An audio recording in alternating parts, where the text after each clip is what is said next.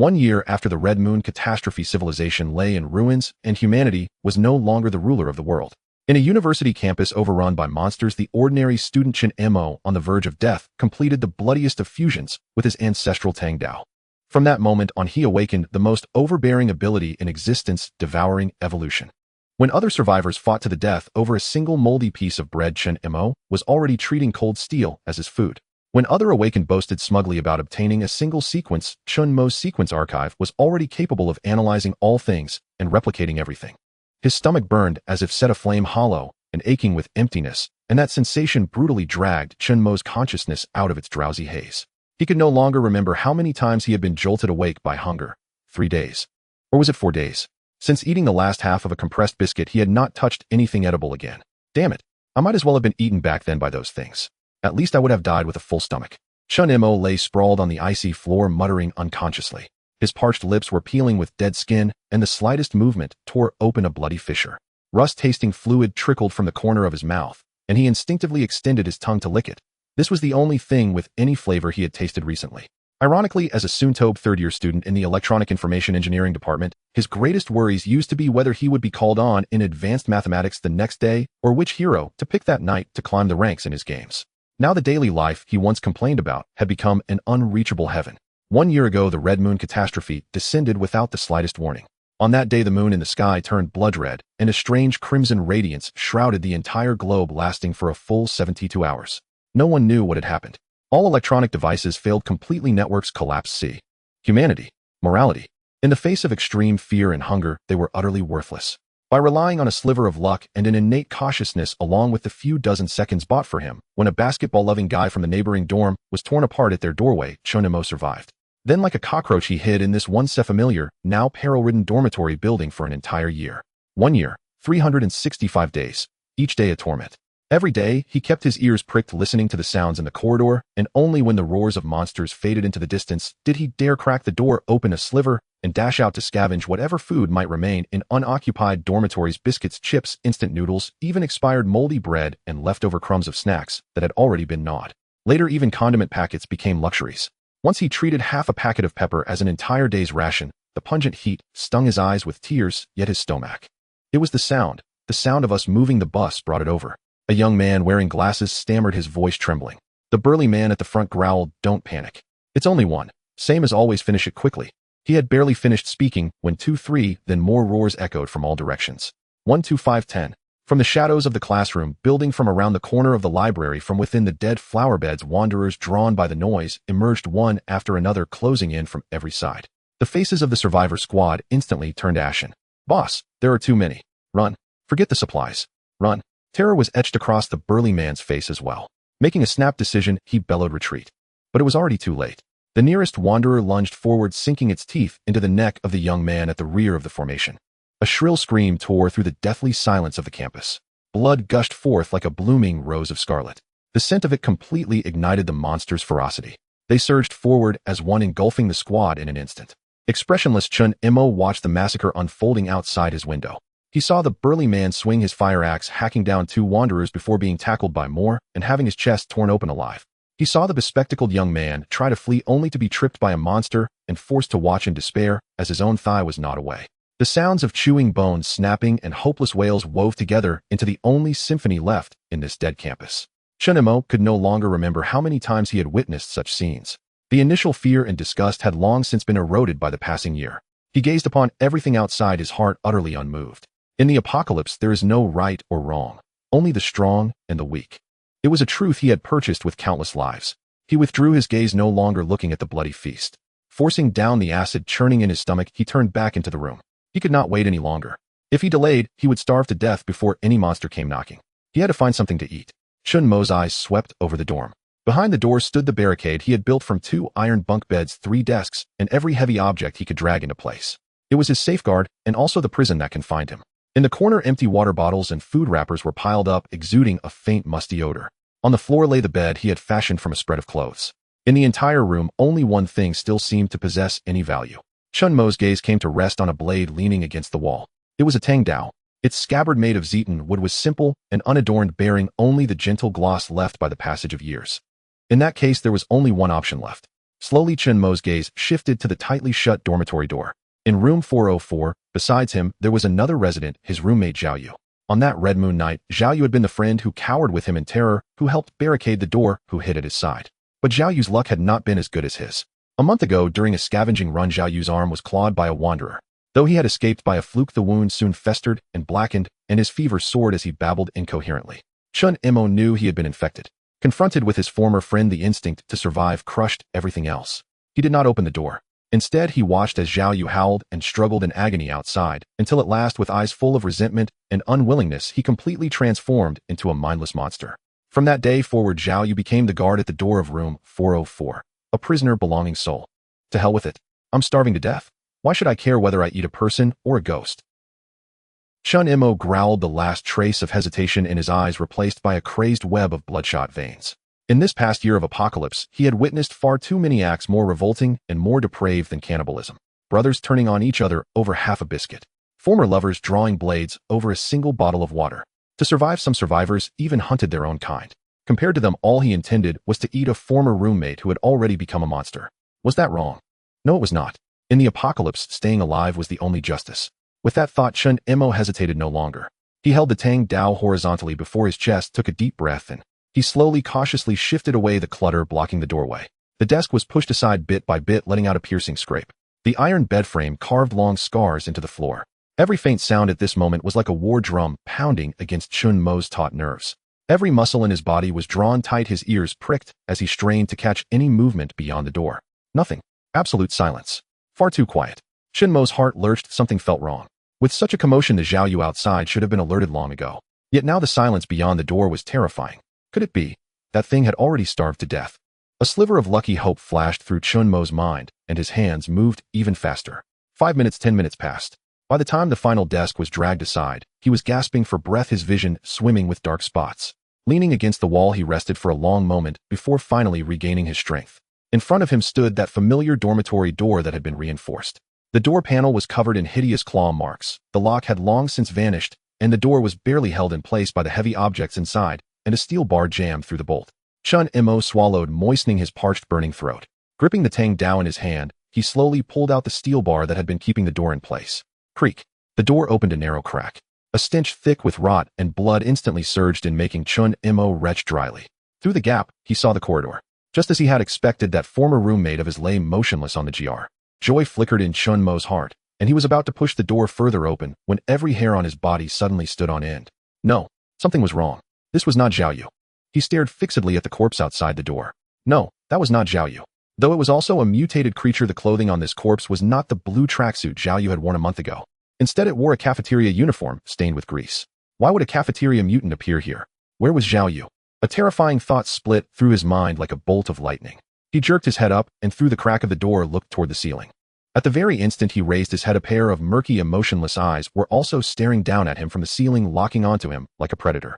That thing on the ground was not some dead mutant at all. There were two of them. One had disguised itself as a corpse lying on the ground to block his path out.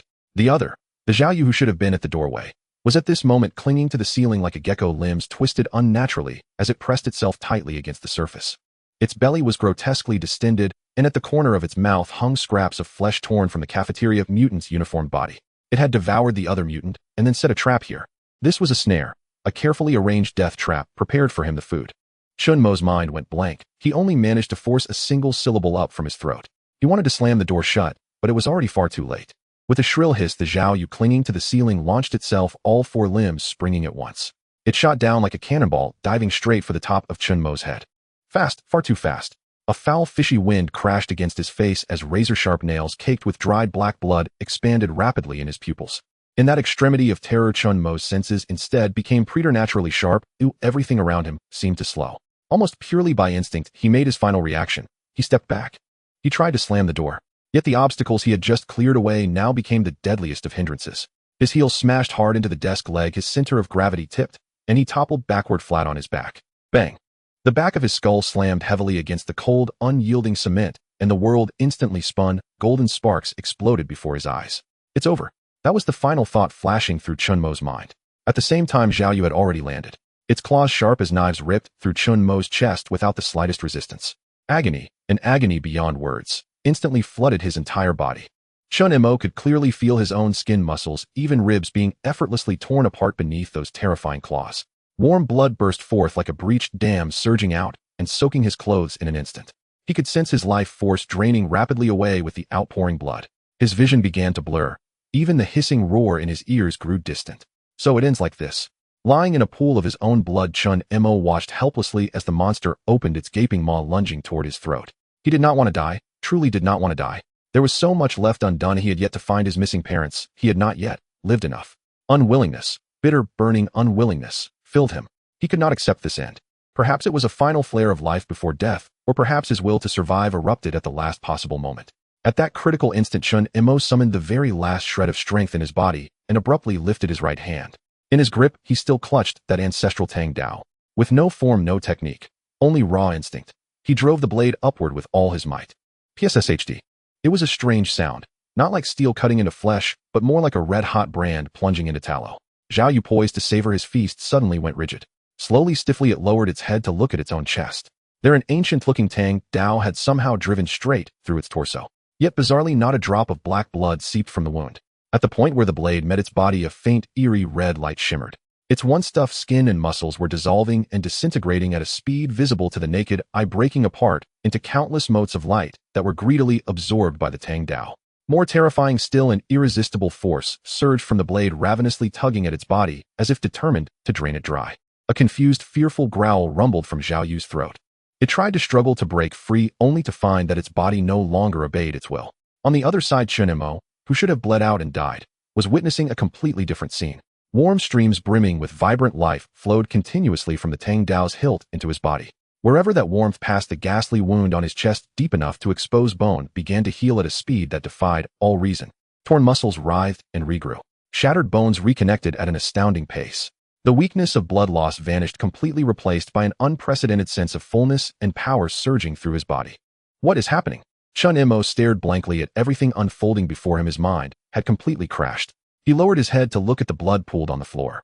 Those crimson rivulets were slowly crawling up along his arm toward the hilt, as though drawn by the Tang Dao, willingly merging into it.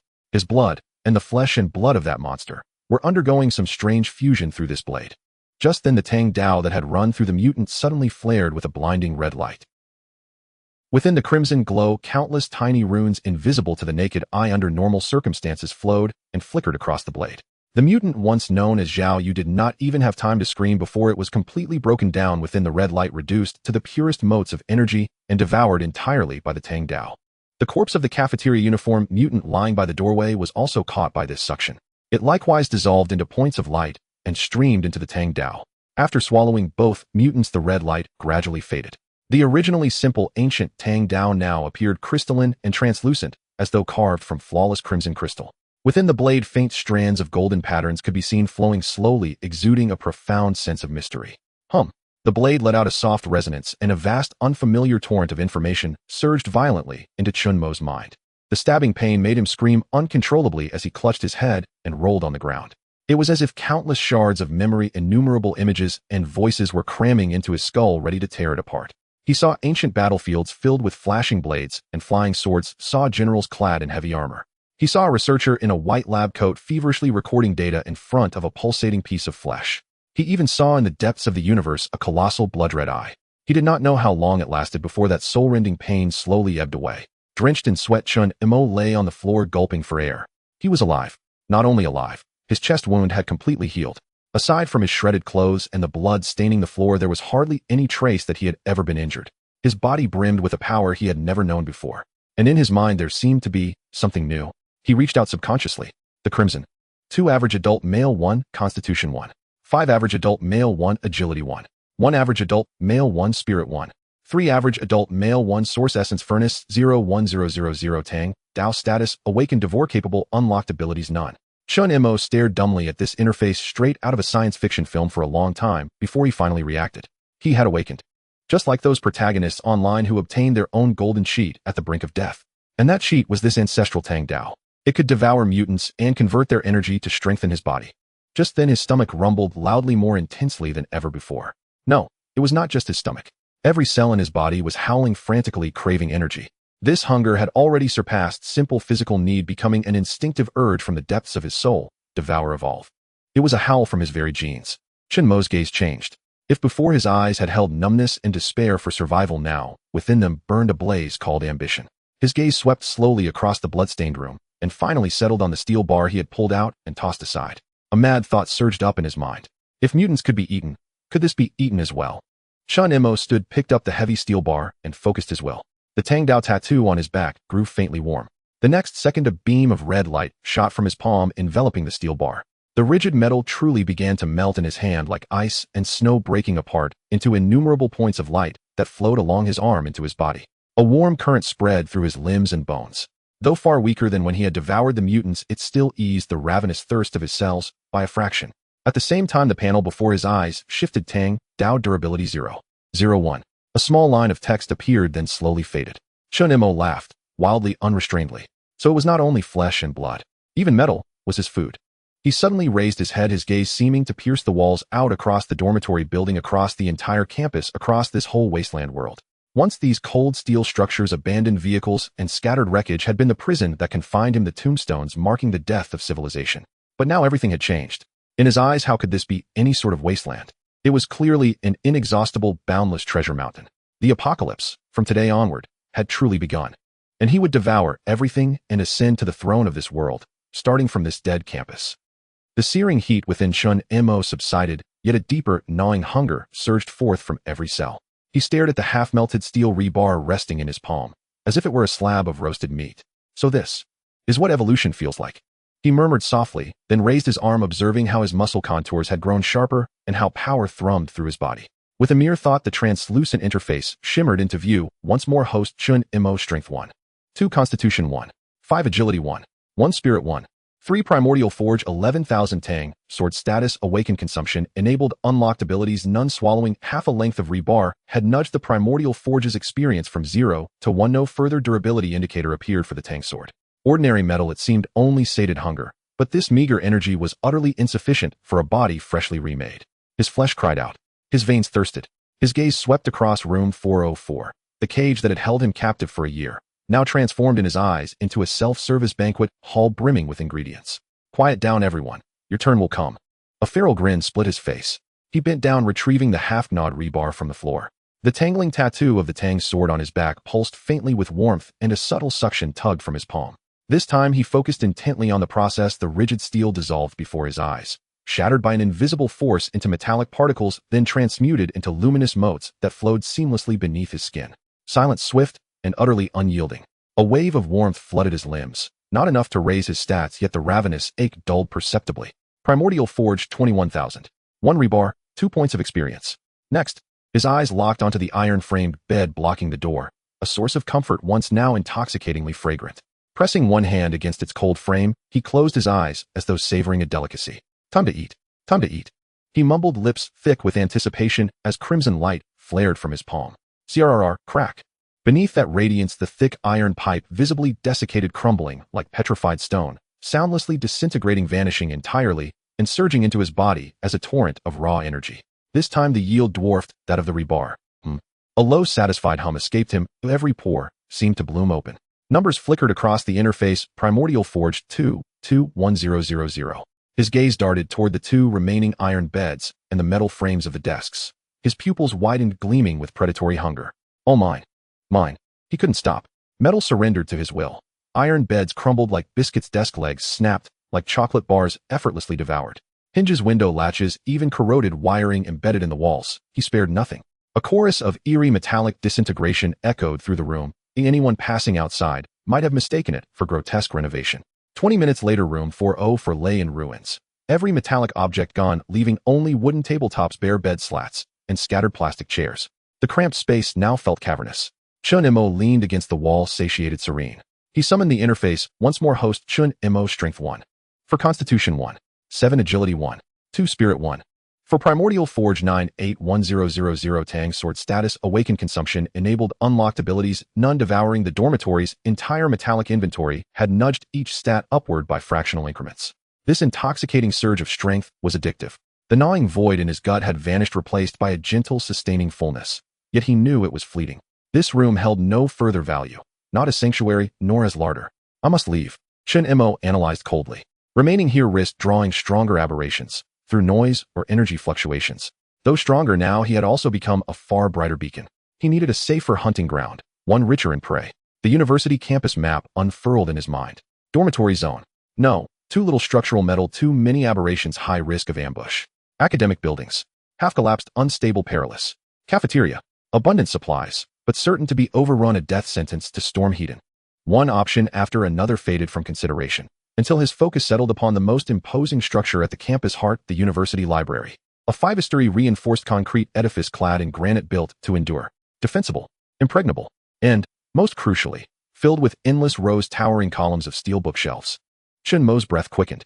He could already envision that gilded mountain of steel beckoning him. More importantly, the library housed countless books, knowledge now more vital than ever. Without electricity or networks, information was power, fuel, or survival. Target library. The decision crystallized in his mind. He concealed the Tang sword tattoo, though its kinship brought comfort. Revealing such a trump card prematurely among humans would be unwise. He propped the remaining wooden furniture against the door, simulating continued lockdown, then approached the window. A 4-story plunge would have meant certain death before. Now, glancing at his constitution stat, 1-7, he felt assured. He slid the window open. A fetid wind rushed in. Below on the lawn, half-devoured corpses still lay where they'd fallen, crows circling overhead. He drew a deep breath, vaulted onto the sill, and leapt. Whoosh. Wind roared past his ears. Weightlessness seized him. In midair, he adjusted his posture, knees bent, ready to absorb impact. Thump. His feet struck the soft turf with precision. Shock jolted up his legs. He sank slightly, then rolled forward, dissipating momentum flawlessly. A dull ache tingled in his calves, but bone and sinew held firm. Rising, he flexed his ankles, utterly grounded. This was power. Without hesitation, he melted into the nearby shrubbery, vanishing into shadow to survey his surroundings. Clear. The library lay roughly 1 kilometer away, across half the dormitory district and a modest woodland. Crouching low, he moved along walls and under eaves, slipping forward at speeds far beyond human limits. Within 100 meters, a guttural snarl erupted from the entrance of a nearby dormitory building. A wanderer in tattered athletic gear had spotted him. Its movements matched those he'd seen before, sluggish limbs stiff, dragging one-legged jaws slack with mindless hunger. Once Chen Mo would have fled instantly. Now his eyes blazed, not with fear, but with the fierce exhilaration of a predator sighting easy prey. This was a walking experience cache. He charged, not retreated. A single explosive push launched him forward like a drawn bowstring. 10 meters evaporated in an instant. Before the wanderer could even lift its clawed hand, Chen Mo had slipped behind its flank. He did not summon the Tang sword. Such vermin didn't warrant the blade. Instead, fingers clenched, palm hardened into a razor-edged strike. Channeling his newly enhanced strength, he drove it downward, straight into the creature's neck. Crack. A sharp, sickening snap. The wanderer's head lolled at a grotesque angle. It staggered twice, then collapsed lifeless and still. One blow. Instant kill. Clean. Efficient. Staring at the monster that had once terrified him, now effortlessly dismantled barehanded, he felt a profound, unburdened clarity. So this is the world of the strong. He pressed his hand against the corpse and activated consumption, wasting nothing. A warm, coppery current flooded his veins, infinitely more satisfying than ingesting cold metal, like sipping rich, steaming broth. Numbers shifted across his vision. Primordial Forge 113-1000. A single low-tier wanderer had yielded 15 units of primordial essence. Far more efficient than inert metal. Chen Mo's eyes blazed brighter. He licked his lips. The taste lingered, infinitely superior to steel. The path to the library now gleamed before him, a self-service boulevard lined with mobile supply stations. He abandoned stealth, actively seeking isolated wanderers. His form wove through the ruins, precise, lethal. Uft. Another wanderer dropped, its neck wrenched clean from behind. Consume. Absorb. Primordial Forge 128-1000. Next. After dispatching 5 solitary wanderers, his primordial forge stood at 173 points.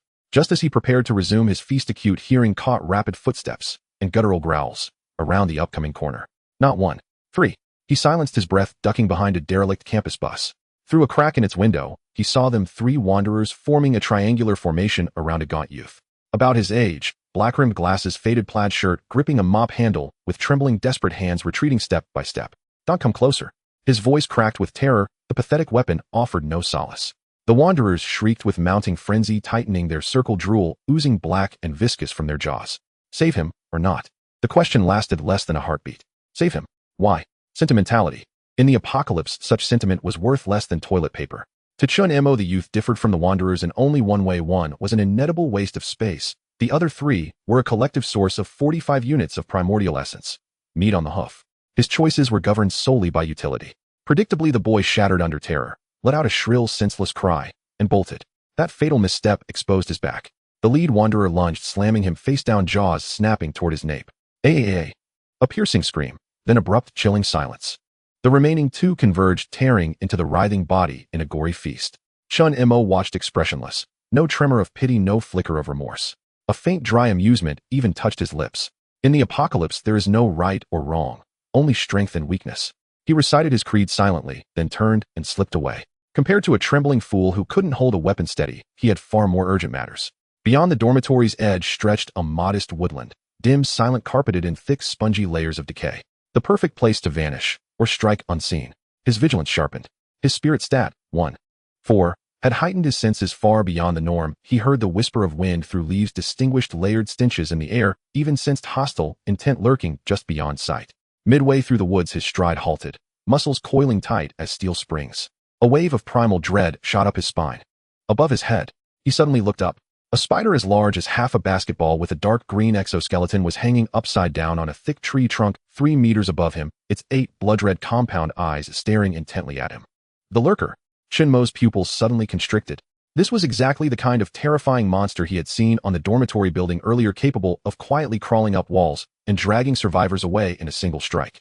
Its aura was far more powerful and chilling than those wanderers. The moment it was discovered, the lurker moved. It made no sound, its 8 legs springing like coils, transforming into a green shadow that lunged at Chen Mo's head with lightning speed. At the same time, a large white web was spat out from its mouth, descending upon him. This is good. Faced with the sudden attack, Chen Mo felt not panic, but a surge of violent battle intent. He was no longer that trembling survivor hidden behind the window. As the web descended, instead of retreating, Chen Mo charged forward, stomping his right foot heavily on the ground, shifting his body half a meter to the left, narrowly avoiding the web. At the same time, a thought crossed his mind, and he felt a burning sensation from the tattoo on his back. Buzz! A flash of red light appeared, and the crimson Tang Dao instantly materialized in his hand. The lurker's strike missed, emitting a hissing scream as its sharp forelimbs sliced toward Chen Mo's neck in a scissor-like motion.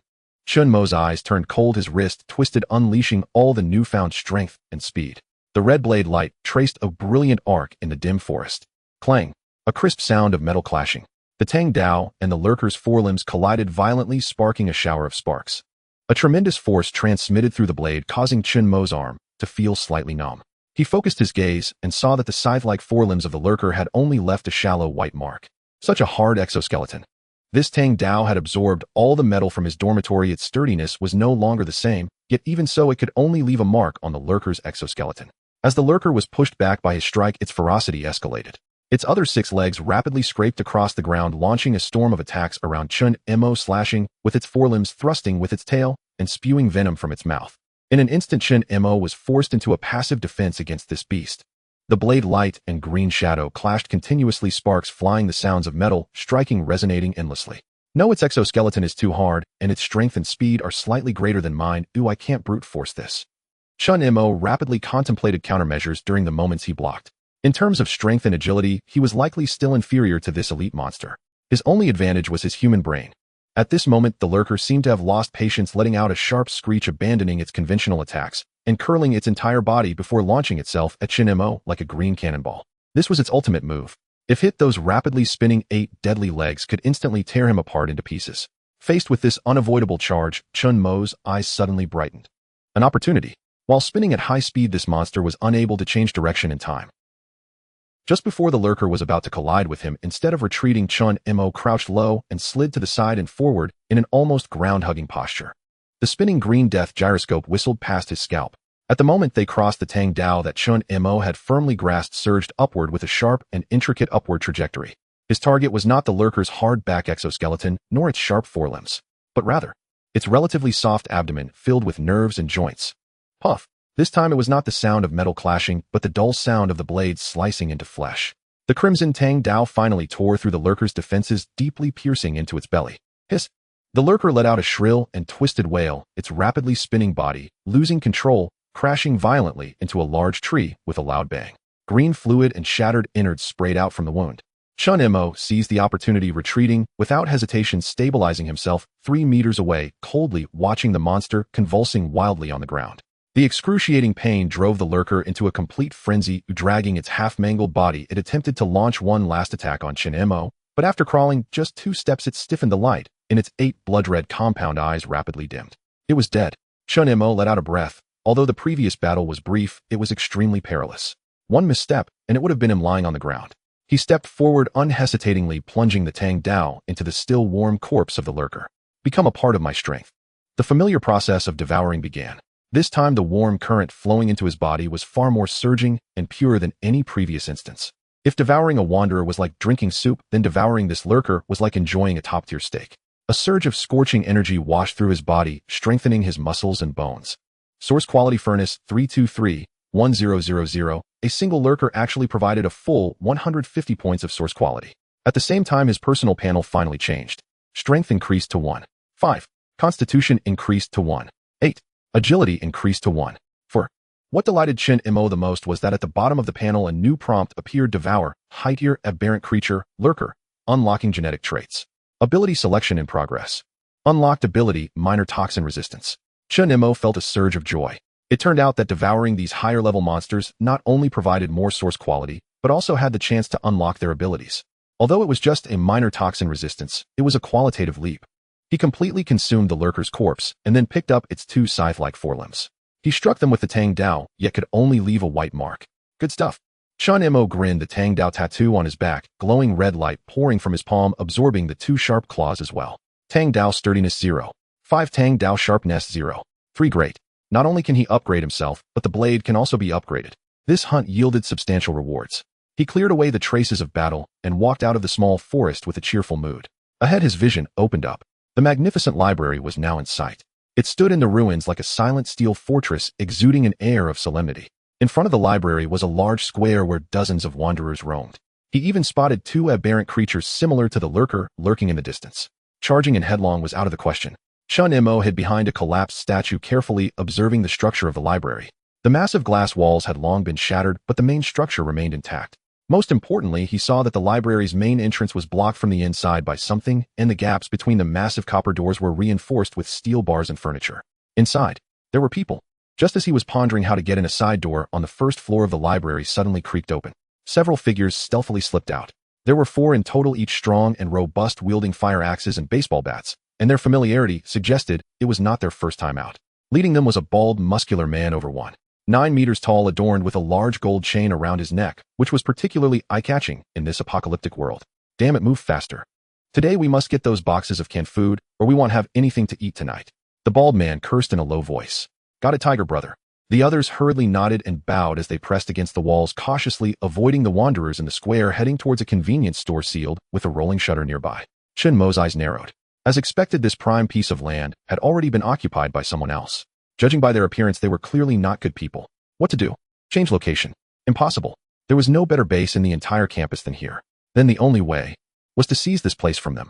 Chen Mo took a deep breath, restraining all his breath, silently following behind. Tiger Brother and his 3 companions quickly reached the convenience store entrance. 2 of them stood guard while the other 2 took out a crowbar, struggling to pry open the already deformed rolling shutter. Hurry up. Don't dawdle. Do you want to attract those damn things? Tiger Brother impatiently urged. Clang. Clang. The harsh sound of metal scraping was exceptionally clear in the dead silence of the square. Several nearby wanderers were immediately drawn by the noise roaring and surrounding them. Tiger Brother. They're coming. A little brother responsible for watching shouted nervously. Damn. A bunch of useless fools. Tiger Brother spat, grabbing his fire axe, a fierce smile appearing on his face. Perfect, let me stretch my muscles. He charged straight at a wanderer with a heavy blow from his axe, directly severing half of the monster's head. Black blood splattered. The other 3 little brothers immediately charged in, engaging the remaining wanderers in a chaotic battle. They were quite experienced in fighting, and their coordination was relatively good, quickly knocking a few of the lowest level wanderers to the ground. Just as they were feeling pleased and preparing to continue prying open the door, none of them noticed a shadow had silently appeared behind them. Excuse me, gentlemen, are you busy? A somewhat mocking voice abruptly sounded from behind them. The 4 froze like cats with their tails stepped on, turning around abruptly. They saw a young man of proportionate build casually leaning against the wall, looking at them with an air of leisure. This young man was clean and tidy with a handsome face, but his pitch-black eyes were frightening, exuding a coldness that made them uneasy. Tiger Brother's pupils contracted sharply. In this apocalypse, those who survived were either extraordinarily cautious or incredibly powerful. And this young man before them, alone and appearing so clean, had silently appeared behind them. What kind of person was he? Who the hell are you? Looking for death? One of the little brothers, relying on their numbers, shouted threateningly. Tiger Brother raised his hand to stop him, his beady eyes scanning Chen Mo back and forth, finally landing on Chen Mo's empty hands and his back. He had no weapon. Tiger Brother felt slightly relieved and grinned maliciously, saying, "Kid, you've got some guts. Looking at your delicate skin, you don't seem like someone who's been out in the world. So you want to join us?" "No," Chen Mo shook his head, a faint smile curving his lips. "I'm here to take over this place." The air instantly froze. The expressions on the faces of the four shifted from astonishment to disbelief and finally morphed into extreme anger and ridicule. "Huh. Ha ha ha." Tiger Brother laughed as if he had heard the funniest joke of the century, nearly tearing up with laughter. "Take over. Just you. A kid without even a weapon. Kid, do you know how to write the word death?" "I think he's gone mad from hunger, his brain's fried." Chen Mo ignored their jeers and calmly said, "I give you two choices. Either roll out of here." He paused, his dark eyes sweeping over the four, his voice suddenly turning cold. "Or die and become a part of my strength." Chen Mo's words hung in the air, and silence fell like a shroud. Hu Ji's manic laughter froze on his face. His three underlings ceased their jeering and stared at Chen Mo as if he were unhinged. "Take over this place. With nothing but bare hands and that predaboy face. Has he ever seen blood? Or did a door crush his brain?" After a brief suffocating hush, came an even more explosive outburst. "Ha ha ha. What in the world did I just hear? Take over here." A gaunt, sly-faced man known as Monkey doubled over with laughter, pointing a steel pipe at Chen Mo. "Kid, where did you dig up the audacity to spout such nonsense? Was it Liang Jingru who gave it to you? Enough talk. Monkey, go show him why flowers bleed red." Hu Ji's expression darkened completely, a feral glint flashed in his triangular eyes. He'd seen countless fools who feared no death, but never one so eager to court it. If this arrogant youth insisted on throwing his life away, then let him serve as a grim example, a warning to the disobedient slaves holed up inside the library, a visceral lesson in the cost of defiance. "Got it, boss." Monkey bared his teeth in a cruel grin and cracked his knuckles. He relished this kind of work, breaking delicate, soft-skinned pretty boys like Chen Mo, savoring the surge of perverse exhilaration it brought. He hefted his steel pipe and advanced step by deliberate step, his face twisted in sadistic anticipation.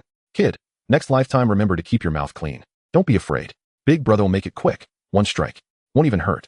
With that, he swung the pipe upward and brought it down with full force toward Chen Mo's skull. Had that blow landed, it would have shattered bone and sprayed brains across the pavement.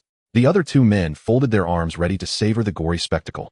Hu Ge merely sneered and turned away, already preparing to resume prying open the library doors. He considered the fight concluded. Yet in the next breath, he heard a sharp crystalline ring of steel. VVRM. A streak of crimson light sliced through the air. Hu Ge whirled around, and his pupils contracted into needle-thin slits. Monkey remained frozen mid-lunge, his grotesque grin still locked onto his face. Yet the steel pipe he'd swung plummeted to the ground with a hollow clatter. His entire right arm had been severed cleanly at the shoulder. The cut was unervingly smooth. Blood held its breath for half a second, then erupted like a crimson geyser. And the young man who'd stood empty-handed moments before now held a weathered Tang-style saber, its translucent crimson blade threaded with slow-flowing golden veins, both eerie and magnificent. A single drop of blood traced its way down the gleaming tip and fell in silence. Chen Mo hadn't moved an inch. He stood rooted, sword in hand, gaze glacial, watching Monkey. "You." Monkey stiffly lowered his head, first to his empty right shoulder, then to the severed limb lying on the ground. His mind went blank. No pain. Not yet. Just a sudden disorienting lightness on his right side, as though something vital had simply vanished. Only seconds later did the searing, soul-rending agony flood his nerves. "Oh, my hand. My hand." Monkey finally unleashed a shriek like a slaughtered pig. Clutching the spurting wound with his left hand, his face drained of all color. His body collapsed to its knees, convulsing violently from terror and torment. The sudden horror stunned everyone else into paralysis. The remaining two thugs' grins vanished, replaced by raw, bottomless dread. What just happened? Where did that blade come from? What had occurred? They hadn't even glimpsed Chen Mo's movement. Is he human, or something else entirely? Hu Ji's heart lurched violently. Icy dread surged from his soles to his scalp. A master. A true danger.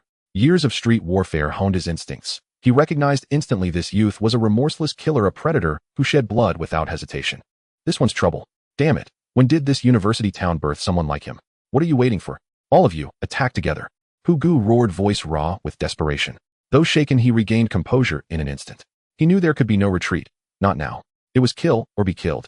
His last shred of rationality whispered unknown the three of them combined wouldn't survive a single slash. Their sole chance lay in overwhelming Chen Mo, throwing their lives at him until he faltered. Jolted by Hu Ji's bellow, the two thugs glanced at Monkey writhing in his own blood, and then at Chen Mo's frigid, unblinking stare. Survival instinct ignited their final frenzied charge. "Fuck you. I'll die with you. All together." They howled and lunged, weapons raised.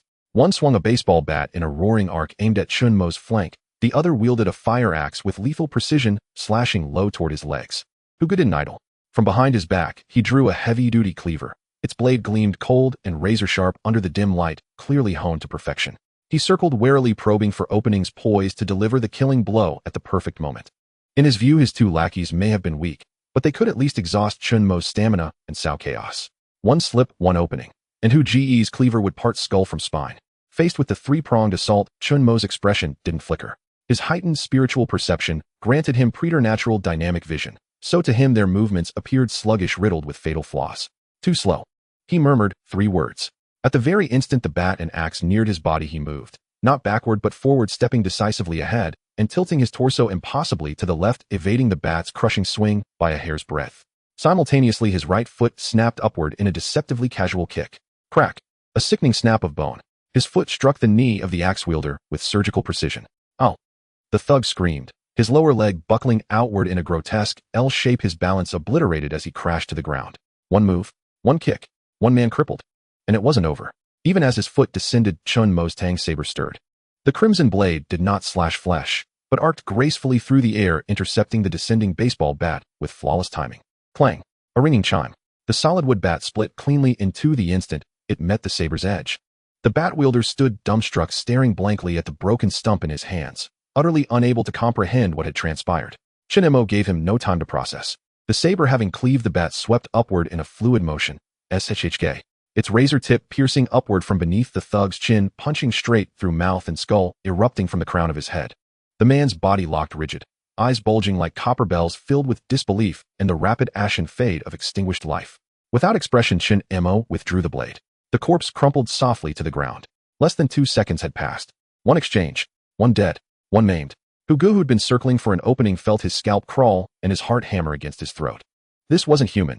It was a devil wearing human skin. His combat style was brutally economical, every motion designed to cripple or kill. No wasted energy. No hesitation. Each strike targeted annihilation. Devil. The word exploded unbidden into Hu Ge's mind.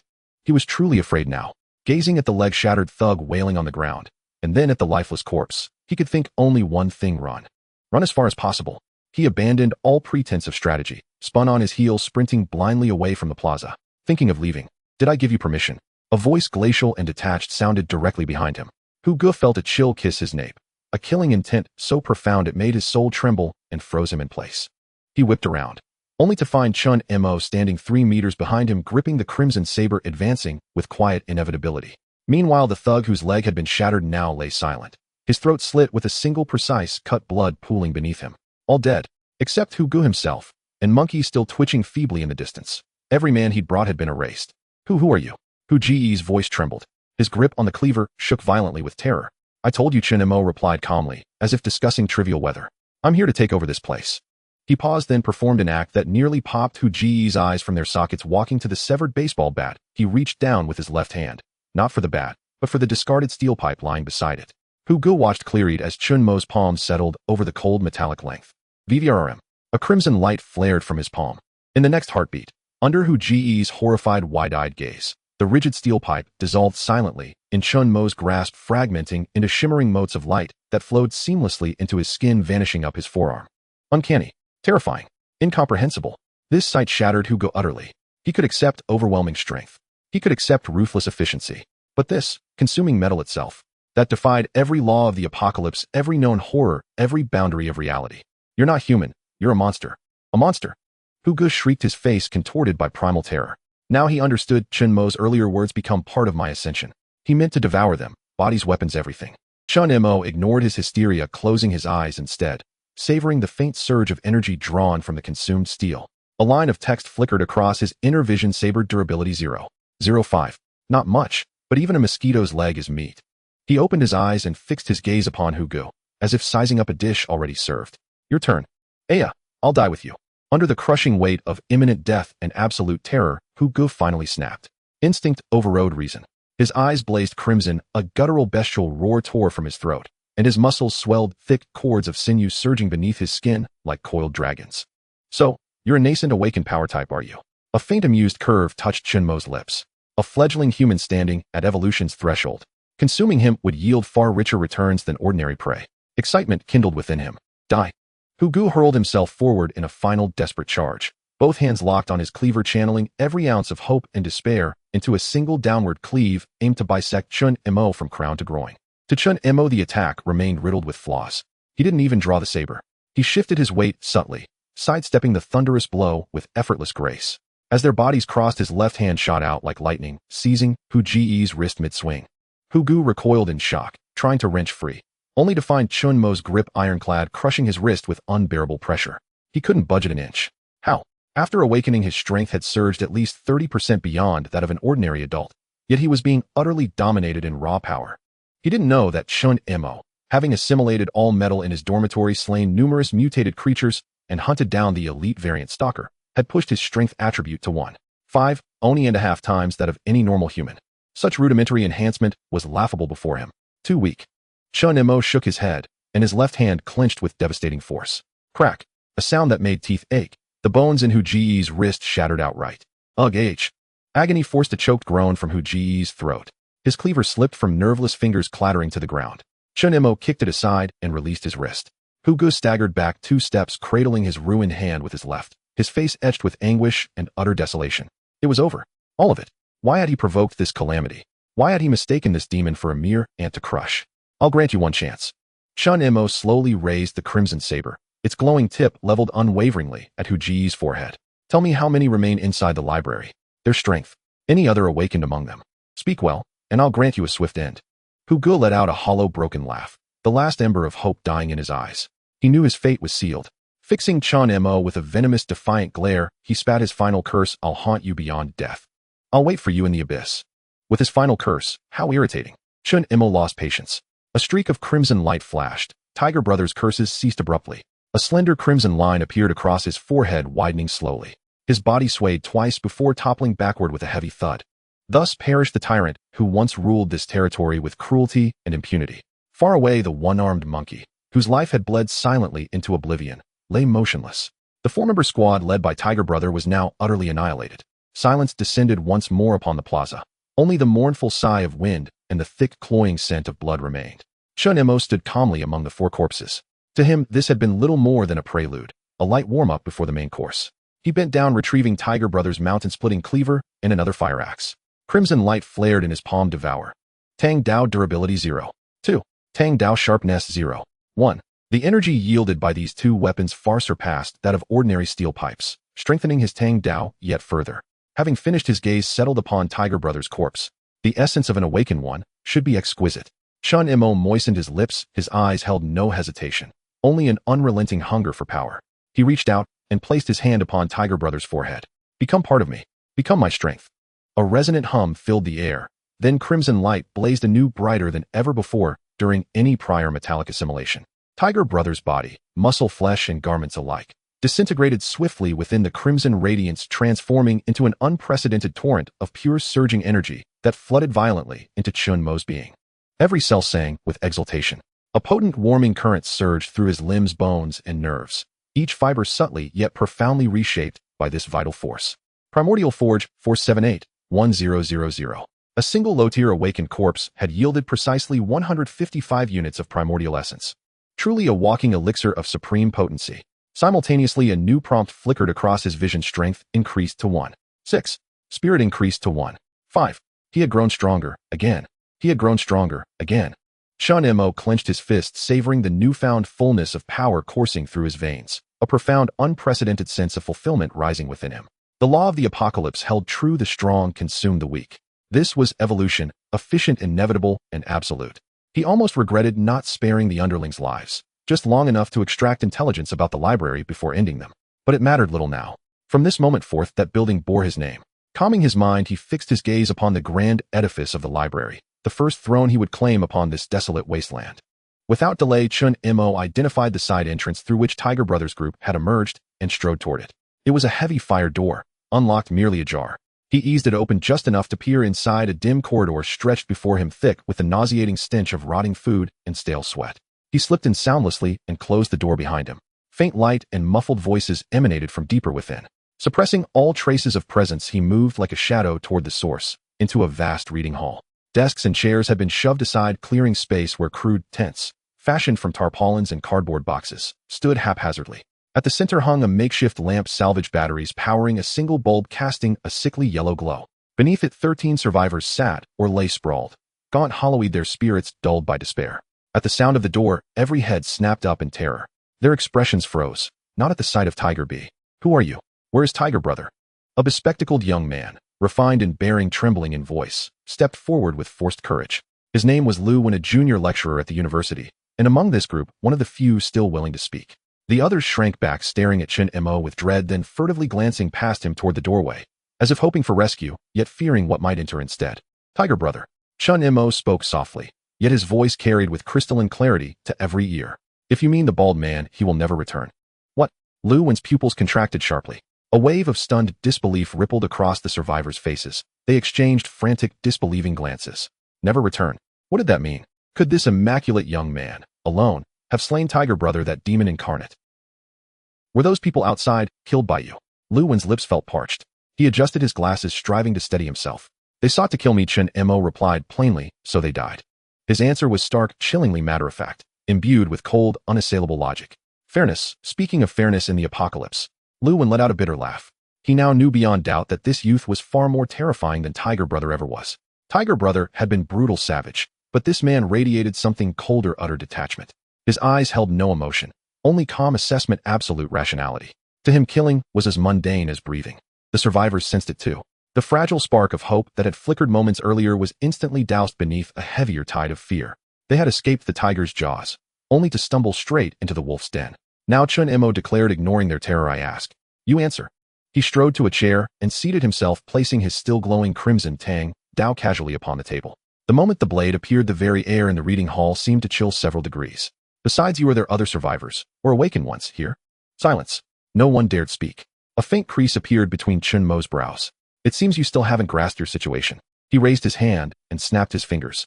A clear, ringing tone resonated. The Tang Dao chimed softly, and a razor-sharp blade aura sliced through the air. It whistled past Lu Wen's ear and carved a smooth, deep gash, several inches deep, into a load-bearing column half a meter thick. A collective gasp tore through the hall. Everyone stood frozen, stunned beyond comprehension. Finger snap, blade aura. Are we in a martial arts film? Lu Wen stiffened, entirely, cold sweat soaking his back. He could still feel death's whisper grazing his temple. And no one else. Not a soul. Lu Wen blurted out before Chen Mo could demand again, his voice cracking with terror.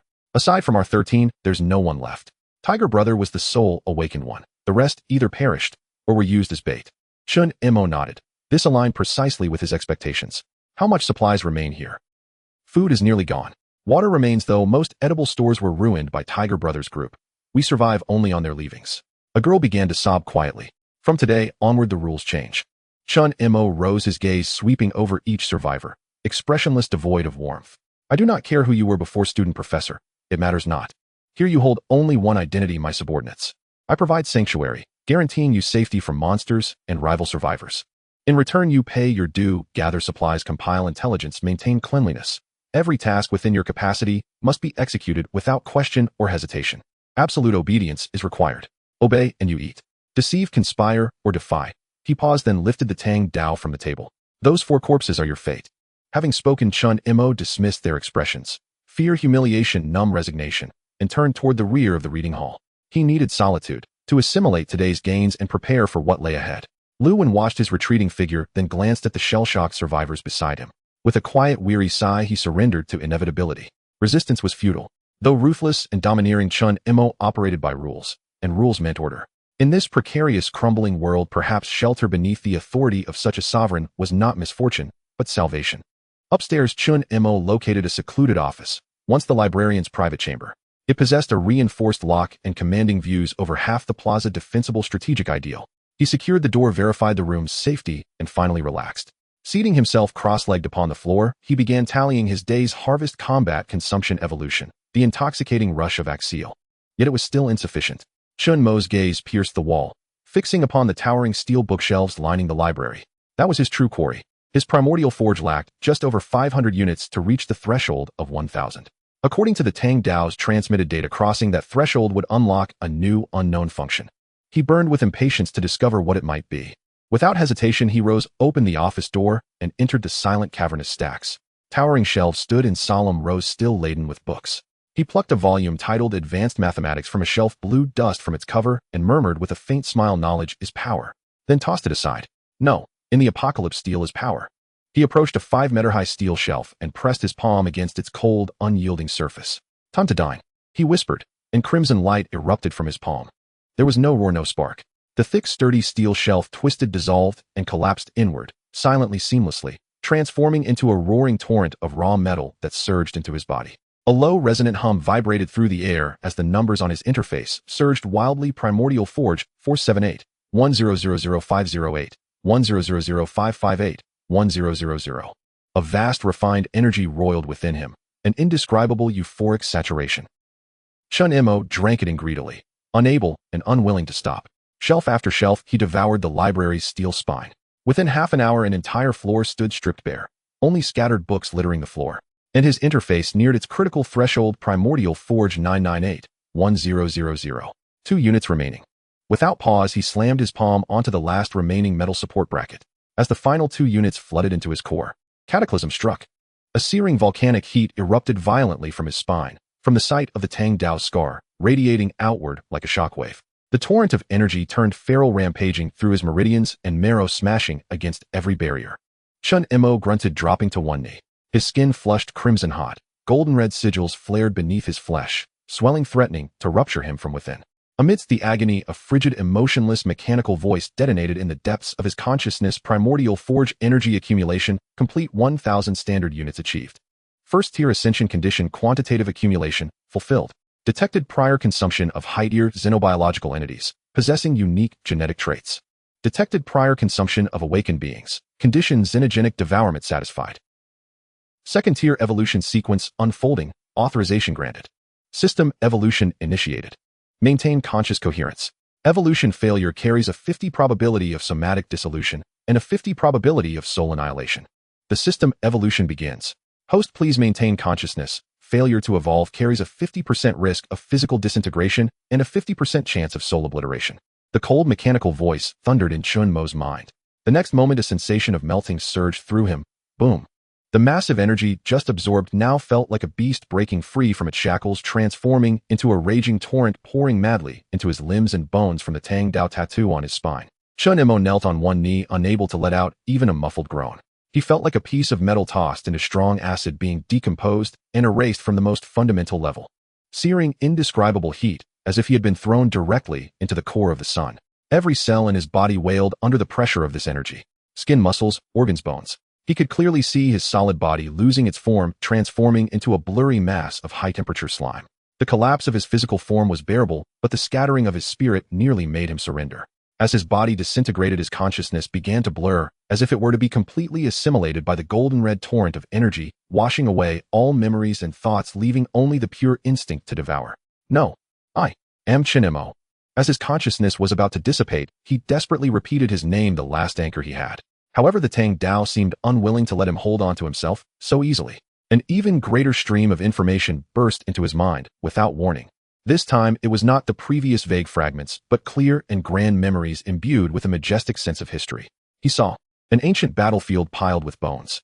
A general clad in dark armor resembling him by 3 parts wielded a Tang Dao that fused with him, cleaving through the ranks of soldiers, unleashing a blood-red blade light that tore through the heavens. The scene shifted. In a dim future technological laboratory, a researcher wearing a white coat with a frenzied gaze was obsessively recording something as he stared at a piece of restless metal in a petri dish. The sequence is the gene of all things, is the code of the gods. As long as we can deconstruct it, reassemble it, we can create gods. In the vast cold universe, a blood-red eye of unimaginable size slowly opened in the void. Inside its pupil, a blue planet was reflected. That gaze held neither malice nor kindness, only a detachment similar to observation and evaluation, like a farmer surveying the crops in his field that were about to ripen. No, get out. These are not my memories. Chen Mo's will roared silently. He realized that if he were submerged by these overwhelming memories, the one who awoke might still be this body, but the inner soul would no longer be Chen Mo, but a conglomerate of the wills of countless previous masters of the Tang Dao. A strong sense of crisis jolted him awake from the brink of despair. The faces of his parents flashed through his mind. The father who was somewhat strict, but would secretly slip money into his bag every time he left home. The mother who always nagged but tirelessly made his favorite braised pork. After the apocalypse, are they alive or dead? If I turn into a monster here, who will look for them? I am Chen Mo. A person with parents of past and humanity.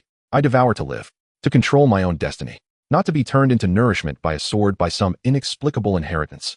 Get out of me. Now, the intense obsession allowed him to regain a sliver of initiative, beginning to fight back, tear apart, and counteract the torrent of memories. As if sensing the host's nearly mad will, the once violent torrent of energy miraculously began to gradually calm and tame. The memory fragments that washed over his soul receded like a tide, shrinking back into the Tang Dao. In their place was a new warm energy that began to reshape his nearly disintegrated body at an unprecedented efficiency, rebuilding from the ruins. The previous enhancement had merely added bricks and tiles to Chen Mo's house. This time, however, the entire house was completely torn down and rebuilt with stronger, more perfect materials into a brand new mansion. Every fiber of muscle became denser and filled with strength. Each bone seemed to have been tempered, exhibiting a glossy and hard jade-like sheen. The sound of blood flowing was like mighty rivers, delivering powerful vitality to every corner of his body. He did not know how much time had passed, perhaps a century or maybe just a moment. When Chen Mo reopened his eyes, the entire world felt different in his perception. In the dim office of the library on the second floor, the light remained subdued, yet in his eyes, it was as bright as day. He could clearly see 3 meters away a dust mite slowly drifting down from the spine of a heavy book titled A Comprehensive History of the World. He could hear the heartbeat of a young lecturer named Lu Wan in the reading room below, who was deliberately lowering his voice to soothe the other survivors. He could even smell the faint musty odor of the different books' paper floating in the air. His senses had been elevated to an unimaginable real. He slowly stood up from the ground. There were no wounds on his body. His skin was even smoother and more delicate than before, yet contained a heart-stopping power. He tried to clench his fist. Crack, crack. The air seemed to explode under his grip, emitting subtle sounds. An unprecedented sense of control surged within him. Who? Chen Mo exhaled deeply, and that breath formed a barely perceptible white arrow of air in the atmosphere, flying more than a meter before slowly dissipating. With a thought, a familiar yet unfamiliar translucent panel slowly unfolded before his retina. Sure enough, everything had changed. The originally simple panel had become more exquisite, filled with a sci-fi metallic texture, and the title at the top had altered. Host Chen Mo rank, first level sequence, initial resolution, strength 1.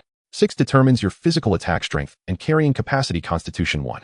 8 determines your vitality, endurance, and defense, agility 1. 4 determines your reaction speed, attack speed, and movement speed, spirit 1. 5 determines your perception range, willpower, toughness, and energy control, source quality, furnace 0, 2,000 unallocated potential points, 205 Tang, Dao status, awakened spirit, attached durability, LV1, A sharpness, LV1, sequence library, click to expand sword soul skills, not unlocked, unlocked talent, minor toxin resistance. Chen Mo's gaze swept across the new panel as his brain rapidly analyzed the changes. Rank. From non-existence to existence, he had officially stepped into the threshold of first level, named sequence initial resolution. The upper limit of the source quality furnace had increased from 1,000 to 2,000. This meant that the next advancement would require an even larger accumulation of energy. The greatest surprise came from those 2 lines of brand new entries, unallocated potential points, 205. Indeed, the previous hunts against the mutated beings and the Tiger Brother not only provided experience points for leveling up, but also rewarded extra points that could be freely allocated. 205 points. Chen Mo touched this entry with his mind, and a line of new explanatory text emerged. Each point of potential can enhance any basic attribute by 0.01. Please allocate carefully. This will determine your evolutionary direction. 205 points meant he could add 2.05 attribute points out of thin air. This was a tremendous boost. It should be noted that he had previously exerted such great effort that his total attributes barely added up to 6.3. Now he could directly raise it by more than a third. How should I allocate the points?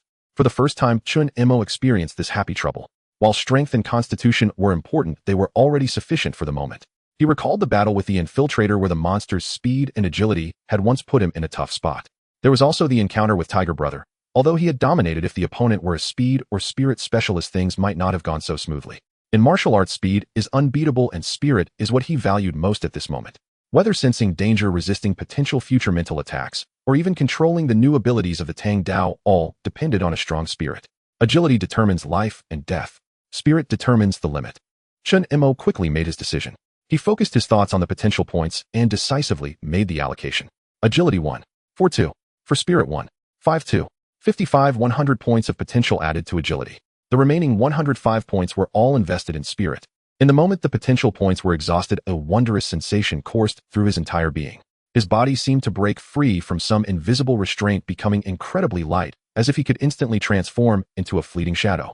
His mind was clearer than ever before. Every detail of the office, every faint sound from upstairs and downstairs flowed through his brain like programmed code, easily interpreted and analyzed.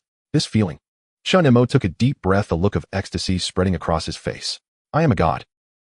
Though it was only the first level and he knew that stronger existences lay ahead at this moment, the powerful sensation of having destiny firmly in his grasp captivated him immensely. His gaze fell upon the last two new entries on the panel: sequence library and sword soul skills.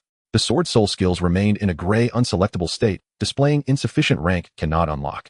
Meanwhile, the sequence library shimmered with faint light, awaiting his activation. Sequence. The gene of all things. The code of the gods. The words of that frenzied researcher echoed in his mind. Chen Mo, filled with anticipation, used his thoughts to click on sequence library. A brand new list unfolded before him, resembling a materials warehouse from a game, silently containing 4 entries radiating different colored lights.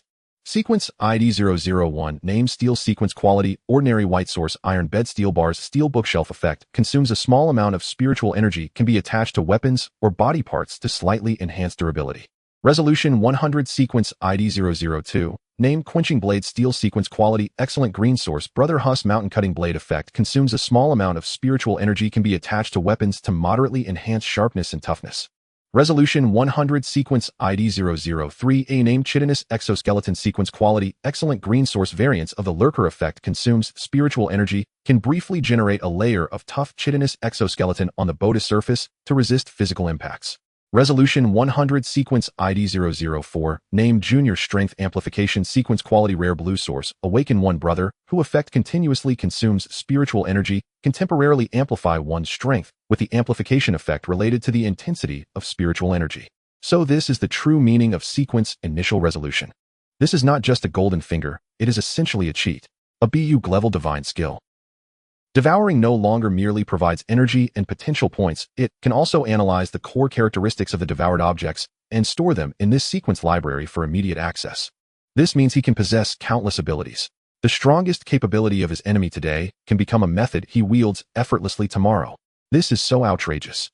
This ability is simply tailor-made for me. Suppressing his overwhelming joy, he eagerly wanted to test these new toys. With a thought, a soft humming sound resonated, and the crimson Tang Dao, which had already bonded with his bloodline, instantly appeared in his hand. After its advancement, the blade's glow became more subdued, resembling a perfect ruby, yet the golden patterns flowing within became increasingly clear and lively, exuding a fearsome aura of mystery. He focused his mind on the quenching blade steel sequence. Will you consume 10 points of spiritual energy to attach the quenching blade steel sequence to the weapon Tang Dao? Confirm. As the command was issued, he felt a trivial sliver of his substantial 255 spiritual energy being drawn away. Simultaneously, the Tang Dao in his hand emitted a piercing blade cry. A bright green light flew out from the sequence library, instantly merging with the crimson blade. In the next moment, a strange phenomenon occurred. On the edge of the Tang Dao's blade, a thin energy blade as delicate as a cicada's wing and emitting a faint white glow appeared. The entire blade vibrated at an imperceptible frequency, producing a buzzing sound. Chen Mo's gaze fell upon a thick wooden plank left over from his previous violent dismantling in the corner. He did not use any force. He simply swung the Tang Dao, now endowed with the sequence, towards the plank. There was no sound, no obstruction. The blade glided through the 5-centimeter thick wooden plank as if it were soft tofu, silently and smoothly slicing it in half. The cut was as smooth as a mirror, even revealing the wood grain. Hiss! Even though he was psychologically prepared, Chen Mo couldn't help but take a sharp breath. This was merely an excellent quality sequence. If he were to later devour more advanced weapons and analyze stronger sequences, how terrifying would their power be? He then turned his gaze to another excellent sequence, the chitinous exoskeleton sequence. This time he chose to attach the sequence to his left arm. As he consumed spiritual energy, a layer of translucent exoskeleton pattern with hexagonal honeycomb quickly emerged on the skin of his entire left arm, as if he had instantaneously donned a piece of sci-fi armor. He raised his left arm and tentatively struck the adjacent concrete wall. He used only 30% of his strength. Boom.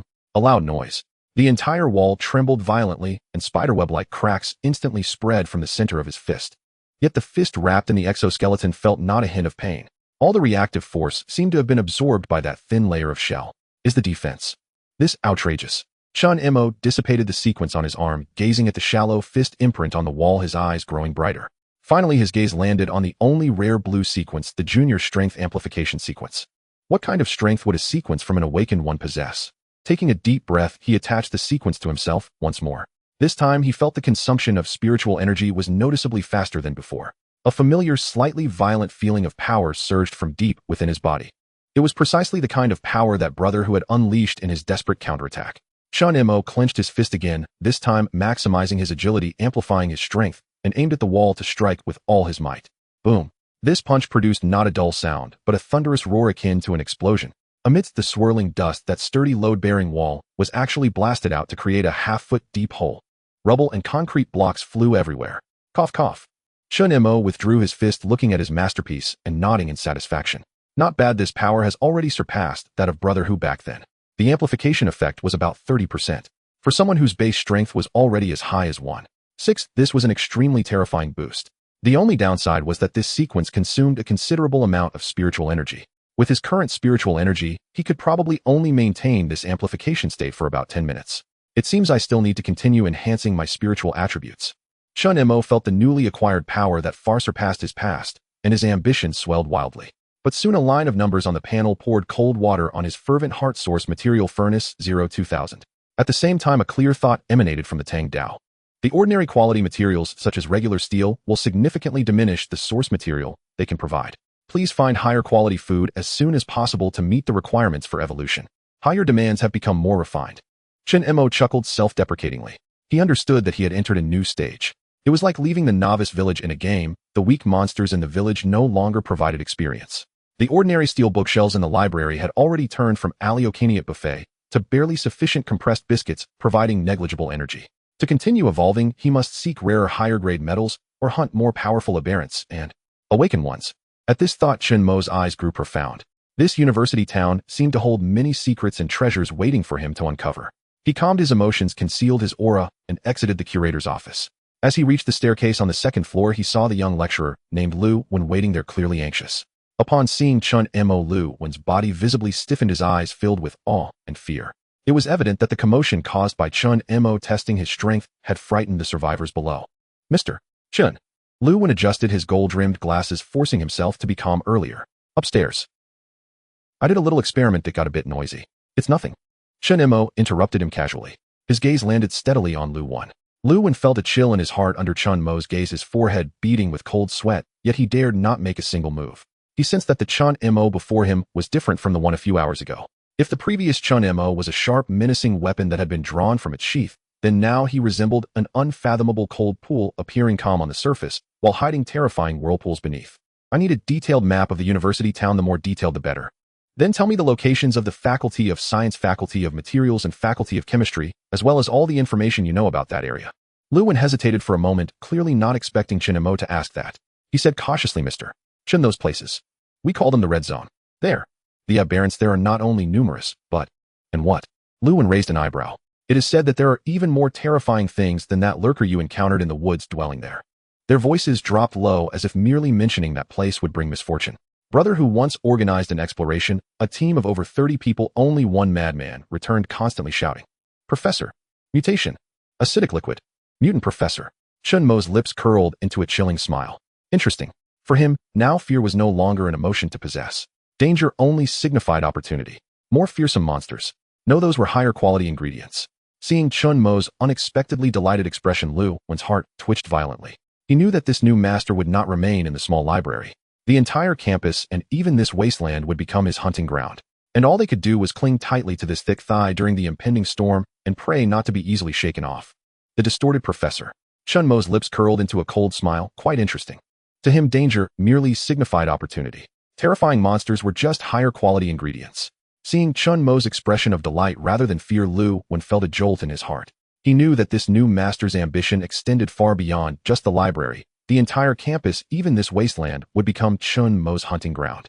All they could do was cling tightly to this most powerful figure in the future upheavals and pray not to be easily cast aside. The map. I have a backup in my office, so get it right away. Lu Wen dared not hide anything further and revealed all he knew. Those colleges are just west of the library. You just cross the central lake to get there. However, that bridge, we caught a glimpse of it from afar last time, and it seemed to be broken. Understood. Chen Mo retracted his gaze and calmly ordered, go get the map, and then assemble everyone in the lobby on the first floor. Yes, Mr. Chen. Lu Wen felt like he had received a pardon, not daring to ask more, and quickly turned to head downstairs. Behind him, Chen Mo's figure stood like a silent statue, merging with the darkness outside, exuding an imposing aura. A few minutes later, in the reading hall on the first floor of the library, under the dim emergency lights, a dozen survivors gathered by Lu Wen sat huddled together, fearfully watching the young man sitting alone in the front. He wasn't holding that terrifying red blade, but his very presence was more suffocating than any weapon. Chen Mo's gaze slowly swept across everyone present, 13 survivors, 7 men, and 6 women. Most still bore the youthful innocence of students, yet the apocalypse had dulled their edges, leaving only numbness and despair. Under Brother Tiger's rule, they were expendable burdens. Clearing his throat, Chen Mo's voice, though not loud, shattered the dead silence. First of all, congratulations to all of you. From today onwards, you no longer need to bear the face of that bald idiot. His opening line stirred a commotion among the crowd. Some wore complex expressions of relief, but more displayed fear.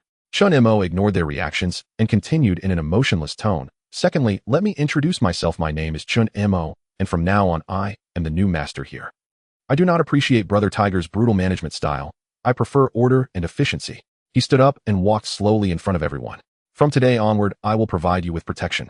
As long as you are in this building, your safety is guaranteed by me. The monsters outside or other passing survivors will no longer be able to harm you. A wave of suppressed gasps arose among the survivors. In some eyes, a glimmer of hope reignited. However, Chen Mo's next words poured cold water on this faint flame. Of course, this is not free.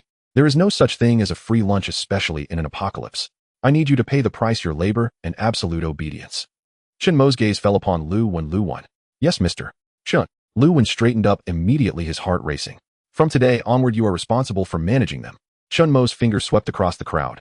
I will set the rules, and you will be my executor and supervisor. Your task is to allocate work, tally supplies, and report everything to me. Lu Wen was momentarily stunned, then a flash of excitement crossed his eyes. He understood that this was Chen Mo bestowing power upon him. In a world where a person's value was reduced to mere survival, this was undoubtedly a significant recognition. Understood. He nodded vigorously. Good. Chen Mo's gaze swept over the crowd again. Those who can drive stand to the left. Those who understand circuit repairs or mechanics stand to the right. Those with strength and able to do heavy labor stand in the middle. The rest stay put. The survivors looked at each other. After a moment of hesitation, they began to move, albeit awkwardly. Soon the crowd was divided into several groups. Lu Wen, take note of this. Chen Mo's voice sounded as if reading a cold contract. Those with strength will form a supply gathering team responsible for transporting resources from surrounding safe buildings under my guidance. Those with technical knowledge will form a logistics and maintenance group responsible for maintaining our current equipment and repairing anything that might be needed in the future. As for those who stay put, Chen Mo's gaze fell upon the remaining few frail girls and 2 feeble boys, their faces turning pale with fright. You will be responsible for cleaning, handling garbage, cooking food, and organizing books. I need you to categorize all the books, especially those related to industry, agriculture, and medicine. Hearing that they were not being abandoned, these few people let out a sigh of relief. My rules are very simple. Chen Mo turned around and picked up a twisted steel bar from the ruins, one that had been left over when Brother Tiger's gang reinforced the doors and windows. He held the steel bar at both ends and in front of everyone slowly applied force. Creak. The sound of metal twisting was grating to the teeth. Everyone watched in shock as the hard steel bar was twisted into a spiral by Chen Mo's sheer physical strength. But that was not the end. Chen Mo casually tossed the twisted steel bar on the ground and walked over to a heavy wooden reading table that Brother Tiger's gang had overturned. This table, made of sturdy metal supports and a solid wood top, weighed several hundred pounds. Taking a deep breath, he activated the only blue sequence primary strength amplification sequence initiate. A surge of violent power coursed through his limbs and bones. Lift! Chen Mo shouted, gripping the edge of the table, using his waist and abdomen to exert force, and astonishingly lifted the giant reading table above his head. Boom! With a flick of his arm, the massive table was thrown 7 or 8 meters away, crashing into the wall with a loud bang, shaking the entire hall. After doing all this, Chen Mo remained unfazed, brushing off the dust from his hands, as if he had merely accomplished a trivial task. The entire reading hall fell into a deathly silence. All the survivors, including Lu Wen, who thought they had already overestimated Chen Mo's strength, stared at him, as if he were a deity, their minds blank. Was this still the power that a human could possess? At this moment, no one dared to question his new rules. My rules are as unyielding as steel. Chen Mo's cold gaze swept across the room. Abide by them, and you will survive. To challenge them, or to engage in petty schemes behind my back. He stepped on the twisted steel bar he had just created. Crack! The hard steel bar broke with a snap. The consequences will be just like this. Understood. Understood. Understood. The survivors gave the most synchronized and heartfelt response of their lives. From this moment on, the absolute monarch of the library was born. After establishing a preliminary order, Chen Mo did not linger downstairs. He handed over the specific task allocation and execution details to Lu Wen while he returned to the curator's office on the second floor with the university town map he had taken from Lu Wen's office. This temporary stronghold still bore the marks of his previous strength tests. The half-foot deep hole in the wall silently showcased his current power. Chen Mo locked the door, sat cross-legged in front of the map, and his mind raced. His gaze was firmly fixed on the western side of the map, where a large circle was drawn in red labeled with words like School of Theory, School of Chemistry, School of Materials, etc. Beside the circle there was a word written in black marker: Forbidden Zone. The Distorted Professor. Chen Mo's index finger lightly tapped the outline. To evolve, one must hunt. Regular wanderers and low-level mutants provide too little experience for him. The library's shelves had already been gnawed clean and he needed to find new sustenance. This distorted professor was undoubtedly the highest value prey known within range. Killing it could not only yield vast amounts of source material and potential points, but also potentially unlock new powerful sequences such as the acid mentioned by the survivor. This opportunity must be seized. However, before deploying troops, provisions must come first. Chen Mo was well aware that impulsiveness is the devil. Even when hunting a rabbit, one must use full strength. Before heading to the Red Forbidden Zone, he needed to adjust his combat power to its peak. He closed his eyes, his spirit sinking into his body, sorting through the new power he had gained after entering the first level of sequence initial resolution. Agility 2. For Spirit 2.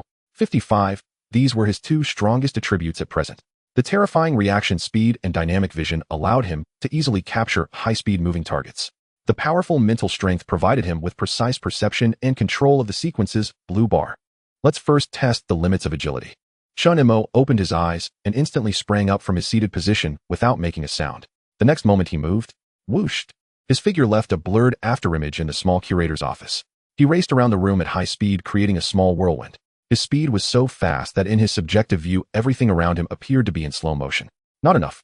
A glimmer flashed in Chen Mo's eyes as he exerted force with his feet, running diagonally up the wall for 4 or 5 steps before flipping back down gracefully to land on the center desk of the room. The entire process was remarkably smooth and astonishingly fast, completely defying the laws of physics. This is agility 2. For if combined with chitinous shell and strength amplification, my instant explosive power. Chen Mo suppressed the excitement within and began to practice the abilities in his sequence library, such as chitinous shell sequence, quenching blade steel sequence, primary strength amplification sequence. He tried activating these sequences individually or in pairs. As his mental power drained, sometimes a tough dark green shell covered his arms, sometimes the Tang knife in his hand vibrated with sharpness, and sometimes his muscles bulged, his strength surging. This feeling was like a player who had just obtained a bunch of top-tier skins and cheats becoming familiar. Different sequence combinations could deal with different enemies. Chen Mo quickly summarized the rules. To deal with fast-moving enemies, he needed to prioritize his own reaction and movement. Against those with strong defenses, he needed to maximize strength and weapon sharpness. The chitinous shell was a versatile insurance card. Its only drawback was that activating 3 sequences simultaneously consumed a considerable amount of his high mental power of 255. He estimated that in a fully powered state, he could only maintain it for about 8 minutes. 8 minutes is enough to resolve the vast majority of battles. It seems that in the future the mental attribute will still be the main direction for points allocation.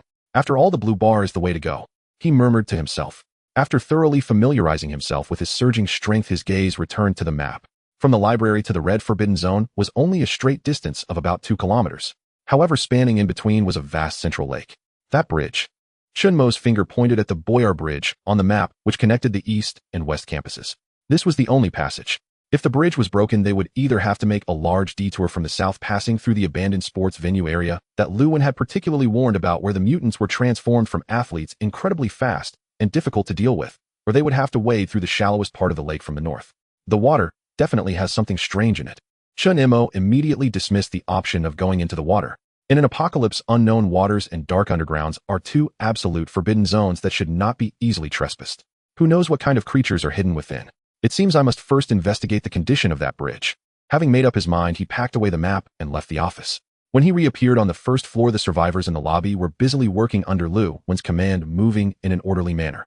Some were cleaning up the rubbish and blood on the floor, some were reinforcing doors and windows, while others were boiling water on a makeshift stove in the corner. Compared to their previous numb despair, they now looked fearful of Chen Mo, but with a glimmer of vitality in their eyes. Having tasks to do and rules to follow meant there was now a chance for survival and hope. When they saw Chen Mo coming down, everyone paused their work and looked at him with reverence. Continue your tasks, Chen Mo said casually, then turned to Lu Wen, who was approaching quickly, and said, I need to go out for a while. Before I return, send someone to the administrative building next door. There should be some office supplies and food reserves that Brother Tiger and his gang did not have time to scavenge. Remember, only operate on the 3 floors downstairs and must return before dark. Understood, Mr. Chen. Lu Wen nodded eagerly. Are you going to the Forbidden Zone?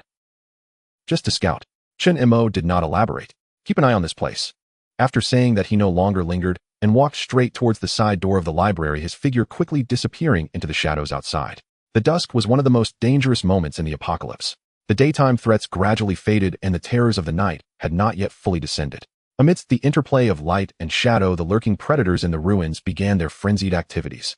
However, for Chen Mo now, this level of danger was no longer worth mentioning. His figure moved like a wisp of black smoke, swiftly traversing along the shadows of the buildings. His mental power of 255 granted him radar-like perception, allowing him to sense any movement or disturbance within 100 meters. Malicious gazes could not escape his perception. He effortlessly dodged a corpse tide formed by a dozen wanderers and casually smashed the head of a lurking assailant attempting to ambush him from the second-floor window with a stone. The source quality furnace 32,000 Devouring, an elite monster, now only provides 3 points of source quality. As expected, low-level monsters no longer grant experience. Chen Mo shook his head, maintaining his speed. 10 minutes later, the vast surface of the central lake appeared before his eyes. The lake water displayed an ominous dark green hue, with bloated, rotting, unknown aquatic plants, and the corpses of creatures floating on the surface, exuding a foul stench.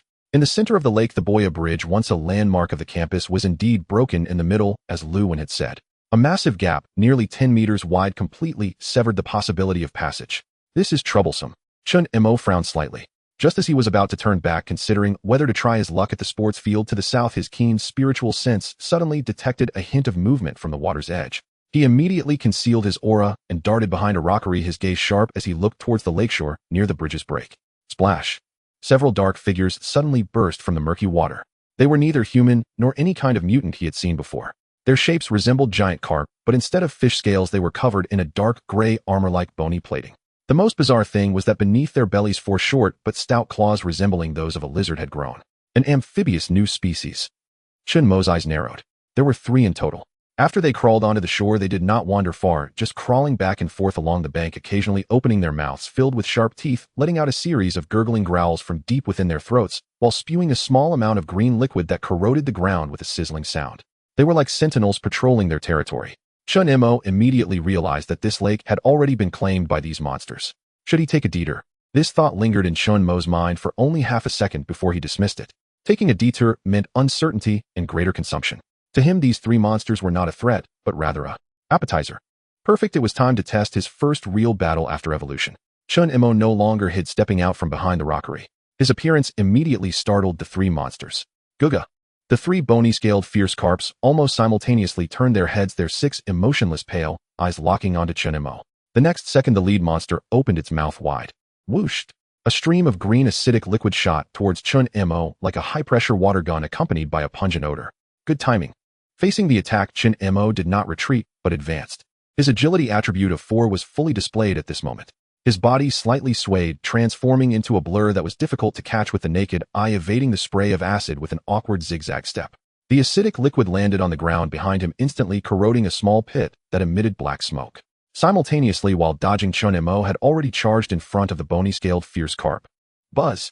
A red light flashed, and the crimson Tang Dao was summoned. Quenching Blade Steel sequence activated. A layer of softly glowing energy blade instantly covered the edge of the blade, causing the entire sword body to vibrate at a high frequency. Die! Chen Mo swung the sword, the blade light, carving a deadly arc under the dim twilight, aiming directly at the monster's neck. Clang! The sound of metal clashing rang out. The Tang Dao struck the monster's bony scales, creating a shower of sparks. A tremendous recoil jolted through Chen Mo's arm, causing a slight numbness. Looking down, he saw only a shallow white mark left on the monster's scales. Such hard armor. Despite having enhanced the Tang Dao with the sequence, its sharpness was so high that it couldn't break through its defenses with one strike. Guga! The unscathed, bony-scaled fierce carp was completely enraged, and it violently swung its tail, the long tail covered in bony spikes, sweeping towards Chen Mo's waist like a steel whip, accompanied by a whistling sound. At the same time, the other 2 monsters flanked from both sides, opening their mouths to unleash 2 intersecting streams of acidic liquid. In an instant, all escape routes in front and behind were completely sealed. If it were the previous Chen Mo facing such a 3-dimensional siege, he would likely have met his end on the spot. But now, you think you can keep me here with this? A hint of disdain flashed in Chen Mo's eyes. In an instant, the 2 sequences activated simultaneously.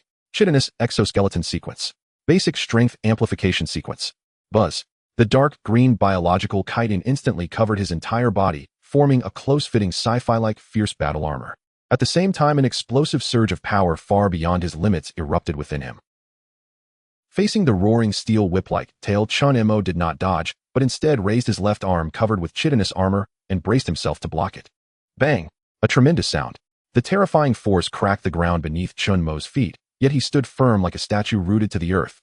The gigantic tail capable of shattering rocks was forcefully blocked by him. The pale eyes of the bony-scaled fierce carp revealed a hint of shock for the first time. Just then the other two streams of acidic liquid were already almost upon him. It's my turn. Chen Mo's lips curled into a sinister arc. He did not dodge, instead he exerted force with his legs. With the enhancement of the strength amplification sequence, he charged forward like a cannonball directly into the acidic liquid barrage. Sizzling, the acid splashed onto the chitinous exoskeleton on his body, emitting a piercing corrosive sound and rising white smoke. The resilient outer shell quickly became mottled, even showing signs of melting under the acid's assault. But it ultimately held strong. Seizing the brief second before the outer shell was completely corroded through, Chen Mo's figure appeared like a ghost in front of the left bony-scaled fierce carp. Power speed defense. Chen Mo's voice sounded like a judgment from hell. This is the joy of a Pei-Doan player. Without missing a beat, his Tang Dao, empowered by the quenching blade steel sequence and augmented by the strength amplification sequence, transformed into a blood-red lightning bolt that was impossible to see with the naked eye. Puff! This time there was no metallic clash. The seemingly indestructible bony scales crumbled like paper before Chen Mo's absolute strength. The blade cut through the scales without obstruction, tearing through muscle and severing bone. The massive fish head soared into the sky. Dark green foul blood erupted like a fountain. One strike, instant kill. And this was just the beginning. After slaying one fierce carp, Chen Mo did not pause, using the headless corpse as a springboard. He twisted his body in midair at an incredible angle, pouncing towards the last monster that was momentarily stunned by its companion's death. The monster finally felt fear and turned to flee back into the water. Want to escape? Have you asked my sword? Chen Mo's figure descended from above, his Tang Dao swinging down with overwhelming force. Puff! The Tang Dao sliced through the monster's head, splitting it effortlessly down the middle. The entire creature, along with its hard spine and armor, was brutally cleaved in two. The battle was over. From start to finish, it lasted only 10 seconds. Chen Mo slowly landed, dispersing the sequences on his body. The chitinous exoskeleton had become pockmarked, and the consumption of spiritual energy was considerable. Yet his smile was radiant. 3 elite-level mutants had been effortlessly dealt with in a near-crushing manner. This was the power of first-level sequence initial release. Time to feast. Chen Mo wasted no time and plunged his Tang Dao into the nearest corpse. Devour. A surge of far purer and greater energy flooded into his body. Devouring high-level alien species bony-scaled fierce carp gained 80 points of source quality. Bony-scaled fierce carp sequence analysis in progress.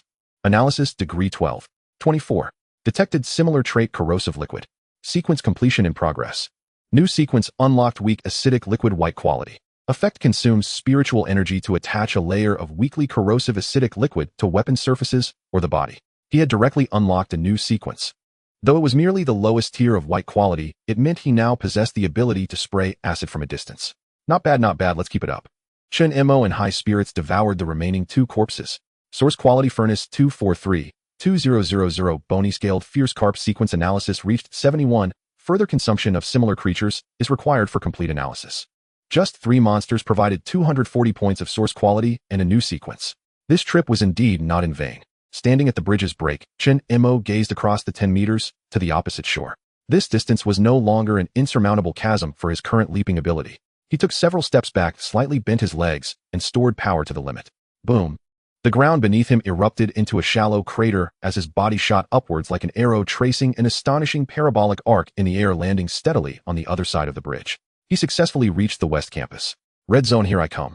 Chen Mo glanced back at the ominous central lake, seemingly memorizing the location of that experience package fishing ground, then turned and plunged into the approaching darkness.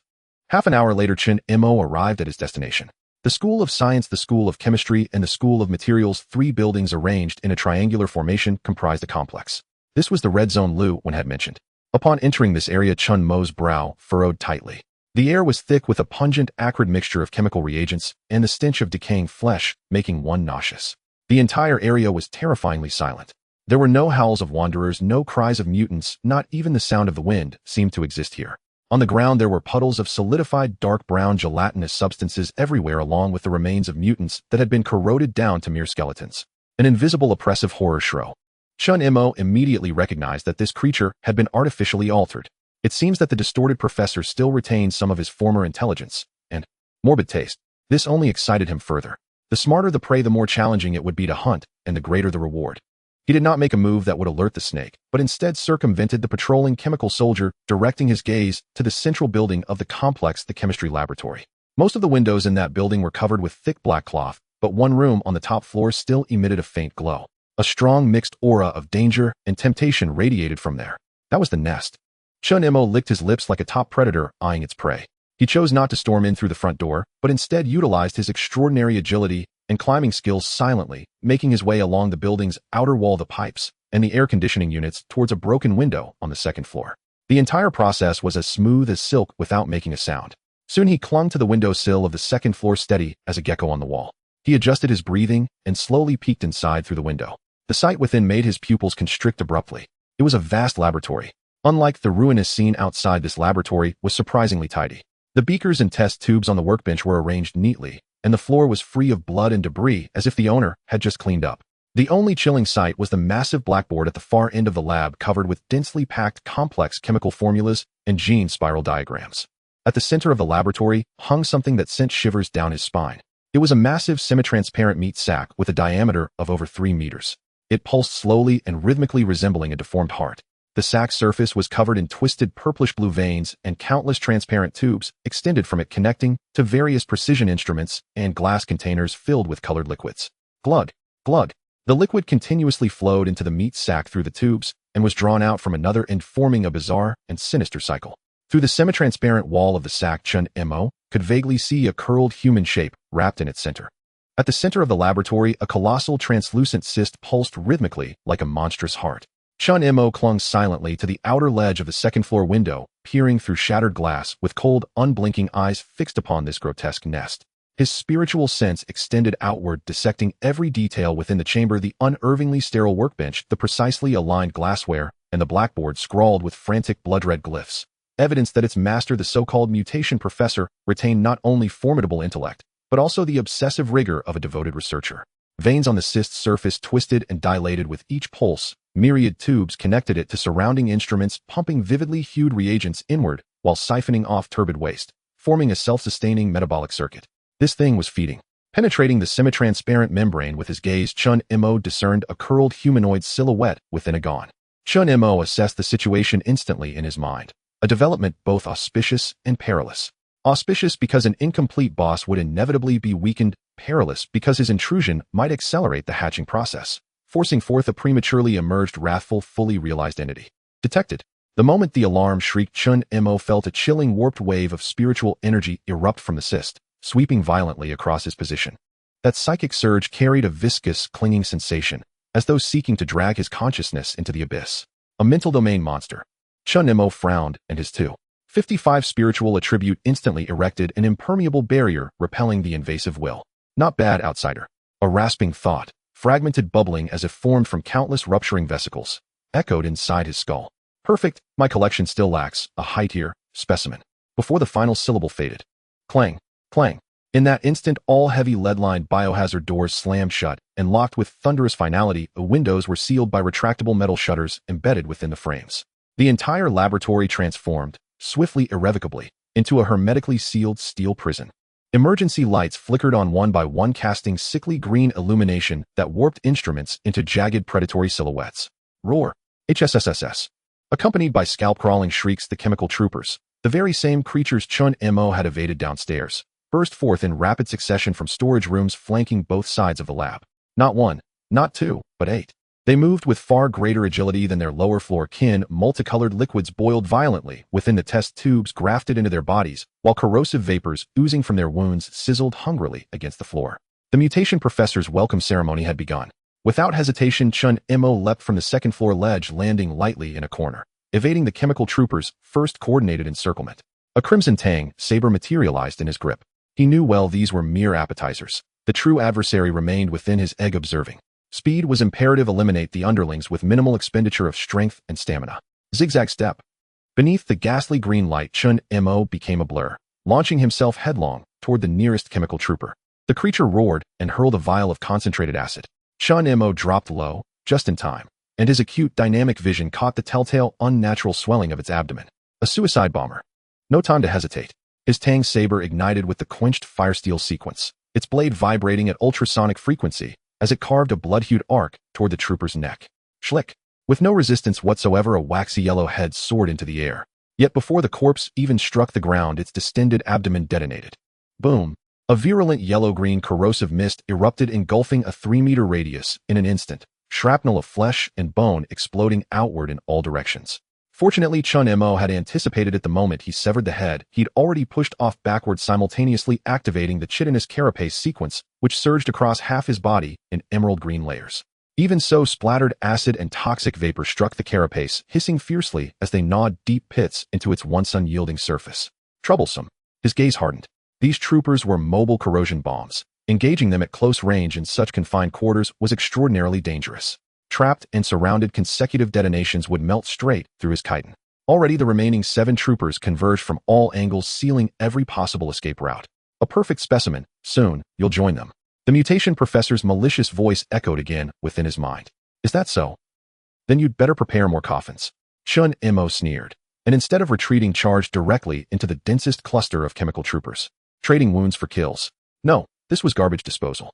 As he sprinted, he activated the Whitire sequence recently acquired from the scalebone ferocious carp, the mild acidic secretion sequence. A power once deemed mediocre now revealed a startling new application. Instead of coating his blade, the thin acidic film rapidly spread across the surface of his chitinous carapace. Was this using magic to counter magic? Chen Mo became a feral beast armored in corrosive mucus, slamming headlong into the troopers' formation. Schlick, schlick, schlick. Passive defense was futile. Only relentless offense would prevail. In the blur of impact, his Tang saber flashed, severing 3 troopers packed tightly together cleanly at the waist.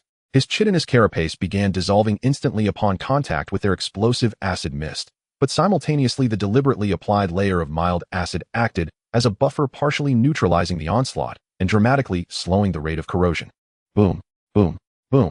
3 clouds of yellow-green death detonated in rapid succession around him, obliterating sight and sound in an instant. Now, Chen Mo's spiritual sense focused with razor intensity, overriding the searing pain on his skin. Under cover of the blasts, he unleashed his for agility to its absolute limit. He slid low along the floor, exiting the blast epicenter, and appeared with uncanny precision directly behind another chemical trooper poised to hurl its vial. Basic strength amplification sequence activated. Muscles swelled across his frame, a torrent of superhuman force flooded his limbs and torso. This time he did not draw his blade. Instead, he sheathed it, and with his right hand clenched into a claw armored in chitin, now pitted and scarred, seized the trooper's skull. Gurk! The trooper emitted a confused, guttural shriek, unprepared for such blinding speed. In the next breath, Chen Mo's arm coiled and yanked. Explode for me. Pop. Its waxy yellow head, spine still attached, ripped free from its chest cavity. Green blood and viscous tissue sprayed over him. Instantly, the decapitated corpse began swelling erratically. Without glancing back, Chen Mo swung his arm, hurling the detonating cadaver like a living grenade toward the remaining 3 troopers. An arcing trajectory cut the air. Kaboom! A detonation far more violent than any prior shook the far end of the laboratory. The shockwave pulverized nearby workbenches and glassware into glittering dust. When the smoke cleared, not a single chemical trooper stood upright. From entrapment to annihilation, 30 seconds, no more. Not bad for a warm-up. For the first time, the mutation professor's psychic resonance held a trace of genuine astonishment. But the prelude is over. Before the words fully resonated, the massive cyst at the lab's center contracted violently. Pop, pop, pop. Every tube connecting it to the machinery snapped inward with tremendous force. Vivid chemical reagents jetted forth like geysers, corroding everything in their path into pockmarked ruin. Crash! The cyst split wide open down its center, a gaping fissure. Foul-smelling slick amniotic fluid and organic slurry gushed forth, and from the rent emerged a tall, pallid figure, sliding out coated in viscous membranes, landing barefoot upon the floor with eerie stability. The boss had arrived, the mutation professor.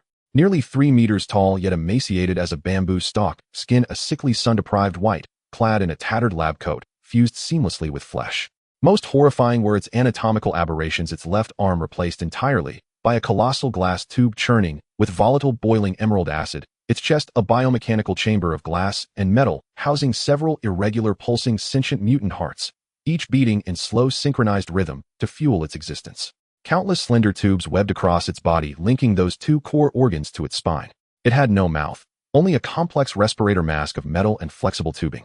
Behind it, twin eyes burned with unadulterated madness and malice locked onto Chen Mo. A fin. Whip.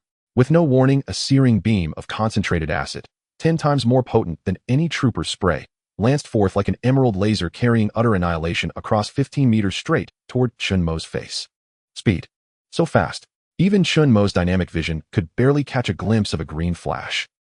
His agility reached its limit as his body twisted at an unnatural angle, activating the chitinous exoskeleton sequence. The strong acid barely grazed his body, with a few drops splashing onto his newly formed exoskeleton, instantly corroding through the dark green shell, and even injuring the flesh beneath, sending waves of excruciating pain through him. Meanwhile, the main stream of acid smashed into the lead door behind him, melting a basketball-sized hole through the thick chemical barrier. Such strong corrosiveness. A chill ran down Chen Mo's spine. If he were hit, even with the chitinous exoskeleton, he would surely end up as nothing but bones. The long-range attack was the enemy's domain. I must get close. Chen Mo made a quick decision in his mind, not pausing for a moment as he pushed off the ground, racing through the obstacle-filled laboratory, leaving behind trails of afterimages charging straight at the deformed professor. Naive? Thinking that getting close gives you a chance. The deformed professor sneered as the mutated hearts within its chest began to beat violently. Its intact human right hand suddenly reached up into the air. The chemical liquids contained within the beakers and reagent bottles on the surrounding workbenches seemed to be drawn by an invisible force, soaring into the air and swiftly coalescing into a colorful liquid sphere the size of a human head. Go! The liquid sphere, trailing colorful streaks, hurtled towards Chen Mo, as if it were a meteor anticipating his charge. Not good. Chen Mo's pupils contracted as he forcefully halted his forward momentum, rolling sideways to evade. The liquid sphere detonated where he had just been. Boom! A terrifying chemical storm erupted, instantly engulfing half the laboratory in corrosive flames. Chen Mo was thrown away by the explosive shockwave, crashing heavily onto a workbench, scattering the entire table. Cough, cough. He felt as if his internal organs had shifted, the chitinous exoskeleton was shattered, and blood trickled from the corner of his mouth. Before he could catch his breath, the deformed professor's ghostly voice echoed again. Another chemical sphere began to coalesce above his head. There was no escape. Chen Mo's eyes turned crimson, and under the threat of death, his inner ferocity was fully unleashed. Want to kill me? You think you're worthy? He roared, choosing not to dodge any longer. The basic power amplification sequence activated. The quenching blade steel sequence activated. With both sequences in effect, the Tang Dao erupted with a fierce humming sound, filling his body with a violent sense of power. Faced with the falling chemical bomb, he made a desperate move. He gripped his knife with both hands, rising from below to meet the explosive projectile, launching a desperate slash. Open for me. At the moment the chemical bomb touched the blade, the high-frequency, vibrating energy blade precisely penetrated the core of the liquid sphere. Chen Mo aimed to detonate it before it fully formed, or even cleave it in two. But he still underestimated the deformed professor's mastery over chemical energy. The moment the blade entered the internal structure of the bomb, was instantly detonated. Boom! The explosion occurred at point-blank range. The violent energy surged onto him. His body was violently slammed into the wall behind him, shaking the entire laboratory. As smoke filled the air, it's over. Another perfect specimen. The deformed professor declared victoriously, slowly walking towards the direction where Chen Mo had fallen. In its eyes, surviving that hit was impossible for Chen Mo. However, as it approached the smoke, an expression of disbelief appeared in its crazed eyes for the first time. In the massive human-shaped dent in the wall, Chen Mo still stood. His clothes had turned to ashes, the chitinous exoskeleton had completely disappeared, and his entire body was covered in horrific wounds from corrosion and burns drenched in blood, resembling a bloody figure. Yet he held his spine straight, tightly gripping the Tang Dao in his hand. His chest heaved violently as he gasped for air, but his eyes shone with an alarming brightness, filled with the exhilaration of surviving a calamity and the greed of a predator. So that's it. Is that your weakness? Chen Mo grinned, blood trickling down from the corner of his mouth, making him look like a demon returned from hell. Every time you manipulate chemical substances for a ranged attack, that heart reactor in your chest experiences a 0.5 second energy conversion paralysis. This was the information he had bought with half his life. In that desperate collision, his mental strength had been highly concentrated, capturing the detail he had overlooked. Have you discovered it? Huh. Remarkable insight. But you have no strength left. The deformed professor said this, but a strong sense of unease rose within. It stopped wasting words. The reactor in its chest began to beat rapidly again, preparing to launch its next and final attack. But would Chen Mo give it that opportunity? Who says I have no strength left? Chen Mo suddenly lifted his head, his eyes bursting with terrifying brilliance. Since the battle began, he had been waiting for an opportunity to deliver a fatal blow. Now the moment had arrived. He did not choose to attack the paralyzed heart reactor because he knew that it was protected by sturdy glass and metal. In a rush, he might not achieve a single effective strike. Instead, he chose to attack another, even more lethal vital point. Paralysis. At the same moment the heart in the deformed professor's chest entered energy conversion paralysis, the glass test tube containing the strong acid in its left arm also experienced an instant calm in the boiling liquid inside. Because the energy supply was cut off at that moment. Now's the time. Chen Mo poured all the remaining strength in his body into this strike of agility, power, and spirit. He did not charge forward. He chose a different, unexpected method of attack. With all his might, he hurled the crimson Tang Dao, which had long since connected with his bloodline, towards the deformed professor's glass arm. Whooshed! The Tang Dao, enhanced by the quenching blade steel sequence, transformed into a blood-red lightning bolt piercing through the air, carrying all of Chen Mo's hopes, and killing intent, precisely targeting its mark. The deformed professor's pupils suddenly constricted. It wanted to dodge, but its body was in the energy conversion paralysis phase, unable to make an effective evasion. It tried to block with its right hand, but the speed of the Tang Dao was too fast. Crack! A crisp sound of shattering glass. That seemingly sturdy glass arm exploded like thin ice upon contact with the high-frequency, vibrating Tang Dao. Boom! The massive amount of highly concentrated strong acid capable of melting steel lost control the moment it was freed from confinement. Instead of shooting towards Chen Mo, it all rushed back under immense pressure, splashing onto the deformed professor itself. Alt!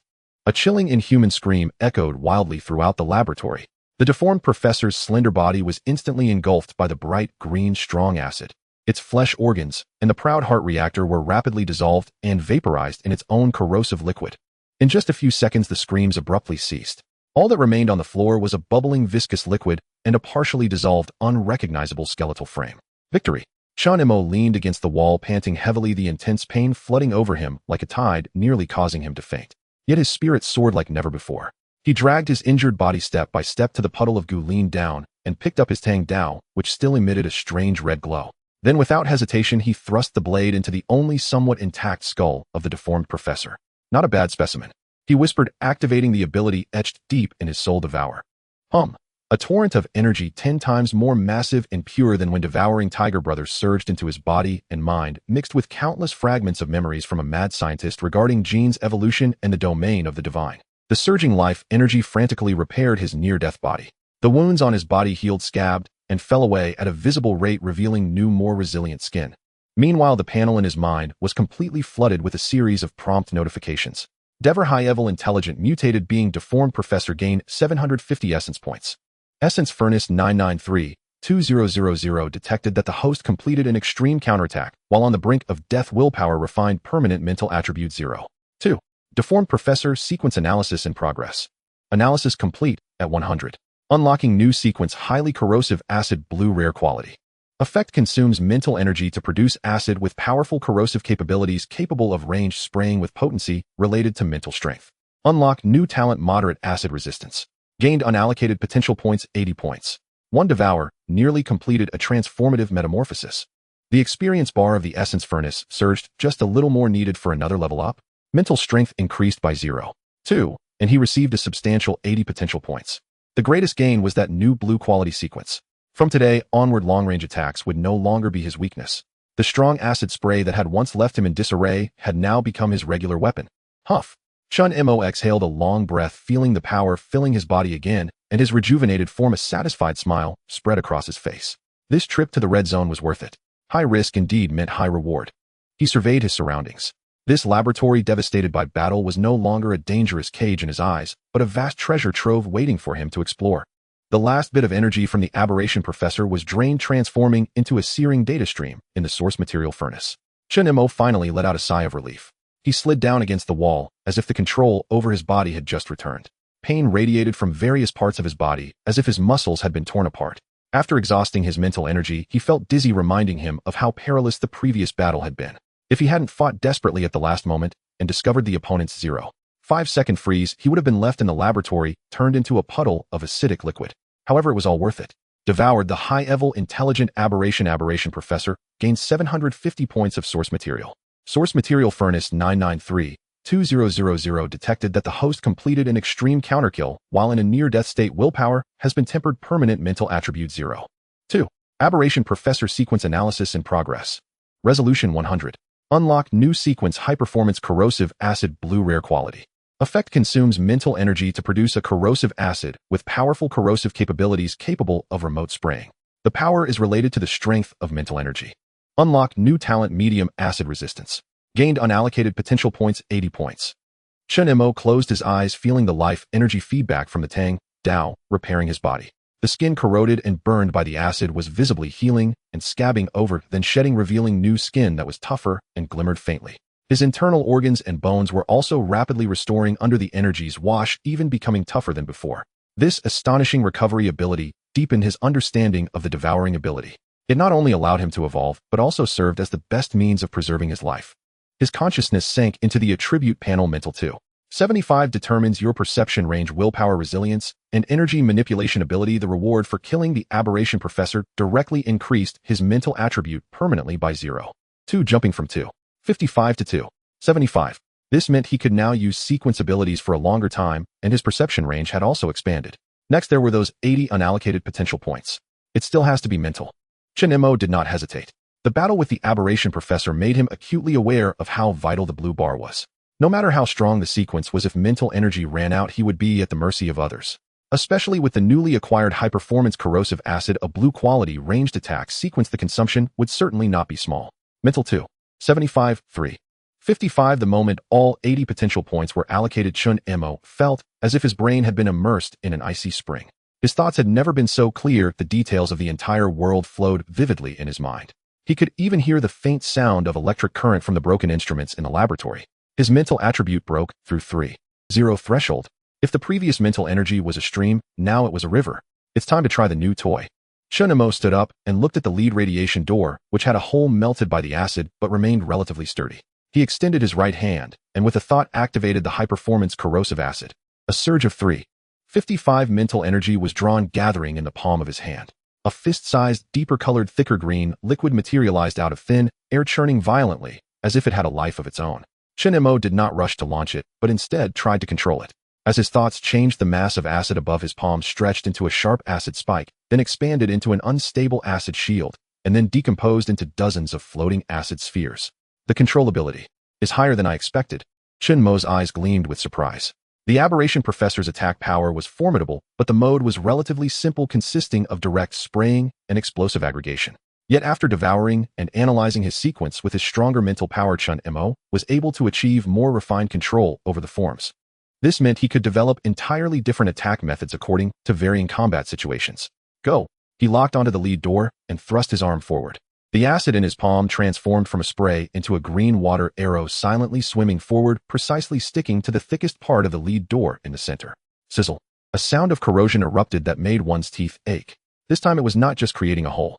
The thick lead door rapidly dissolved and vaporized beneath that seemingly inconspicuous acid at a visibly fast rate. In just 3 seconds, a massive cavity over a meter in diameter was forcefully corroded through.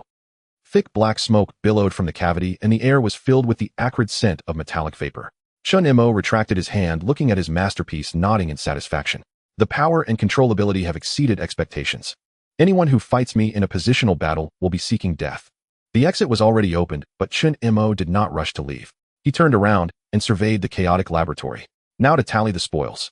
His gaze first landed on the huge blackboard filled with chaotic, blood-written characters. He had a gut feeling that the most valuable thing left behind by this high-intelligence boss was not some materials, but knowledge. Chen Mo approached the blackboard and studied the twisted chemical formulas and genetic maps on it closely. Most of the content was too professional and insane for him to comprehend, but a few words written in blood among them made his pupils constrict sharply. Sequence is code, but the source code of the divine cannot be copied directly. It can only be grafted. Why is my fusion so unstable? That knife. The sample analysis of that knife. Its fusion degree is perfect in ancient path of core devouring. Flesh and blood are weak mechanical ascension. No, genes are eternal. Must find higher level evolution samples. The tyrant at the other end of the gymnasium. No, its sequence is filled with violent pollution. In the central server room. That level 4 sample. Its fluctuations are the purest, a perfect foundation for evolution. Experimental alloy no. 7 is still too fragile to support the concept of fusion core. The silver insulating material on the 3rd underground floor of the materials college must be obtained. That is the material for crafting a perfect weapon. Chen Mo read each word carefully. The amount of information was immense.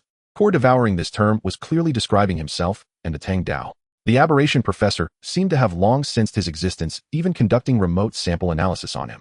The professor's own evolution path was referred to as grafting, which sounded like an unstable method prone to rejection. Tyrant level 4 sample silver insulating material. These terms gave Chen Mo a new understanding of the ruins of this university city. It was far more dangerous than he had imagined and hid many more treasures. He firmly remembered these keywords, then began to search through the laboratory. Soon in a refrigerated cabinet made of special alloy, the only one undamaged in the explosion, Chen Mo found the professor's reserves. There were no food items inside, only a dozen neatly arranged containers filled with various high-purity chemical reagents and a silver-white metal ingot, palm-sized, but exceptionally heavy, locked in low temperature. The ingot had a label on it, experimental alloy 7. Is this the alloy that the professor said is too fragile? Chen Mo picked up the ingot. It felt heavy and cold to the touch. When he tried to scratch it with his nail, he couldn't leave even a trace. The hardness of this material far exceeded any steel he had devoured before. Without hesitation, he pressed the tip of the Tang Dao against the surface of the alloy and began to devour. Buzz! The Tang Dao emitted an excited hum. The metal ingot rapidly disintegrated from the contact point, turning into pure metallic light, being absorbed into the blade. Devoured rare quality experimental alloy 7. Gained 350 points of source material. Alloy sequence analysis in progress. Resolution 100. Unlock new sequence energy transmission green, good quality. Effect consumes a minimal amount of mental energy to attach this sequence to weapons or the body, enhancing the flow and transmission efficiency of energy within the target, slightly boosting the power of energy type attacks. A green quality new sequence. Chen Mo's eyes brightened. This energy transmission sequence seemed ordinary, but it acted like an amplifier capable of stacking with any other energy type sequence. For instance, using high-performance corrosive acid, while adding energy transmission would elevate the destructive power of the acid to a new level. And that 350 points of source material was an unexpected bonus. Source material furnace 1343, 2,000 less than 700 points remained until the next evolution. Very good. Chen Mo turned his gaze to the chemical reagents. I wonder if these can be devoured. He picked up a vial containing a bright yellow liquid, cautiously piercing the tip of the knife into it. Detected high-purity chemical energy. Converting. Gained 5 points of source material.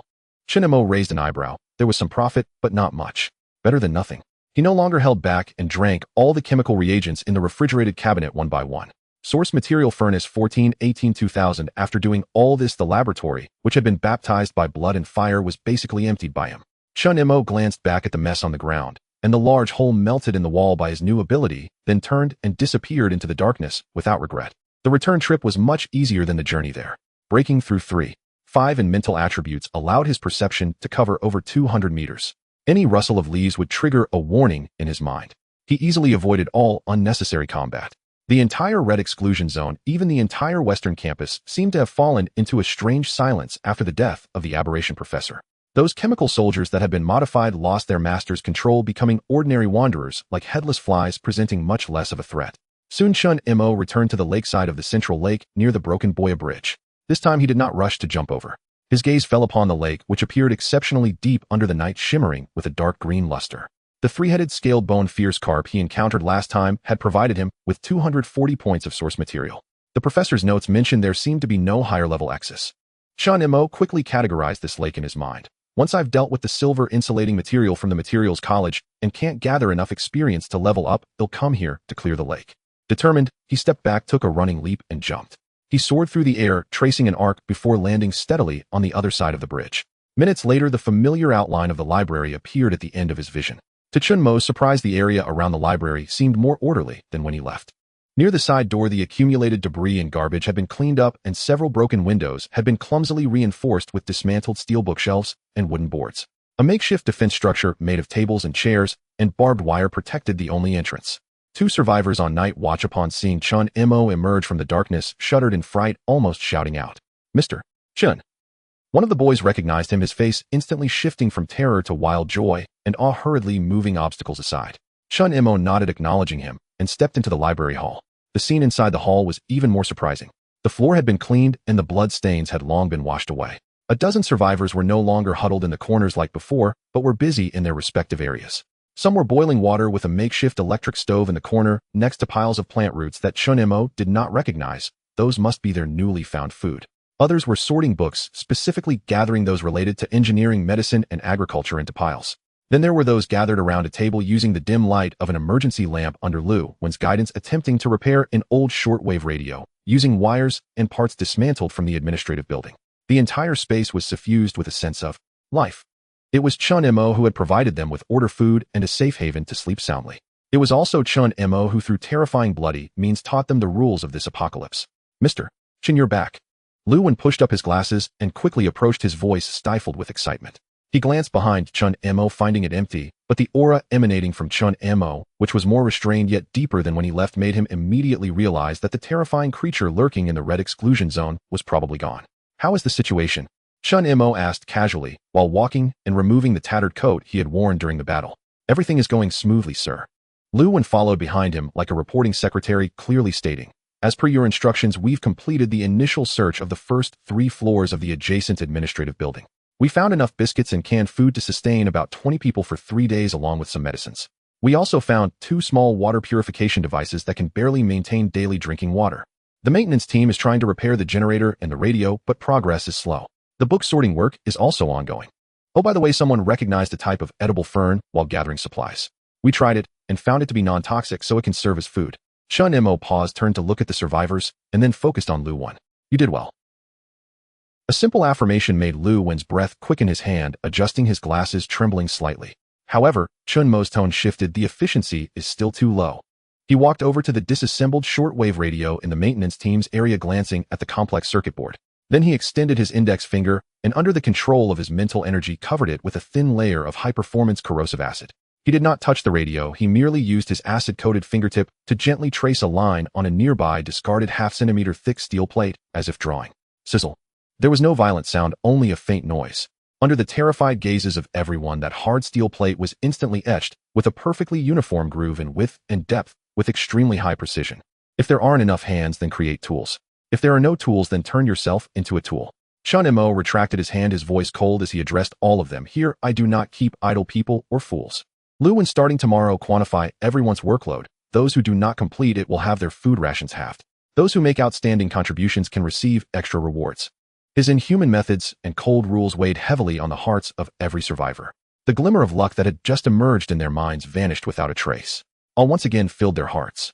Chen Mo said no more, leaving the management details entirely to Luwen, who had already grasped his spirit and headed straight back to his throne office on the 2nd floor. He locked the door and spread out the map of the university city on the desk. The aberration professor's laboratory had provided him with much new intelligence, revealing multiple dungeon entrances hidden within this beginner village. His finger slowly moved across the map, finally stopping at 3 points. The first point was the materials college located next to the chemistry building. Objective: silver insulating material. This is the core material mentioned in the professor's notes for crafting stronger equipment. For Chen Mo, who follows the evolution path of devouring metals, such rare materials are an irresistible temptation. Devouring it could very well fill his source material furnace, directly completing the 2nd-tier evolution. The second point is the central server room located underground in the main teaching building. Objective: level 4 sample. Its description in the notes is minimal and the most cautionary. A pure foundation for evolution, this implies it might not be a combat unit, but a type of existence similar to an experience gift pack. However, since the professor valued it so much, its guarding power would definitely not be weak. The third point is to the south in the sports venue area. Objective: the tyrant. The notes mentioned this as a powerful sample that had been polluted. This means it could very well be a BOS-level monster born purely for combat. The risk is the highest, but the rewards are likewise immeasurable. These 3 targets point in different directions. I must step into the 2nd tier as soon as possible.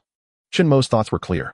With the initial understanding of the 1st-tier sequence, he was already able to hunt high-tier bosses like the aberration professor. So what would his strength become after stepping into the 2nd tier? He was eager to know the answer. To step into the 2nd tier, he first needed to fill the source material furnace with 2,000 points of experience. Current progress 1418-2000, still needing 582 points. This number is neither too much nor too little. Clearing the fishing ground in the central lake would likely take a day or 2, slowly grinding could fill it. However, Chen Mo preferred not to use that inefficient method. The most efficient way is to directly devour the highest level food materials. His finger heavily tapped on the icon for the materials college. Let's start with you. On the morning of the 3rd day, as the dawn barely broke, the wasteland was shrouded in gray. Chen Mo stood before the floor-to-ceiling window in the director's office like a statue. His gaze pierced through the stained glass and the silent western campus, focusing on the square building next to the chemistry lab. After 2 days of closed-door cultivation, the surging power within him had completely stabilized. Now the 4 sequences of quenching blade, steel chitinous shell, powerful corrosive acid, and energy conduction could be combined and utilized at will. His aura was more restrained than 2 days ago. Beneath the calmness lay a volcano ready to erupt. Source quality melting furnace 1418-2000, still 582 points short. Silver insulator, a term unearthed from the memories of the distortion professor, burned like a flame in his nerves. This was not only the core material for the professor's cosmetic devices, but also a top-tier ingredient. Just by swallowing it, the progress bar of the source quality melting furnace could likely be filled instantly, allowing him to break through the barrier and step into a new second stage. His thirst for power led him to disregard all risks. A gentle knocking sound came from behind him. "Mr. Chen, breakfast is ready." Lu Wen's cautious voice came from outside the door. "No need," Chen Mo replied without turning his head, his tone flat. "I will step out for a bit. You continue to take full responsibility for the library affairs. The reward and punishment rules I set yesterday should be strictly enforced." "Understood." Lu Wen immediately responded, hesitating for a moment before, unable to resist, asking, "Are you going to the restricted area?" "There used to be," Chen Mo replied with a cold curve at the corners of his mouth. "Now it is merely my hunting ground." After speaking, he vanished from the office in a flash. Moments later, a shadow darted out from the library's shadows, unnoticed by any guards, like a wisp of ghostly presence, silently blending into the morning mist of the ruins, heading straight for the Materials Institute. Outside, Lu Wen listened as the commotion inside faded away, adjusting his glasses, his eyes flashing with awe and fervor. He knew that when this young sovereign returned, his power would likely reach a new height beyond their imagination. Stepping once again into this red restricted area, he felt a completely different atmosphere. The pungent smell of chemical reagents and rotting flesh had faded, considerably replaced by an eerie silence. With the death of the distortion professor, this area seemed to have lost its backbone. Chen Mo's spiritual sense spread out, covering an area of over 200 meters. In his perception, there was no longer that oppressive feeling of being controlled by a unified will. ONL. A soft sound echoed. The charge of the chemical soldier came to a halt, a precise, small hole appearing in its forehead, emitting black smoke. The next second, its entire head began to dissolve from the inside out, turning into a bubbling puddle of goo, crashing to the ground. A single strike, precise and efficient, wasted not an ounce of energy. This was the result of a spiritual power breakthrough to level 3. After level 0, it defined control over powerful corrosive acid. Against such miscellaneous troops, he didn't even need a tang knife. A bunch of useless trash. Chen Mo thought to himself, not even feeling the desire to devour the corpse on the ground. He sidestepped the puddle and quickly arrived at the Materials Institute building. Unlike the chemical building overgrown with vines and covered in modification traces, this building was surprisingly neat. The main structure was made of a dark gray alloy, its surface smooth and free from rust even after a year. Most windows were sealed with internal metal panels, and only the heavy alloy door on the first floor was slightly ajar, revealing a darkness that seemed unfathomable. What surprised Chen Mo even more was that there was still a faint but continuous energy operating within the building. The backup power is still functioning. He furrowed his brows slightly, cautiously probing his spiritual power inside. The interior of the building was far quieter and cleaner than he had imagined. The ground was spotless, with no blood or corpses, and even dust was scarce. The air held no stench of decay, only a cold mechanical chill. In his spiritual perception, the entire building felt lifeless, like an iron tomb. But beneath this stillness, a faint and rhythmic spiritual fluctuation emanated from deep within the ground. It felt less like a living being and more like a machine operating at low power, cold, rational, devoid of emotion. The professor's notes didn't mention this. Interesting. Chen Mo retracted, his aura pressed against the wall, and slipped into the darkness. As he entered the hall, a row of emergency lights flickered on, casting a ghastly white glow. In the center of the hall stood a disc-shaped metal device that looked like a robotic vacuum cleaner. Its shell was somewhat deformed, with needle-like silver metal crystals protruding, resembling a metallic hedgehog. The moment Chen Mo stepped into the hall, the red light atop the robot blinked. Chen Mo remained still, coldly watching it. Suddenly, the mutated cleaning robot shot out a high-speed rotating alloy chainsaw from beneath its abdomen, accompanied by a piercing noise, charging towards Chen Mo. Its speed was on par with that of a low-level mutated creature. They've even armed cleaning tools. A trace of mockery flashed in Chen Mo's eyes. Facing the incoming chainsaw, he still didn't draw his blade. Just as the chainsaw was about to touch him, a layer of dark green menacing armor covered his right arm. Chitinous shell sequence. He directly used his armored forearm to meet the chainsaw. Clang! A dazzling shower of sparks erupted. The chainsaw, capable of cutting through steel plates, frantically ground against the chitinous shell, creating a shower of sparks, yet it could only leave a deepening white mark, failing to breach the defense. Too brittle, Chen Mo remarked, his armored left hand darting out like lightning, seizing the chainsaw's connecting shaft with a grip of strength. Creak! The hardened drive shaft was forcibly crushed and twisted by him. The high-speed rotating chainsaw let out a mournful cry, suddenly coming to a stop. The next moment, Chen Mo lifted his foot and delivered a heavy kick to the robot's body. Boom! The robot was sent flying by his kick, crashing into the far alloy wall, becoming a heap of sparking parts. The entire process was clean and efficient. Chen Mo shook his hand and looked towards the staircase deep within the hall. The professor's notes mentioned that the silver insulator was stored on the 3rd underground level. But he didn't rush down. In an unknown environment, occupying the high ground and exploring from above was the most prudent approach. He ascended the staircase. The entire building remained eerily silent. Each floor featured a vast circular corridor encircling an empty structure, allowing views of several floors above and below. On either side of the corridor were laboratories constructed from reinforced glass and alloy. In some laboratories, various bizarre metallic devices were displayed, some resembling weapon parts, while others were entirely incomprehensible. In others, massive mechanical arms hung, suspended in midair above empty experiment tables as I. A glimmer of interest appeared in Chen Mo's eyes. This object contained little source quality, but its physical properties might provide a new option for his sequence library. He thrust out a blade and devoured the floating black crystal. Devoured special physical material repulsion, crystal, gaining 45 points of source quality. Repulsion field sequence analysis underway. Resolution 12. Unable to fully analyze due to incomplete material. Source quality melting furnace 1463 2000. What a pity, it's a semi-finished product. Although Chen Mo felt a bit regretful, he also confirmed his suspicion. This building was filled with surprises, as long as one had patience, they could be unearthed one by one. He continued upwards and found a tactical terminal in the director's office on the top floor that still had power. The screen displayed an unsent encrypted email. Recipient principal's office, subject urgent. Regarding the risk report of the Warden AI on the 3rd underground level going out of control. Body. After 72 consecutive hours of red moon radiation, we have detected inexplicable abnormal fluctuations in the logic circuits of the Warden. It autonomously activated the final Bastion protocol without any commands, locking down all physical passages on the 3rd underground level and began over-extracting energy from the silver insulator prototype for self-iteration. Its spiritual fluctuations are increasing geometrically, and we suspect that it is giving birth to true self-awareness. Its permissions are too high, capable of controlling the entire building's security system. Request immediate authorization to initiate the highest level electromagnetic pulse melting protocol to neutralize it before it fully takes shape. The email ended here. Clearly this director had not had the chance to hit send before doomsday arrived. Chen Mo's expression turned grave. Warden the Guardian. He murmured, an artificial intelligence that seized the silver insulator, locked down the underground, and even birthed self-awareness. The professor's notes only told him where the treasure was, but did not mention what kind of monster was guarding it. Now the mystery was revealed. His enemy was a deity-like AI entrenched underground, controlling the entire building, with the core being that rare material. This was far more troublesome than facing a giant beast. Yet there was no trace of retreat on Chen Mo's face, but instead a spark of excitement and battle intent arose. What of the AI? As long as there is a core, as long as it's material, it can be devoured. After clarifying the situation, he no longer wasted time turning around and heading down the stairs towards the central elevator on one side of the hall. The elevator doors were tightly shut, all the lights on the panel were off save for a blood-red lockdown sign flashing. Physical passages locked down. In front of me such things do not exist. Chen Mo snorted coldly, his right index finger glowing with green light, as he gently traced the heavy alloy door seam. There was no explosion, only a soft sizzling sound. The solid alloy melted like butter, and the lock structure was instantly destroyed.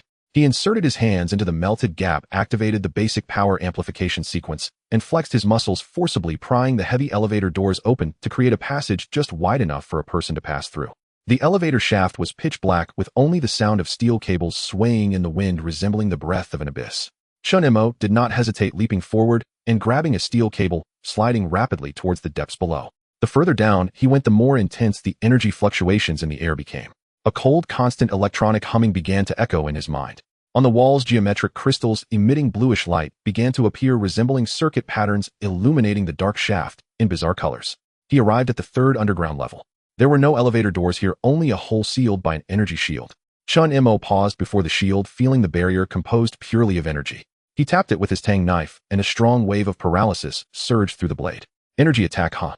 He concentrated, gathering a fist-sized mass of powerful acid in his palm and directly pressing it against the energy shield.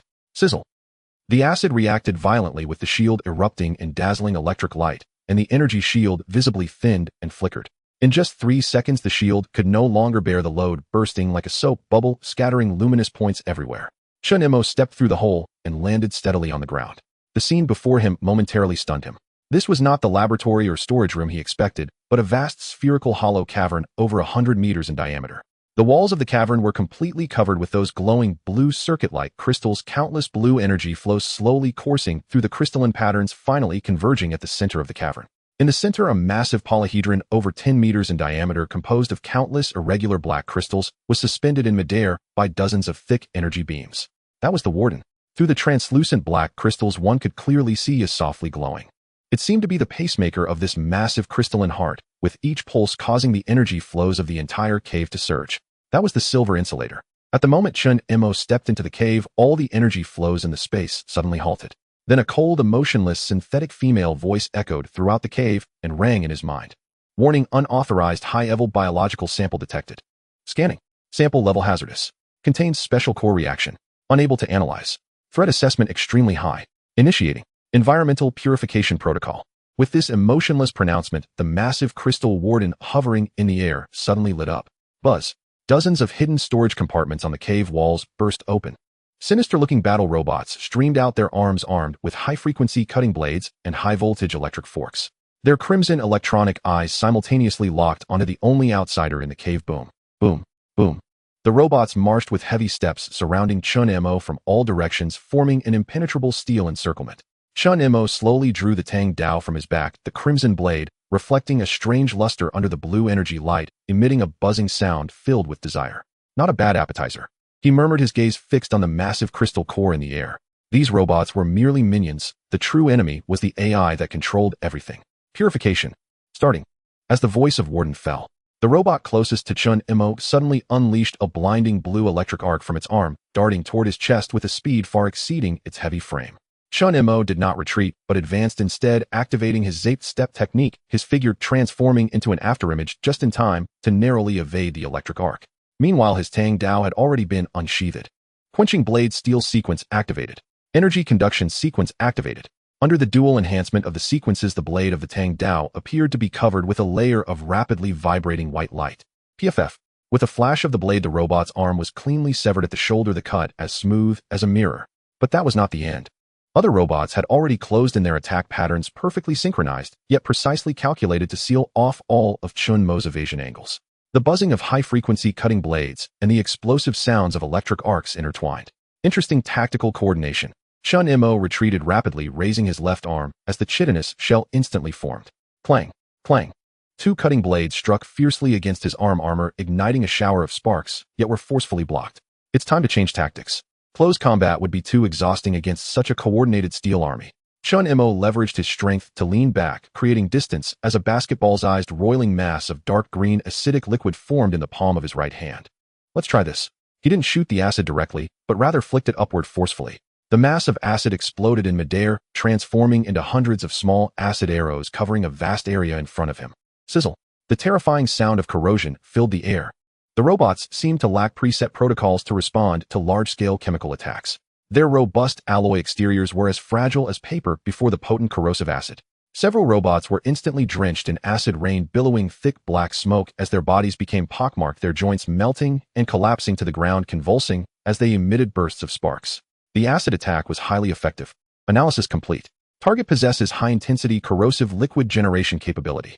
Switching response plan. The cold voice of Warden echoed once more. The remaining intact robots immediately halted their charge. Their alloy armors suddenly began to shift, a faint layer of light film appearing on the surface. The next moment, the weapons in the robots' hands switched from cutting blades and electric forks to dark, gaping cannon muzzles. Plasma cannons. Chen Mo's pupils constricted. Before he could react, whoosh, whoosh, whoosh. A dozen blazing energy beams radiating incredible heat shot toward him from all directions. In that instant, there was no way for him to evade. Damn. Chen Mo pushed his agility to the limit, barely dodging the most lethal of the shots, but still one plasma beam grazed his shoulder. Sizzle. The chitinous shell on his shoulder was vaporized by the high-temperature energy attack, leaving the flesh beneath charred and sending waves of excruciating pain. The chitinous shell had poor resistance against energy weapons. Warning: target is injured. Calculating evasion path. Failed. Implementing saturation fire coverage. The voice of Warden was devoid of any emotion, as if merely stating a fact. More robots' cannon muzzles lit up. Chen Mo's heart sank. He knew he could not afford to waste time with these endless tin cans. He had to strike at the heart. His gaze locked onto the massive crystal core suspended in midair. But just as he prepared to forcefully charge in, the massive crystal warden itself finally launched an attack. The surface of the crystal glowed with a blinding light as a black crystal illuminated, followed by a colossal energy beam 10 times thicker than the plasma cannon fire, almost as thick as a barrel, shooting out with the intent to obliterate everything. The speed was so great that it even caused the air to explode. This strike locked onto all of Chen Mo's movements. There was no escape. Chen Mo's eyes were instantly filled with terrifying blood vessels, and under the threat of death, the madness within him was completely ignited. He roared, choosing not to dodge, but to cross his Tang Dao before his chest, pouring all the remaining spiritual power within him into it. He did not choose to attack, but instead activated all three sequences simultaneously for extreme defense. The chitinous shell formed layer upon layer of dark green armor on the surface of the Tang Dao. Strong corrosive acid transformed into a thick, viscous liquid covering the armor's exterior, attempting to neutralize the energy. Energy conduction was frantically activated, trying to guide the incoming energy into the ground along the blade. He was about to make the most reckless gamble, to withstand a main cannon shot directly. Boom! The gigantic energy beam struck solidly against the horizontally positioned Tang Dao. An indescribable loud noise almost tore through the eardrum. The entire underground cave shook violently. The light consumed everything. Chen Mo felt an irresistible violent energy crashing against him, powerful enough to obliterate a hill. The outermost layer of acid was completely vaporized in less than a fraction of a second. The layers of armor covering the blade melted and vaporized like snow under the scorching sun. Even though the energy conduction sequence was frantically guiding energy into the earth, causing the crystal ground beneath him to crack and melt, the direct impact he endured remained devastating. He was propelled backward by this immense force, his feet carving deep trenches in the ground, eventually colliding heavily against the wall at the end of the cave, creating a massive human-shaped dent in the crystal-covered wall. Cough. PFF. Chen Mo spat out a mouthful of blood mixed with internal organ fragments, his arms gripping the sword, a bloody mess, almost revealing his white bones. His combat suit had long turned to ashes, his skin extensively carbonized, making him seem like a charred corpse. This was the heaviest injury he had sustained since gaining his powers. Target. Life response diminished significantly. Threat level reduced. Preparing to execute final purification decomposition. The cold voice of Warden sounded like it was reading his death sentence. In the distance, the robots resumed their march, raising their cannons ready to deliver the finishing blow. However, deeply embedded in the walls, Chen Mo's charred body let out a beast-like low laugh. He slowly raised his head, his eyes the only part still somewhat intact amidst the smoke, and Char now shone with a frightening brightness filled with a manic glee of survival and a sharp understanding of everything. Energy containment unit. Energy containment. He murmured hoarsely, the smile on his face growing wider. I understand. I've finally understood. All your attacks, your shields, your robot army. All your energy comes from that silver insulator at your core. It is not your source of power, it is your limiter. In the life-or-death moment of withstanding the main cannon, Chen Mo's spiritual power was highly concentrated, keenly capturing a detail. At the moment the energy beam was fired, the silver insulator on the surface of Warden's crystal core dimmed drastically for an instant. It was being frantically drained of energy. The insulator referred to by the researcher does not output, but rather contains and stabilizes. This out-of-control AI was forcibly using it as a battery beyond its limits. This meant that it had a cap on energy output. Moreover, each powerful attack placed a significant burden on the stability of its core. Its seemingly powerful energy attacks were in fact its most vulnerable lifeline. Sample. Logic confusion. Unable to comprehend. For the first time, Warden's synthetic voice exhibited a hint of uncertain fluctuation. Execute final purification. Dozens of plasma beams shot toward Chen Mo once more. But this time Chen Mo did not choose to withstand or evade. He made a move that was almost enough to fry the AI's logic circuits. He dragged his injured body out from the wall, advancing, instead of retreating, charging toward the dozen plasma beams. You want to drown me in energy? Then, let's both taste the flavor of overload. Chen Mo's eyes erupted with a madness that defied death. At the moment he was about to be engulfed by the plasma beams, he poured all the remaining spiritual and willpower he had into a sequence he had just unlocked, which he had never used in battle before. Energy conduction. But this time his method of use was entirely different. It was not conducted to the blade, nor was it directed underground. Instead, he used his own body as a container and his Tang Dao as a fuse, reversing the sequence's properties. Absorb. Conduct. Amplify. Boom. Several plasma beams struck solidly against him. But this time there was no explosion. The blazing energy upon contact with his body seemed to be drawn in by an invisible black hole, frantically rushing into him, following his meridians, and eventually all converging into the crimson Tang Dao in his hand. Buzzing. The Tang Dao emitted a mournful wail like never before, instantly turning a scorching white as if it were about to melt from the inside out. Chen Mo's body resembled an overcharged battery, his skin splitting inch by inch, and fiery, white energy surged out from the cracks. This was undoubtedly suicide. Warning. Warning. Sample energy reaction. Exponentially rising. Unable to calculate. System overload. Warden's cold synthetic voice finally carried a hint of terrified sharpness. It did not understand why a carbon-based life form could withstand such a terrifying surge of energy. It only knew that the sample before it had transformed into an extremely unstable human-shaped nuclear bomb on the verge of exploding. Chen Mo's eyes were entirely consumed by the searing white light, his consciousness almost extinguished in the tsunami of energy washing over him. But with the last shred of obsession for power, he exerted all his strength to hurl the Tang Dao now brimming with energy toward the thick energy supply beam that sustained Warden's levitation. This blade bore all his energy, will, and madness. This blade was the key to unleashing the storm of overload. You've absorbed so much energy from me. Now I'll return it to you double. The blazing Tang Dao transformed into a beam of light piercing through space, trailing a long flame, carrying the aura of destruction precisely shooting toward its target. The energy artery sustaining the entire system.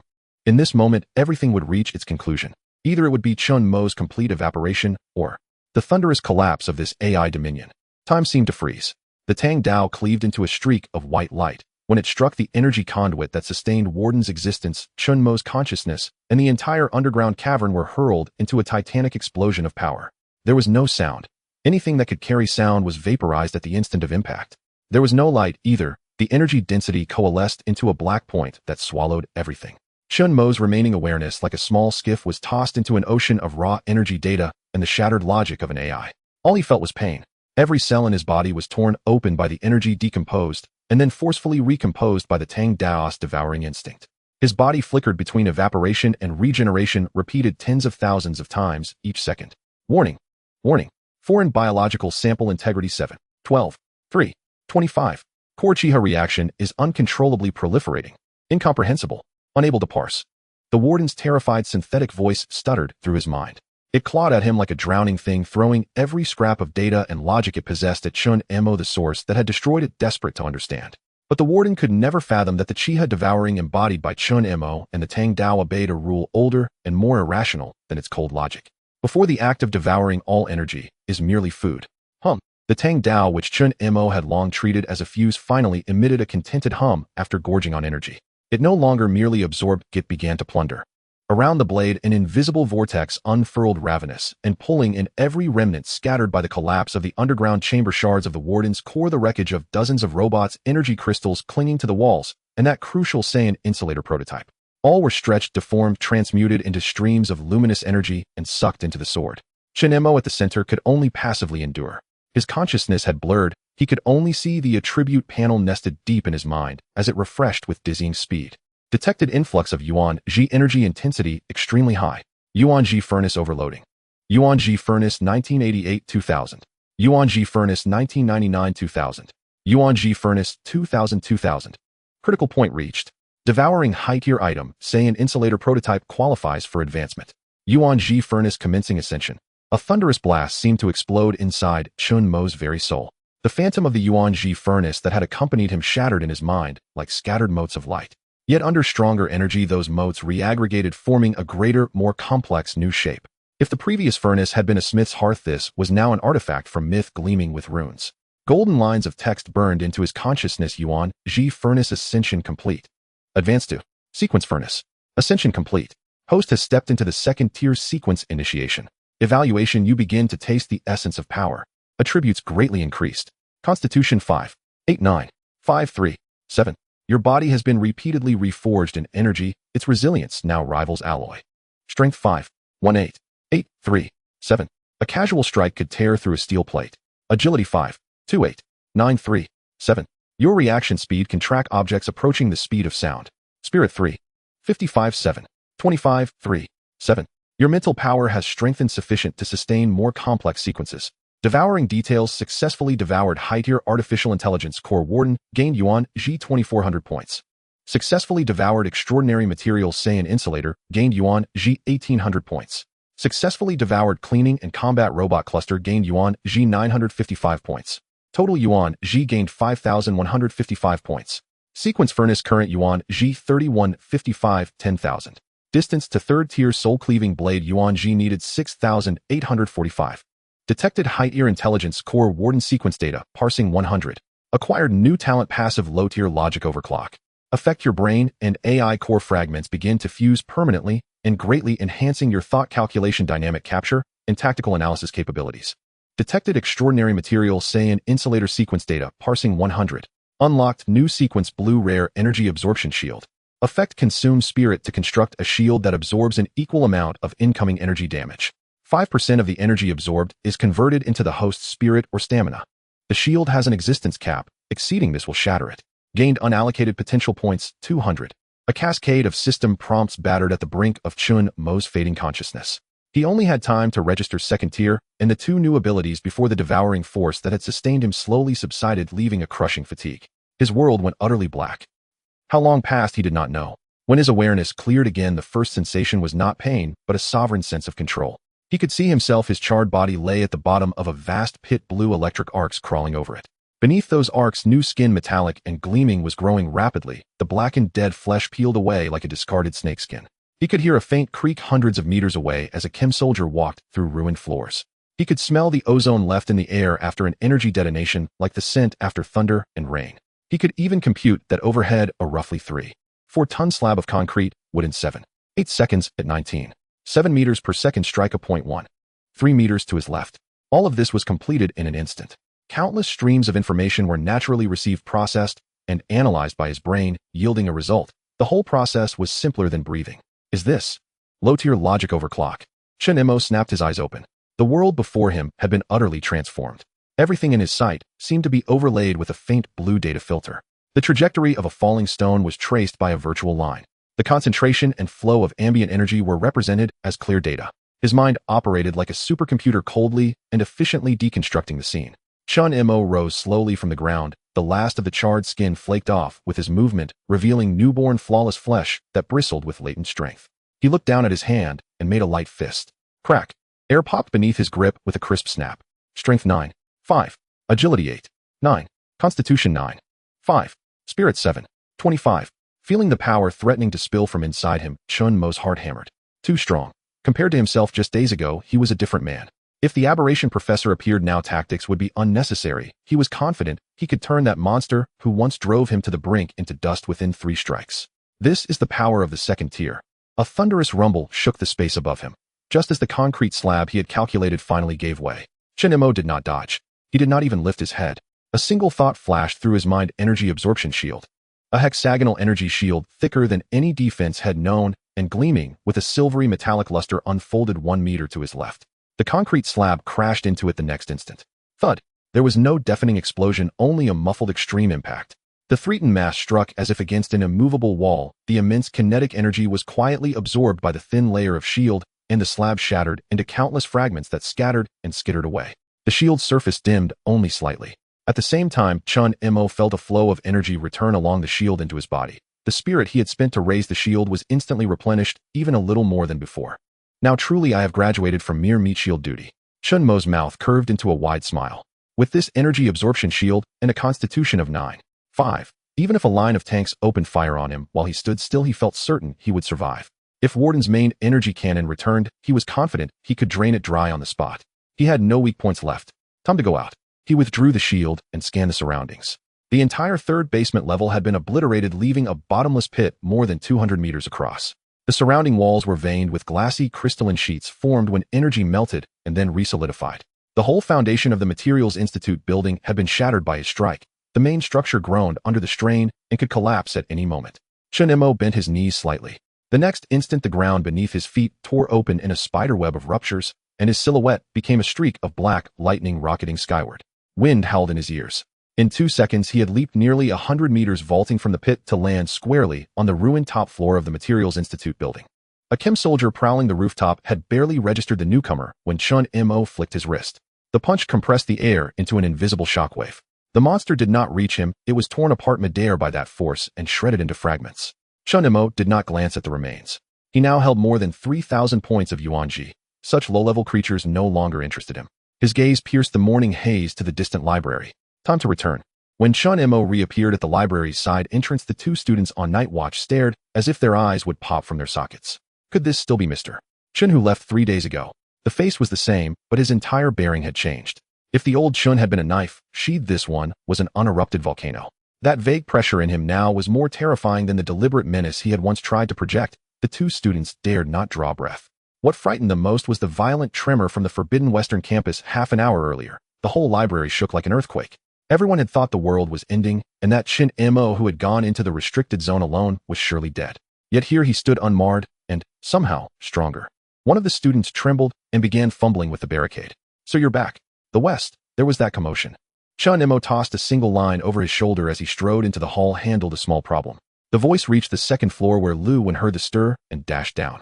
The moment he saw Chen Mo, a look of the same stupefied shock crossed the face behind his thick lenses. As an intellectual worker, Lu Wen was more sensitive than most to energy fluctuations. He could feel clearly that Chen Mo's life field and energy tier had leapt well beyond his comprehension. A qualitative change has occurred. He is no longer on our level. Lu Wen's heart pounded. Chen Mo glanced at the orderly survivors in the hall and asked lightly, "Have no incidents happened while I was away?" "No.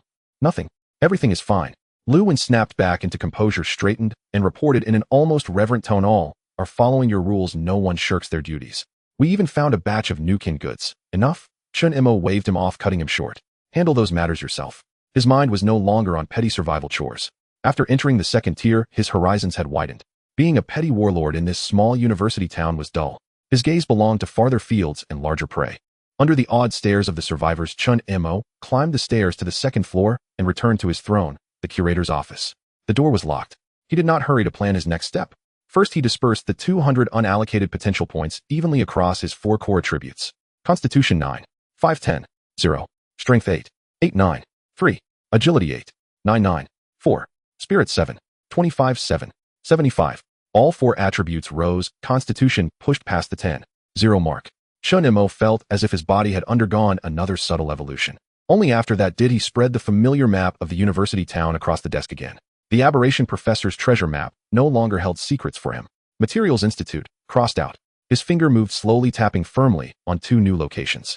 The first was the central server room beneath the main teaching building. There lurked what the professor called the perfect evolution keystone, a level 4 specimen.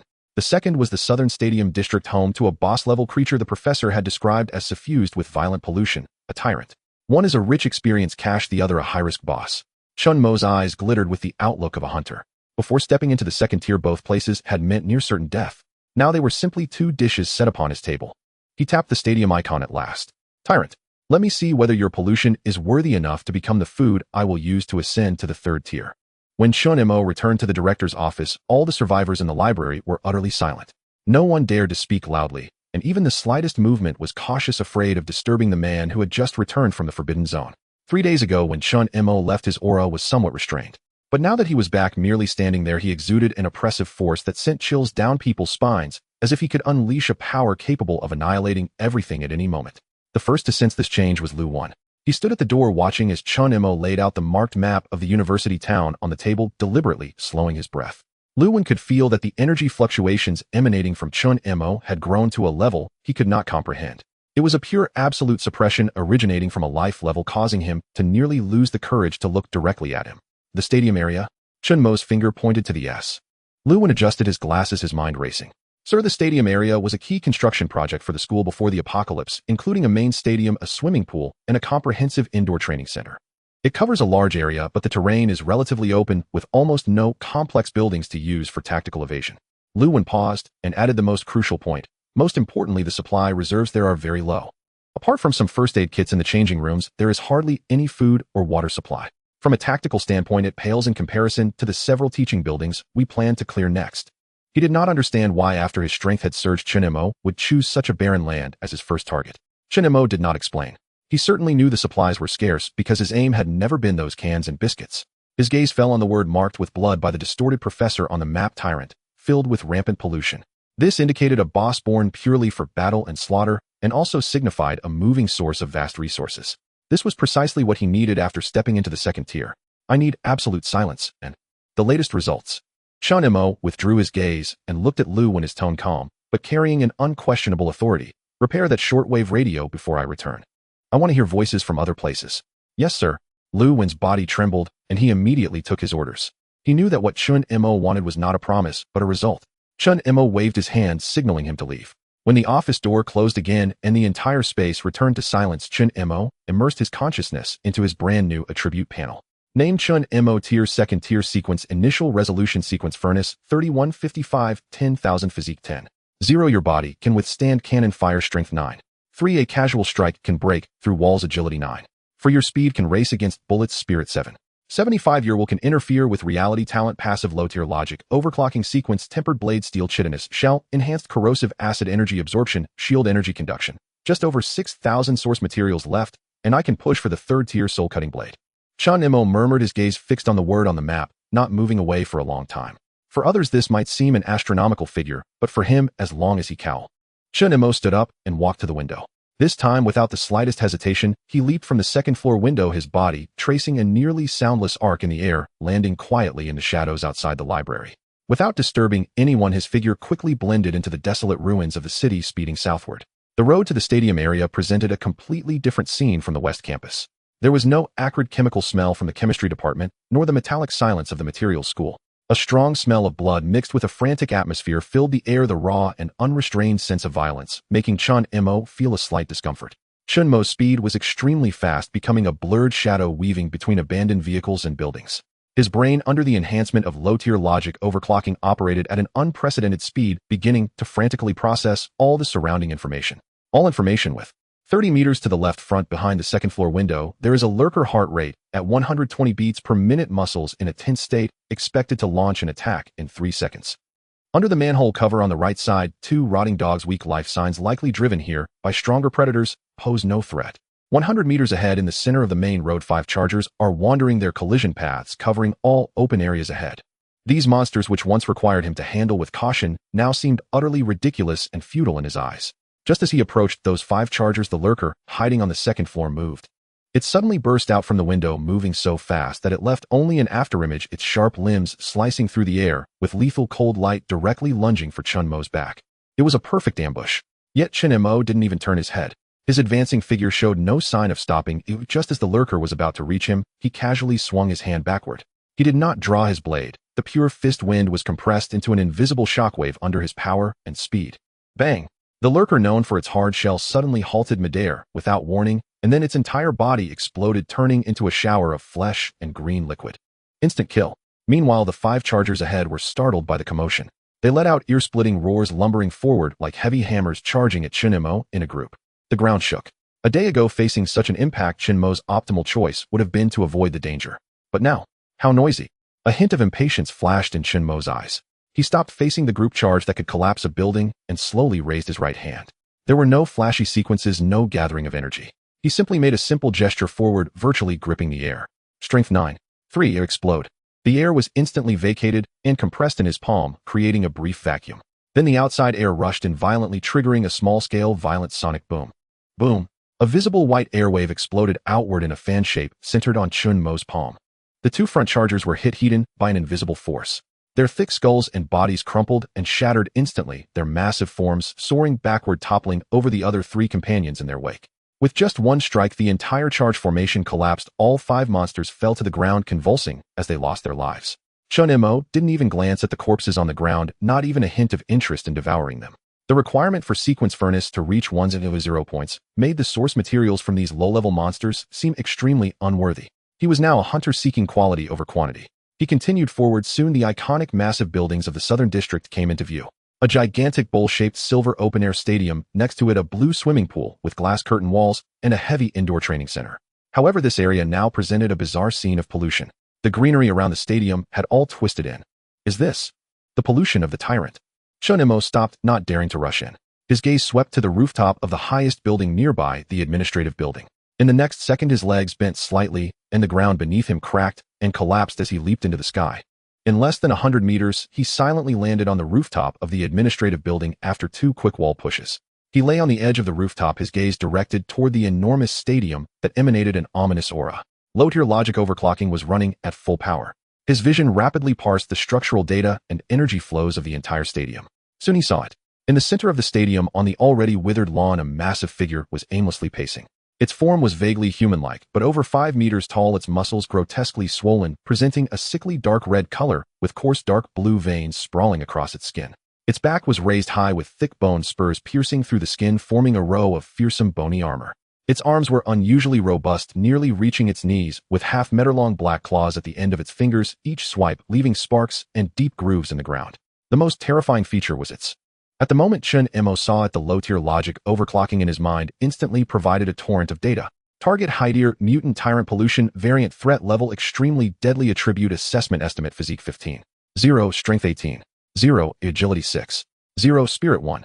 0, ability analysis, super strong physical resistance, destructive power, pollution, aura, continuously causing mental erosion and physical mutation to the surrounding environment and creatures, unknown rage skills. Weakness analysis core located in the chest protected by thick keratin and muscle tissue. Speed is its shortcoming. Irrational thinking acts purely on instinct behavior patterns are predictable. Strength over 18. Seeing this data, even having already stepped into the second tier, Chen Mo couldn't help but narrow his eyes. This meant that the monster's pure physical destructive power was nearly double his own. Just a scratch from its claws could tear him in half. A direct confrontation would be suicidal. But its spirit is only 1, 0, and its behavior patterns can be predicted. The corners of Chen Mo's mouth curled into a cold smile. This big guy is practically delivering a final project right to my door. Its agile shortcoming means it can't keep up with my speed. The low spirit and instinctive actions make it a living target. And that massive glowing weakness in its chest seems to be inviting me. Let me see how delicious this pollution really is. Taking a deep breath, Chen Mo chose not to attack Hedon.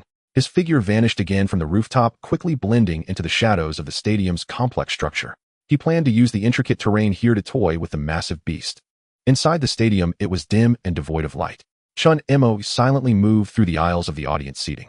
His logic overclocking ability had already mapped out hundreds of attack and retreat routes for him. Roar!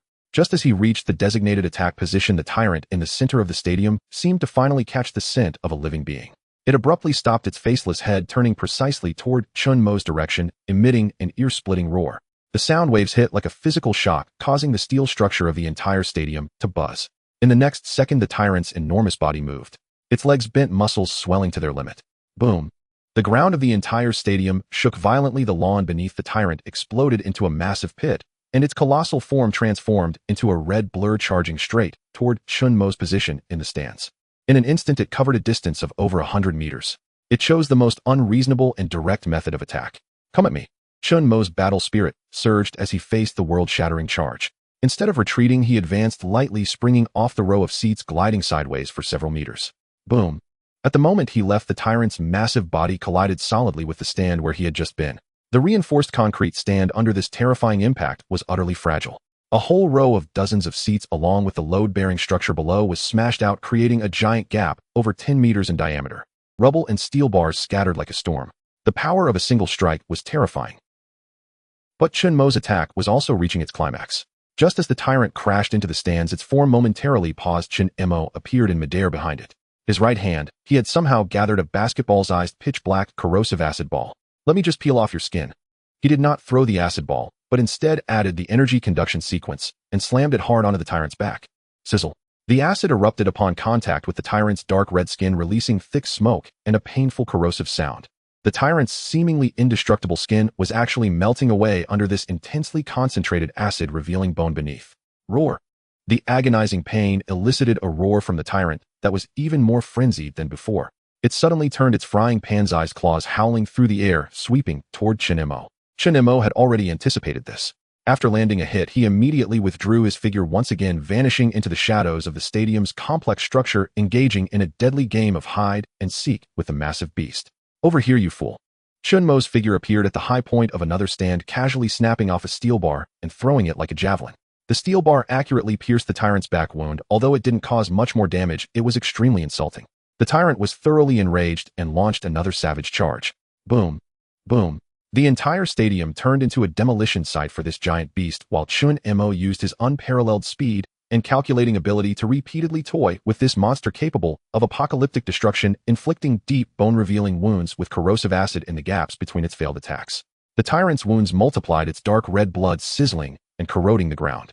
It became increasingly enraged, its attacks growing more frantic, but it still could not touch Chen Mo in the slightest. That's enough. After nearly 10 minutes of back and forth, Chen Mo noticed the tyrant's breathing becoming labored and its movements slowing slightly. Its heart-like core in the chest with each pulse glowed brighter than before, as if draining its life force to maintain its rampage. In that moment, Chen Mo calculated a killing scheme with a success rate of 95. There was only one chance. He chose not to hide anymore, but instead actively revealed himself, landing steadily in the center of the stadium on the already ruined lawn, beckoning the tyrant with a finger. Roar. Seeing this little bug that had toyed with it for half a day, daring to provoke it, the tyrant fell into a complete frenzy. It did not charge, but stomped fiercely with both legs, its entire body leaping over 20 meters high. Then with immense force it smashed down toward Chen Mo. It intended to crush this bug into a pulp using its weight and strength. Chen Mo stood below, looking up at the massive shadow that blocked the sky, yet there was no panic on his face. He had been waiting for this moment. A thought flashed through his mind: energy absorption shield. Buzz. A massive hexagonal energy shield shimmering with silver light instantly expanded above his head. The next second, the tyrant's enormous body crashed hard against the shield. Boom! A sound so dull that it reverberated throughout the entire university town. The ground shook violently, and within 100 meters of Chen Mo, the ground was instantly covered with spiderweb-like cracks. However, that seemingly thin layer of energy shield held up against this world-destroying strike amidst violent flickers. The tyrant's terrifying kinetic energy was silently absorbed and converted by the shield in an unreasonable manner. And Chen Mo, at the moment the shield absorbed massive energy and fed it back into his body, felt his mental strength and physical strength instantly replenished, even surging to an unprecedented peak. This was the power he wanted. Just as the tyrant's downward momentum was exhausted, and its old power had faded while new power had yet to arise. Now's the time. Chen Mo withdrew the shield, and the crimson gold Tang Dao tattoo on his back suddenly shone brightly. The Tang Dao materialized in his hand as he poured the surging energy absorbed from the tyrant's attack into it, without reservation frantically. Tempered blade steel. Energy conduction. Enhanced corrosive acid. 3 sequences perfectly merged. The crimson blade of the Tang Dao was instantly covered in a layer of high-frequency, vibrating white light, and outside the white light, it was wrapped in a layer of corrosive energy, as dark as ink with a point of cold gleam at the tip that could pierce through everything. This strike gathered all of Chen Mo's power after stepping into the second tier. Become a part of me. Chen Mo's figure left behind an afterimage. His whole body surged with a flow of black and red light rushing upward, aiming directly at the exposed, violently pulsating scarlet core in the tyrant's chest. Roar! Feeling the life-threatening threat, the tyrant erupted into its final madness. Its scarlet core suddenly contracted, then exploded violently. A visible deep red shockwave seemingly set to pollute the entire world erupted from its body, crashing toward Chen Mo's devastating strike. Time seemed to slow down. In Chen Mo's vision, the world was divided into 2 colors. One half was the shimmering black, white, and red of his blade's edge, with the high-frequency vibrations of tempered steel and the annihilating energy of potent corrosive acid combined with the blinding white flames driven to their limit, creating a deadly gleam. The other half was the scarlet spewing forth from the tyrant's self-destructing core.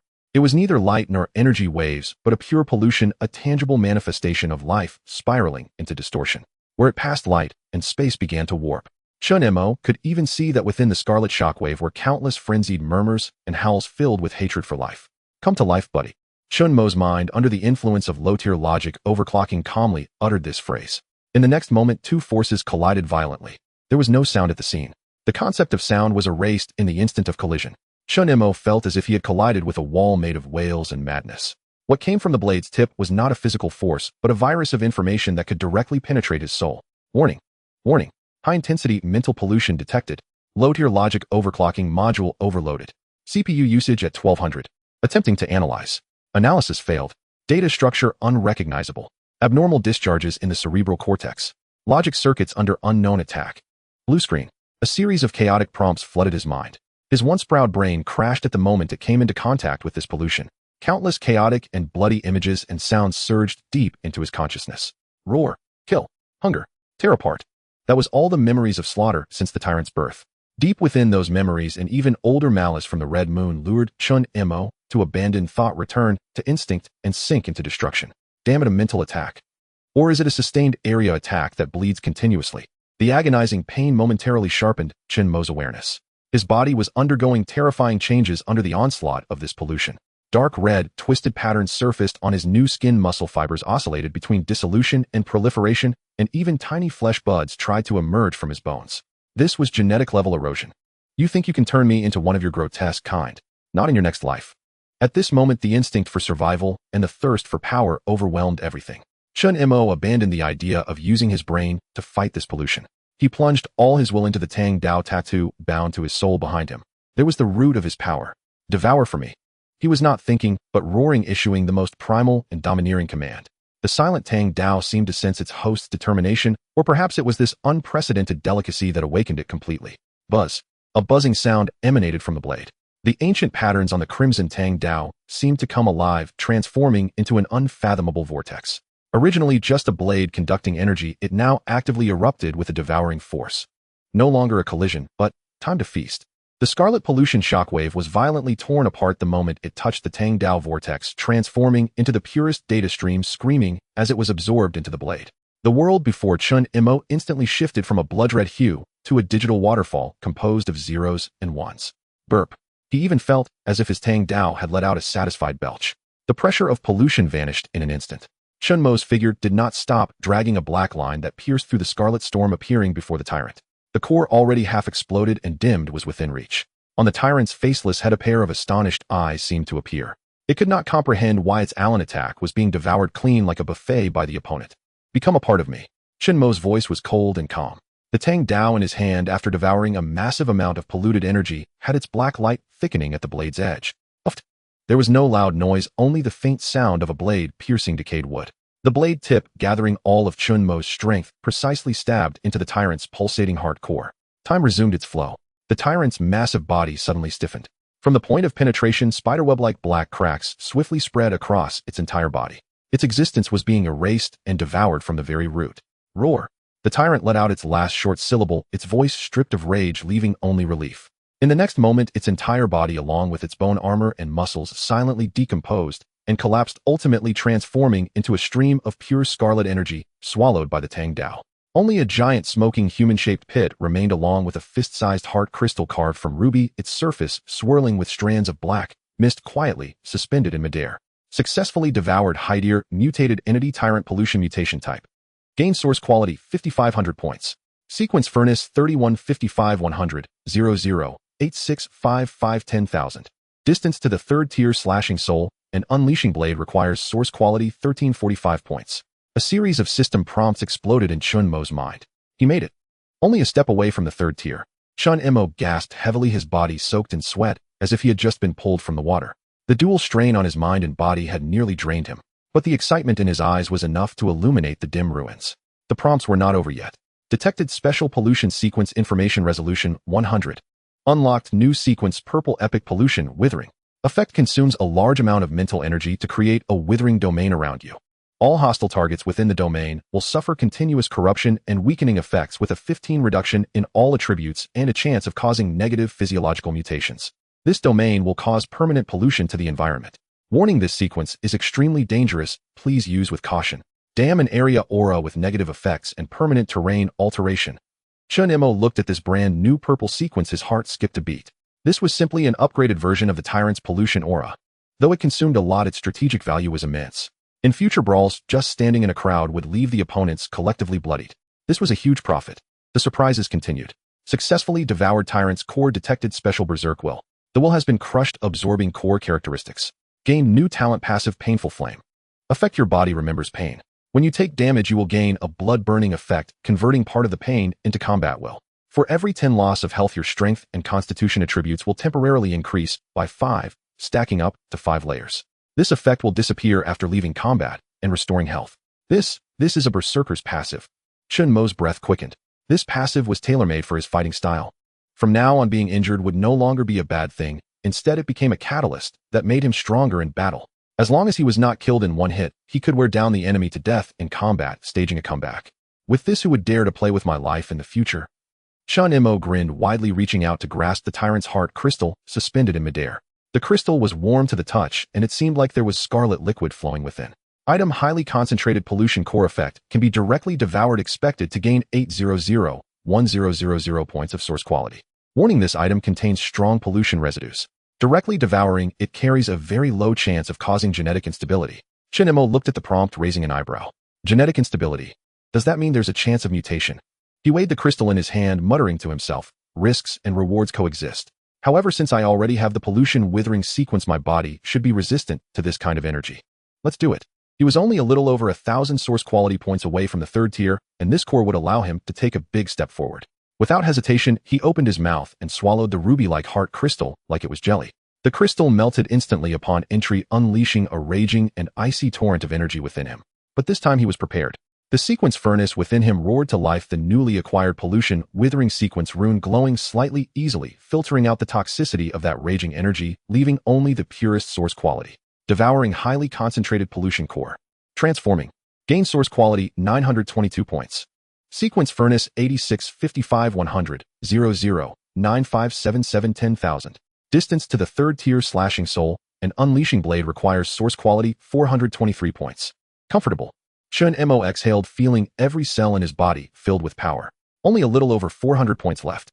If he could just find a place to stock up, he could immediately challenge that third tier slashing soul and unleashing blade. which sounded incredibly impressive. He stood up and surveyed his surroundings. The entire stadium had turned into a wasteland. Beneath his feet lay a giant pit nearly 100 meters in diameter with half of the surrounding stands collapsed, twisted steel bars exposed like the bones of a giant beast. With the tyrant's death, the oppressive pollution aura that had enveloped the entire southern district was rapidly dissipating. The sky seemed to brighten a bit. Chen Mo did not linger. He oriented himself, bending his legs slightly, as if becoming a cannonball leaping out of the giant pit and racing toward the library. His figure cut through the remnants like a blur, moving even faster than before. The peak power of second tier was truly terrifying. Half an hour later, when Chen Mo's figure reappeared at the library entrance, all the survivors seemed to have been paused. They had just regained their senses from the violent tremors, and each face still bore signs of terror. That loud noise had nearly made the entire library. Chen Mo's voice was not loud, but it clearly reached everyone's ears. "Report, sir. All is normal." Lu Wen straightened his posture, abruptly reporting in a voice that was almost a shout. "Everyone has fulfilled their duties. Furthermore, the task you assigned has been completed," he said, stepping aside to reveal an old shortwave radio carefully carried by two students behind him. The radio was spotless, connected to a makeshift signal amplifier cobbled together from scrap parts. A glimmer of approval flashed in Chen Mo's eyes. It seemed the contribution for food rule he established was functioning effectively. "Well done," he commented lightly, but it left Lu Wen and the two students blushing with excitement. Chen Mo ignored the gazes of the crowd, heading straight up to the second floor and returning to his office. He needed peace to plan his next move. Should he immediately head to the main teaching building to find that perfect evolution cornerstone and surge into the third tier in one go? Or, he glanced at the radio that had been moved into the office. Lu Wen very perceptively closed the door and connected the radio to the backup power supply. Zzz. The sound of electric current began, and the old radio's indicator light lit up. Lu Wen cautiously began adjusting the knobs, searching for a possible signal amidst the chaotic static noise. Chen Mo sat behind the large desk, spreading out the university city map, filled with markings again. His fingers slowly rested on the center of the map, the location circled in blood red by the distorted professor, main teaching building, underground central server room. Beneath it was a line of small text: perfect evolution cornerstone, level 4 sample, only 423 source quality points left. As long as he devoured it, he could immediately break through to the third tier. Slashing soul and unleashing blade would be a qualitative leap in attack from the physical plane to a higher dimension. By then, nothing in the entire university city would be able to threaten him. His finger heavily tapped that area, his eyes flickering with a determined light. However, just as he made up his mind, "Zizi, found it. Sir, there's a signal." Lu Wen's voice, filled with restrained excitement, broke out. Amidst the radio's noisy static, a weak, intermittent, yet remarkably clear female voice pierced through the deathly silence of the apocalypse, emerging. CQ. This is Arkno 1. Repeat, this is Arkno 1 Survivor Fortress. Chen Mo's pupils suddenly constricted. Arkno 1 Survivor Fortress. This meant that there still existed organized and sizable human strongholds on this wasteland. The woman's voice had a hint of fatigue, but her words were rapid and clear, evidently from a professionally trained broadcaster. To all survivor units that can receive this channel, a level 3 emergency warning is issued. According to the Sky Eye system observations and historical data predictions, the third wave of purification tide is expected to arrive in 87 days. Repeat, this is not a drill. The third wave of purification tide is imminent. Purification tide. Chen Mo's heart skipped a beat. This was a term he had never heard before. All survivors wandering outside, please immediately seek sturdy shelter. All small and medium gathering points, please immediately reinforce your defenses and stockpile supplies. During the purification tide, the activity of mutated entities will increase to over 500, and a large number of unknown height ear distortion types will appear. The broadcaster's voice paused, seemingly reviewing a heavy report. At the same time, all survivor units, beware of the Reapers. Repeat, beware of the Reapers. They are not mutated entities, nor are they our compatriots. They are the plunderers of civilization. If you see them, do not engage in conversation, do not make contact, flee immediately. They, zzz. The woman's voice suddenly turned terrified. Warning, high-energy reactions detected on the outskirts of the Ark. It's the signal of the Reapers. They found our broadcast frequency. Broadcast, immediately cut off. Beep, beep. The signal abruptly ceased. The entire office fell into a dead silence in an instant, leaving only the endless static of the radio. Lu Wen stood frozen in place, his face pale, cold sweat beading on his forehead, as if he had heard the most terrifying thing. Meanwhile, Chen Mo remained quietly seated in his chair, his expression devoid of emotion. But his hand had unknowingly clenched into a fist. His gaze slowly shifted from the map's easily attainable perfect evolution cornerstone to the now silent radio, the ominous new terms echoing in his mind. Purification tide. 87 days countdown. Reapers.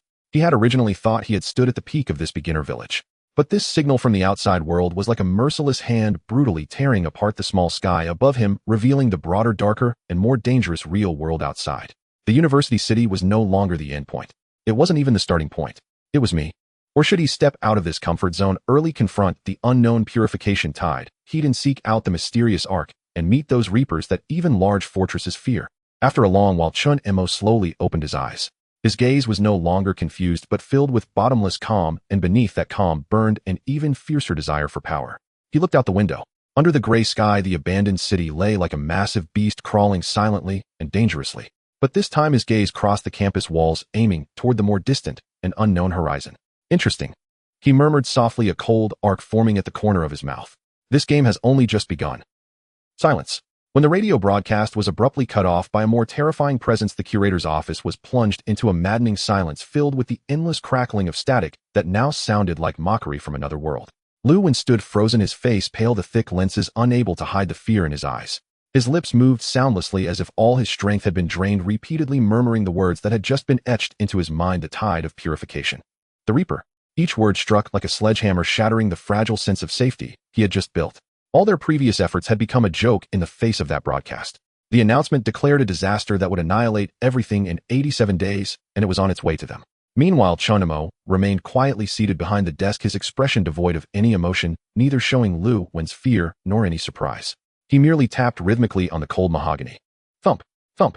Each sound felt like it was stepping on Lu Wen's fraying nerves. In the depths of his mind, an information storm was sweeping through. The low-level logic overclocking module was running while the CPU usage had long surpassed theoretical limits, turning into a string of garbled text.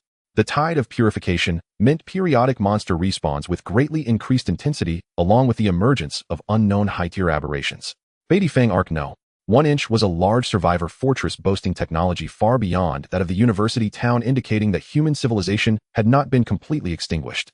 The Reapers could cut off broadcasts at the Arc level. They were neither aberrations nor humans, but a highly advanced hostile third-party intelligence. 87 days was the countdown. Countless fragments of information were dismantled, analyzed, and reassembled, forming a new, more brutal world model at a rapid pace in Chen Mo's mind. All his previous plans seemed utterly. No, the times have changed. Lu Wen. Chen Mo finally spoke, his calm voice instantly breaking Lu Wen's daze. Lu Wen jolted upright like a soldier awaiting judgment. Repeat every word you heard, every syllable, including the changes in the broadcaster's tone verbatim. Chen Mo's voice held no wavering. This calmness itself carried an unsettling power. Lu Wen obeyed the command, trembling, yet striving to recount the broadcast's content as accurately as possible. When Chen Mo finished listening, his fingers ceased tapping the desk. He stood up and walked to Lu Wen, retrieving a can of spam from his storage space and placing it on the now silent radio. Your task is complete. This is your reward. Lu Wen stared at the can of food, which was as valuable as gold in the apocalypse, momentarily speechless. Sir, what? What should we do now? The tide of purification. We. His voice trembled with a hint of tears. Forget that damned radio, Chen Mo interrupted. From now on you have a new mission. I want you to mobilize everyone you trust to gather all the books and materials on electronic engineering, server architecture, advanced physics, and genetic biology from the library. I want to know everything about the central server room beneath the main teaching building, from its power supply system to its defense layout, and the model of every optical fiber it uses. Chen Mo's gaze was sharp as a blade, staring directly into Lu Wen's eyes. Don't you want to know what to do? The answer is simple. Before the tsunami arrives, we must first build an ark. His words carried an undeniable magic. Lu Wen looked into Chen Mo's calm and profound eyes, and the heart gripped by fear miraculously settled down. Yes, if the sky were to fall, there would be someone tall to hold it up. And this man before him was taller than the sky. Yes, sir. He'll go right away. Lu Wen found a new pillar of support, his eyes rekindling with light. He clutched the can of spam, as if holding the world's most precious treasure, and dashed out of the office. The door closed, and the world fell silent once again. Chen Mo slowly sat back in his chair, sinking his consciousness into his attribute panel. Sequence furnace 9577 10,000. He was only 423 points short of source quality. His gaze fell upon the open map of the university town, his finger pressing decisively on the center of the map. Main teaching building, central server room, and the blood red line below it, perfect evolution foundation, level 4 sample arc. Chen Mo murmured to himself, a cold smile creeping across his lips. Before building the arc, I need to acquire the last piece of the keel. He hesitated not at all. The original plan of steady development. Waiting until tomorrow morning to proceed. No, he couldn't wait even a second longer. The night was as dark as ink. Chen Mo's figure drifted like a wisp of blue smoke descending from the second-floor window of the library, silently merging into the shadows of the ruins. His speed was significantly faster than before, leaving behind blurred black lines among the broken walls and debris. The peak strength of the second tier filled each of his strides with explosive power, yet he landed as lightly as a cat. In his field of vision, the data-driven world constructed by low-level logic overclocking became increasingly clear. Within a radius of 1 kilometer, every monster's energy signal glowed like fireflies in the night, unable to hide. Soon he spotted several particularly bright fireflies ahead. They were a group of high-tier aberrations silently hunting reapers. To an ordinary survivor team, they were catastrophic entities. But Chen Mo's steps didn't falter as he walked straight into that area. Just as he entered a series of barrel 5 shadows exploded from the shadows of the buildings on either side of the road, from the rooftops of abandoned buses, and even from an open manhole beneath. Their forms were like evolved versions of lurkers, larger in size, with scythe-like forelimbs glinting coldly in the moonlight, moving at breakneck speeds that sealed off all of Chen Mo's escape routes. This was a perfect encirclement. However, Chen Mo neither dodged nor drew his weapon. He simply walked forward calmly, as if he were completely unaware of the impending danger. Just as the 5 shadows were about to reach him, a thought flashed through his mind: sequence, purple epic pollution decay. Buzz. An invisible, undetectable wave emanated from Chen Mo, quietly expanding outward. There was no light, no sound, and no energy response. But in that instant, as the 5 aggressive reapers entered this domain, they seemed to collide with an invisible wall, their speed suddenly decreasing. The hard shells they took pride in began to show ominous grayish spots the moment they touched this domain. Muscle fibers rapidly decayed, and twisted flesh buds uncontrollably sprouted at their joints, severely hindering their movement. One reaper lost balance midair because of a sudden mutation in its left leg, crashing awkwardly to the ground. All attributes reduced by 15+. Random negative mutations. Chen Mo felt the effects of the domain and smiled with satisfaction. This is simply a dumbing down aura. He strolled leisurely through the chaos of the confused monsters, as if he were taking a post-meal walk. He didn't even draw his weapon. As he brushed past one of them, he raised his index and middle fingers and lightly tapped on the reaper's skull. Knock. The sound was crisp. The reaper's hard skull cracked in response, splattering red and white matter everywhere like an egg struck by a heavy hammer. He continued forward without looking back. Behind him lay 5 rapidly decaying monster corpses, turning into pools of pus. He couldn't be bothered to turn back and devour them. Before the perfect evolution foundation, the source quality of these small fry would only contaminate his sunto-elevated taste buds. Soon a massive building crawling like a black giant beast in the night appeared at the end of his view. The main teaching building. Unlike the ruins and chaos seen in other parts of the campus, this place was eerily quiet. There were no wandering aberrations, no wildly growing mutated plants, and even the wind had quieted considerably. A cold scent of disinfectant mixed with ozone permeated the air. Chen Mo halted in the square in front of the building, looking up at the dark behemoth. His low-level logic overclocking was running at. Multiple automatic defense units detected. Activated. High-intensity energy barriers detected. Interesting, they turned the entire building into a military fortress. Chen Mo circled to the front entrance of the main teaching building. A half-meter-thick alloy blast door sealed the entrance tightly. The door was covered in complex electronic locks and authentication interfaces, flashing red lights that kept intruders at bay. Breaking through the door by force is expected to take 17 minutes, generating significant noise, possibly activating the building's highest-level alarm. Chen Mo's brain instantly provided a negative answer. He needed to infiltrate. His gaze was sharp as an eagle's, swiftly scanning the external wall structure of the building. A memory of the building's structure was retrieved in his mind and rapidly compared and modeled against the scene before him. Soon he found an inconspicuous ventilation duct on the 3rd floor at the side of the building. Optimal route has been planned. The next moment he slightly bent his legs, and his body shot up like a released arrow, silently lifting off the ground. He only lightly stepped twice against the smooth wall each step, leaving an almost invisible shallow dent at the landing point, and his body soared again, as if defying the laws of physics. After several ascents and descents, he clung steadily beneath the ventilation opening like a gecko. He pried open the heavy metal grill with his bare hands, twisted it into a helix, and crouched to slip inside. Inside, the duct was pitch black with only the cold scent of metal. For an ordinary person, this would be a death maze capable of inducing claustrophobia. But for Chen Mo, it was merely a path. 2. 5 meters ahead, infrared laser grid, alarm activation level medium. Optimal solution pass through within 0.3 seconds using a specific contorted posture with body contact area not exceeding 7. Chen Mo's body, like a boneless, soft-bodied creature, slipped through the dense infrared grid at an unthinkable angle, triggering no alarms. Right side duct detected high-voltage electric arc traps, triggering every 3.7 seconds. Chen Mo timed it perfectly, dashing through in a flash as the arcs disappeared. Lower duct embedded automatic machine gun turret model. Scanning. Ballistic prediction completed.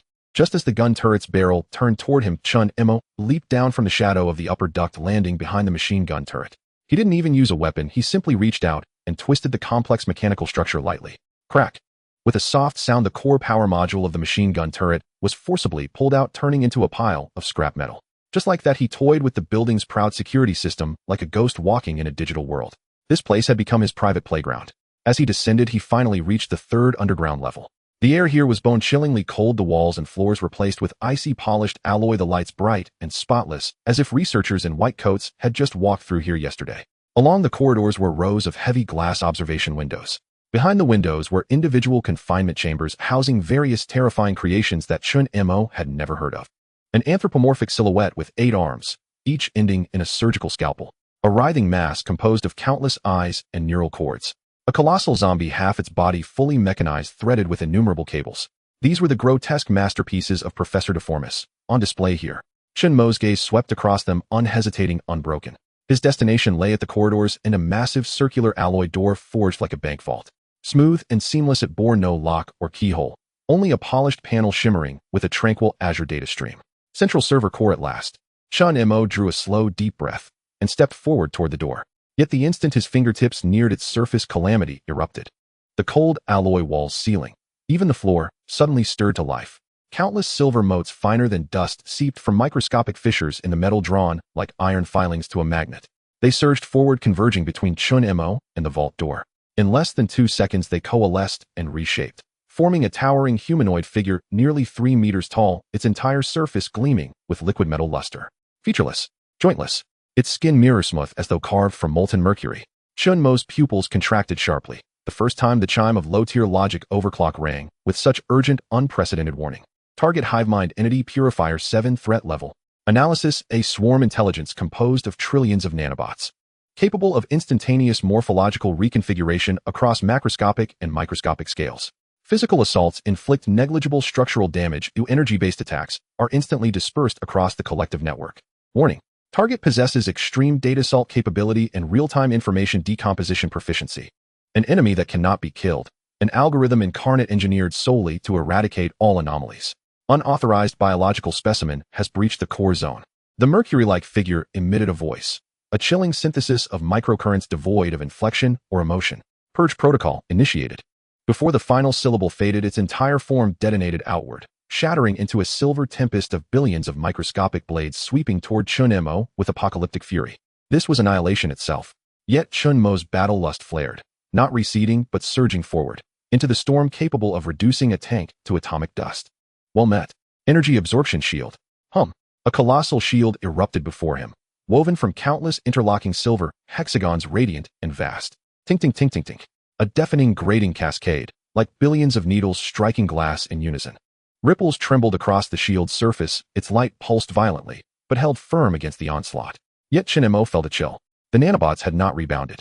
Instead, they clung, analyzing his shield's energy frequency and lattice structure at terrifying speed. They were learning. They were cracking it. Structural sequence analysis in progress. Energy frequency locked. Resonance disruption pulse generation projected in 18. For seconds, the icy synthetic voice chimed again. Chen Mo's heart tightened. This foe was more formidable than Warden. Warden was a static AI. This was a self-evolving hive mind. Limitless, adaptive, relentless. To fight Hedon was to be bled dry. He needed its core. But where, within a trillion-node swarm, did the core reside? The metallic storm subsided. Nanobots reassembled into the Mercury humanoid. It seemed uncertain. Why had this biological entity withstood its assault? Its arm elongated, warped, and sharpened into a slender probe, striking with lightning speed toward the shield's surface. This was no attack, it was contact. An intrusion. Chen Mo sensed it instantly, a glacial torrent of data probing through the point of contact, seeking to breach his shield, invade his flesh, decode his genome. Now, a flash of wild resolve ignited in his eyes. You wish to dissect me? Then behold, everything. He did not sever the link. Instead, he deliberately deactivated the shield, letting the probe pierce his bare skin. A frigid shock surged through him as torrents of alien data flooded his nervous system. Simultaneously, Chen Mo unleashed his own inner chaos, the raw, volatile corruption drawn from the tyrant core, fusing it with the brutal, ravenous assimilation power of the sequence forge, and drove it backward, unfiltered, down the probe and into the hive mind's core. Come on, let's wound each other. Let's see whose systems crash first. This was a wager waged in pure data. Detected unknown, chaotic, contaminating data sequence. Error. Logic library compromised by incomprehensible paradoxic assault. Core algorithms undergoing contamination, erosion. FZZT. For the first time, Purifier 7's voice fractured, distorted, panicked. Crimson error glyphs erupted across its mercury skin, flickering, glitching, warping. Its form convulsed, shifting uncontrollably between monstrous bestiality and shapeless sludge. It tried to sever the connection, but it was too late. Chen Mo's assimilative force clung like an incurable plague, biting deep into its data core, flooding its architecture with virulent soul-sick information. System collapse, initiating, final formatting. With one last anguished wail, the colossal figure spasmed violently, then imploded. Its trillions of nanobots stripped of unified command fell inert, collapsing into a silent mound of dull silvery ash. Clack. Source essence acquired 500 points. Sequence forged 95, 77, 10,000, 10,000, and 77, 10,000. Critical threshold reached. Perfect evolutionary keystone detected. Evolutionary criteria fulfilled. Sequence forge ascending. As the chime resonated, the sealed vault door exhaled, a long, low hiss, and slid open silently, parting left and right. Beyond lay no server racks, no humming arrays. At the center of the vast circular chamber stood a single colossal crystal pillar, reaching skyward, rooted in the earth. Within its translucent heart floated a perfect double helix structure radiating a gentle golden luminescence. It resembled the primordial source of the world tree, the creator's first blueprint of life itself, suspended in serene rotation, emanating an aura both sacred and cosmically vast. This was the perfect evolutionary keystone. Not a stone, not a sample, but the very concept of life made manifest in its most pristine archetypal form. Chen Mo's mind went utterly blank. Ascension to Tier 3, Soul Blade Awakening, required the assimilation of a spiritual or soul core. Before him now lay the soul of all blueprints, the essence of life itself. Within him the sequence forge underwent cataclysmic transformation. Its former blacksmith furnace silhouette shattered under the deluge of source essence and raw data, then reformed instantaneously into something new. A far more intricate, ferocious, and potent forge phantom took shape in his consciousness. Its core remained a furnace, but encircling it now spun concentric rings of razor-edged, incandescent runes, radiating a terrifying, soul-rending sharpness, as if poised to cleave the very essence of existence. Chen Mo advanced step by step toward the crystal pillar, and placed his palm upon its cool, luminous surface. Boom! The crimson gold Tang sword tattoo blazing across his back erupted with blinding, searing brilliance. This time, it was fusion. The golden double helix, as if finding its ultimate sanctuary, dissolved into a radiant river of light, and surged up his arm, flowing directly into the Tang sword brand seared deep within his soul. An avalanche of ultimate knowledge, of life, evolution, cosmos, and sequence, detonated within his consciousness like the birth of the universe itself. He witnessed the birth of the first single-celled organism. He watched dinosaurs rise and fall. He saw humanity evolve, build civilizations, reach for the stars. He even beheld cosmic entities, planet-devouring leviathans wielding universal laws as weapons, drifting in the abyssal deep of the star sea. This was the epic of evolution. Before such grandeur, Chen Mo's will was dust, yet diamond-hard, clinging fiercely to the last spark of lucidity, absorbing, comprehending, integrating it all. A cascade of gilded system notifications scrolled across his vision like a celestial waterfall. Sequence forge ascension complete. Evolved into Soul Blade forge ascension achieved. Host has entered Tier 3 Soul Blade Awakening. Assessment: your blade now cuts where souls dwell. Attributes massively enhanced. Physique 5. 0 Strength 5. 0 Agility 5. 0 Spirit 10. 0. New core ability unlocked. Soul Blade passive.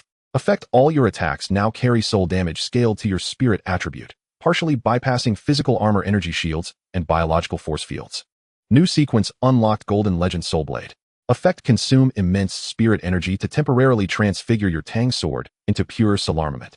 While active, all attacks inflict 100 soul damage. Against soulless constructs causes conceptual level structural dissolution. Against soul-bearing life forms inflicts irreversible soul annihilation.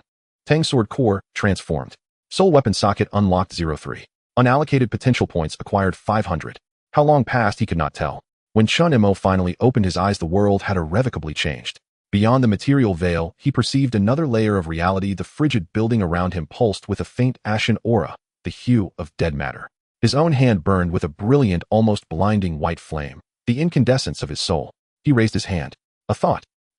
The familiar Tang sword manifested, solid, tangible, yet utterly transformed. No longer crimson gold, its blade now shimmered with a profound, light-devouring translucence. Black crystal veined with nebulous, nameless filaments of light, as if containing a captured star river from beyond reality. It weighed nothing, yet Chen Mo knew with absolute certainty that it had become infinitely sharp. He stooped, plucked a shard of alloy from Purifier 7's remains, a material even the tyrant's brute strength could not shatter, and slashed lightly. No sound, no spark, not even a whisper of contact. The black blade paw. The indestructible alloy dissolved, silently molecule by molecule, into fine metallic dust scattering into the air. Its structure, its existence, its very concept, erased at the root. Chen Mo observed silent, feeling the unprecedented power within him, power strong enough to shake the foundations of reality. He turned, his gaze piercing wall after wall, fixing upon the direction of the library. 86 days. He spoke softly to the empty chamber. The reapers, the tide of purification. A cold absolute smile curved his lips. Let us see, whose soul is harvested first. In the cold underground machine room, Chen Mo opened his eyes. The world around him had completely transformed in his perception. No longer merely material light and sound, he saw another layer, a realm composed of countless halos and threads. The alloy floor beneath him emitted a lifeless gray glow. In the distance, the imprisoned experimental subjects flickered with soul fires, some bright, and some dim, like flames on the verge of extinguishing, filled with stagnation and murkiness. Meanwhile, his own body burned with a dazzling pure white flame, his soul. With a thought, the attribute panel appeared before him. Name: Chen Mo, rank Tier 3, Soul Cutting Blade, Soul Cutting Furnace 10077, 50,000, Physique 15. 0. Strength 14. 3. Your fists can shake buildings, Agility 14. For your trajectory exists only in the previous second, Mental Strength 17. 75. Your will is a blade talent, low-level logic, overclocking, pain, ignition sequence, tempered blade, steel, chitinous, shell, strong, acid, energy absorption, shield, energy conduction, pollution, decay, core ability, soul cutting, passive core sequence, golden legend blade of the soul, Tang, Dao, weapon soul, slot 03, unallocated potential points 500. Chen Mo mocked himself. The requirements had multiplied several times. It seemed he could no longer level up just by grinding low-level monsters like before. His gaze fell on the 500 unallocated potential points. It was a substantial sum, enough to make one of his attributes leap forward once more. However, he did not use it immediately. Now was not the time to go all into. This reserve fund had to be used in the most critical places. His attention ultimately focused on the brand new weapon soul, slot 03. Weapon soul. The soul of a weapon. He tried to touch it with his mental power, but felt only emptiness, like a void waiting to be filled. A new premium point. Chen Mo withdrew, his thoughts no longer entangled. Time waited for no one. The countdown of 86 days urged him to act immediately. He turned and left the empty machine room, heading toward the surface. As he stepped back onto the square outside the main teaching building, an unusual sensation made him stop. The atmosphere had changed. The chaotic, bloody scent belonging to the mutated entities was diluted by something colder and more sinister. In his soul vision, the dark red light spots representing ordinary wanderers within the campus ruins still moved aimlessly. However, among them several new, ghostly blue will-o'-the-wisps silently traversed. Their movement patterns were orderly, patrolling rather than staggering like zombies. They ignored the wanderers and headed straight for the strongest points of energy fluctuation, one of which was directed toward the library. New arrivals. Chen Mo raised an eyebrow. Had the commotion from his ascension drawn these hidden creatures out? One of the will-o'-the-wisps seemed to notice his gaze and halted. The next moment, a cold, emotionless whisper echoed in Chen Mo's mind. Kindred. No. More delicious. Prey. That voice was like a cold probe trying to burrow deep into his consciousness. Had this been before his ascension, such a mental shock would have left him with a splitting headache. But now, Chen Mo's mental strength stood at 1775. With a will as solid as rock, this level of disturbance was no more bothersome than the buzz of a mosquito. Is that all? Chen Mo couldn't be bothered to respond mentally and decided to communicate more directly. He raised his head, locking his gaze onto the ghostly blue will-o'-the-wisp, infusing a trace of the passive effect of soul cutting into his newly transformed mental power, condensing it into a point and glaring fiercely. There was no sound, no light. But on the soul level, the distant, ghostly blue will-o'-the-wisp trembled violently, its luminescence flickering wildly, as if on the verge of extinguishing. A piercing mental shriek exploded among all the connections of the will-o'-the-wisps. Pain. Target. Is. Nemesis. Flee. The other several will-o'-the-wisps that had been drifting around instantly lost their composure, turning and fleeing in different directions without hesitation. Now you want to run. It's too late. Chen Mo's figure disappeared from the spot. He moved at breakneck speed, tracing a straight black line through the ruins, quickly catching up to the nearest one. Only then did he see clearly what it looked like. It was a semi-transparent humanoid outline lacking substance, like a twisted shadow. It had no facial features, only a pair of hollow eye sockets radiating ghostly blue light. It let out a silent shriek, its arms transforming into two illusory claws, defying physical laws as they reached directly for Chen Mo's chest. Its target was Chen Mo's soul. Just the perfect opportunity to test my blade on you. Chen Mo remained expressionless, his right hand flicking, and the newly formed black crystal Tang Dao appeared in his grasp. He didn't even use any sequence. With a simple swing at the incoming shadow, the blade sliced through effortlessly. There was no collision, no obstruction, as if cutting through an illusion.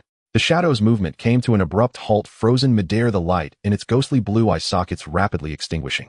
The next moment, its entire body dissipated silently in the air like mist under sunlight, leaving no trace behind. Its existence had been erased. Chen Mo didn't even glance back, twisting his form and vanishing again, pursuing the next target. This wasn't a battle, it was an unidirectional extermination. In less than 30 seconds, the 5 shadow monsters lingering near the main teaching building were slaughtered to the last. As he killed the final one, he focused his mind, activating the devouring ability of the soul-cutting furnace on the energy about. Warning: this energy is too pure to be effectively converted into basic attributes, and is currently analyzing its information structure. Gained fragmented information. Weapon soul. Resentment. Aggregate. Chen Mo's footsteps halted. Weapon soul. He immediately understood. These monsters, known as whisperers, had their energy composition related to that mysterious weapon soul slot. Aggregates of resentment. Could it be that the so-called weapon soul required consuming enough of these soul-type monsters, using their resentment as materials for forging? Well, it seems I've even got a PI for monster grinding now. Chen Mo's eyes flashed with excitement. A completely new and clear path to strengthening lay right before him. He did not seek further trouble with these whisperers. The immediate priority was to return to the library and stabilize the rear. His figure accelerated again, turning into a streak of light as he rushed toward the library. When Chen Mo's figure appeared in the library hall, all the busy survivors halted their actions. The air seemed to solidify. If previously Chen Mo had brought them fear and oppression, now, as he simply stood there, the survivors felt a sense of reverence stemming from the very essence of life. He stood there, and the light in the entire space seemed to subtly warp around him. Luwen was the first to rush down from the second floor. When he saw Chen Mo, he froze. He pushed up his glasses, his mind a blank, only able to feel the violent will from the South District and the cold order from the main teaching building disappearing, replaced by the man before him. He appeared to have become the only center of this area. Sir. Luwen's voice was a bit dry. Chen Mo's gaze swept across the hall. He could clearly see the mixed emotions of fear, despair, and confusion on everyone's faces. The broadcast from Arc No. 1 had shattered the psychological defenses they had painstakingly built. He did not immediately comfort them, but walked straight to the center of the hall. You all heard that broadcast. Chen Mo began, his voice not loud, but clearly reaching everyone's ears. One sentence caused the hearts of the crowd, which had just calmed, to rise to their throats. It's true. A disaster called the purification tide will descend in 86 days. By then, the number and intensity of monsters will exceed imagination. Meanwhile, there are unknown enemies known as harvesters coveting us. He personally shattered the last sliver of hope among them. Panic began to spread, and some even started to sob softly. But Chen Mo's tone shifted, an invisible pressure spreading forcibly, pulling everyone's attention back to him. It also tells us that we are not the last living beings. It has given us a clear countdown. His gaze was sharp as it swept over each person's face. From this moment on, put away your excess emotions. This place does not nurture idlers, nor does it harbor waste. I will initiate a plan codenamed Noah's Ark. The term stunned everyone. Our goal is not to survive the tsunami, but to build a ship that can navigate the storm, even devour the storm. Chen Mo's voice was resolute. The plan is divided into 3 phases. Phase 1: Fortress. In 30 days, transform this library into a war fortress. I need sturdy alloy armor, independent energy supplies, comprehensive defensive works, and a water circulation system. Phase 2: Expedition. Also in 30 days. Once the base is secure, we will take proactive action to clear the entire university town. All usable materials, equipment, and technical data must be brought back. Our goal is to rebuild long-distance communication contact, Arc No. 1, and even surpass them. Phase 3: Ascension. In the final 26 days, we will use all collected resources to achieve a collective technological leap and individual strength enhancement, facing the so-called purification tide with our strongest stance. After he finished speaking, the entire hall fell silent. Everyone was stunned into speechlessness by the grand vision painted by Chen Mo. This was not an escape plan, it was a conquest plan. After struggling for a year in the apocalypse, they heard someone declare war on the apocalypse itself with such arrogance, yet powerful tone for the first time. Fear was replaced at this moment by a more fervent emotion called hope. Chen Mo's gaze finally landed on Luwen. Luwen. Here, sir. Luwen straightened his back. You are the chief engineer of the Noah's Ark plan, Chen Mo said, enunciating each word. Your brain is more important than 1,000 soldiers. I need you to design every detail of this fortress, calculating every possible scenario. You did well before, and now I need you to do even better. Can you do that? Luwen's body trembled slightly with excitement. He looked into Chen Mo's eyes, which seemed to see through everything, feeling his blood burn. Chief Engineer. This identity provided him with a purpose far more significant than surviving. I guarantee to accomplish the task. He shouted, the spark behind his glasses shining with unprecedented brilliance. Chen Mo nodded, then looked at the others. You will be the first crew members of the Ark. Starting tomorrow, everyone will be reassigned tasks and resources based on ability and contribution. The more you do, the more you gain. Now disperse. The crowd, as if awakening from a deep dream, swiftly dispersed with a hint of dazedness and reignited fighting spirit. The shadow that had loomed over the library was swept away by Chen Mo's most forceful stance. That night in the director's office, Chen Mo stood before the large floor-to-ceiling window overlooking the dark campus. His mind raced, perfecting every detail of the Noah's Ark plan. The clues he had just obtained regarding the weapon soul provided him with the potential for significant power enhancement in the midterm. Aggregates of resentment. Tens of thousands had perished in this university town. If he were to find the place with the most concentrated resentment. As he pondered, there was a sharp knock at the office door. "Sir." It was Lu Wen's voice, this time without fear, but filled with an uncontainable excitement. "Come in." The door swung open and Lu Wen rushed in like the wind, holding a portable computer in one arm and several freshly printed, still warm sheets of paper in the other. "Sir, I found it. After decrypting the database left by the distortion professor, I discovered some insane research notes. It's about the harvesters." Chen Mo abruptly turned, his gaze sharp as a blade. "Hand it over." Lu Wen handed over a printed paper, the top featuring an enlarged, very low-resolution black and white satellite photo. The background was the arc of the Earth, and in low Earth orbit a gigantic object hovered silently. It appeared to be composed of metal and flesh, impossible to describe with any known civilization's creation. Its outline was highly irregular, resembling a fearsome cosmic beast with parts of its surface even undulating as if breathing. This image was intercepted by the distortion professor at the onset of the apocalypse through hacking at a secret astronomical observatory. Lu Wen pointed at the photo, explaining rapidly he believed the Red Moon disaster was a man-made sowing. "And these things are the farmers here to harvest the crops." Chen Mo's pupils constricted suddenly. His gaze fell to the bottom of the photo, where a line circled in red by Lu Wen read on the feasibility conjecture of the Chimera project and orbital-level civilizational harvesters. "Chimera." Chen Mo murmured the word. "Yes, sir." Lu Wen's expression turned extremely serious. The professor conjectured that the harvesters came here not to destroy or occupy. They are screening and capturing. They treat Earth as a vast cultivation vessel, and we survivors who struggle for survival and continually evolve in this apocalypse are merely the finest genetic material in their eyes. They are not slaughtering, they are reaping. "Harvest." Chen Mo whispered the word, his fingertips unconsciously gliding over the cold satellite photo. The orbital construct, stitched together from flesh and metal, quietly hovered outside the Earth's atmosphere, overlooking the blue planet. It had no eyes, but Chen Mo could feel its gaze, like a farmer assessing which livestock to send to slaughter, deciding which one was the fattest and strongest. They were the crops about to be harvested. This realization brought a sense of humiliation and chill that was far more bone-chilling than the countdown to the purification tide. Lu Wen looked at Chen Mo's cold, emotionless profile, nervously adjusting his glasses. He had never seen Chen Mo so silent. Previously, whether facing the tyrant's self-detonation or learning about the countdown to the apocalypse, Chen Mo had exhibited an extraordinary calm. But now the aura emanating from Chen Mo made Lu Wen feel as if the air was about to freeze, causing him to breathe cautiously. "Interesting." After a long pause, Chen Mo finally spoke, turning around with a hint of a smile on his face, though it held no warmth. "So there's still a knife hanging over our heads." He looked at Lu Wen, his gaze sharp enough to seem as if it could penetrate his soul. "Lu Wen, what kind of ship do you think can evade the eyes of the farmer in the skies?" Lu Wen was taken aback, not expecting Chen Mo to pose such a question. His mind raced, drawing on all his knowledge. Evading orbital-level detection. "That's nearly impossible," he said instinctively, unless we can erase ourselves on both the physical and energy levels." "Erase?" Chen Mo repeated. "Yes. Like submarines in the deep sea." Lu Wen's eyes lit up as if he had found direction. To evade sonar detection, submarines must achieve absolute silence, and their hulls need to be covered with sound-absorbing tiles. Our Noah's Ark needs something similar. He continued, "It can't be an obvious fortress. That would be like a campfire in the night under orbital scans. It must be a submarine. A ghost ship that can lurk in the chaotic deep sea of the apocalypse, emitting no excess light or heat." Lu Wen grew more excited as he spoke, fear replaced by a kind of mad enthusiasm only a tech genius could possess. "Energy invisibility is essential, and we need anti-detection coatings. Moreover, we also need deception beacons that can distort signals.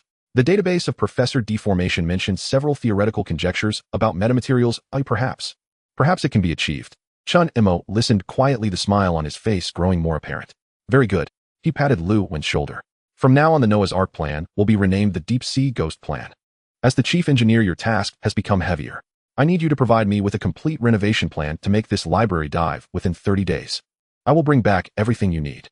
"Yes, sir." Lu Wen stood tall as if he had received an immensely important mission.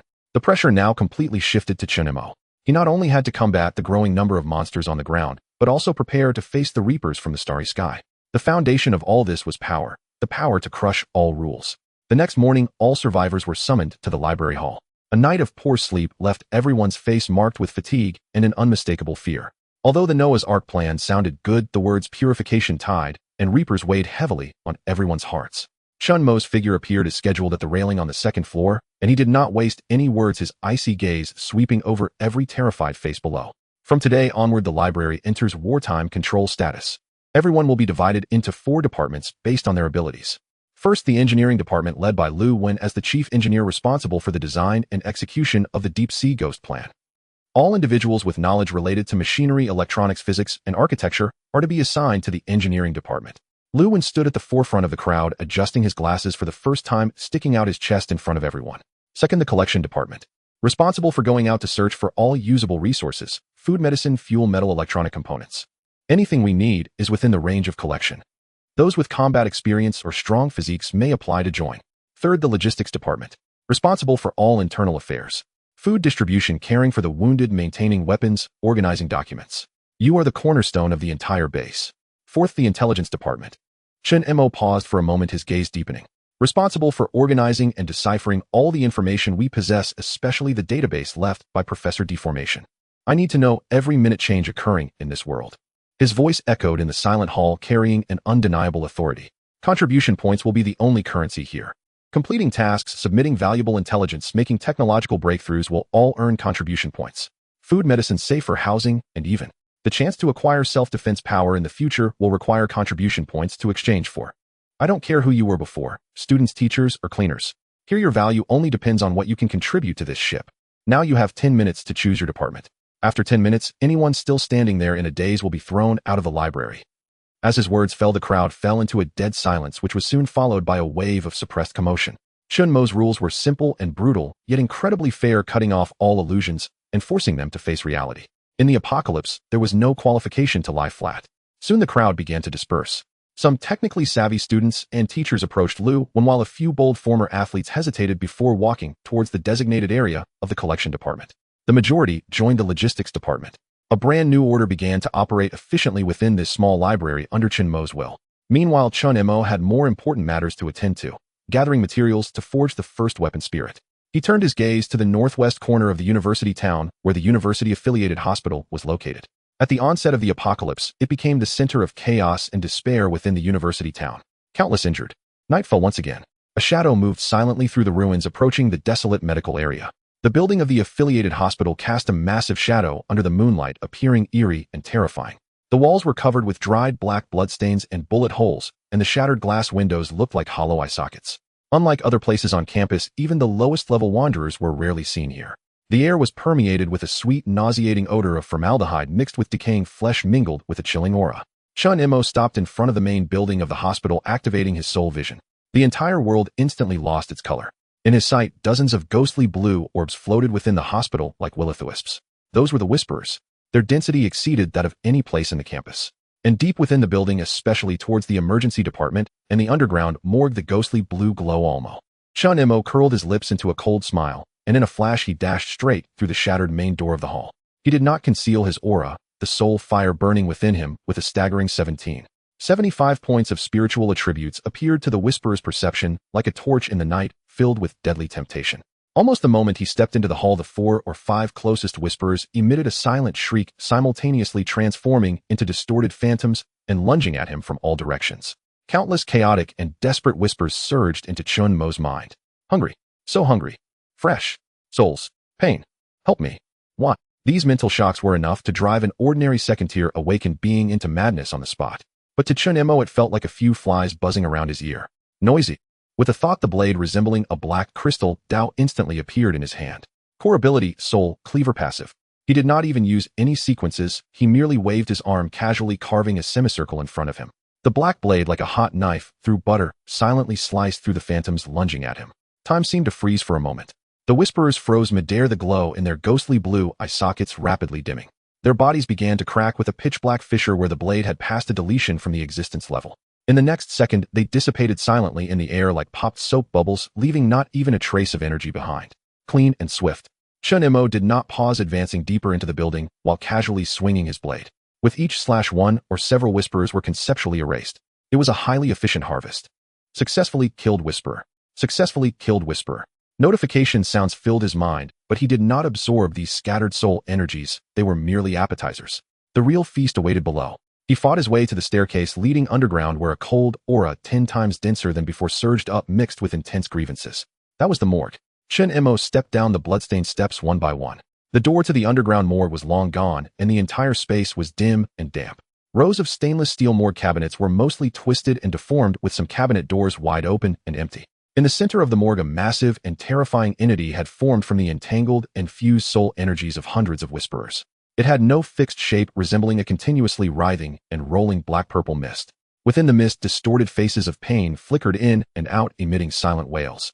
Countless negative emotions. Despair P. Target grievance aggregation body threat level tier 3 beginner soul type analysis. A special aggregation life formed by a large number of wronged souls and grievances catalyzed by the Red Moon energy. Physical attacks are ineffective and energy attacks are greatly weakened.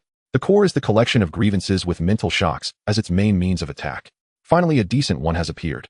Chen Mo gazed at the monster before him, his battle intent rising. The grievance aggregation body also took notice of him.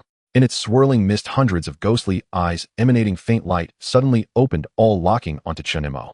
The next second, a tsunami-like mental storm erupted.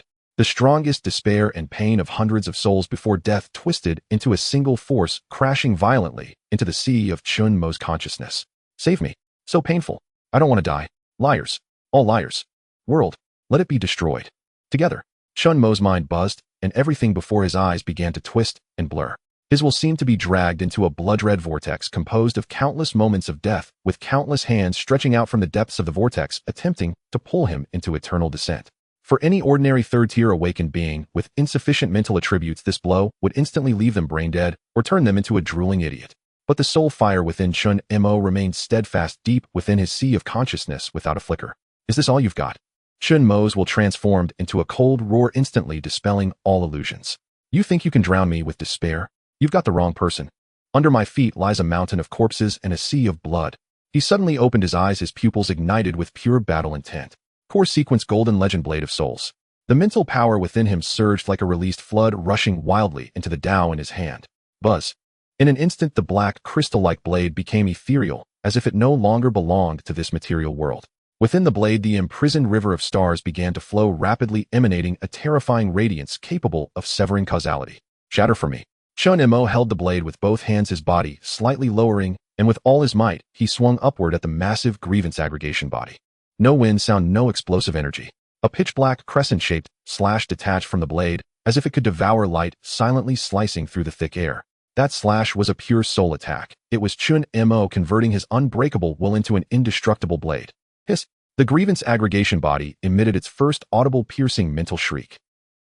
At the moment the black crescent slash made contact, it did not explode, but acted like a black hole, wildly obliterating the soul energy that constituted its body.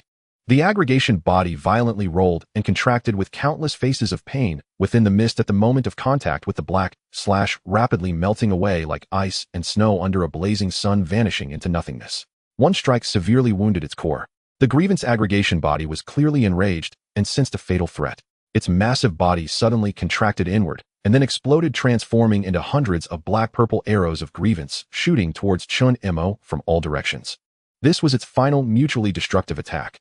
However, Chen Mo merely stood still, not even making a move to evade. Useless.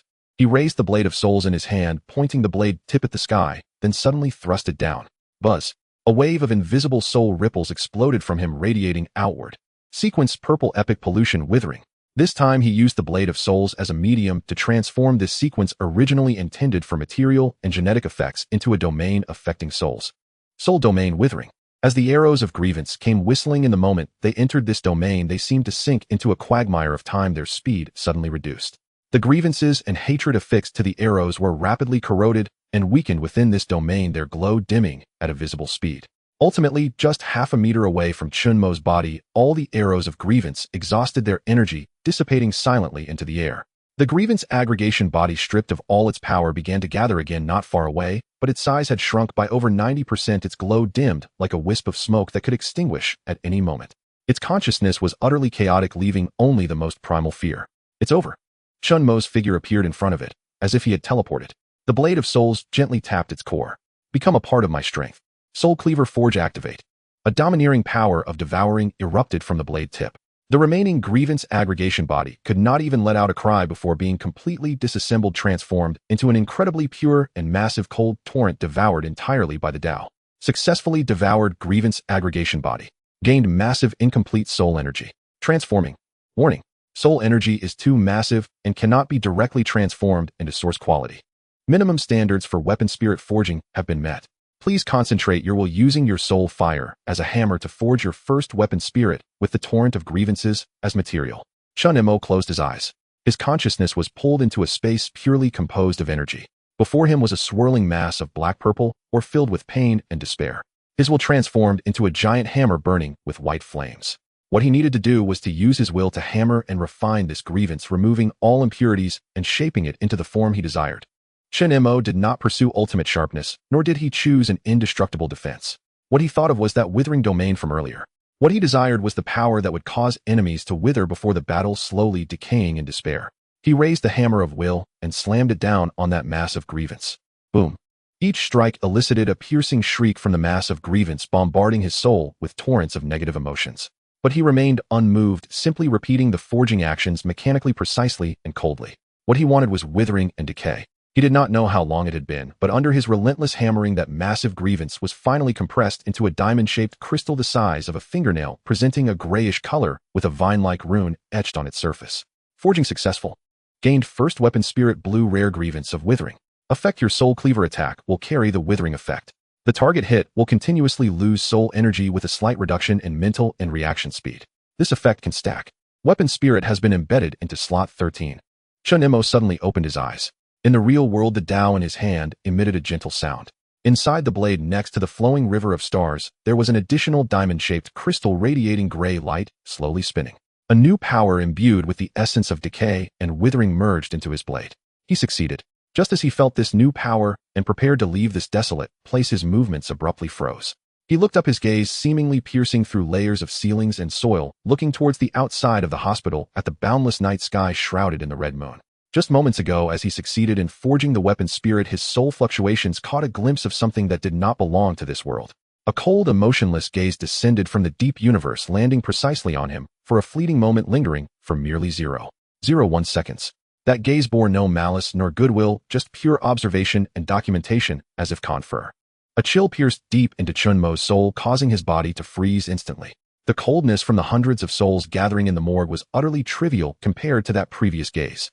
It was a scrutiny from a higher realm devoid of any emotion, neither anger nor malice. It was as if someone had discovered a piece of anomalous data that was crazily self-replicating outside of the plan.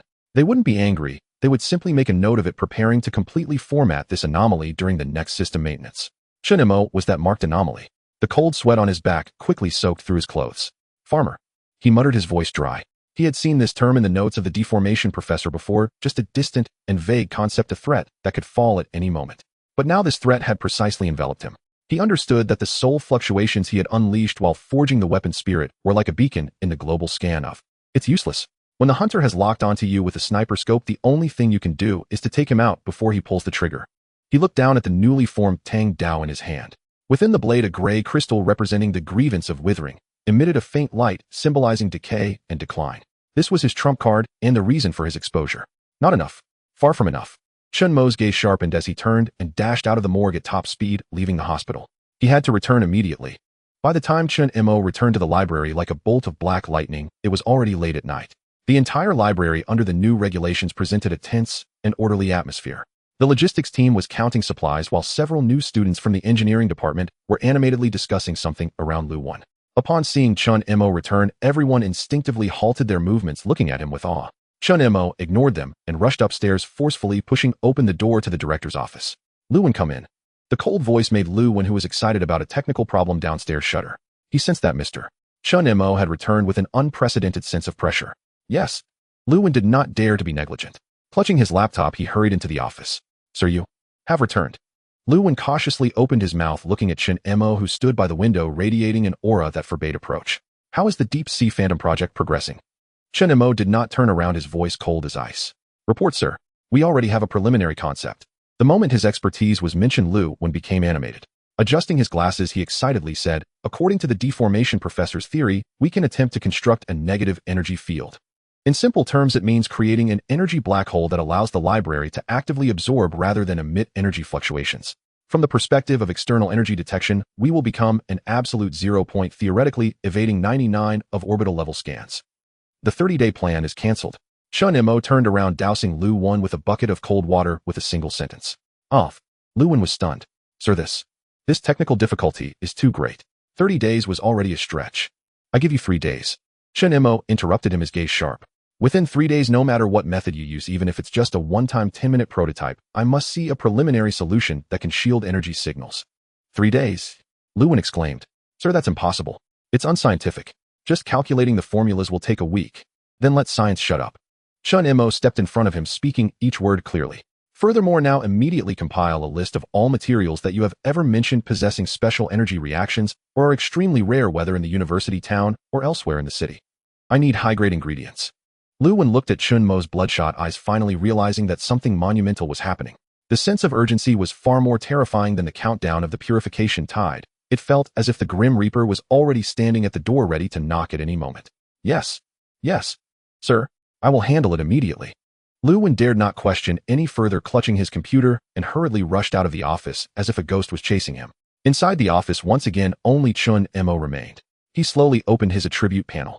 Unallocated potential points, 500. This amount, originally intended as a backup, could no longer be reserved. Facing an existence of the farmer's caliber, any thought of holding back power was merely accelerating his own demise. He had to gamble. Physique, strength, agility. No. Chen Mo's gaze finally settled on the spirit section. Whether it was the high-dimensional gaze of the farmer or the soul-severing power he had just acquired, they both told him one thing: future battles would not be limited to the physical level. The clash of souls and wills would be the key to life and death. Give me maximum. With a thought, the 500 potential points poured into the spirit attribute without reservation, like a flood breaking a dam.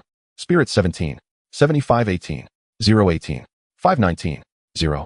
The values jumped wildly, and an indescribable coolness exploded from the depths of his soul, sweeping across the entire sea of consciousness. His brain felt as if it had been immersed in liquid nitrogen. All thoughts and distractions were frozen, leaving only absolute calm and clarity. Eventually, the values stopped fluctuating. Spirit 20, 25, your will has touched the boundary of reality. Boom. At the moment the spirit attribute broke past the 20-point barrier, Chen Mo's talent low-level logic overclocking suddenly trembled, as if some shackles had been forcibly broken. A line of entirely new golden characters appeared on his panel. Talent low-level logic overclocking has met evolution criteria. Successfully evolved to mid-level tactical simulation. Affect your brain has become a biological supercomputer. In passive mode, the perception range is increased by 200, and dynamic visual capture abilities are greatly enhanced.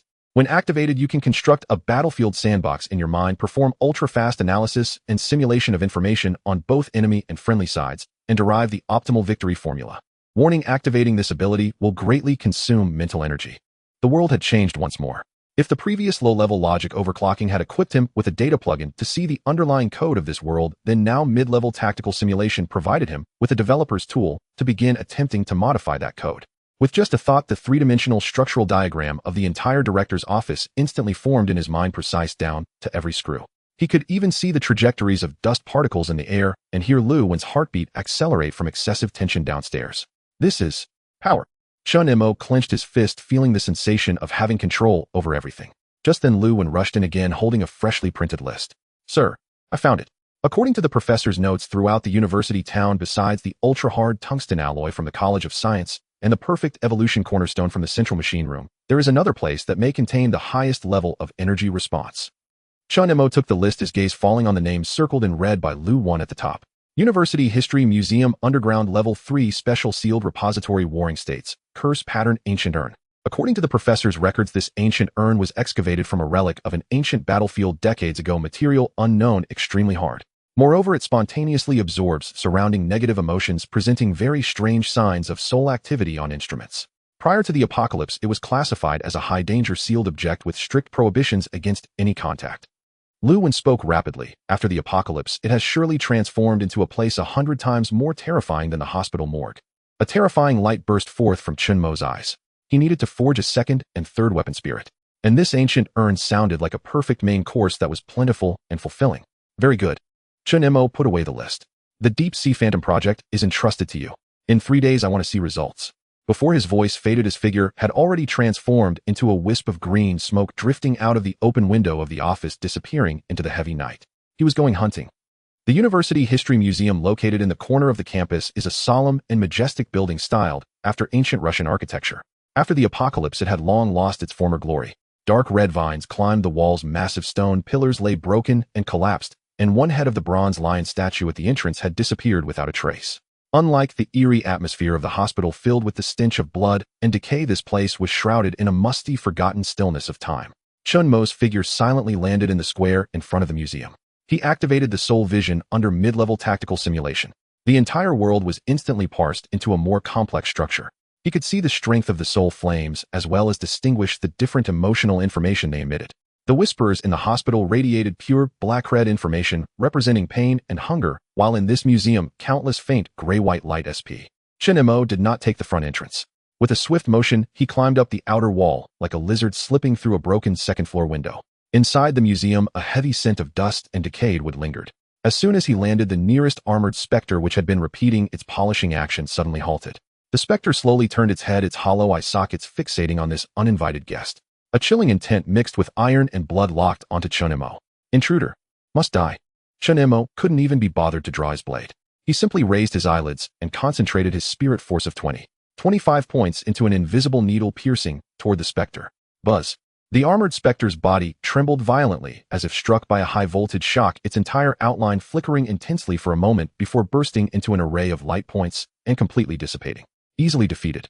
Chen Mo did not look back and directly headed toward the staircase leading underground. However, just as he stepped onto the first step, the entire museum came to life. Rumbling. In all the exhibition halls, those once motionless spirits, whether the polishing soldier or the waiting woman in a cheapao, even those scholars and poets who left faint imprints throughout history, all ceased their actions in that moment. They simultaneously turned their heads, hundreds of hollow silent gazes focused on Chen Mo. A tide of willpower surged forth like a tsunami, not directed at him, but answering the summons of some unseen entity. A cold, ancient, and infinitely aloof consciousness resonated directly within Chen Mo's mind, as though a sovereign monarch had been roused from serene slumber. Ignorant child, this is my domain. Either become one of my treasures or crumble into dust. He was no longer standing in the derelict museum, but within an opulent, brilliantly lit ancient palace. Lavishly clad maids and armored guards surrounded him, bowing with serene smiles. Every detail felt unervingly real. Upon the nine-dragon throne sat an emperor clad in dragon robes, his countenance stern and commanding, gazing down upon Chen Mo with faint admiration. Young man, you possess extraordinary prowess. Would you serve me? I shall grant you high office, boundless riches, 10,000 taels of gold, 1,000 beauties. His voice boomed, rich with seductive authority, carrying the uncanny weight of reality-warping decree, designed to drown the listener's spirit in illusion. An ordinary soul would have collapsed in obeisance, lost forever in this gilded mirage. Yet Chen Mo's lips curled into a peculiar knowing smile. Is this all you've got? I thought you'd be more impressive. His innate talent pain ignition hadn't even activated.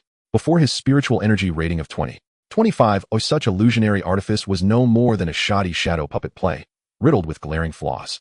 You dare wield illusions before me. You insult the very craft. Chen Mo extended a single finger and pointed lightly toward the emperor upon the throne. Shatter now? A low hum vibrated through the air.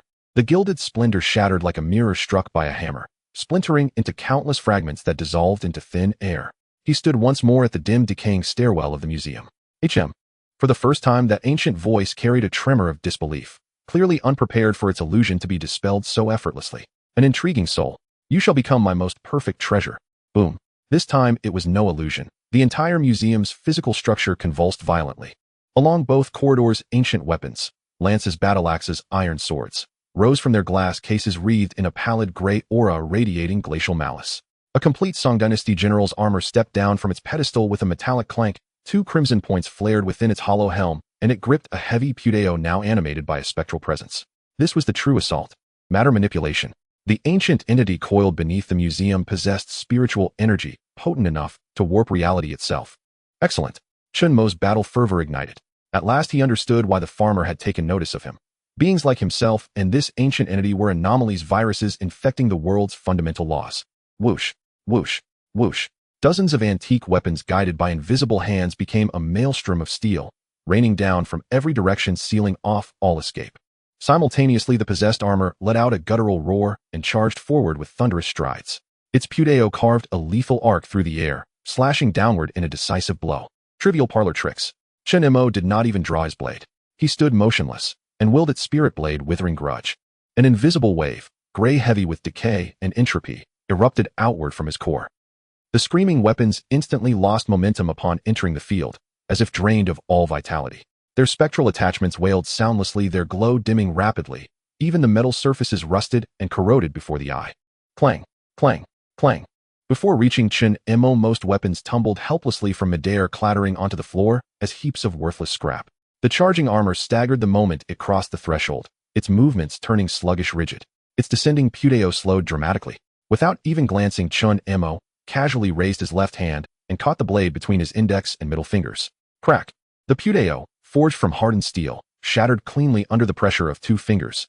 With a swift counterpunch, he struck the armor's chest, a blow seemingly weightless yet devastating. Thud! The reinforced breastplate caved inward like paper, shattering explosively. The attached spirit shrieked piercingly, then disintegrated utterly beneath the cleaving force of Chen Mo's soul-severing energy. Withering. No. This is higher-tier entropy sovereignty. Who are you? The ancient voice now quivered with unmistakable shock and fear. The one who ends you. Chen Mo vanished from sight, leaving only a fading afterimage as he shot down the staircase toward the subterranean depths. Through mid-tier tactical projection, he had already pinpointed the entity's true locus. Sublevel 3, a vast circular vault forged from specialized alloy. Its walls bore dense arrays of softly glowing ancient runes, an intricate age-old ceiling formation. At its center floated a black waist-high antique urn, its surface etched with grotesque spiraling patterns. It was the source of everything. Target Earthbound Spirit Dust Curator Symbiotic Entity with Warring States Cursed Urn. Threat Level Tier 3 Peak, Psychic Manipulation Class. Analysis, a millennium-old battlefield grudge spirit, fused with the urn wielding immense spiritual power and matter control. Its core is a soul imprint anchored within the urn, immune to conventional physical assault. As Chen Mo appeared at the vault's entrance, the urn's mouth blazed open, a bottomless vortex swirling with abyssal light. Foolish child, you are grievously arrogant. Since you insist on violating my eternal slumber, remain here forever, become an eternal piece of my collection. A terrifying suction erupted from the vortex. The vault's very air was ripped away, coalescing into a cataclysmic cyclone, intent on drawing Chen Mo into the urn for total annihilation and assimilation. At last, you deign to show yourself, old relic. Facing suction strong enough to tear apart a tank, Chen Mo stood rooted, unmoving, unyielding. His eyes burned with incandescent resolve. Core sequence Golden Legend Soul Blade. The black crystal Tang sword reappeared in his grip, its form growing translucent, as if dissolving into the void itself. You wish to collect me. Are you worthy? Chen Mo gripped the blade with both hands and channeled his entire spiritual energy into it. Then he slashed, not at flesh nor stone, but straight at the urn, exuding primordial dread. This strike did not unleash a crescent-shaped wave of darkness. Instead, it severed the very fabric of law, cutting the ancient bond between the urn and this space. It was the foundation of its existence as an earthbound spirit. Crack! A soul-deep shattering echoed through reality. The urn convulsed violently, the twisted runes across its surface flickering erratically, threatening extinction. The vortex's pulse ceased instantly. You severed my root. For the first time, the Dust Curator's ancient voice was laced with raw, unvarnished terror. Its greatest advantage lay in being one with this land, drawing strength from the entire museum to stand invincible. Yet Chen Mo's slash had torn it forcibly from its home ground. Now, you're merely a turtle stranded far from water. Like a phantom, Chen Mo closed the distance and drove his soul blade without hesitation into the urn's core. No, a tortured, ancient face, woven from writhing black mist, surged across the urn's surface. Its gaping maw unleashed a final soul-annihilating wave of pure grudge energy. This was its last desperate counterattack. Yet Chen Mo's lips curved into a cold, ruthless smile. Perfect. At the instant his blade neared the grudge wave, the nascent gray crystal embedded within its hilt flared brilliantly. Spirit Blade, Withering Grudge. The annihilating wave upon contact with the blade's tip seemed poisoned, its energetic structure collapsing, decaying, unraveling. Chen Mo's soul blade pierced the weakened wave like a hot knife through ice, and plunged unerringly into the brow center of the spectral face. Become the second fragment of my ascension. Soul-severing furnace, activate. A tyrannical absolute force of consumption roared to life. No. Amidst a final agonized wail of defiance, the millennium-old urn, and the Dust Curator bound within, was dismantled and devoured at the most fundamental soul level. A torrent of soul energy, 10 times greater than before, older, purer, flooded into Chen Mo's being. Success absorbed earthbound spirit, Dust Curator, millennial soul energy. Warning, soul energy structure highly anomalous, containing layered attributes of obsession, guardianship, and insight. Spirit Blade, forging conditions fulfilled. Please, Sovereign, forge your second spirit blade, shape your will into the hammer, temper it with millennia of obsession. Chen Mo closed his eyes and re-entered the realm of will forging. This time the material was no longer raging grudge, but resembled a slab of obsidian black tint of sandy-rolled meteoric iron, dense with history's weight, unyielding, fiercely devoted to truth itself. Withering weakens. This time, I require the unblinking clarity of absolute truth. His Willimer rose high, charged with the unbreakable resolve to sever all falsehood, and crashed down. Time lost meaning. Only when the 10th sandier iron hammered ceaselessly finally condensed into a crystalline prism, translucent, pulsing with inner light, its heart holding a slowly opening vertical pupil, did the system chime. Forging complete. Acquired second spirit blade, purple epic eye of truth piercing. Affect your soul-severing attacks now possess a chance to instantly shatter target mental defenses and dispel all illusions and psychic domination effects. Passive your soul sight is enhanced, granting heightened perception of energy flows and spiritual vulnerabilities. Spirit blade installed in slot 23. Chen Mo snapped his eyes open. Within the starry river embedded in his Tang sword's blade, the second spirit blade, eye of truth piercing, rested beside withering grudge, their lights interweaving. A profound, unprecedented lucidity filled his soul. Instinctively, he activated his newly awakened soul sight, his gaze piercing upward beyond the museum's ceiling, beyond Earth's thick atmosphere, into the frigid, silent void of deep space. This time, he didn't just sense the gaze. He saw it. Empowered by the eye of truth piercing, the gaze was no longer an abstract sensation. He beheld a logic thread, spanning star systems, composed of cascading data streams and immutable law lines. Its terminus anchored to Earth, scanning every powerful life form on the planet at superluminal speed. And upon his own soul flame, the thread imprinted a stark, luminous marker. The moment his gaze met the thread, a feedback trigger activated. A line of icy, alien script, utterly foreign to his own system, burned directly onto his retina. Genomic sample 734, anomaly detected. Growth rate exceeds predictive curve by 428. Maturity assessment 1. 7. Initiating protocol priority observation. Chen Mo's heart plummeted. His peril had escalated drastically. Before, he was merely an incidental anomaly, glanced over. Now he was a designated subject under systemic surveillance. The next attention would not be observation, it would be eradication. Cold.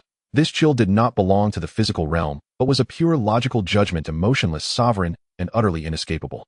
Chen Mo stood motionless in the subterranean vault of the History Museum, gripping the Tang saber embedded with two spirit embodiments. Cold sweat had already beaded along his spine. Genetic sample 734, anomaly detected. Growth rate exceeds predictive curve by 428. Maturity assessment 1. 7. Initiate priority observation protocol. That line of golden text, foreign to his own system, descended upon his retina with divine authority before fading slowly away. Yet the sensation of being utterly locked onto pierced him from the depths of his soul, pinning him in place like a specimen on a slab. Priority observation. Chen Mo repeated softly, his voice hoarse. He understood now, if in the morgue of that hospital he had been nothing more than a fleeting bright blip on a radar, eliciting only a routine glance from the farmer, then now having slain a millennium-bound earthbound specter and forged the eye of illusion shattering, he was no longer merely an anomaly. He was a latent threat. Hiding had lost all meaning. The deep-sea phantom project might mask him from every terrestrial scan, but against a brand seared directly onto the soul, such evasion was little more than self-deception. He was prey fixed in a hunter's sights. No matter how far he fled, the barrel would always remain trained upon him. His sole path to Servi. A fierce, ruthless light flared in Chen Mo's eyes. He raised his head, gazing through the thick strata of rock toward the silent, starless void, and a cold, razor-thin smile curved his lips. You wish to format me? Then let us see whose reality gets rewritten first. In the next instant, his mid-tier tactical simulation talent surged, not at its usual pace, but at a thunderous, unprecedented velocity, propelled by an overwhelming torrent of spiritual energy. Countless streams of data flooded and reassembled within his consciousness, every known detail about the farmer, every ability he possessed, Lu Wen's technical expertise, the survivors holed up in the library, all variables hurled into the maelstrom of this frenzied calculation. 1,000 possible paths flashed across his mind, only to be discarded one after another. Continued concealment failure. Fleeing afar would merely postpone the inevitable. In the end, only one path remained: elevate his power to a level capable of confronting the threat hidden before eradication. Its success probability was unknown. Unknown. That is the only path to survival.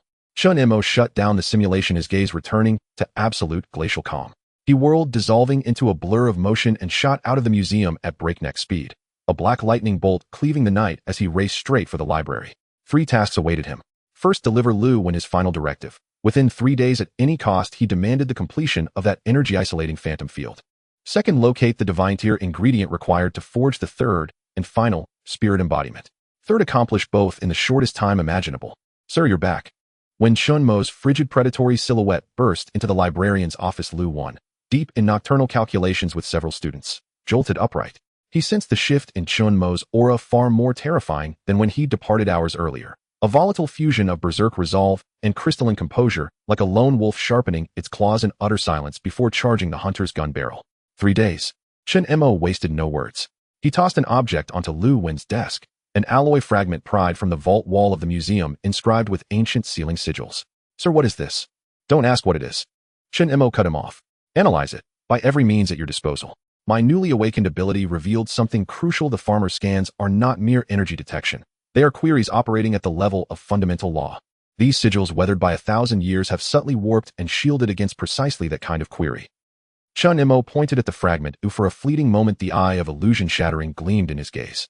In his soul vision, the luminous blue filaments representing Lu Wen's intellect and logic burned brighter than ever before. I don't care how you do it. I want you to replicate that warping effect. The core principle of the Deep-Sea Phantom Project isn't energy absorption, it's rule deception. Use this fragment as your blueprint. In 3 days, I demand a veil of rule disruption enshrouding the entire library, even if it lasts only 1 minute. Lu Wen stared dumbfounded at the ancient metal shard, and then at Chen Mo's unyielding eyes, feeling his own mind verge on combustion. Deceive the rules. That concept shattered every law of physics he had ever studied. Yet inexplicably a feverish, almost manic fervor, the hallmark of the true technomancer, ignited within him. Yes, sir. Mission guaranteed. Lu Wen snatched up the fragment like a sacred relic and, flanked by students whose eyes burned with identical zeal, sprinted toward their makeshift laboratory. With the rear secured, Chen Mo turned immediately toward the inner office, where Professor Distortion's mainframe server hummed quietly. His final objective awaited. The first 2 spirit embodiments, withering resentment drawn from collective grievance, and the eye of illusion shattering born of a millennium of solitary unyielding will, had each been forged from profound psychic resonance. The third demanded something purer, more extreme, more devastating. Pressing his palm against the server's icy casing, Chen Mo unleashed a tidal wave of spiritual energy. Mid-tier tactical simulation, activate. Data filtration initiated. Keywords: high-risk, uncontrolled, singular soul response. This time he did not browse. He hypercharged his cognition and forced open the database's deepest, most heavily encrypted layers, accessing corrupted records marked with absolute prohibition tags, repairing and parsing them under brute intellectual pressure. Shattered fragments of data reassembled at lightning speed within his mind, until suddenly a crimson alert log, flagged as maximum threat, was violently wrenched from the abyss of corrupted archives. Its timestamp the 3rd month after the cataclysm. Recorder Fong Genoa Predistortion observed subject, Divine Retribution, Project B7 sample. Air failure variant location downtown core, 1st Garrison District event summary during deep synchronization with the air artifact. Mar 4 powered combat armor. Sample B7 suffered catastrophic rejection. Its soul was contaminated by the armor's rage protocol, resulting in total mental collapse, and observation confirmed the subject's life form has fully merged with the powered armor. Separation is impossible. Its energy fluctuations are wildly unstable. It attacks and consumes all surrounding life forms, indiscriminately generating a 3-kilometer radius of absolute desolation. Subsequent assessment: subject is fully uncontrollable. Its threat level surpasses all known sovereign-class aberrations. It is simultaneously an air and a distortion, a monster of infinite evolutionary potential, yet utterly devoid of reason. Recommend orbital kinetic strike for total annihilation. Chen Mo snapped his eyes open, breath shallow and sharp. An air. Another air. A kindred soul, like himself, who had gained power through fusion with an artifact. Only this one had failed, consumed by its own vessel, twisted into a mindless engine of carnage.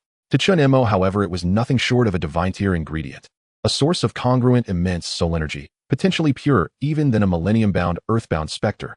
It was the sole and perfect candidate for forging his 3rd spirit embodiment. Downtown core, 1st Garrison District. A terrifying light blazed in Chen Mo's eyes. That district, the city's military heart, humanity's most densely infested forbidden zone, was now in his vision nothing but an unmined treasure vault. Without pause, without farewell, he dissolved into a wisp of black smoke and launched himself through the window, racing toward the city's center, the crimson-marked dead zone. Time allowed no hesitation. The closer he drew to downtown, the more grotesque the apocalypse became. Mountains of rusted vehicles, skyscrapers scarred with colossal claw marks, and blast craters aberrant here, far more numerous and powerful than those haunting the University District. Yet upon crossing the threshold of the 3-kilometer dead zone, an eerie, unnatural stillness descended. No wandering aberrants roamed here. The air hung thick with acrid burnt stench. Ground and buildings alike bore molten vitrified scars. Massive hide-ear aberrant carcasses lay strewn across Chen Mo vanished from the rooftop, silent as a phantom, gliding toward that crimson sun. The garrison's fortifications lay in ruins. He scaled the broken perimeter wall effortlessly and stepped into what had once been a military sanctum. Inside, horror deepened. Armored soldiers stood frozen in grotesque postures, desiccated husks fused with pulsing blood-veined biomechanical tissue. Their chest plates housed glowing crimson cores. The moment Chen Mo crossed the threshold, hundreds of hollow helmets ignited with pairs of crimson optical sensors. Intruder detected. Purge protocol initiated. A cold synthetic voice echoed, and instantly the modified armored soldiers reshaped their arm-mounted weaponry into searing energy cannons, unleashing a deluge of crimson beams aimed to obliterate Chen Mo. He neither dodged nor flinched. He simply raised his Tang saber, the two spirit embodiments withering resentment, and the eye of illusion shattering, igniting simultaneously along its blade. Disperse, he commanded low and sharp, and a soul wave erupted laced with the dual laws of decay and illusion shattering. The cataclysmic energy net struck his domain, and instantly its structure was dissected, its coherence unraveled. Crimson beams visibly faltered, dimming, destabilizing. Then mere meters from Chen Mo collapsed entirely into faint, harmless ripples before vanishing. Through that dying rain of light, Chen Mo advanced.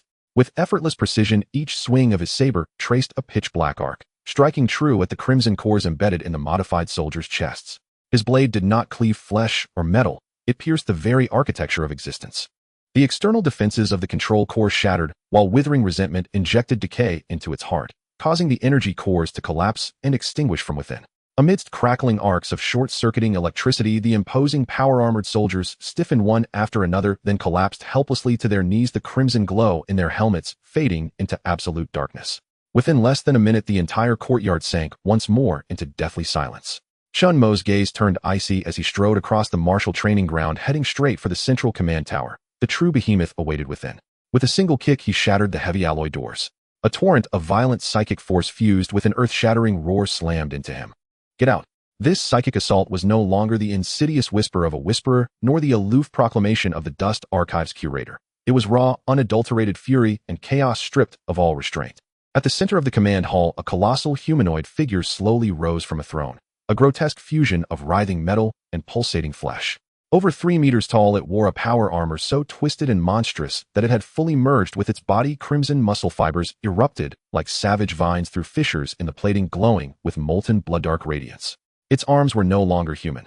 They were a pair of brutal warhammers forged from tank gun barrels and reinforced steel girders, and a plasma cannon radiating terrifying energy fluctuations. Its helmet had fused seamlessly with its skull. Only through narrow slits in the faceplate could one glimpse 2 eyes. Pure searing crimson, brimming with infinite wrath and torment. Target: the Rager failed air threat level tier 3 apex. Energy rage affinity analysis, soul deeply integrated with the rage protocol, possesses near limitless energy output and catastrophic physical destructive capacity. Weakness: lacks rationality, attack patterns are frenzied yet predictable. Its core, the fused furnace heart, resides in the chest, a fusion of heirloom artifact and biological heart. At last, we meet my other self. Chen Mo gazed upon the monstrosity before him and slowly raised his blade. The Rager granted him no chance for dialogue. The moment its crimson eyes locked onto him, its murderous intent surged to its apex. To the Rager, Chen Mo was not an adversary, but prey, a source of nourishment identical in origin, destined to be consumed. Boom. The floor beneath the Rager exploded outward. Its massive frame launched like a crimson artillery shell, hurtling forward with overwhelming authority, swinging its colossal warhammer down upon Chen Mo's head. The air compressed violently, shrieking with sonic rupture. This single blow held enough force to cleave an entire building in two. Yet facing such apocalyptic devastation, Chen Mo did not retreat. He surged forward. His tactical intuition instantly calculated the safest course: to evade. Instead, he chose the most reckless path imaginable. You dare wield rage against me? Innate talent: pain combustion. Spirit weapon: soul withering resentment. He allowed the hammer's crushing wind pressure to envelop him completely. Then at the final millisecond before impact, twisted his body with uncanny precision, narrowly evading the killing blow as the hammer grazed his shoulder. Crumble. Half the command hall collapsed under the hammer's cataclysmic strike. Simultaneously, Chen Mo's left shoulder was reduced to mangled ruin by the shockwave's aftershock, a searing tide of agony flooding his nerves, yet instantly transmuted by his talent into purer strength and velocity. At the same instant, his Tang sword, veiled in a pallid aura of decay, slid up the Rager's massive arm like a venomous serpent, plunging deep into the plasma cannon's primary energy conduit. ZZZT. Withering energy erupted. The conduit, thicker than a human thigh, withered and severed in an instant. Roar. The Rager bellowed in anguish as its left arm plasma cannon sputtered violently, with arcing discharges falling silent. Enraged, it whirled its massive frame and swung its second warhammer sideways, carving a hurricane through the air. But Chen Mo's speed, amplified by pain, had already accelerated beyond perception. Having landed his strike, he withdrew without hesitation, his toes barely brushing a fractured wall before launching backward like a phantom, instantly creating a gap of over 30 meters. Too slow. Chen Mo licked blood from the corner of his mouth, his eyes blazing with battle lust. His opponent possessed world-shattering might, but wielded it like a stumbling infant, utterly incapable of refined control. Through the insight of his truth-seeing eyes, Chen Mo perceived it clearly. Every time the Rager unleashed an attack, its chest-fused furnace heart overloaded for precisely 0.1 seconds, the sole fatal flaw. Mid-tier tactical projection victory formula locked. Execution condition: absorb one direct strike, then deliver the soul blade into the core during the 0.1 second window. Success probability 19. Survival rate 3. Chen Mo stared at the cold data flashing in his mind and smiled. 3%. That's enough.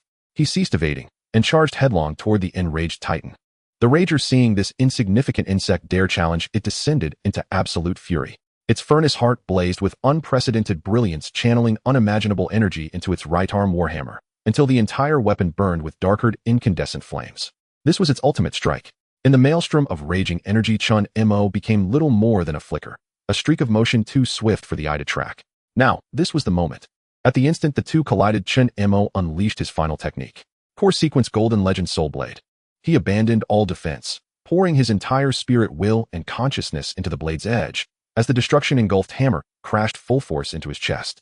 Simultaneously, his Tang sword transformed into a black lightning bolt, transcending all matter, striking with lethal precision and irrevocable resolve into the soul-exposed vulnerability, the furnace heart momentarily destabilized by energy overload.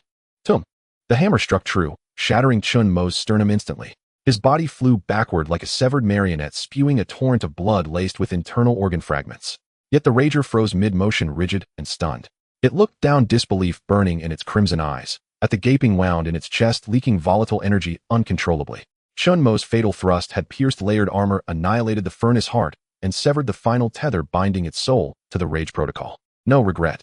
A distant, sorrowful wail echoed as its colossal form began disintegrating from within, the incandescent flames dimming, dissolving into drifting motes of starlight that faded into the air. Cough, cough. Struggling upward from the rubble, Chen Mo's body was a ruin.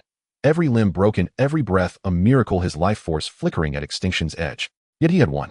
Dragging himself forward, he approached the dissolving husk and plunged his Tang sword deep into the last remnant of the furnace heart, still faintly pulsing. Become my heart. Soul-sundering forge final assimilation initiated. An unprecedented surge of raw volcanic soul energy erupted into the Tang sword, fierce, untamed, and pure. Warning. Detected ultra-concentrated rage and destruction attributes, meeting maximum criteria for spirit weapon soul forging. Host, forge your third spirit weapon soul, using indomitable will as the hammer and boundless fury as the ore. Chen Mo's consciousness descended into the final forging realm. This time the material was a beating, blood-red heart, burning with the inferno of annihilation. He raised the hammer of his will and brought it down upon that heart with devastating finality. What he sought was neither weakening nor insight, but the most primal force, imaginable power capable of rending reality itself. How long passed none could say, when at last that furious heart yielded beneath his will, reforged into a blood-red crystal veined with fractures as if containing infinite contained force. The final chime resounded through his soul. Forging complete. Acquired third spirit weapon soul, Crimson Legend Heart of Rage. Effect active ability. Upon activation, your soul-sundering forge reverses its flow, consuming your own vitality and soul essence to enter a temporary rage state.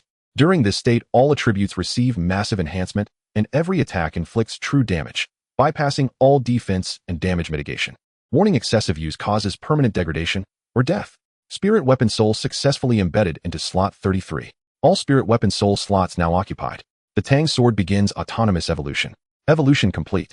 Tang sword unlocked final form, all things sequence. Blade of true self. Chen Mo's eyes snapped open. He felt it, the transformation, not just in the blade, but in himself. He had not only completed the final piece of the puzzle, he now held his strongest trump card. Yet at that very instant, a terror so profound it made his soul recoil descended from the heavens above. He jerked his head skyward. Through the extreme focus of his truth-seeing eyes, the surveillance thread descending from the stars flared, brighter than ever before. Before it had been mere focused observation. But now, having consumed another air, it had clearly breached the threshold. A line of cold, emotionless script, bearing the weight of final judgment. branded itself onto his retina. Detected specimen 730, 4 consuming another anomalous specimen. Threat assessment, exceeding safety thresholds. Termination of focused observation protocol. Initiation of purge protocol. Orbital weapon system purifying light charging. Target locked. University district library coordinates. Chen Mo's pupils contracted into lethal needle-thin points. No. Ignoring his grievous wounds, he poured every ounce of the heart of rage's ferocious power into his legs, blasting forward as a crimson comet racing desperately toward the university district. The 3-day deadline had expired, and the executioner's blade suspended overhead finally fell. Meanwhile, atop the university library. Hurry! Gravitic field output has reached critical threshold. Runa simulation array is overloading. Node 3 is about to burn out. Lu Wen's eyes were bloodshot, his voice raw with desperation as he screamed into the comlink. Around him, every member of the engineering division lay collapsed, spiritual energy spent to absolute exhaustion. Before them stood a crude device, cables snaking from ancient metallic shards into a jury-rigged instrument screaming under unbearable strain. From it, a faint, light-bending mist, invisible to the naked eye, rose slowly from the library, attempting to shroud the entire structure. Yet just as the mist neared closure, a sun brighter than the crimson moon ignited in the night sky. A colossal pillar of pure white light, thick enough to pierce heaven and earth, ripped through the atmosphere. Silent, solemn, and absolute in its authority, it descended upon the library's summit, ready to purify all in its path. In the moment the purifying light illuminated the world, an eerie silence enveloped everything, as if the mute button had been pressed. The sounds of wind, the roars of monsters, and the groans of buildings vanished in an instant. Only pure light remained, accompanied by a profound stillness. On the top floor of the university library, Lu Wen knelt beside the members of the engineering department, who had collapsed, their eyes filled with nothing but pure white. A white sun appeared in the night sky, 1,000 times more radiant than the red moon, yet its light was not warm. It brought only the rules of termination and deletion. It has been activated. Or rather, it has been activated. Lu Wen sat there dazed, his bloodshot eyes fixed on the white beam of light that tore through the atmosphere, aimed directly at them. He felt no heat nor the force of a shockwave. All he sensed was his soul, his very concept of existence, being gradually erased under that illumination. Before them, Chen Mo didn't even glance at Lu Wen, his entire focus drawn to the purifying light in the sky. Just in time. Chen Mo's voice was hoarse, yet the wild combat spirit within it caused the air to tremble. He had no time to think, nor any opportunity to choose. The moment he saw the beam of light, his body and soul instinctively made a frantic decision. Burn for me. With a thought, the third weapon soul, symbolizing destruction and fury, erupted within him. Weapon soul red legend heart of fury activate. Boom. An even more terrifying price instantly rebounded upon him. Chen Mo's already near broken body could not withstand the burden. His skin cracked inch by inch, blood turned into a mist as vitality was crazily consumed, transforming into pure power. Agonizing pain swept through every nerve in his body. Yet under the talent of pain burning, this endless agony only intensified the flames in his eyes. At that moment, all of his attributes broke through their limits. Final form of the Tang Dao sequence of all things true, self-blade liberation. He slowly raised the Tang Dao in his hand. The blade seemed to transform into a miniature black hole, a singularity representing consumption and unification, utterly opposite to the purifying light. On the blade, 3 weapon souls resonated furiously at an unprecedented frequency. The gray grievance of decay emitted a decaying domain. The energy surrounding the beam of light began to destabilize upon contact with this domain, showing signs of degradation. The crystalline eye of breaking illusions allowed Chen Mo's vision to transcend the material. He saw not light, but a descending command of deletion woven from higher dimensional data and lines of laws. Within this torrent of commands, he precisely spotted a fleeting core node. The blood-red heart of fury transformed Chen Mo's burning vitality into real damage, granting him the qualification to touch, even sever this divine command. Is this what you call cleansing, farmer? Chen Mo grinned, revealing a gruesome smile stained with blood. Then let me gift you a present. In my name, all things can be devoured.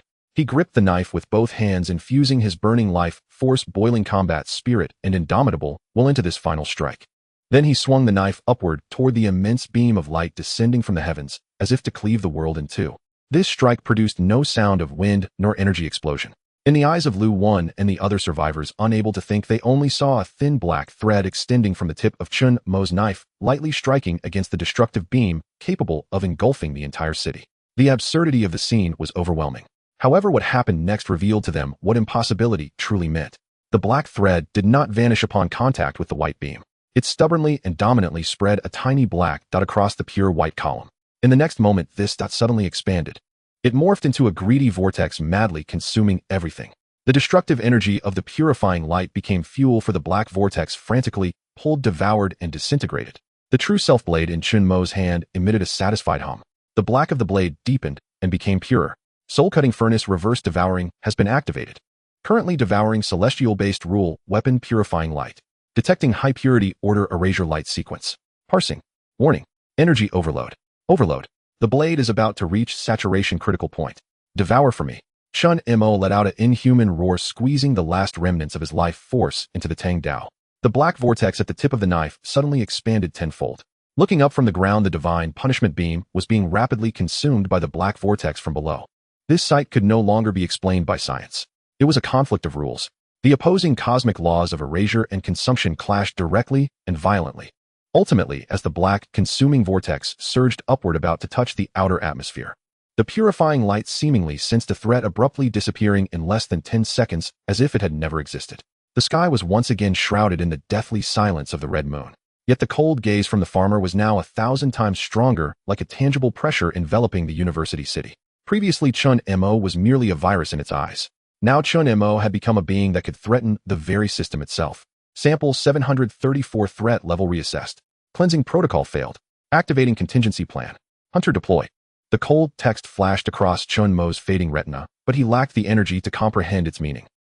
Chen Mo let out a final light laugh, his life force completely depleted as the terrifying backlash from the heart of fury engulfed him. The crimson flames in his eyes extinguished completely. The Tang Dao, heated to a glowing red from overloading energy, fell from his hands with a clatter. Chen Mo's body toppled backward. Sir. Lu Wen, as if waking from a dream, let out a sharp scream and crawled over. He rushed to Chen Mo's side, trembling as he reached out to check for his breath. There was none. Lu Wen shivered, pressing his ear against Chen Mo's caved-in chest. No heartbeat. A deathly silence. No. No. It can't be. Lu Wen's eyes widened, unable to accept this reality. The man who had forcibly devoured the celestial weapon and saved them from despair, just like that, died. The faces of the other survivors who rushed over froze, their smiles of having survived the calamity suddenly vanishing. They glanced at Chen Mo's corpse, then at the silent ruins, the flickering hope extinguished in an instant. They had survived, but the god who saved them had fallen. In this wasteland, how long could they survive without the protection of a god? Lu Wen knelt beside Chen Mo's corpse, tears uncontrollably streaming down his face. Yet, just as Lu Wen fell into complete despair, an abnormality occurred once more. Clang.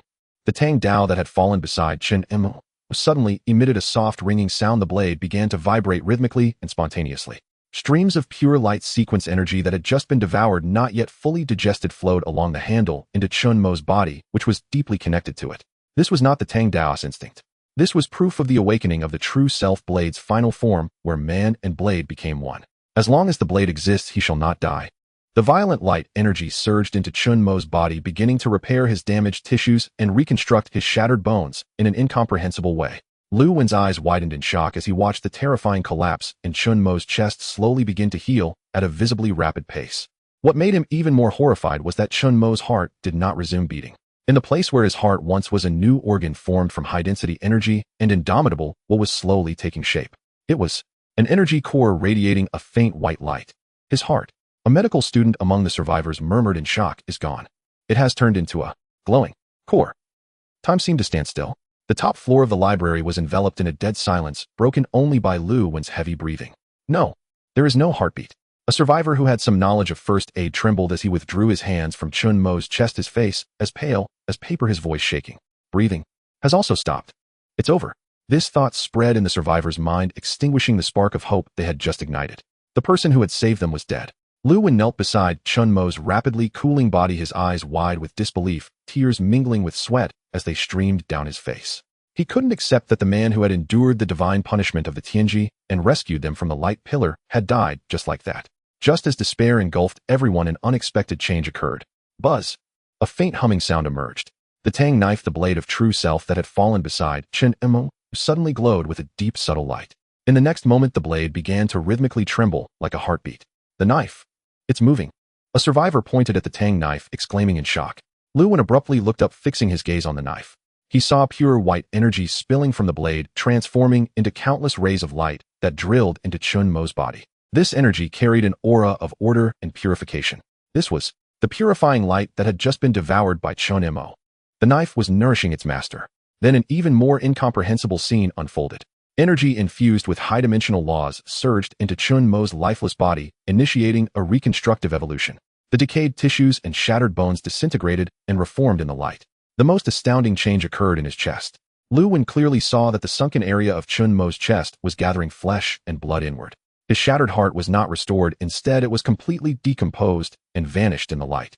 A new organ emerged in its place, formed from high-density energy, Chen Mo's will and fragments of the laws of purification. It was a precisely structured, softly glowing energy core, a perfect rotating furnace. As the furnace took shape, it emitted its first powerful pulse. A life force more potent than before awoke within Chen Mo. He no longer needed breathing or a heartbeat. This newly formed furnace became his life center. With each pulse it delivered pure, in a way beyond human understanding. This can't be considered human anymore, right? A student from the engineering department gazed at the scene before him, hoarsely muttering, "This is simply cyber cultivation. His heart has ascended."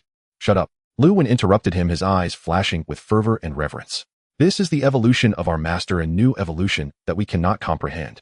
At that moment, Chen Mo slowly opened his eyes. The world in Chen Mo's perception had completely transformed. There was no heartbeat or breath, replaced instead by the steady pulsing of the furnace within his chest. Chen Mo could sense that with each pulse a stream of pure energy coursed throughout his body, bringing unprecedented strength. His body fused with the blade of true self, every cell containing the laws of devouring and evolution. The blade of true self was now part of his body, as if it were an extension of his will and claws, more fluid in use than his own arms. With a thought, he transformed the Tang knife into a stream of light that merged with his right arm, intricate metallic patterns appearing on his skin before vanishing. The person was the knife, and the knife was the person.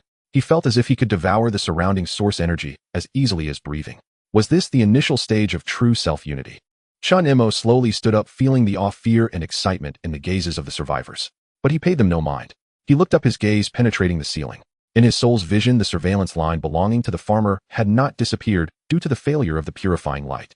Instead, it had become thicker and more prominent, the signal filled with hostility and murderous intent. Sample 734, threat level reassessing. Elimination protocol failed. Initiating backup plan. Hunter deploy. The last message before the disappearance resurfaced in Chen Mo's mind.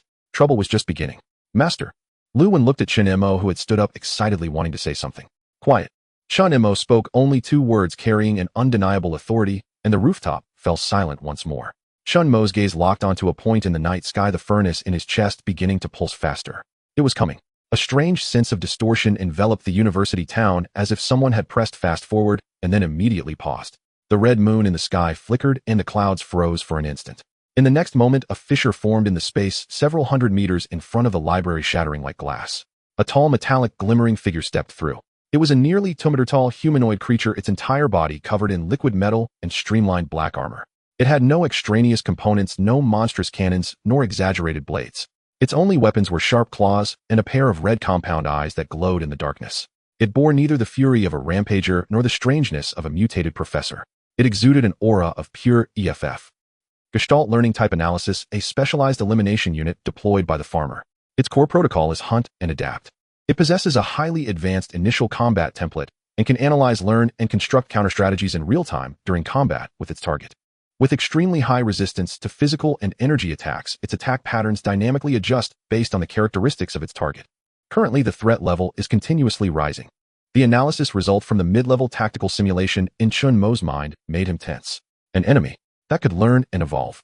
It was the farmer's game administrator, a super GM sent to eliminate him, the external player. On the rooftop, a bold survivor trembled as he raised a military telescope. When he saw the monster, a chill shot through his spine. "My God, this thing is too cool. But why does it feel like if it makes a move, it'll be taken out in an instant? The entrance theme must be a Swanatoon." This voiced the thoughts of everyone. Just standing there, this newcomer exerted a deathly pressure more direct than the Tianji weapons. The hunter stepped out of the spatial rift without pause. Its fiery red compound eyes pierced through the several hundred meters, locking onto Chen Mo on the rooftop. Target confirmed. With a buzz, its figure vanished from the spot. It was some form of short-range spatial jump. Chen Mo's pupils constricted as he simultaneously shifted to the left. A blade of invisible energy sliced through the position he had just occupied, carving a smooth, deep fissure in the ground. The hunter's silhouette appeared behind where Chen Mo had been, its claws still in the motion of striking. "You can catch my phase movement." A cold, synthetic voice echoed in Chen Mo's mind. It was learning and adjusting. In the next second, the hunter changed its strategy. Its figure vanished again, but this time it wasn't a simple jump. Swish, swish, swish. In Chen Mo's view, through the eye of breaking illusions, the hunter's figure appeared simultaneously in hundreds of different locations, attacking him from all directions without any blind spots. This wasn't speed, it was utilizing spatial laws to execute simultaneous attacks. Had it been the old Chen Mo, he wouldn't have been able to evade such an assault. But now, playing with space in front of me. Chen Mo's lips curled into a cold smile. You've got the wrong person. His left eye, representing the eye of breaking illusions, glowed with a vertical pupil. What you call phase movement is nothing but flaws in my eyes. The trajectories of hundreds of phantoms were instantly analyzed in his mind, revealing only one as a real attack. Chen Mo no longer dodged, but instead charged towards the deadly point of attack from an extraordinary angle. At the same time, he merged the blade of true self into his right hand, forming it into a blade and slashing out with a decaying gray aura. Weapon sole grievance of withering. The true form of the hunter passed by Chen Mo. A deep bone-exposing wound was carved into Chen Mo's shoulder, but under the energy of the furnace the wound instantly stopped bleeding and began to writhe and heal. Meanwhile, a light gray scratch was left on the chest of the hunter covered in armor. A force of decaying rules sought to invade its body through the scratch. But in the next second, Chen Mo's expression changed slightly. He saw the armor surrounding the scratch on the hunter rapidly disintegrate and shed like a lizard, losing its tail, abandoning the area contaminated by the grievance of withering. Then liquid metal surged from within, instantly repairing the breach. Detected a rule-contaminated attack. Activating countermeasure plan A7. Generating rule isolation layer. The cold synthetic voice of the hunter resonated again, a layer of energy membrane, resembling data garble, emerging on its surface armor. It had analyzed the grievance of withering and immediately generated a defensive measure. What a troublesome fellow. Chen Mo frowned. This creature was more difficult than he had anticipated. It was like a perfect patch. Each attack exposed its own data to it, making it harder to deal with. He couldn't engage in a war of attrition. He needed a single decisive strike. The spirit of battle ignited in Chen Mo's eyes as the mid-level tactical simulation in his mind rapidly operated, simulating the upcoming battle. The hunter gave him no time to think. After completing initial adaptation, the second attack was upon him. This time it didn't use phase movement, it simply stood still and raised its right arm. The liquid armor on its arm rapidly wriggled and transformed, constructing a cannon barrel within a second identical to the plasma cannon Chen Mo had. Zzz. Terrifying energy rapidly gathered at the cannon's muzzle, causing the air to begin ionizing. It wasn't just learning from Chen Mo, it could directly utilize the abilities of other samples in the farmer's database. Is this learning? You're cheating. Chen Mo's pupils dilated, not expecting the opponent to possess such an ability. Though this shot wouldn't match the purifying light and power, it was enough to obliterate the entire library. Escape. There was no time. The survivors behind him wouldn't survive. Then let's see whose cheat is tougher. Chen Mo growled, the furnace within him operating at overcapacity. He made a move that left everyone bewildered. He neither attacked nor defended, but instead, he opened his arms, actively welcoming the devastating plasma beam. Had he gone mad? That was the only thought in Lu Wen's mind. No, he wasn't mad. Chen Mo's eyes were filled with determination. If this hunter could learn anything, then I will show you. My true ability. In my name. The light of the furnace in his chest surged, as if a sun was about to erupt within him. All things can be devoured. Boom. The destructive plasma beam burst forth, instantly engulfing Chen Mo's figure. But within the beam there was no explosion or screams, only a black vortex capable of consuming all things, suddenly opening at the center of the beam. This vortex was smaller than when devouring the purifying light, but it was even more pure and tyrannical. This was not a passive counterattack, it was an active hunt. Chen Mo stood at the center of the vortex, becoming part of it, frantically splitting and absorbing the plasma energy, converting it into nourishment for the furnace. Soul of the blade. Full power activate. He had actually eaten the hunter's lethal strike right before its eyes. On the opposite side of the square, the hunter's fiery red compound eyes displayed a moment of data confusion for the first time. This exceeded its calculations. In its database, no sample had ever achieved such a level of devouring that violated fundamental rules. As the light dissipated, Chen Mo reappeared on the rooftop and scathed. He snapped his fingers and a faint electric arc danced at his fingertips before vanishing. That was a trace of energy released from the energy he had just devoured. Not bad, the taste is decent. Chen Mo looked up, locking eyes with the hunter across several hundred meters, a hint of cold provocation in his eyes. What other tricks do you have? Show them all to me. He was provoking the hunter in its own way, forcing it to showcase more abilities and expose more data. From this moment, the battle was no longer a simple contest of power, but a relentless hunt revolving around learning and devouring. The hunter's compound eyes flickered violently, its core processor rapidly reassessing the threat level of the target. Analyzing target behavior patterns. Conclusion: provocation. Based on alpha-level response plan, the threat source is defined as peer predator. Switching combat mode. From elimination to hunt. The cold sense of efficiency emanating from it faded, replaced by a primal and dangerous wildness of a top predator. The farmer's dog seemed to have been angered. Switching to combat mode, clear change to hunting. This message flowed through the compound eyes of the Hunter 01, its aura instantly transforming. The previous 01 was like a machine executing commands with precision and efficiency, but now it was as if it had been completely enraged, breaking free from its restraints and treating hunting as its sole pleasure. Buzz. A piercing shriek echoed in everyone's mind. On its smooth liquid metal armor, countless dark red patterns emerged resembling burning veins coursing with life. It arched its body, becoming even more aggressive in its streamlined structure, with chitinous barbed spikes protruding from its shoulders and elbows. The killing intent was no longer a program directive, but came from instinct. Gudu. On the top floor of the library, a student, holding a telescope, trembled, nearly dropping it, his teeth chattering. My God! Did this thing update its firmware? Is there a bug? This style is wrong. Just now it was a cold, aloof mech assassin. How did it suddenly turn into a raging titan? This feeling. The background music has shifted from electronic psychedelic to heavy metal rock. His complaints echoed the sentiments of all survivors. The feeling of being targeted by a nemesis was more direct and deadly than facing a space-based weapon earlier. Chen Mo stood at the edge of the rooftop, his gaze fixed on the monster below. The energy core in his chest pulsed faster, biological energy coursing into his limbs, healing his wounds, keeping him in peak condition. Is this for real? He licked his dry lips, the fighting spirit in his eyes intensifying. In the next moment, the hunting mode 01 moved. No phase shifting, no spatial jumping. It chose the most primal and savage method. Boom. The ground beneath it collapsed violently, creating a large pit. Its elongated body transformed into a streak of black lightning, accompanied by a piercing shriek, charging toward the 100-meter-high library rooftop. On its path of charge, a cement block the size of a truck was lifted by an invisible force, crashing toward Chen Mo like a cannonball. And that's not all. 01 followed closely behind, its liquid metal arms transforming into two cannon barrels. The left arm became a plasma annihilation cannon, while the right arm gathered dark green corrosive acid. It simultaneously invoked the powers of the Fury and another royal-level mutated entity. This was its Gestalt ability, merging data from different prey to form a composite strike.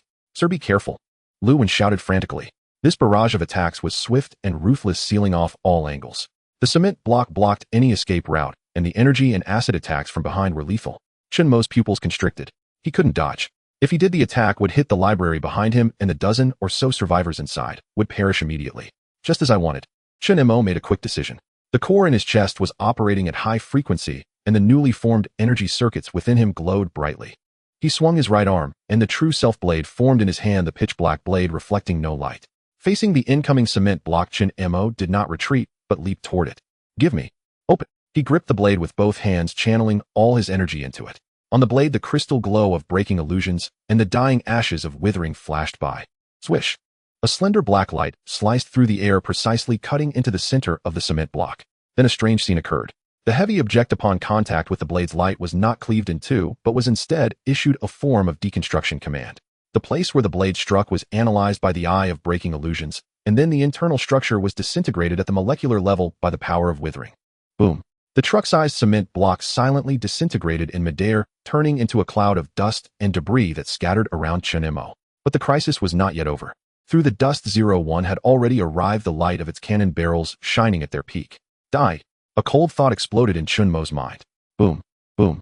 A white plasma beam and a jet of dark green corrosive acid intersected, sealing off all of Chen Mo's escape routes in midair. Bring it on. Chen Mo not only showed no fear, but even smiled widely. He twisted his body sharply, presenting his left shoulder to the acid, while gathering all his strength in the blade, striking fiercely downward at the plasma beam. Swallow. The blade of souls activated in reverse. A black vortex appeared at the blade's tip, like a giant mouth opening wide. Zzz.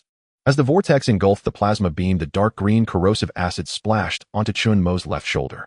A sharp pain shot through him, accompanied by the stench of burnt flesh. His shirt and skin melted, instantly revealing white bone. In his previous body, this would have been crippling. But now, the energy core within Chen Mo trembled, a surge of life energy rushed to the wound. The necrotic flesh was expelled, new muscle growing at a visible speed. In a matter of seconds, the deep wound down to the bone was reduced to a shallow scar. This was the self-healing power after the heart's ascension.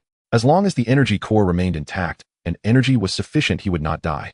However, Chen Mo's heart sank. He could sense that this repair consumed nearly 1/10 of the core's energy. This realization made him vigilant. His so-called immortality came at a cost. If the energy was depleted and the core extinguished, he would be no better than an ordinary person. Meanwhile, 01 seemed to have unlimited energy. Indeed, after confirming Chen Mo's superspeed regeneration ability, its tactics changed. This time it no longer bombarded from a distance. Buzz. Its figure split into three in midair, forming a W shape to surround Chen Mo. One hunter transformed its arms into high-frequency vibrating blades, replicating a certain cutting type mutated entity's ability. Another hunter, its surface covered in rocky armor, transformed its hands into meteor hammers, showcasing Earth-type defensive and blunt force capabilities. The central body maintained its assassination form, but its 10 fingers shot out half-meter-long blue electric arc claws. It was learning, analyzing, merging, and then creating new methods of attack. In this one confrontation, it had tailored a surrounding kill scheme for Chen Mo, one responsible for control, one for strong offense, and the main body for the lethal strike. The 3 clones coordinated, seamlessly launching attacks simultaneously from 3 directions. This is bad. Chen Mo's scalp tingled, and the intermediate tactical simulation frantically alerted him. All simulation results showed a survival rate of less than 10%. The growth potential of this thing was more absurd than his own external aid. Let's go for it. At the brink of life and death, Chen Mo's ferocity was ignited. Learning so quickly, huh? Then let me show you something you can't learn. True self-unification.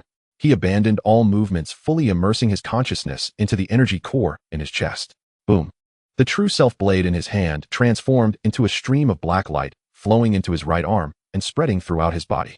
Chen Mo's physical form began to change. The surface of his skin displayed metallic patterns resembling Damascus steel. His eyes turned pure black, like black holes capable of swallowing light. His entire aura became indistinguishable from that of the blade. He was no longer just a wielder of the blade. He had become the blade itself. Whoosh. In the unity of man and blade state, Chen Mo's speed and reaction broke through a certain limit instantly. Facing the 3-pronged attack, his figure left an afterimage at his original position, while his true form slipped through the gaps between the high-frequency, vibrating blades and the rocky giant hammers with an impossible step.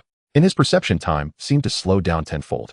He could see the ripples in the air torn apart by the vibrating blades and feel the wind pressure generated by the rocky giant hammers. His target was not the 2 clones, but the main body which held the electric claws ready to deliver a fatal blow. It's you. Chen Mo's figure appeared like black lightning instantly in front of the hunter's main body. His fingers were pointed like a blade, and his right hand, covered with blade patterns, stabbed toward the opponent's head with a glint of lifeless gray.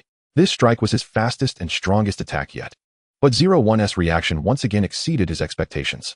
Facing Chen Mo's surprise attack, the hunter's main body actually did not dodge or evade, but instead thrust out its electric claws toward his handblade. It was attempting to exchange injury for life. It had learned the human desperation fighting style in battle. Madman. Chen Mo was startled, but he had no time to retract his strike. Poochie. Poochie. The 2 dull sounds almost rang out simultaneously. Chen Mo's handblade pierced through the hunter's head. The power of withering surged in attempting to destroy it from within. The hunter's electric claws also punctured Chen Mo's chest less than a centimeter from the energy core. Zzz. The electric energy rampaged within Chen Mo, destroying his energy circuits, and the excruciating pain pushed his pain sensation burn talent to the limit. Meanwhile, the other 2 clones adjusted their positions and attacked from behind.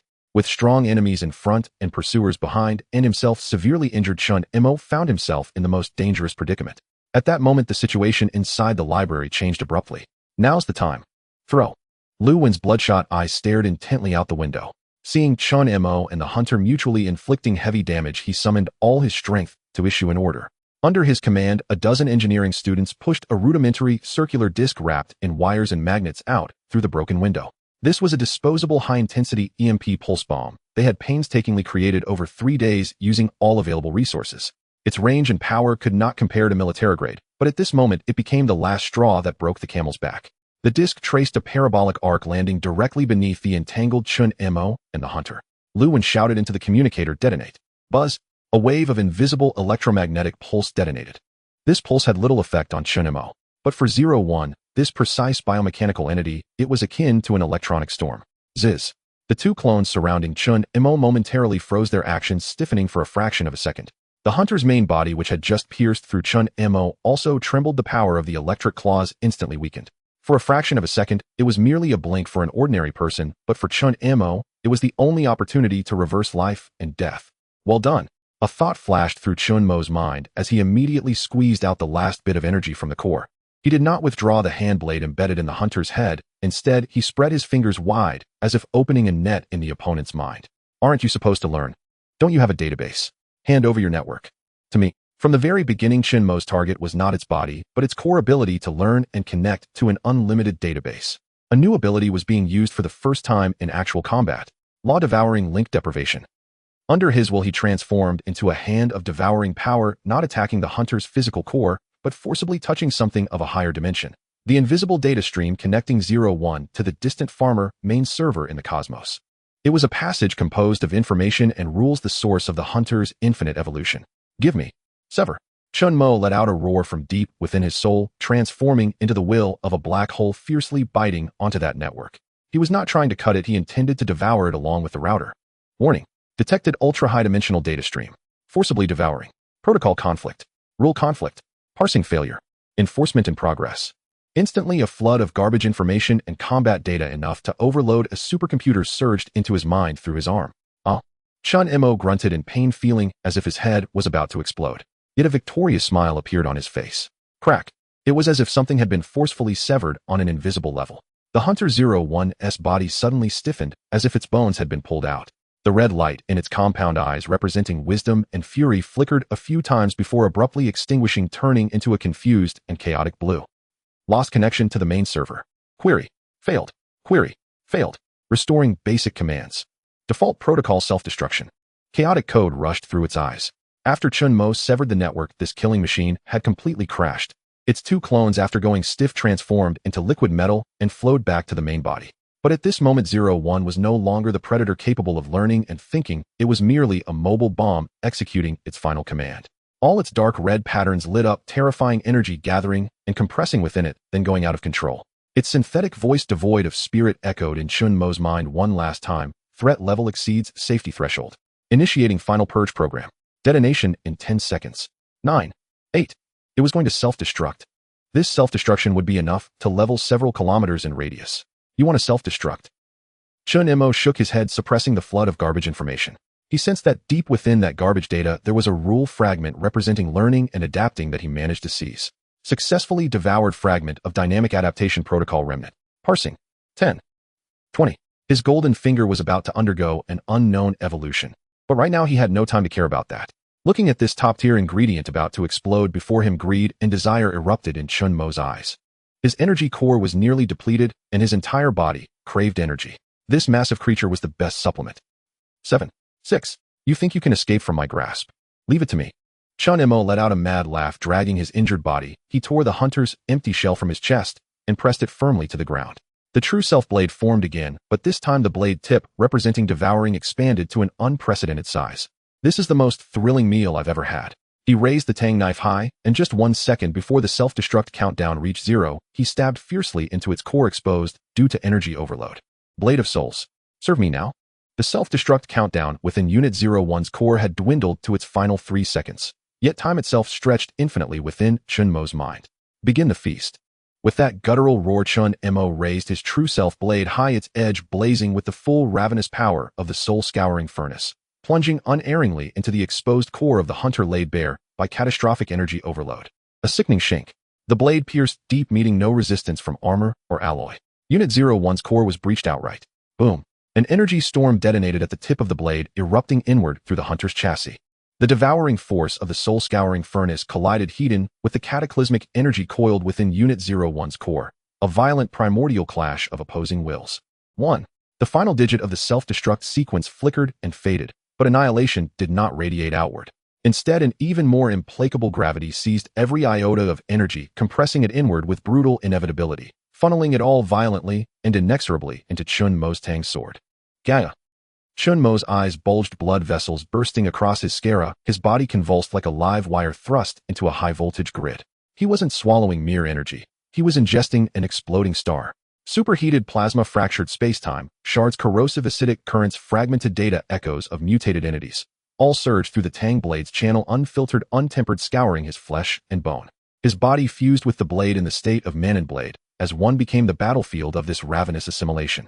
Damascus steel patterns flared across his skin, flickering erratically under the onslaught. Muscles tore and reknitted in the same breath, bones groaned under unbearable stress. His veins no longer carried blood, but searing torrents of light. Hold on. Teeth shattered between his jaws as he focused every shred of will upon the flickering energy core lodged in his chest, his last lifeline. Should the furnace heart falter and die, the very act of consumption would reduce him to subatomic dust. Above atop the library's shattered roof, survivors who moments earlier had cheered now stood, frozen hands clamped over their mouths in mute horror. To their eyes, the black machine did not explode. It withered, collapsed, and dissolved into countless motes of light, drawn violently, irresistibly into Chen Mo's blade.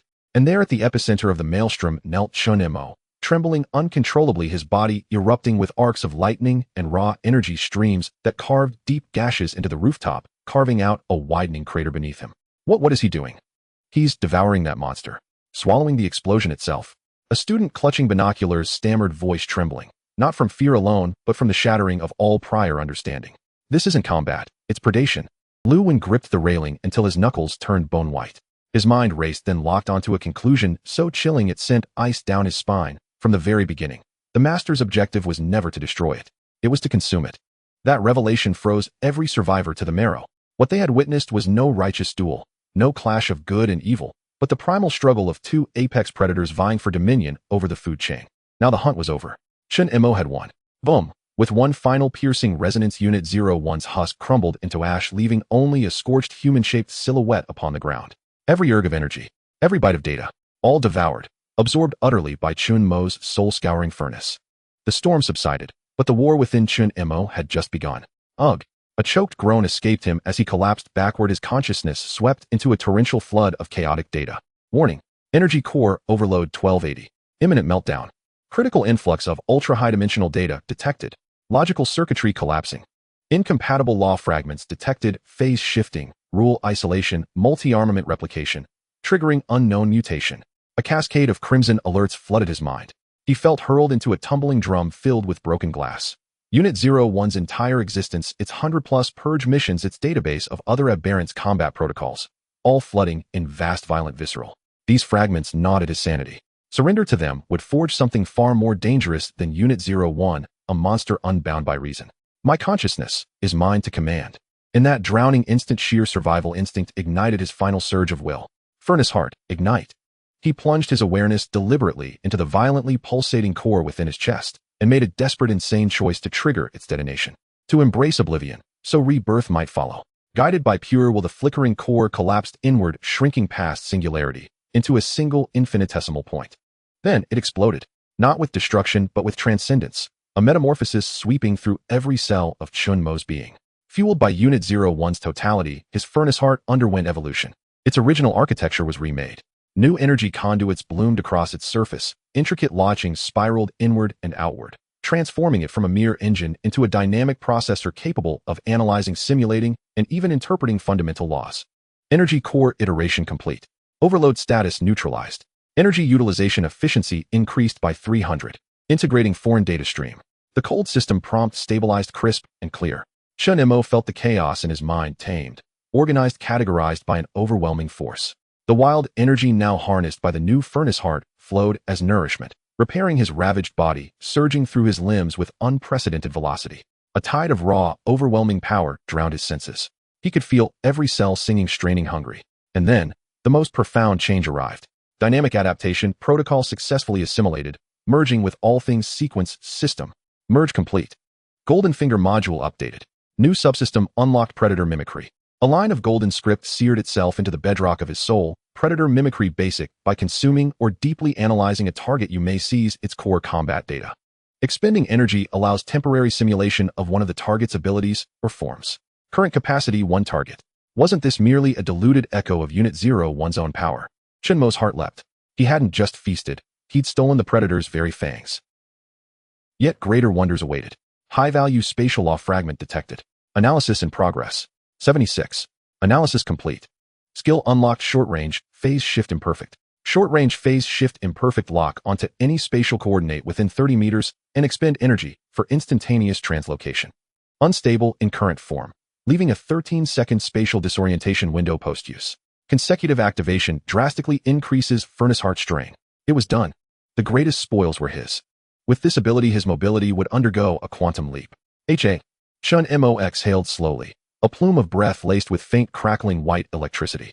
He rose from the rubble, turning inward to survey the roaring energy within, feeling the twin new powers blooming in his mind, dazed, awestruck. This gamble had paid off. Not only had he survived, it had forged him anew. Yet even as elation swelled, a glacial dread rose from the deepest well of his soul. The farmer. The administrator's thread of surveillance had not severed with Unit 01's demise. In fact, it had thickened, sharpened. A gaze cold and multidimensional settled upon him with unnerving precision. Unlike before, this was no mere killing intent. Within it, Chen Mo sensed curiosity, evaluation. Subject 734, threat assessment revised. Logical anomaly detected. Subject exhibits anti-purge behavior, successfully excised and absorbed core protocols of a purge unit. Behavioral pattern exceeds all known database parameters. Per protocol Alpha 0 unknown risk contingency subject 734 shall be reclassified. New designation assigned glutton. Glutton. A name both stark and devastatingly precise. To the farmer, Chen Mo was no longer a virus to be deleted by algorithm. He had become an unpredictable variable, a sovereign entity that fed upon the very laws of reality. Countermeasure protocol updated. Hunt mode terminated. Initiating observer protocol. Deploying cruiser units for long-range non-invasive continuous surveillance until behavioral logic and evolutionary ceiling are fully mapped. Observation. Chen Mo's brow furrowed. The farmer had not dispatched stronger hunters. Instead, it chose to watch. Far more unsettling than open war. It intended to cage him in a lab of infinite scale, to dissect his every move, unravel his limits, and devise the perfect, irreversible deletion protocol. Want to watch a show? Just hope you can afford the ticket. Chen Mo rose slowly, savoring the near-bursting pressure of power within. He lifted his gaze, not at the ruined ceiling but through it, as if piercing the night sky to meet that unseen multidimensional stare. A cold, razor-thin smile curved his lips. Under the farmer's gaze, Chen Mo's form, Vum, warped subtly in space, vanishing from sight. 30 meters away he reappeared, staggering slightly before regaining his balance. His first use of short-range phase shift remained unrefined. Yet the meaning behind the act struck the observing presence with absolute clarity, a silent, searing provocation. I have mastered the very power you wield as sovereign. You wish to observe me? Excellent. From this moment forward, the rules of the game are mine to write. A heartbeat of stillness followed. Then the frigid gaze receded, dissolving into higher dimensional silence. The farmer's presence withdrew, but Chen Mo knew it lingered, weaving its net ever tighter. He lowered his eyes, turning toward the library's shattered rooftop. His gaze swept across the rubble-strewn ruin, locking onto Lu Wan and the survivors, whose expressions mingled terror, awe, and feverish reverence. To them, Chen Mo now stood wreathed in fading energy, his skin shimmering with metallic undertones, his obsidian eyes holding nascent stars birthed and unmade in eternal cycle. He stood apart, not of his own choosing, but by irrevocable transformation. A chasm invisible yet absolute had opened between him and humanity. Lu Wan opened his mouth, then found his throat too dry to utter even the word master. Chen Mo said nothing. He simply held their gaze, then raised a hand pointing decisively toward one direction, the university campus's central cafeteria. This place is ruined. His voice, low yet resonant with palpable energy, reached each ear with crystalline clarity. I know a place with more food. Are you brave enough to follow? I know a place with more food. And are you brave enough to come? Chen Mo's voice echoed across the silent rooftop of the library. Not a request, but a command. The survivors exchanged glances. On a dozen young faces, expressions flickered wildly. Some gazed at him with feverish adoration as if beholding a savior. Others trembled uncontrollably, averting their eyes as though staring into the maw of a beast that had just devoured a monster whole. He was no longer one of them. His evolution had surged far ahead, leaving his so-called kind irrevocably behind. Lu Wan drew a deep, ragged breath, bloodshot eyes narrowed as fear yielded grudgingly to cold reason. He knew, ever since Chen Mo had caught the orbital weapon purification light barehanded, their choice had already been erased. My verdict. We're doomed, but not quite yet. Follow the powerhouse, 9 chances out of 10 you die. Stay here, certain death, no exceptions. A bespectacled boy murmured to his companion, lacing his words with wry youthful irony. Either way, we're dead, so why not pick a death worth remembering? What if, just what if, we actually make it?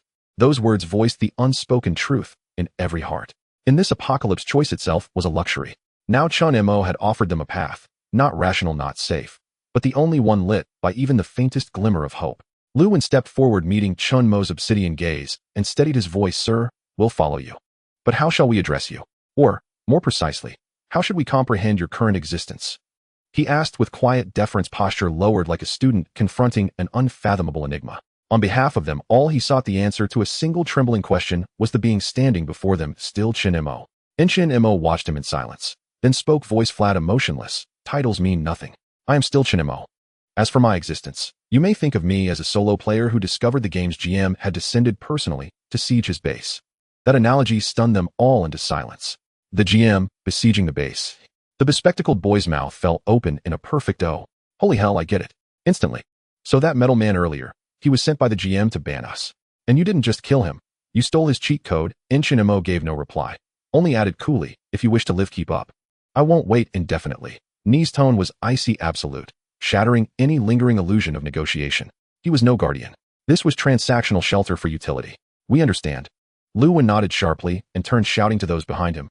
Everyone, grab every weapon and supply you can carry. Move now. Prioritize the wounded. Those able to walk assist each other. Yet discord pierced the air. A pale-faced boy stepped forward, shaking his head violently, voice trembling. No, I won't go. I can't bear to see that again. He eats monsters, so what happens tomorrow? And he dared not finish the sentence, but they all heard its echo. Chen Mo did not flinch. Not a blink. That utter indifference chilled them more deeply than any rage ever could. 2 or 3 others hesitated, then chose to stay. Better to scavenge among ruins than entrust their fate to a presence that inspired dread. Chen Mo made no gesture, no judgment. The apocalypse culled not only flesh, but faith, courage, will. Lu glanced once at those who remained, and said only stay safe. In moments Lu Wen's 11-strong unit reassembled, crude packs slung over shoulders, weapons gripped tight, eyes resolute. They had chosen. Let's go. Chen Mo uttered a single word, then turned toward the library's shattered edge, the swiftest descent into the ruins below.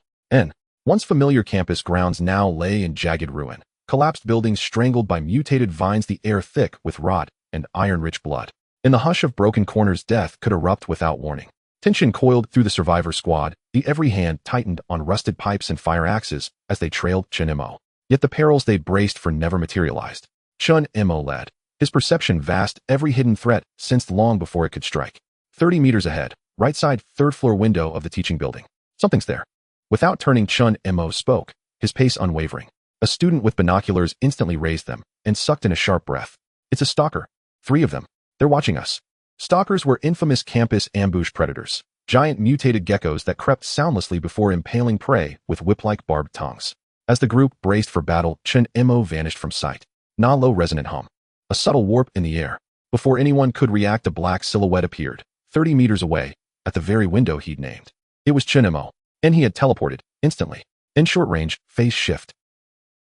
Though a faint dizziness pulsed behind his temples, making him sway slightly, the 3 stalkers inside the building stood utterly unprepared. To them, he was death incarnate. Thwipped, thwipped, thwipped. 3 muffled impacts, almost simultaneous. Through the binoculars, the students saw only splashes of viridian blood spatter the window pane.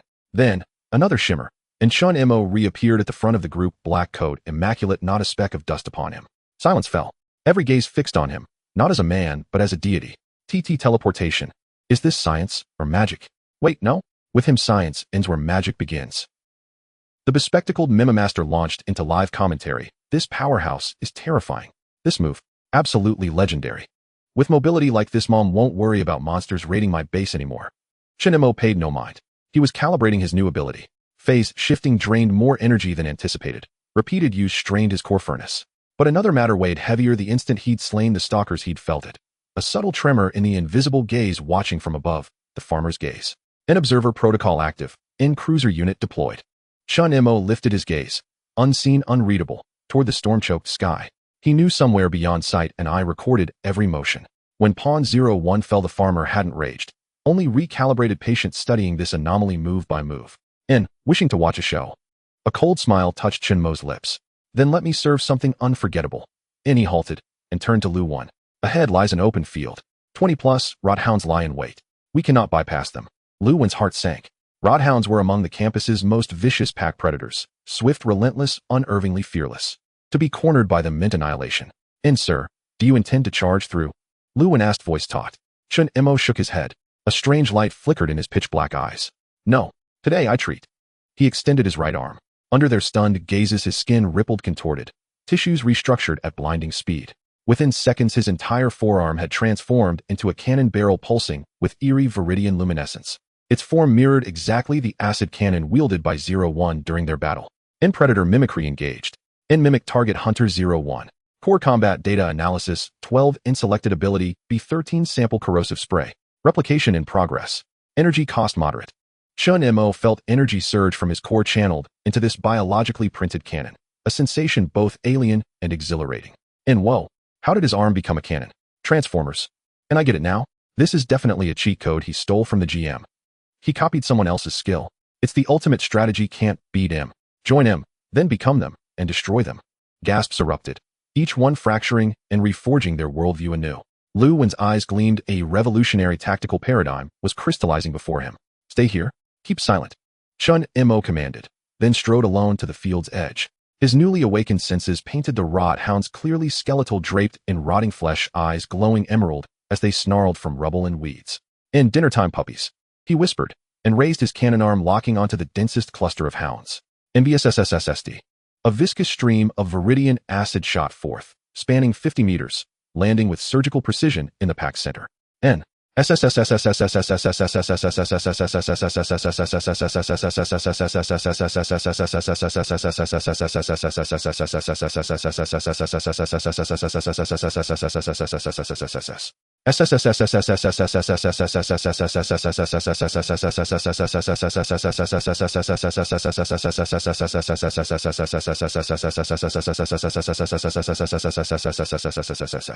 A grating flesh-melting hiss tore through the air. Hounds struck by the acid shrieked. Hide and muscle dissolving, instantly steaming, white bone exposed beneath. In seconds 7 or 8 convulsed on the ground, collapsing into greenish sludge. The survivors yelped, a guttural cry, and scattered in blind panic. Chen Mo's cannon arm retracted seamlessly. He shook out his hand, noting a 5-core energy drain. An impressive power, but high mana cost. And he assessed silently, then turned to the stunned group. And the path is clear. The rest of the journey passed without incident. With Chen Mo as a mobile radar and walking artillery platform, every threat was neutralized before it could bloom. The survivors' terror slowly hardened into a numb, unshakable calm. To walk beside such a being, perhaps survival truly was possible. At dusk, they reached their destination, the University City Central Cafeteria, a colossal 4-story structure dominating the campus heart. Around its plaza lay no low-tier monsters, only colossal gnawed-clean skeletons scattered like fallen monoliths. And we've arrived. Chen Mo's group crouched atop a derelict administrative building, binoculars trained on the cafeteria. Its glass doors were shattered. Lithe, powerful figures moved in and out. Larger, more disciplined rothounds organized like a military unit. Under their vigilant patrols, the cafeteria stood impenetrable. Gulp. The student with the binoculars swallowed hard. Swallowing hard, he said, there are at least 100 of these rotting dogs here, and they seem to be a size larger than those we encountered earlier. This is practically a military camp. Lu Wen's expression became incredibly grave. Indeed, there must be a leader-level existence here which has somehow organized these mindless monsters into an efficient predatory group. As he was analyzing, a massive figure slowly stood up at the top of the cafeteria. It was nearly 3 times the size of a normal rotting dog. Most of its decayed flesh had fallen off, revealing its dark golden skeleton underneath, which was even covered with a layer of bone armor. Its eyes burned with 2 ghostly blue flames, scanning its territory with authority. Alpha head dog. A king-level mutant. Its appearance caused the temperature of the surrounding air to drop significantly. The dogs below all lay down, whimpering in submission. It's over. I wondered why there were no small monsters. It turns out there's a super big boss here. Classmate Gung Xiaogui's face turned pale. This boss looks like a pay-to-win player with built-in tank and damage reduction auras. How are we supposed to fight it? In the face of this despairing scene, Chen Mo's reaction was completely different. There was no fear in his pitch-black eyes. Instead, a fiery glow ignited, the kind that only appeared when he saw top-tier ingredients. To him, that alpha head dog was a delicious meal that could allow him to evolve again. A moving epic experience package. Your task is very simple. Chen Mo retracted his gaze and calmly ordered Lu Wen, after I make my move, the alpha's mind control will become chaotic. At that time, most of the rotting dogs will go berserk. Your goal is to take advantage of the chaos to infiltrate from the kitchen entrance at the back of the cafeteria, where the defenses are the weakest. Clear the kitchen and establish a temporary stronghold. Can you do that? Lu Wen was taken aback. He hadn't expected Chen Mo to formulate such a crazy plan. Alone, to challenge that monster and over 100 rotting dogs. Sir, that's too dangerous. There are too many of its guards. Lu Wen exclaimed. I'm not asking for your opinion. Chen Mo interrupted him. I'm stating a fact. What you need to do is pick up some scraps in my hunting ground. If you can't even do this, then you have no value in existing. This statement was harsh, yet it was the stark reality of the apocalypse. Lu Wen clenched his fists and finally nodded firmly. We will do our best. Very good. Chen Mo nodded in satisfaction. Then he leaned forward. My buffet is now open. As soon as he finished speaking, his figure had already dashed out from the cover of the administrative building. He did not hide. He boldly walked step by step towards the vast square in front of the cafeteria. His appearance immediately shattered the tranquility of the place. Whoa! The alpha head dog, which had been pretending to doze at the top of the cafeteria, suddenly opened its eyes. The 2 ghostly blue flames instantly locked onto Chen Mo. A wave of provoked anger surged forth as an invisible mental shock swept across the area. It felt threatened. This human was completely different from the food it had shredded before. With a roar from the alpha head dog, hundreds of rotting dogs sprang into action. They poured out from every corner of the cafeteria, transforming into a tide of gray-black, rushing towards Chen Mo in the center of the square with a stench. Facing this beast tide that could shred armored vehicles, Chen Mo slowly raised his right hand. Myriad things sequenced true self-blade coalesced in his grasp. A sinister smile curled at the corners of his mouth. Come, let me see if it's your local tyrant's toughness or my dragon's hunger that is greater. In the next moment, he activated true self-unification. Dark metallic patterns crawled over his body and his eyes transformed into black holes that devoured light. His entire being fused with the Tang Dao in his hand, becoming an untraceable bolt of black lightning. He did not retreat. Instead, he charged directly into the beast tide. Boom. The black lightning collided violently with the gray beast tide at the center of the square. This was a war of one man. Lu Wen and the others watched from the rooftop, their hearts shattering. They saw Chen Mo weaving through the dog pack. With every flash of his blade, several limbs of rotting dogs flew into the sky. This was not a battle, this was a slaughter. He utilized short-distance phase shift to continuously flicker amidst the dogs, each time appearing precisely at the weak points of the dog formation. As the blade cut through, it stirred up a storm of blood and gore. The energy core in his chest throbbed violently, providing him with a steady stream of power. His only target was the alpha head dog, which was slowly descending from the rooftop, preparing to join the fray. Now's the time. Act according to plan. Lu Wen seized the opportunity, decisively leading the team members down from the administrative building, charging towards the chaotic kitchen of the cafeteria. In the square, Chen Mo had already cut through layers of guards and finally confronted the massive alpha head dog face-to-face. Man and beast stood 10 meters apart, staring each other down. The air seemed to solidify. The alpha head dog opened its gigantic mouth, revealing spear-like fangs, emitting a thunderous low growl. Chen Mo meanwhile twirled his blade, the edge of the Tang Dao reflecting an eerie blood red under the dusk. The warm-up is over. He murmured softly, then his figure vanished again. Phase shift.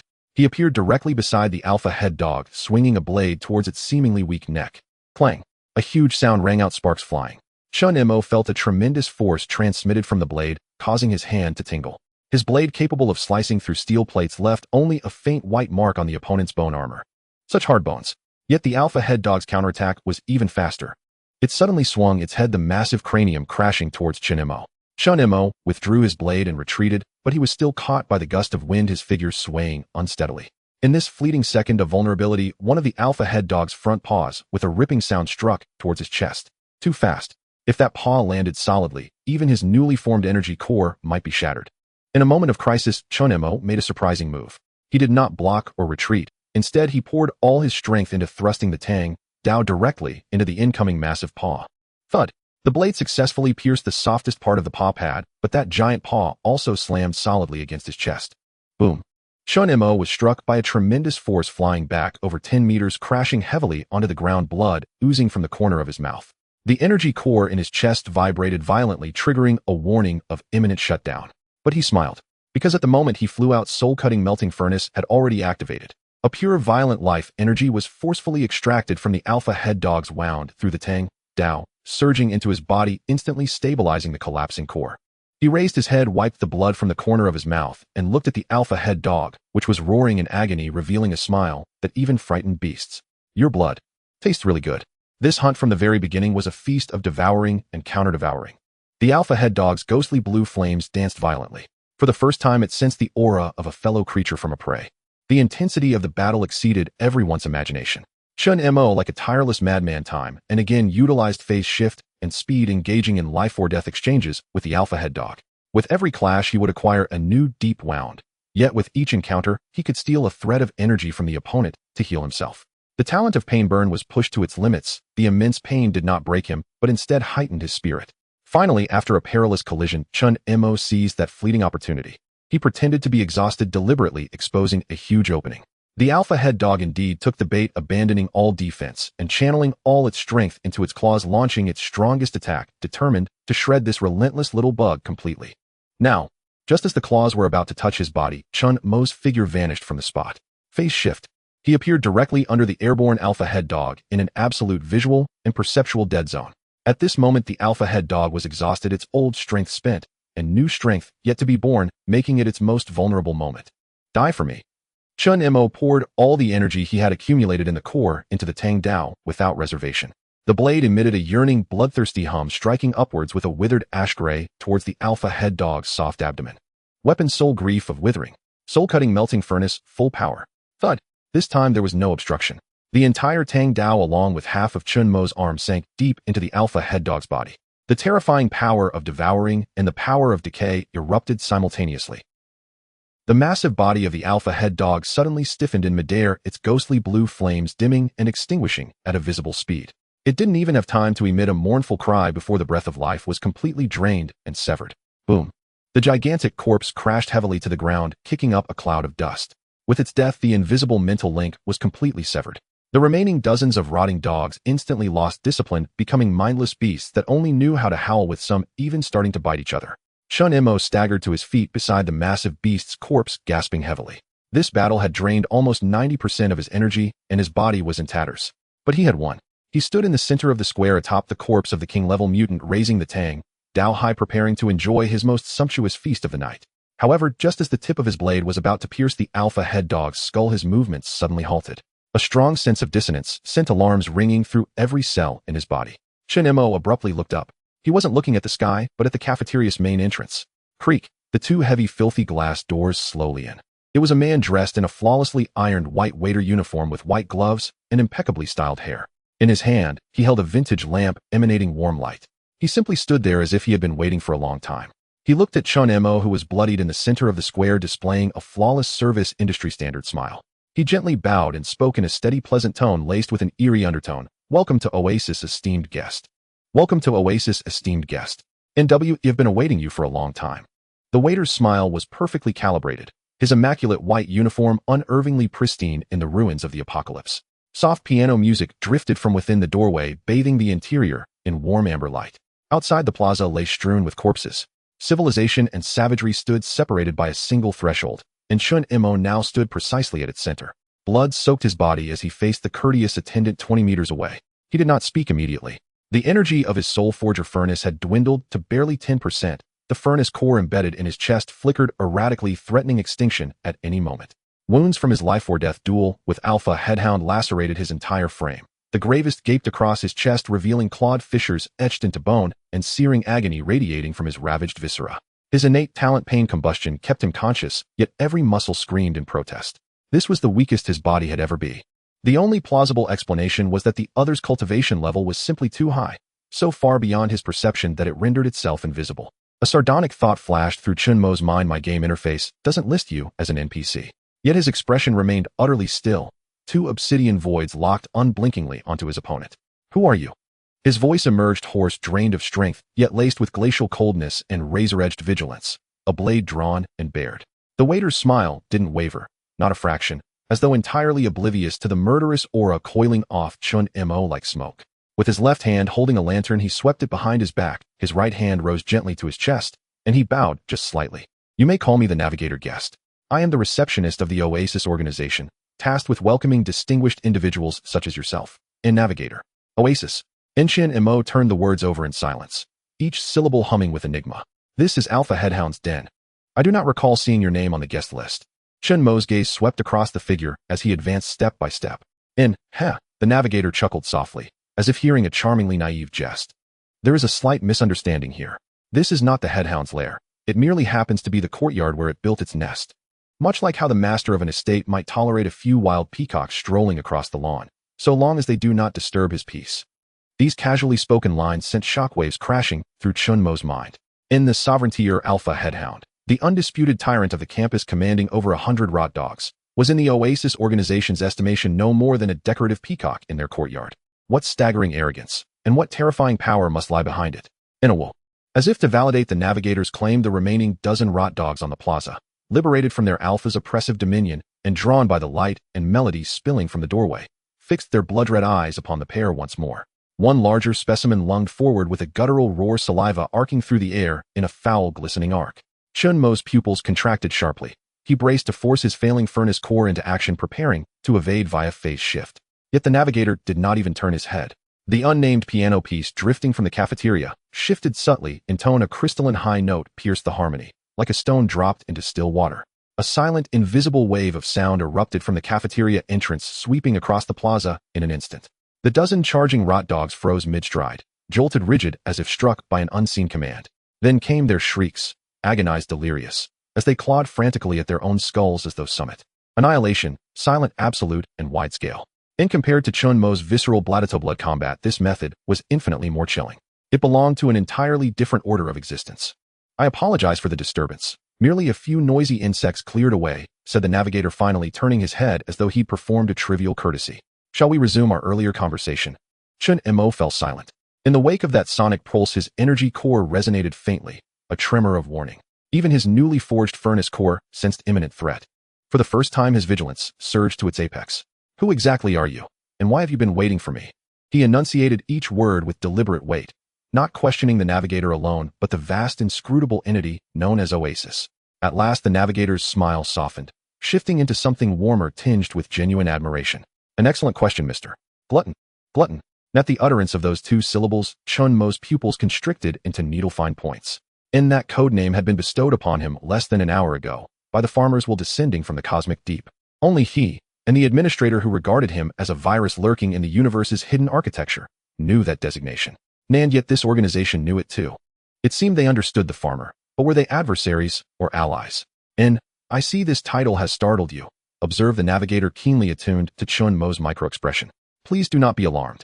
To put it plainly, if the farmer is an antivirus program seeking to delete your anomalous code, then Oasis is the horticulturist who wishes to recover, study, and even nurture you. Antivirus. Horticulturist. That analogy instantly clarified the geopolitical landscape before him.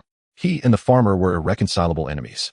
Oasis, however, was a third party, one that saw him not as prey nor as kin, but as a rare high-value variable worthy of observation and investment. We have observed you for quite some time, ever since you consumed Tinkin-01 atop the library rooftop. The navigator continued, delivering another revelation. Beings capable of reversing the assimilation of purge units are exceedingly rare. In our archives, you are only the third such anomaly recorded on Earth in the past century. Third in a century, meaning two others had preceded him. Script. So this apocalypse truly was a stage performance. Orchestrated, scripted, rehearsed. What do you want from me? Chen Mo asked directly. He knew circumlocution was futile against such riddles. You misunderstand. We offer what you require. The navigator spread his hands in a graceful gesture, inviting open, toward the warm light beyond the doorway. We can provide you sanctuary, safe from the farmer's surveillance and the next scheduled hunt. We can supply you with ample sustenance, high-purity energy cores, and rare metallic alloys. We can even grant access to evolutionary knowledge from the prior civilization to accelerate your growth efficiently. Each proposal aligned precisely with Chen Mo's most urgent needs: evasion, nourishment, evolution. It was temptation almost impossible to refuse. And the price? He asked, voice icy. He believed no boon fell from heaven, especially not in the apocalypse. There is no price, smiled the navigator. Consider it an investment. An investment in you, the most promising variable we have encountered. We wish to observe how far you may evolve when granted optimal resources and zero interference. That insight holds profound value for our research. A calculated clinical observation, disguised as benevolence. And though their motives were impure, this proposition offered Chen Mo a rare tactical opening. He genuinely needed a secure location to process the Alpha Headhound's essence. To storm in blindly was suicide. To refuse risked being crushed between Oasis and the farmer's next deployment. Feigning agreement, entering a temporary conditional alliance, was the sole viable path forward. Meanwhile, in the cafeteria's third-floor kitchen, Lu 1 and 10 survivors had just finished clearing several stray rot dogs. Heavy objects, industrial freezers, stainless steel countertops, were wedged tightly against every door leading to the dining hall. Safe. We're safe for now. Geng Xiaogui, the bespectacled student, collapsed onto the floor, gasping, utterly spent. Lu Wen gripped his fire axe, listening intently. Minutes earlier, the plaza's horrific roars and impacts had ceased abruptly, leaving behind an eerie, absolute silence. What happened out there? Has the battle ended? Whispered a girl. Of course it's over. Why even ask? Geng Xiaogui declared, wearing an expression of amused condescension. Didn't you hear that racket? Sounded like urban demolition. Clearly Brother Chen went berserk, slaughtered the Dog King and his entire pack. Good fortune indeed. His words eased the tension, just slightly. Then unexpectedly, a gentle piano melody drifted through walls and makeshift barricades, haunting and serene. Piano music, and Lu Wen's face froze. Everyone stared, eyes wide with disbelief and dawning confusion. No way, did we win and get victory? Background music. That's elite treatment. Geng Xiaogui rubbed his ears, incredulous. No. Lu Wen shot upright, his face draining of color. That sound isn't ours. There's someone else inside the cafeteria, beyond the monsters. That realization sent their recently settled hearts rocketing back into their throats. On the plaza, Chen Mo had reached his decision. His gaze lingered on the Alpha Headhound's colossal corpse, particularly on the sovereigntier core pulsing with eerie cobalt light. That core was non-negotiable. Very well, Chen Mo nodded. I accept your investment, but I abide by my own rules. As he spoke, he strode toward the massive carcass. Under the navigator's quietly fascinated gaze, Chen Mo plunged his right hand deep into the creature's skull. Boom. The soul forger furnace reignited, its suction erupting with raw force. The sovereigntier corpse visibly desiccated, crumbling into dust before their eyes as a torrent of life energy flooded into Chen Mo's body. His dying furnace core flared anew, as if refueled with celestial-grade essence, roaring louder and faster than ever before. Ugh! Chen Mo threw back his head, releasing a guttural, restrained roar. His wounds sealed visibly, muscles and bones thick and densified under the torrential energy surge. Within mere seconds, the alpha headhound's immense body dissolved into a mound of fine ash, leaving only a pigeon egg-sized sovereign core hovering serenely above his palm, glowing with deep cobalt luminescence. His internal energy vaulted from near depletion to near full capacity, overflowing at the edges. Overflowing. This instantaneous full revival act, performed openly, consuming the boss before witnesses, caused the navigator's professional composure to ripple just once with authentic awe. Truly remarkable feeding behavior. He murmured, as if admiring a masterpiece. It appears our investment may yield greater returns than anticipated. Chen Mo ignored the praise. Securing the sovereign core, he fixed the navigator with a gaze like frozen steel. First, my consumption and evolution remain entirely autonomous. No interference permitted. Second, I demand absolute freedom. No restrictions on movement, action, or choice. And third, disclose everything you know about the farmer, and about all prior epic variables. He wasn't negotiating terms as a subject, but as a peer. The navigator's admiration deepened. As you wish, esteemed guest. The first two conditions present no difficulty. As for the third, every relevant file resides in Oasis's archive, fully accessible to you at any time. He stepped aside, gesturing fully toward the illuminated doorway. Now, would you care to enter the true oasis and partake in the welcome banquet prepared especially for you? Chen Mo studied him, long and hard. Then, satisfied no immediate betrayal loomed, stepped forward. One step carried him past the plaza littered with bones, and another carried him into the amber glow. In through the cafeteria's battered glass door he expected grand halls, tables, plates, yet found none. Beyond it stretched a straight, pristine corridor forged from unknown lustrous white metal, futuristic, sterile, humming with quiet sophistication. The floor reflected his silhouette like a mirror. Overhead soft matrix lighting bathed the space in even radiance. The air carried a faint antiseptic scent, temperature perfect and still. It felt less like crossing a threshold, and more like stepping from hell into heaven. Behind him the broken glass door shimmered like water and vanished. In its place stood seamless, identical white alloy wall. The entrance had disappeared. Is this spatial teleportation, or a holographic projection? Chen Mo's pupils contracted sharply, his mind reeling. To restructure an entire building's interior into a subspace gateway exceeded all his understanding of post-apocalyptic technology. The navigator, as if reading his thoughts, smiled gently.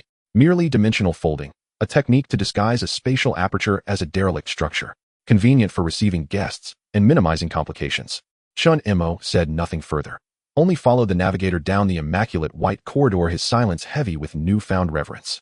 Whether the farmer, who treated Earth as a farm, periodically unleashing cataclysms to format it, or Oasis, the self-proclaimed horticulturist wielding godlike tech, both were players moving pieces on a board.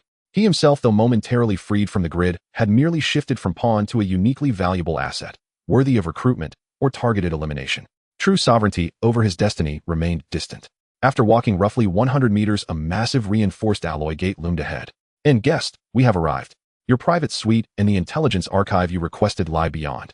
The navigator tapped lightly on a biometric panel. The colossal gate parted silently, sliding open. Beyond lay a sight that surpassed even Chen Mo's heightened expectations. Yet the navigator paused, not allowing entry but offering instead a peculiar knowing smile. Nearly forgot to mention, guest. Oasis hosts more than one variable. Recently we recovered another intriguing individual, codenamed Judgment. She is a woman of volatile temperament, particularly intolerant of loud chewing. Should you encounter her, please exercise courtesy. After all, peace remains Oasis's most fundamental principle. After all, peace is the mission of our Oasis. A woman with a bad temper, and she dislikes the sound of others eating. These pieces of information pieced together exuded a sense of danger. Chen Mo's intermediate tactical deduction immediately kicked into overdrive, flashing through countless possibilities in his mind. Judgment and gluttony. These two code names were clearly natural enemies, and he was evidently at a disadvantage. His expression remained stoic, but the light in his eyes dimmed slightly. He nodded as a response, then stepped through the silently sliding alloy giant door. The world beyond the door made his pupils contract. Before him lay an endless expanse of pure white space. The material beneath his feet was smooth as jade, extending to the horizon. There were no lights above. The entire dome emitted a gentle sunlight. A constant flow of tempered air and a faint scent of plants invigorated his senses. In the center of this vast white space, there were floating islands, each enveloped in a pale blue energy shield. Some were adorned with futuristic silver architecture, while others feeder. This is no refuge in the apocalypse. It is clearly a city in the sky. Even with 2 lifetimes of experience, Chen Mo was momentarily stunned by the sight. He thought he had picked a survival script for the apocalypse, but the genre of the game had changed completely. It's magnificent, isn't it? The guide said, proudly following him. This is the main space of the oasis, which we call Eden. It preserves the legacies of the previous epic civilization and nurtures the hopes of the new era. Your goal is to preserve civilization. Chen Mo withdrew his gaze, forcing himself to calm down and analyze the information in the other party's words. Preservation is just the foundation. The guide led him toward a light trail that appeared out of thin air, explaining our mission is observation and guidance. The farmers' methods are too crude, they only wish to destroy everything. We hope to sift out individuals with potential from this wasteland, guide their growth, and even create a brand new future. This metaphor Chen Mo understood. He was one of those selected individuals with potential. He stepped onto the light trail, feeling a gentle force supporting him as he began to fly towards a minimalist floating island. During the flight, he noticed more details. On an island covered by a transparent dome, a group of individuals in white research suits were busy surrounding a bound giant mutant creature. That mutant creature he recognized was a rare Sonic-type monster known as the Wailing Banshee, on par with the Alpha Hound. Yet at this moment it appeared like a lamb waiting to be slaughtered. On another floating island, he saw a vast hangar filled with dozens of sci-fi-styled black drones. The guide followed his gaze, introducing cruisers, the eyes of the farmer, used to monitor the surface. We occasionally recover a few to study their targeting logic and evasion algorithms. Knowing ourselves and our enemies ensures we can win every battle, wouldn't you agree? Chen Mo remained silent, yet his heart could not find peace. This Oasis organization possessed technology that surpassed the surface, even able to retrieve and study the farmers' units. This is no longer a mere third-party force. It is an entity capable of competing with the farmer on the chessboard. Soon the light trail reached its destination. It was a 3-story villa made of black glass and silver metal, situated on a neatly trimmed lawn next to a shimmering infinity pool. This is your private suite number G01. OIG stands for gluttony. The guide gestured invitingly.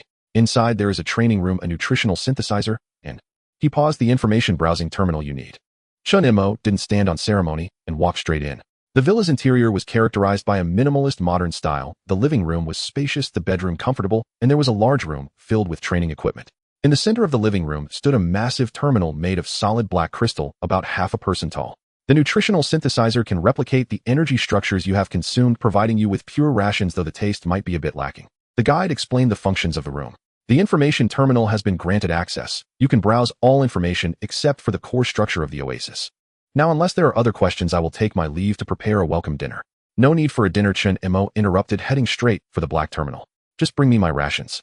As you wish. The guide maintained his smile, bowed again, and then silently exited the villa. The door closed, leaving Chen Mo alone in the entire space.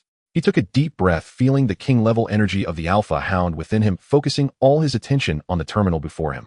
He extended his hand and gently touched the cold crystal surface. Buzz. The terminal activated soft white light, illuminating it as a complex star chart interface unfolded before him. Chen Mo directly entered the first keyword, farmer. The star chart interface instantly transformed, presenting a massive tree-like structure. At the top was a single-entry administrator, farmer. Below it branched countless subordinate units: clearing units series near-Earth kill type, R series wide area destruction type, G series colonization penetration type. Observation units: cruisers within the atmosphere, stalkers, synchronous orbit. Purification units: space-based kinetic weapon, god staff, orbital positive ion CA. Cold sweat trickled down Chen Mo's forehead. If not for the emergence of the Oasis, he might not have been facing just 101, but an entire series squad. He suppressed the lingering fear in his heart and entered the second keyword variable. The interface switched again, this time revealing only 3 specially encrypted folders. The first folder was coded profit. Status lost. The second folder was coded anomaly. Status contained. The third folder was coded gluttony. Status under observation. Next to the gluttony folder, there was a continuously flashing red that marked real-time data stream uploading. Chen Mo's gaze instantly turned icy. He knew that every move he made, even his heartbeat and energy fluctuations, were being transmitted to some database of the Oasis through this villa. The so-called investment and observation by the guide were in simpler terms akin to being an animal cage for research, enjoying the best treatment solely for their comprehensive study of him. He did not erupt immediately, but opened the file about himself. It contained recordings and data analysis of all his actions from the moment he had absorbed 01 on the library's top floor to just entering the villa. The Oasis evaluation of him was extremely high growth potential, strong aggressiveness, and a very dangerous evolutionary path. Recommended to be classified as a priority observation target, unlimited resources supplied, avoid direct conflict. How they think quite highly of me. Chen Mo chuckled self-deprecatingly, then turned his attention to the last name he cared about. He input judgment. An incompletely encrypted file popped up, variable code, judgment, real name. Data corrupted identity final weapon of the 4th epic sanctuary code name sequence 0 ability spectrum rule system order and judgment status semi-dormant core damage 73 contained danger assessment extremely unstable. Possesses the ability to rewrite local physical laws in an instant. Any form of hostile action may trigger its final judgment protocol. Recommend. What came after the recommendation Chen Mo could not see clearly, because at that moment the door of the villa he was in opened silently and without warning. A cold gaze locked onto him from the entrance. Chen Mo abruptly turned around to see a woman standing at the door. She wore a form-fitting black uniform, a style blending military and classical attire, with silver intricate patterns on the epaulets and cuffs. Her neat silver short hair accentuated her pale skin. What struck one most were her eyes, golden vertical pupils devoid of any human emotion, only pure scrutiny and indifference. She stood still, yet seemed to be the center of the entire space, even bending the light around her slightly. Without a doubt she was judgment. You are the new variable. Her voice rang out cold as ice without any inflection, resembling an AI-generated voice, yet carrying an undeniable authority. The one, evolving by consuming garbage. As she spoke, an invisible pressure engulfed the entire villa. This was not an energy or mental pressure. Chen Mo felt the very rules around him changing. The flow of air slowed, gravity seemed to increase slightly, and even the energy surging within him felt momentarily sluggish. Warning. Unknown rule interference detected. Energy core is being suppressed. A chilling system prompt echoed in his mind, flooding the screen. Chen Mo's heart sank. She was too strong. This woman didn't even need to make a move. Simply standing there she could influence his energy core. This was on an entirely different level from all the opponents he had encountered before. Chen Mo did not respond to her question. He merely straightened his body, slowly, his pitch-black eyes meeting those golden vertical pupils. In her gaze he saw neither curiosity nor hostility, only a lofty indifference towards the abnormal. My code name is Gluttony. Chen Mo's voice was steady. You are judgment. The file says you come from some sanctuary and are a final weapon. He deliberately mentioned the information he had just seen testing her. Sure enough, when the words sanctuary and final weapon left his lips, a subtle shift appeared in her eternally unchanged golden vertical pupils. The suppressive force around her momentarily became chaotic. You should not have seen my file. Her voice remained icy, but the air around them seemed to grow even colder. The guide said I had permission. Chen Mo retorted, knowing that with someone like her retreating would only put him in a more passive position. He had to adopt an equal stance to make her take him seriously. Permission. Judgment's lips curled into a hint of derision. In my rules there is no such word. She took a step forward. With that single step, crack. A crack appeared on the surface of the massive terminal made of an unknown hard crystal beside Chen Mo without any warning. The crack spread like a spider web, and within seconds the entire terminal disintegrated into a pile of powder, silently falling to the ground. Chen Mo's pupils shrank to the size of the most dangerous pinprick. He had not even seen how she did it. There were no energy fluctuations, no physical contact, and that indestructible terminal just disassembled like that. Is this the ability to rewrite local physical laws? It's simply unreasonable. This is your first warning. Judgment withdrew her gaze, returning her attention to Chen Mo. I do not like others prying into my past. Now finish your meal and then disappear from my sight. This area does not allow for a second variable to remain long-term. Her tone was not a suggestion, but a final decree. At that tense moment a ding sounded. A hidden delivery port in the villa's wall slowly opened, and a silver metal tray slid out. On the tray lay a massive heart-shaped object radiating a ghostly blue light, still pulsating slightly. A pure and violent energy emanated from it. It was precisely the king-level core of the Alpha Hound that he had just submitted. Your rations, guest. The guide's gentle voice echoed through the room's broadcast system, perfectly timed. Additionally, a friendly reminder for both of you. All facilities within Eden are quite costly. Any non-experimental wear and tear will be deducted from your resource quotas for the next quarter. Judgment's golden vertical pupils slowly narrowed as she glanced at the king core and then back at Chen Mo. The indifference in her eyes finally bore a hint of obvious disgust. Disorderly, violent, chaotic. She evaluated coldly. Indeed, it is the lowest form of evolution. Dispose of your garbage immediately. Chen Mo laughed. Under the terrifying pressure from judgment that seemed capable of freezing time and space, he instead chuckled. He walked step by step to the tray under her icy gaze, extended his right hand, and directly grasped the pulsating king-level core. His next action caused the ice-cold face of judgment to show surprise for the first time. He opened his mouth wide as if biting into an apple and took a fierce bite out of the energy core that was still violently pulsating. Crack! A crisp sound echoed through the silent villa, like biting into a shard of hardened rock candy. But it was no candy. It was the core of a sovereigntier aberrant pulsing with volatile energy. Judgment's calm golden vertical pupils contracted violently for the first time. A madman. That was the sole thought flashing through her mind. In her long existence as a weapon, energy absorption had always been a precise, orderly, and controllable process. Just as she herself absorbed energy, like executing flawless code, transforming chaotic external forces into pure structured order. Yet this man, codenamed Glutton, was committing the most primal barbaric desecration of the very concept of energy. He wasn't absorbing it. He was devouring it whole. Boom. A terrifying torrent of energy detonated instantly inside Chen Mo's mouth, the sensation akin to cramming a lit hand grenade between his teeth. Blue energy flames and shock waves erupted wildly from his teeth, nostrils, even the corners of his eyes, bathing his entire body in a distorted, blinding radiance. Ugh. Ayakak. An indescribable agony surged from his mouth and exploded across his entire body. His tongue blackened and charred in an instant, then his palate, his throat. Raging energy flooded his esophagus like a merciless flood surging into his chest. The soul-scouring furnace barely stabilized moments before let out a desperate groaning shriek under the onslaught of excessive power. Warning. Warning. Core pressure has exceeded threshold by 300. Structural integrity has dropped to 41. Irreversible damage is occurring. Warning. High-intensity alien mental contamination detected. Host consciousness is being eroded by bestial instinct. The system's cold voice screamed inside his skull, but he could no longer hear it. The Alpha Hound's sovereign-grade fury, bloodlust, and madness, woven into that torrent, sought to tear his soul apart and drag his reason down into the abyss of the beast. Is this all? At the final moment before darkness swallowed his awareness, Chen Mo's lips twisted into a blackened, grotesque grin. Even the mechanical will of Unit 01 couldn't break me. Your dead dog's grudge dares to challenge me. Then, let's eat. In soul-scouring furnace, forced activation. In talent pain combustion, maximum overload. In agony did not shatter him. It became the most efficient fuel. Chen Mo's nearly scattered consciousness coalesced anew amid infinite suffering, forged with greater resilience. He forcibly summoned the last vestige of his own power from the furnace core and branded it onto the raging torrent like a master tamer, searing his will upon its chaos. Swallow it. The wild energy flood, once careening uncontrollably, now bucked and writhed as though leashed, yet dragged, torn, and crushed by a more ruthless, more absolute will, then violently hurled into the heart of the soul-scouring furnace. The furnace's groan deepened into a thunderous roar. Cracks raced across its walls, only to be violently sealed and remolded by the torrent pouring in. This was destruction birthing renewal. Every inch of Chen Mo's flesh, every bone within him cycled endlessly between annihilation and rebirth. The blue radiance spilling from his body gradually receded, replaced by dark crimson traceries glowing beneath his skin, like molten magma flowing through stone. Judgment watched in silence. From initial shock and revulsion, her gaze had shifted to incomprehension. She could see with perfect clarity everything unfolding inside him. This was no evolution.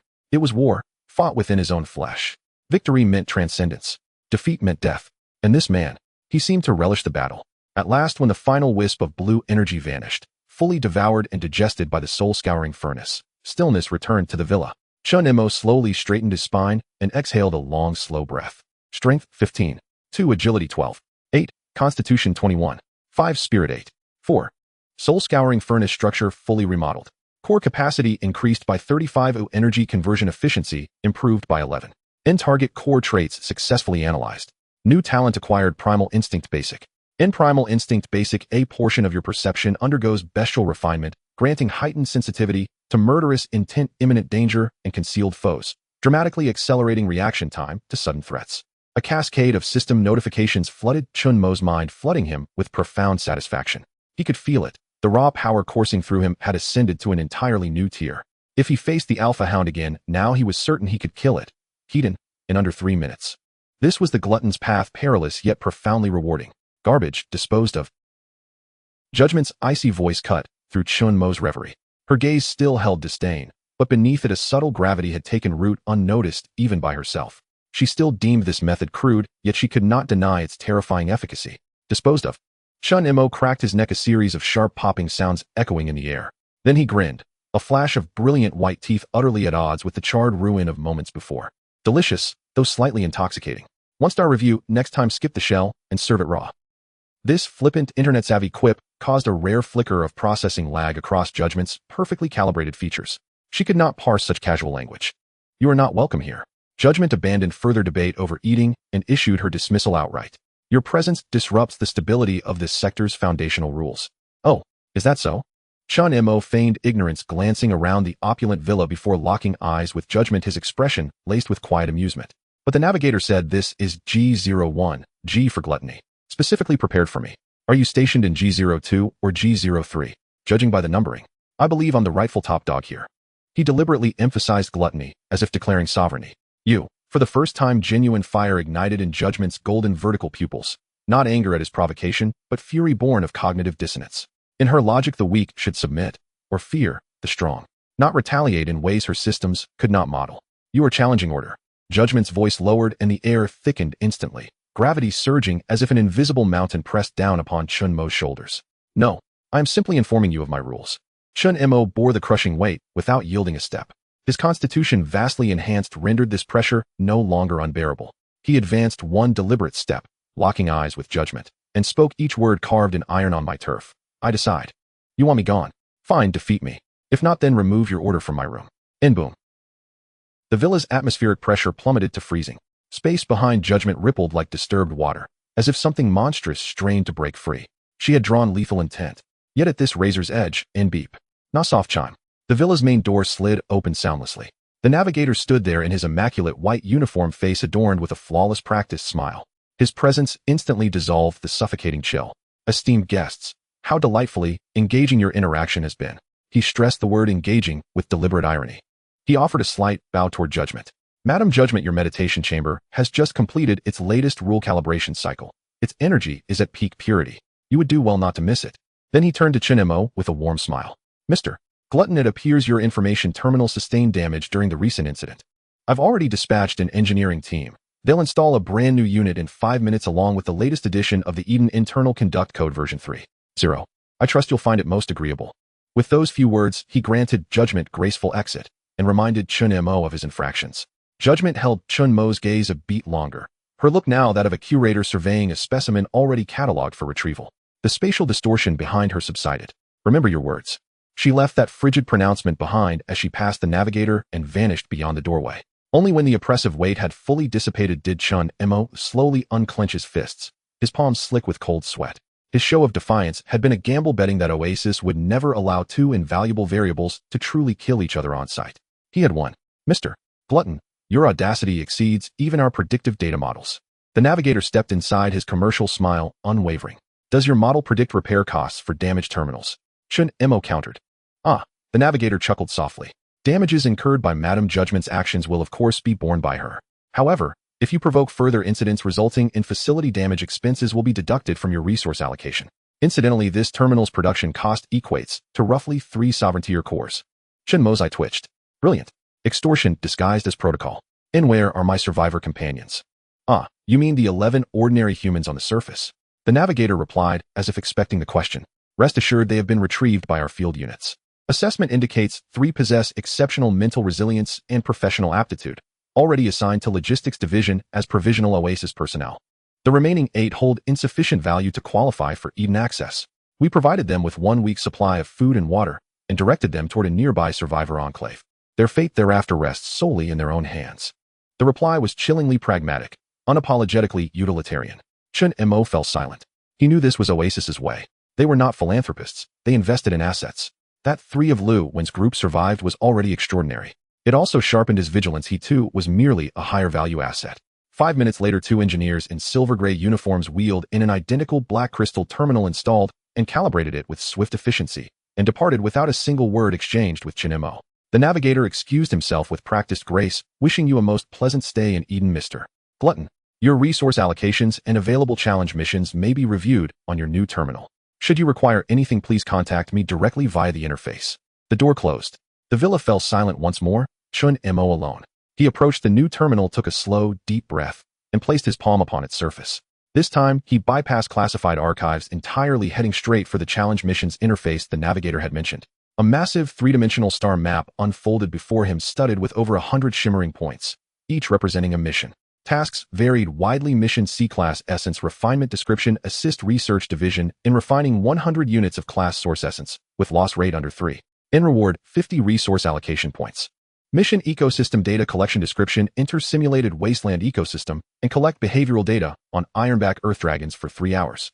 In reward, 80 resource allocation points, one-time bodily restoration authorization. Chen Mo dismissed these menial tasks without hesitation. His gaze locked instantly onto the topmost mission. Glowing blood-red mission: S-Class Arena Combat. Repeatable in description: Enter the Tyrant Coliseum and engage in 1v1 combat against an S-Class hazardous aberrant contained by Oasis. Battle data will be accessible to all researchers ranked A and above. In reward, 100 allocation points per defeated opponent. and priority rights to consume that target's spoils. Consume the spoils. Chen Mo's eyes blazed. This was what he needed. His consciousness selected the mission, and a list of eligible aberrants materialized, each tagged with codename and brief profile in. Codename, the Butchern Race Abomination Confluence and Threat Level Sovereign Tier, Early Stagin. Codename, Phantom Limb Race Thousand Face Mimic and Threat Level Sovereign Tier, Mid Stagin. His fingers swept rapidly across the holographic interface, names of terrifying entities flashing past. Creatures capable of unleashing cataclysm elsewhere, here reduced to priced sparring partners and ingredients. Suddenly his finger froze. His gaze locked onto a specially marked entry, Midlistin codename, Wailing Banshee Race, Sonic Resonant Spirit, Aberrant Rare in Threat, Level Sovereign Tier. High Stage and Special Note, possesses potent psychic assault capabilities. Core is suspected to be a rare soul crystal. Multiple challengers have failed due to complete mental collapse. Not recommended for variables with spirit attribute below 150 points. Soul crystal.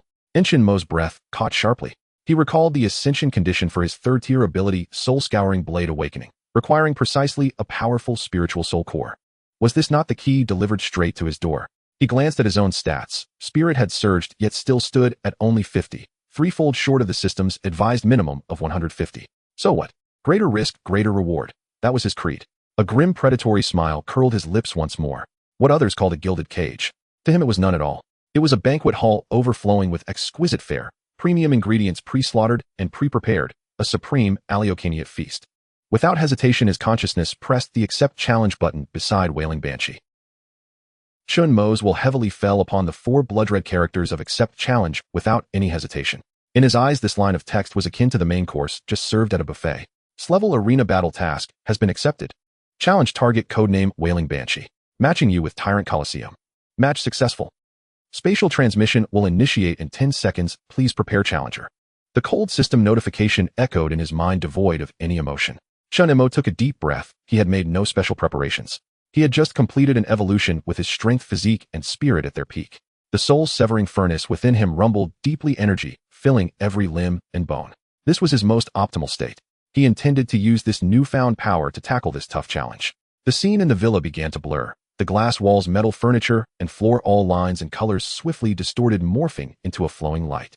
A feeling of weightlessness struck, but it lasted less than a second. When Chen Mo's feet touched solid ground again, the scene before him had completely transformed. He stood upon an expansive black sandy terrain, the grains of sand possessing a peculiar texture, neither soft nor hard, exuding a chilling scent reminiscent of sulfur and rust. The sky was an eternal dusk, a dark red sun hanging at the horizon casting a deso. A grand electronic synthesized voice resonated from all directions, echoing across the empty arena. The rules for this challenge are as follows. 1. Kill or incapacitate the target Wailing Banshee to win. 2. Challenger's death or voluntary surrender constitutes failure. 3. Any means are allowed within the arena, but destruction of the main structure is prohibited. Warning: this challenge target is a high-risk psychic entity with powerful mental pollution abilities. Should the challenger exhibit signs of irreversible mental collapse, the system will forcibly terminate the battle. Forced termination. Isn't that just cutting the power? Chen Mo scoffed, muttering to himself. I've come this far, are you going to withdraw the dish? He raised his head, scanning the suspended boxes as if he could see through the glass to the researchers inside, or a silver-haired woman with golden eyes. He grinned silently, mouthing, watch closely. The challenge will begin after the countdown ends. 10, 9, 8. As the countdown commenced, the atmosphere of the entire arena instantly solidified. Chen Mo slowly drew the blade of true self from his back.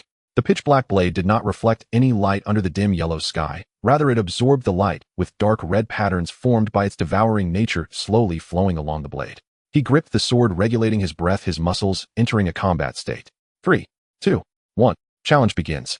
The moment the last word fell, the sand in front of Chen Mo began to twist. A dense, almost tangible black mist appeared out of nowhere, deeper in color than the sand, carrying a bone-chilling cold that dropped the surrounding temperature. Within the black mist there was no sound, yet it felt as if countless vengeful eyes were glaring at him. Chen Mo's primal instinct went into overdrive, every hair on his body standing on end. Danger. Extreme danger. This was unlike any opponent he had faced before. No physical form, no heartbeat, and even no traditional sense of murderous intent. It was a pure malice directed at the soul. The black mist slowly writhed, coalescing into a vague humanoid form. It was the silhouette of a woman, tall and draped in a tattered ancient gown with floor-length grayish hair that moved as if in a breeze. Her face was obscured by her hair, rendering it indistinct. Only a pair of eyes glowing with a pale light flickered in and out of view. She hovered quietly in midair like a ghost crawling out from ancient grievances. The Wailing Banshee. At the moment Chen Mo was intensely focused, the creature opened its mouth. No sound emerged. The expected shriek or wail was absent. The entire arena remained silent, yet Chen Mo's head felt as if it had been struck by an invisible battering ram. Buzz. His mind went blank in an instant. Everything in his field of vision began to twist and deform, the dark red sky and black sand merging into a chaotic swirl of colors. An indescribable piercing sound detonated deep within his soul. This was not a sound heard through the ears, but a pure torrent of information mingled with endless pain, despair, resentment, madness. Warning. Detected ultra-high intensity psychic shock. Attempting to breach host's consciousness barrier. Mental 1. 2. Mental 1. 5. Mental 1. 8. Chen Mo's attribute panel showed that his mental value was rapidly declining at a visible speed. Ugh. He groaned, dropping to one knee, propping himself up with a tang knife to avoid collapsing entirely. The intense headache almost made him faint, and countless bizarre illusions filled his vision. He saw the campus before the apocalypse bathed in sunshine, with classmates laughing. He saw his parents chiding him at the dinner table. He saw a tiger's fierce face in the library, and the blood spouting from his throat when he was silenced with a knife. Countless fragments of memory were forcibly excavated from the depths of his mind, stirred into a chaotic mess.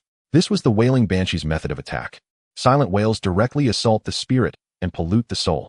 Physical defenses were but a joke against it. In the distance, the wailing banshee seemed satisfied with Chen Mo's reaction. It slowly raised its hand towards him, fingers spread wide. Another round of silent sound waves swept through. This time Chen Mo felt as if his soul was being pierced repeatedly by countless red-hot steel needles. The pain transcended the limits of his body. He knelt on the ground, uncontrollably trembling, blood seeping from his 7 orifices. Damn it! Is this thing a real monster? Chen Mo clenched his back teeth, a surge of madness rising from the depths of his heart. No physical attacks. Going straight for a mental assault, huh? Playing dirty, are we? What I fear the least is pain. Talent pain ignition extreme activation. He did not attempt to resist the psychic shock, but opened his consciousness wide. Come, you want me to feel pain? Then bring it on harder. Boom. The torrent of mental energy capable of rendering an ordinary person an idiot in an instant found its outlet and surged into Chen Mo's sea of consciousness even more frantically. But what awaited it was a furnace ignited in roaring flames. Endless pain under the talent of pain ignition was transformed into pure fuel. Chen Mo's consciousness, on the verge of being torn apart, not only did not collapse, but instead became more resilient and refined under the fiery forging. His eyes, dimmed by the mental shock, reignited and glowed with 2 points of terrifying red light. Who? Chen Mo stood up straight, exhaling a mouthful of bloody turbid air. He shook his head. The excruciating pain that could shred a soul remained, but it no longer wavered his will. He even felt a bit exhilarated. Is this all the strength you have? I thought it was some ancestral level mental pollution, but turns out it's just this, eh? Your BGM is too unpleasant and giving it a bad review. He raised his head, flashing a blood-streaked, sinister smile at the distant wailing banshee. The face, obscured by its long hair, seemed to show a hint of stagnation. It did not understand. In its hunting records, no creature had ever stood after enduring 2 rounds of its song of annihilation and even dared to mock. Chen Mo gave it no chance to think. Physical attacks were ineffective because they couldn't hit its true body. This ghostly being seemingly in front of him possibly existed in another dimension, or rather it was a collection of energy and resentment. To attack it, one must use the same unreasonable method. New talent, primal instinct activated. At the moment this thought flashed through the world, and Chen Mo's eyes changed once again. His 5 senses seemed to be replaced by a more primitive, pure 6th sense. In the vision of primal instinct, the dim sky and black sand lost their color, turning into grayish-white silhouettes. The wailing banshee changed. Its outer layer was a massive, roiling energy field, and at the core of this energy field was a fist-sized light orb emanating the utmost darkness. That light orb pulsed slightly, with each pulse it released invisible ripples carrying messages of destruction. Soul crystal. That was its core. Its lifeblood. Found you. Chen Mo's eyes instantly sharpened like a blade.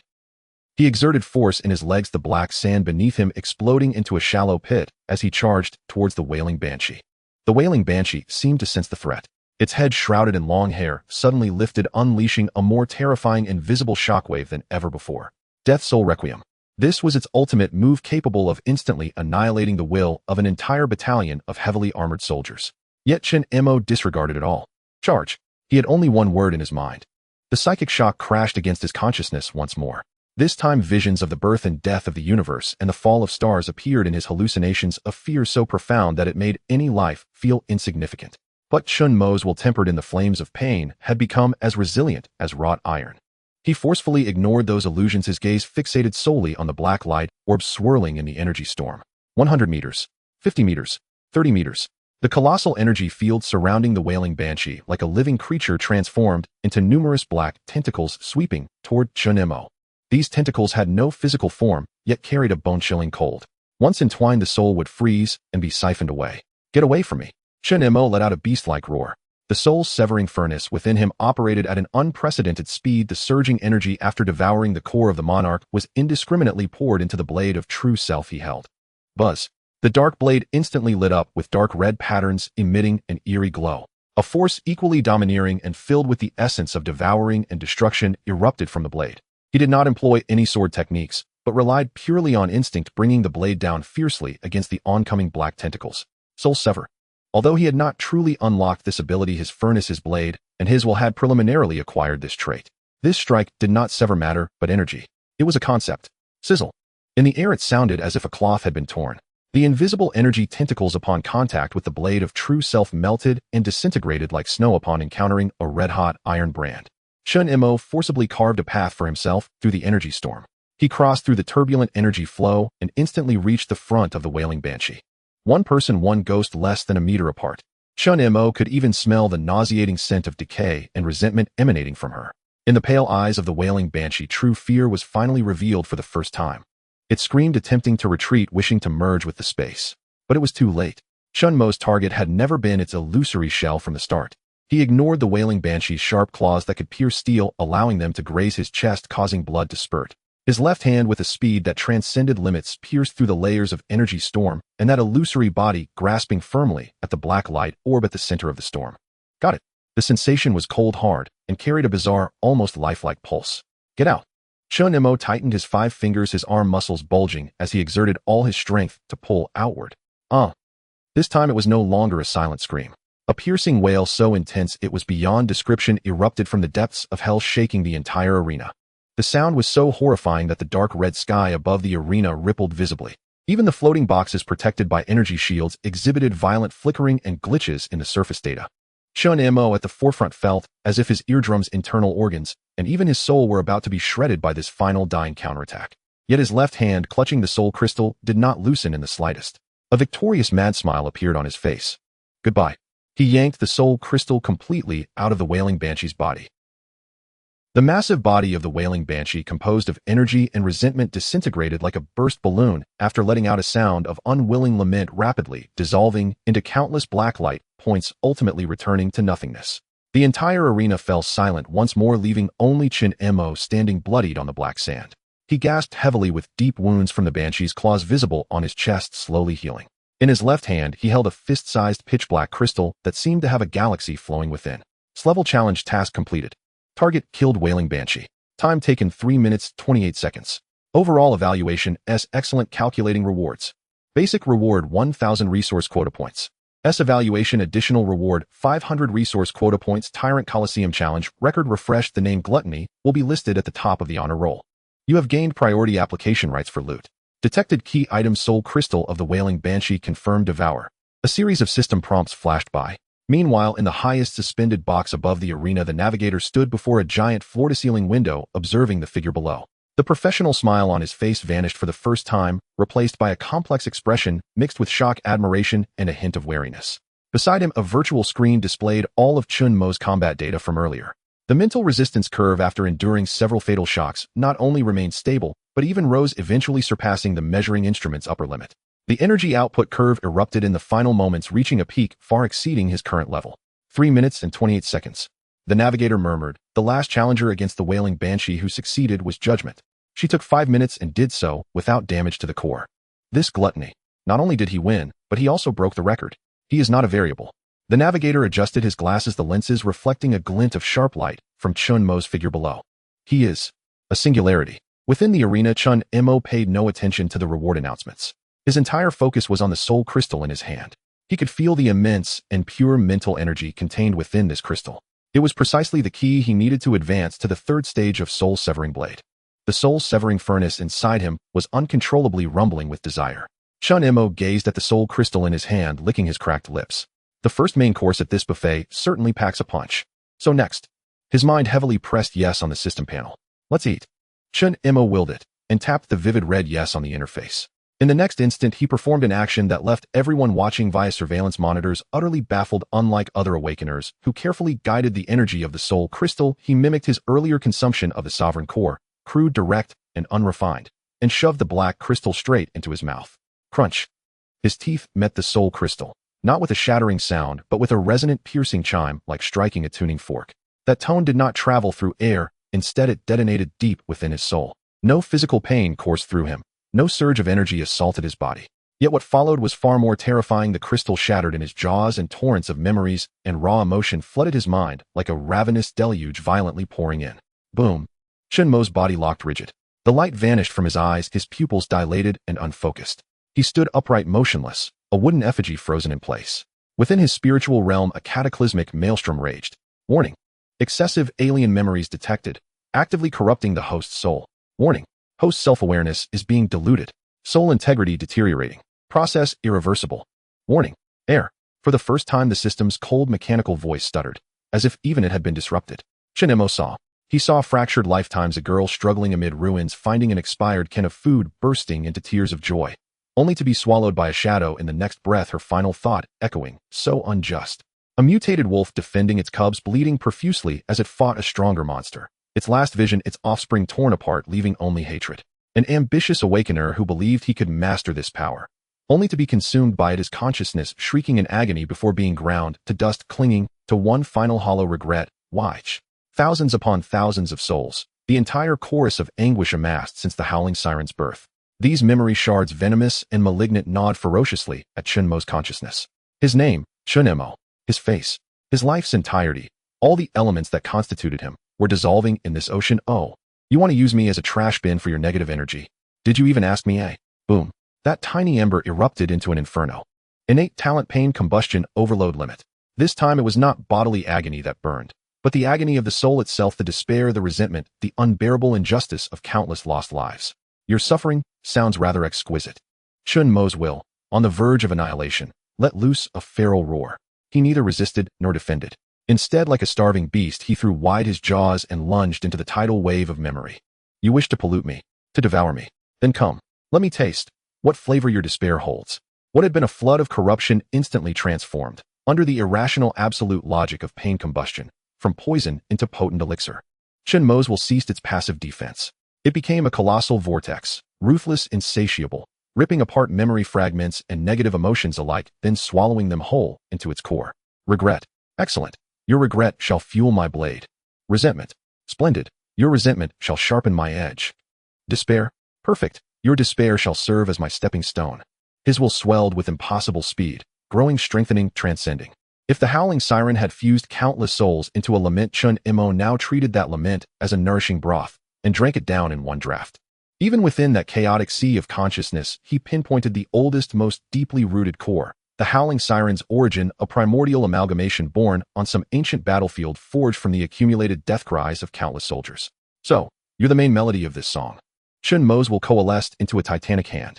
As the primordial consciousness shrieked in terror, he seized it and crushed it utterly. Stop singing. It's truly dreadful. When the final trace of foreign will was fully devoured and digested, silence returned to Chen Mo's spiritual realm. Not the silence of emptiness, but the absolute sovereign stillness of a monarch. His sea of consciousness no longer roiled, it had become a bottomless obsidian mirror reflecting only his singular unbreakable will. Inside the arena, Chen Mo's dull eyes reignited, not with light, but with 2 points of profound, condensed blackness dark enough to suck in souls themselves. He raised his hand and clenched his fist. His physical strength remained unchanged, but he sensed he could now grasp something unseen. Consumption of howling siren's soul crystal complete. Successfully endured the memory shockwave of 10,000 souls lament. Host's willpower rating exceptionally high. Golden finger evolution condition 22 fulfilled. Initiating 3rd tier ascension. Ascension successful. Congratulations, host. You have unlocked 3rd tier ability, Soul Cutting Awakening. A cascade of system notifications appeared, calm and matter-of-fact. Soul Cutting Awakening. All attacks now bear the Soul Cutting attribute, capable of directly injuring target soul's spirits or wills, partially bypassing physical defenses. Detection. Soul Cutting attribute exhibits extreme synchronization with host's weapon, True Self Blade. Weapon properties undergoing ascension. Instinctively, Chen Mo glanced down at the Tang sword in his hand. Its one stark blade, veined with sluggish crimson, now shimmered with deep, ethereal violet. Along its edge, a faint, undulating black aura warped the surrounding light. The weapon's very essence had transformed. Where it once embodied an unstoppable instrument of destruction, it now felt like a tool meticulously forged to torment the soul itself. Ancient seal within soul-cutting crucible activated due to successful consumption of high-tier soul core. You have unlocked the incomplete ability Heroic Spirit Armament Prototype. Heroic Spirit Armament Prototype, one of the primordial heroic spirits sealed within the Tang sword, has been preliminarily awakened. When facing certain death, there exists an extremely low probability of borrowing one combat instinct from this spirit. That prompt stirred Chen Mo's heart. He closed his eyes and sank his consciousness into the seething heart of his soul-cutting crucible. Deep within the churning energies he glimpsed, vast, indistinct, towering. A colossal silhouette clad in archaic battle armor, he could not comprehend, radiating an aura both solitary and ancient. It stood motionless back, turned to him, as though bearing the weight of an entire epic. Just as Chen Mo strained to see more clearly, the figure seemed, ever so slightly, to tilt its head. A torrent of incomprehensible combat knowledge surged into Chen Mo's mind. Not techniques, not forms, but the ultimate, purest understanding of the concept of cutting itself. How to draw the blade. How to perceive. How to extend one's will beyond the tip of the steel.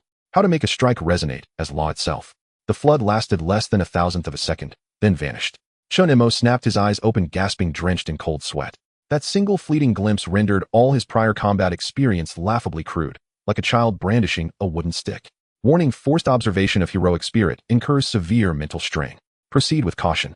Chen Mo suppressed his inner shock. He knew this heroic spirit armament would become one of his greatest trump cards.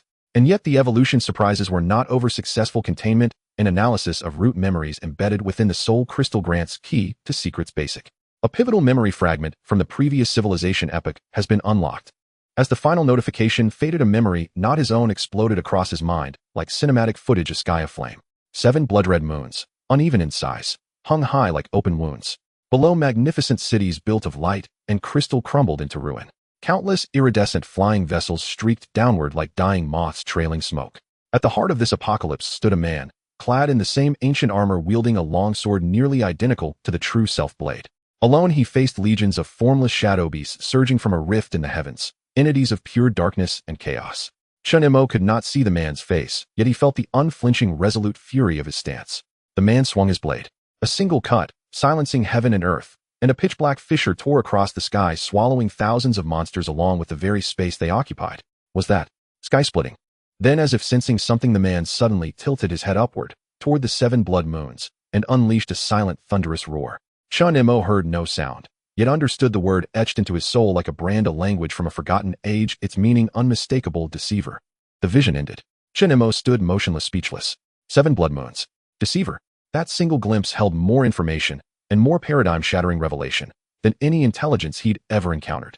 So the Crimson Moon calamity was not unprecedented. So his ancestors too had fought as he did. So the so-called natural disaster concealed a deliberate act of deception. When Chen Mo finally emerged from his stunned reverie, slow, crisp applause shattered the arena's silence. Clap, clap, clap, clap, clap. Chen Mo jerked his head up, his gaze razor-sharp, slicing toward the source. There on the sandy periphery of the arena stood a figure, unseen moments before. The navigator. No longer observing from his lofty control room, he had teleported directly onto the field. His perennial polished commercial smile had vanished, replaced by a complex expression blending shock, profound admiration, and a flicker of awe he could not conceal. Truly, an extraordinary performance. The navigator regarded Chen Mo with unprecedented gravity, even offering a precise, formal noble's bow. From this moment forward, I believe you should be addressed as Mr. Singularity, not Mr. Glutton. Singularity. Chen Mo narrowed his eyes, wary, absorbing the shift in the other's demeanor. Indeed. The navigator adjusted his rimless glasses, their lenses catching Chen Mo's reflection. Within our predictive models, a variable is an unpredictable factor we can still assess and forecast. He paused, then enunciated each word with crystalline precision. A singularity, however, exists beyond the very framework of our understanding. Every action it takes risks collapsing our entire predictive architecture, instantly. You are no longer a piece on the board, Mr. Singularity. You have become the force capable of overturning the entire game. The moment those words settled, the arena's temperature plummeted to absolute zero. A pressure far more oppressive and tangible than anything Chen Mo had felt in the villa descended, focused, concentrated like a solid blade aimed solely at him. Nearby space rippled silently, and the arbiter materialized. No light, no ripple, no warning. She simply was, as if she had always stood there, merely choosing to reveal herself. Her golden vertical pupils locked onto Chen Mo, not with disdain or contempt, but with a frigid analytical lethality. Order contamination, escalating. Her voice remained devoid of inflection, yet each syllable froze the soul. High-risk, rule-defying ability detected. Verdict: mandatory erasure. She saw. She perceived the nascent soul-cutting power blooming upon Chen Mo, the ability to wound the soul directly. Within her worldview constructed upon absolute order, the soul was the foundational inviolable layer of life. And Chen Mo, the barbarian who evolved by consuming, now wielded a cleaver capable of rewriting that sacred domain. This was no mere anomaly. It was heresy, a virus demanding eradication, not just physically, but at the level of fundamental law. Fascinating. Chen Mo smiled. Under that crushing pressure, he did not bend. He slowly raised the true self blade, its violet edge pointing unwaveringly at the arbiter. Do you also wish to test whether this freshly forged blade is sharp enough? After his breakthrough, he sought a worthy whetstone to hone his new power. This woman was the perfect choice. You are provoking judgment. For the first time, the arbiter's golden pupils blazed with incandescent supernova-like intensity. Black fissures began tearing open behind her. A battle capable of annihilating the entire arena hung on a knife's edge. Gentlemen, please remain calm. At that critical juncture, the navigator flashed between them, his smile restored, but his eyes fiercely serious. Madam Arbiter, may I remind you, a singularity is to be guided, not erased. Its value surpasses this arena, and even eclipses the priority of your core restoration. Those words caused the arbiter's gathering power to falter. Seizing the opening, the navigator turned to Chen Mo, his tone layered with implication. Mr.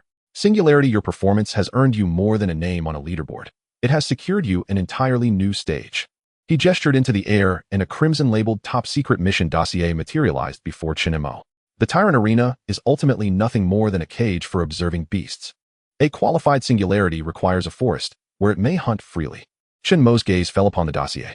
The objective was no longer a captive aberration, but a location, the Greed Nest, a biological genetic research facility buried deep within the Eden core. Status: lost contact. Description: uncontrolled proliferation observed internally. All standard cleanup units ineffective. Recommended resolution: consumption. Our research occasionally produces cancers even our own rules cannot purge, explained the navigator, smiling gently. Conventional antivirus software fails against it, but perhaps a stronger virus might consume it whole. Chen Mo finished reading the briefing and slowly lowered his blade. He offered no immediate reply. Instead, his gaze lifted from the dossier, slid past the navigator's shoulder, and fixed upon the silver-haired woman standing nearby, radiating an aura of absolute, untouchable isolation.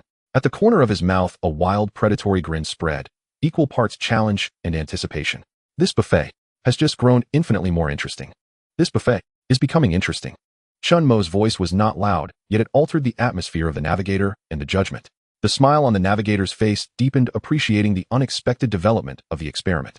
Meanwhile, the burning light in the golden vertical pupils of judgment slowly receded, returning to an emotionless coldness.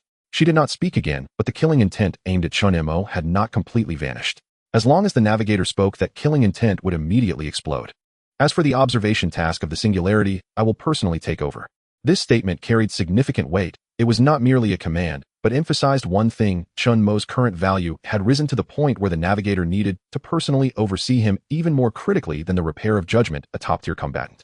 Judgment gazed deeply at Chen Mo, her expression as if scrutinizing a dangerous item that she could not comprehend but was ordered to keep. Order will eventually rectify all anomalies. With this cold assertion left behind, her figure silently vanished from sight, and the suffocating pressure dissipated.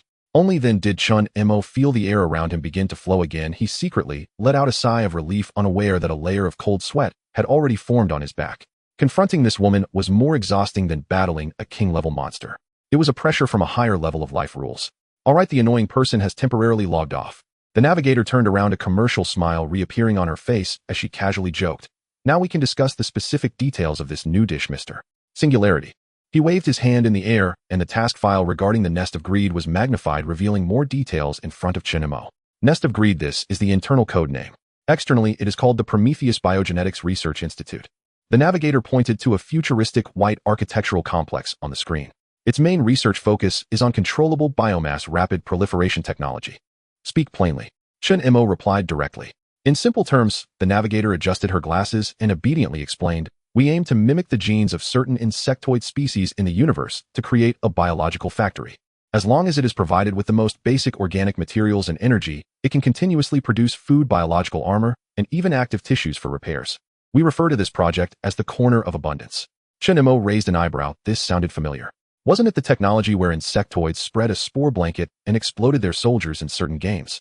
The scientists in Oasis truly know how to play. Just by hearing this name, one can tell that the project is bound to fail, Chen Mo remarked, critiquing the blatant setup for failure. The navigator's face flashed with a hint of helplessness. Yes, it went out of control. A month ago, the core of the Corner of Abundance evolved a self-awareness we hadn't anticipated. It no longer followed orders, but began to think independently. Its first thought was hunger. The screen switched to horrifying surveillance footage. Initially, the biomass in petri dishes was madly consuming the culture medium. Then they broke free from their containers, devoured robots, and then alloy walls, and finally, the researchers who could not escape the institute. Those purple-green flesh tissues swelled like a living tide, engulfing every corner of the research institute. Anything they touched, organic or inorganic, would be decomposed and assimilated into their body within seconds. We tried all conventional cleaning methods. The navigator's voice grew serious. Flames, high-voltage strong acids. We even employed small energy weapons. But all failed. On the screen, a squad of fully armed security personnel fired energy rifles at the fungal blanket. The blanket was shot to pieces, but the wounds healed instantly. Even more terrifying was that after several attacks, a metallic sheen of armor began to grow on the surface of the blanket, perfectly blocking subsequent energy shots. It is learning, evolving, adapting. The navigator summarized, it views our attacks as evolutionary pressure. Each attack only makes it stronger. Physical and chemical methods have become ineffective. Now we want to try a new treatment. He looked at Chen Mo, an unusual light shining in his eyes. Targeted consumption therapy. Chen Mo instantly understood. If it couldn't be cured, introduce something more toxic to let the two cancer cells fight each other. The ancients were indeed right about using poison to counter poison. Interesting. Chen Mo licked his lips, fully intrigued, and asked the most pressing question, what hard dish is in this big mishmash? I mean, what is its core? The navigator replied, we speculate that after it consumed all biological samples, energy sources, and the intelligence of some researchers from the entire institute, it formed a main brain core. The navigator pointed to a red dot at the center of the map. That could be a new hybrid life form integrating biological and information technology. We do not know exactly what it looks like, but we can be certain that its value is unimaginable. Deal. Chen Mo did not hesitate in the slightest. Hold on a moment, Mr. Singularity, the navigator added with a smile. As your first official mission, the organization has also prepared support for you. As long as you can terminate the uncontrolled proliferation of the nest of greed, preferably completely devouring its main brain core. Then he paused, throwing out the real bait. First, all the biomass in the nest of greed will be at your disposal. You can treat it as your cafeteria eating until we tell you to stop. Second, you will gain access to the Eden internal database, allowing you to view level 4 classified documents. Inside there might be answers about the deceiver and the 7-wheel blood moon that you wish to know. Third, the navigator concluded, we will provide you with a personalized opportunity. After the mission, you can provide any special materials you consume, and our best craftsmen will tailor a unique weapon for you. Every condition precisely hit Chen Mo's needs, especially the second one regarding information about the deceiver and the 7-wheel blood moon, which was the clue he had just encountered related to the greatest secret of this world. Are you monitoring my thoughts? Chen Mo's gaze instantly turned cold. No, please don't misunderstand. The navigator immediately waved her hand in explanation. We only captured some keywords related to the ancient era from the data stream emitted during your soul link with the wailing banshee. Lucky we are curious about the truth. This explanation sounded flawless, but Chen Mo did not believe a word of it. However, he also did not care. In the face of sufficient benefits, these small actions could be temporarily overlooked. Very well. When do I leave? Now? The navigator snapped her fingers, and the gladiatorial arena environment shattered like glass. In the next second, the two appeared in a sci-fi silver-white teleportation hall. Dozens of closed tubes crisscrossed like dragon bones, leading to unknown locations. Occasionally glowing floating capsules sped through the tubes silently. This was the transport hub of Eden. Your personal terminal has been updated with mission data, including the complete 3D map of the nest of greed, as well as the last detected biomass distribution. A staff member in uniform hurried over and handed Chen Mo a sealed alloy box. This is a support package prepared for you, Pioneer Type 1. Inside are high-energy food, a multifunctional engineering hammer, and a singularity beacon. After you complete the task, activate the beacon, and we will immediately teleport you back. Chen Mo took the box, weighing it in his hand. Oh, it was not light. He said nothing more and directly walked towards one of the tracks lit with a green light. Enjoy your meal, Mr. Singularity. The navigator's voice came from behind. Chen Mo waved his hand without looking back and stepped into an automatically opened egg-shaped teleportation pod. The door closed and a slight sensation of weightlessness came over him as the scenery outside transformed into flowing light. The teleportation pod sped along the magnetic track with breathtaking scenes flashing by outside. Huge underground ecological domes simulating day and night, layers of hive-like residential areas, and an endless array of colossal server arrays flashing with countless data. This was the core of the Oasis organization, Eden, a super city built underground large enough to be called a nation. Chen Mo leaned back in his chair, closed his eyes. He did not appreciate this last miracle of human civilization, but instead sank his consciousness within, feeling the changes after his advancement. Soul Blade, this ability was more profound than he had imagined. He could sense that his connection to the true self Blade began. Chen Mo chuckled self-deprecatingly. First, let's fill my stomach before anything else. At that moment, the speed of the teleportation pod gradually slowed, and a gentle electronic prompt sounded. Destination Area D13, External Isolation Station of the Nest of Greed arrived. The door slid open silently. An indescribable odor rushed in, brutally invading Chen Mo's nostrils. It was neither the stench of decay nor the metallic scent of blood. The smell was peculiar, a mix of floral fragrance, sweet fruit, and the dampness of earth. It was so intense that it made one nauseous, yet carried a lethal allure, as if enticing one to seek its source. Stepping out of the teleportation pod, Chen Mo found himself under a massive semi-transparent alloy dome. Outside the dome was an unfathomable layer of rock. Inside the dome was a vast isolation zone. At the center of the isolation zone stood a structure, or what used to be a structure. The sign of the Prometheus Biogenetics Research Institute still hung askew at the entrance, but the main body of the building had been completely transformed. Its walls were no longer the cold white alloy, but were covered by a thick pulsating layer of purple-green flesh tissue. Countless large vein-like tendrils coiled around the surface of the flesh, each heartbeat producing a muffled sound like a giant heart in slumber. Various bizarre fungi and plants grew on the building's surface. Some resembled massive mushrooms, their caps shimmering with colorful phosphorescence, while others looked like inverted pitcher plants dripping sticky digestive fluid that corroded the metal floor below. The entire floor of the isolation zone was covered with a thin, slippery layer of fungal blanket yielding beneath one's feet, like stepping on the tongue of a living creature. Everywhere was danger. This was not a nest, it was a complete self-sustaining living ecosystem. Chen Mo slowly drew the true self blade from behind him, the eerie purple blade glinting coldly in the strange light. He did not feel fear, instead a surge of excitement rushed from the depths of his heart, causing all his limbs to heat up. He grinned, revealing a wild smile full of desire. While I take back what I said earlier, this is not a mishmash, it's clearly a luxurious seafood buffet at the ecosystem level. Chen Mo stood before the living structure, taking a deep breath. The air was thick with a sweet and cloying scent mixed with the pungent smell of wet earth rushing straight into his lungs. While an ordinary person would find it nauseating after the transformation by the slashing soul furnace, he could discern its components: high-energy organic matter, active plant pheromones, and something that resembled human pheromones. Goodness gracious, he muttered. A grin spread across Chen Mo's lips. It felt like a hunter discovering a bountiful hunting ground untouched by others. Every cell in his body was clamoring with excitement.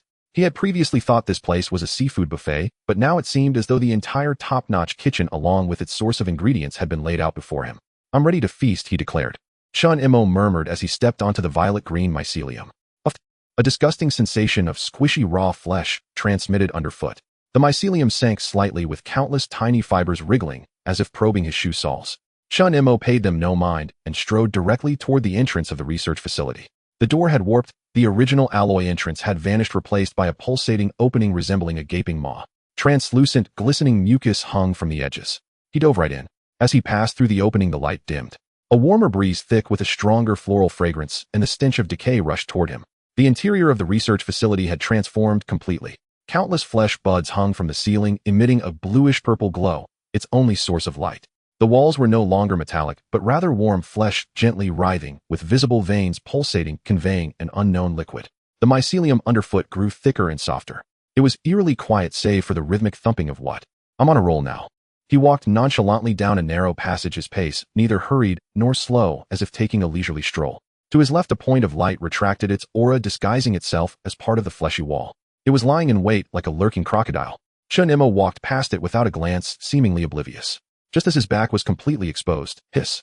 The wall suddenly split into 8 segments, blooming like a flower to reveal the monster within.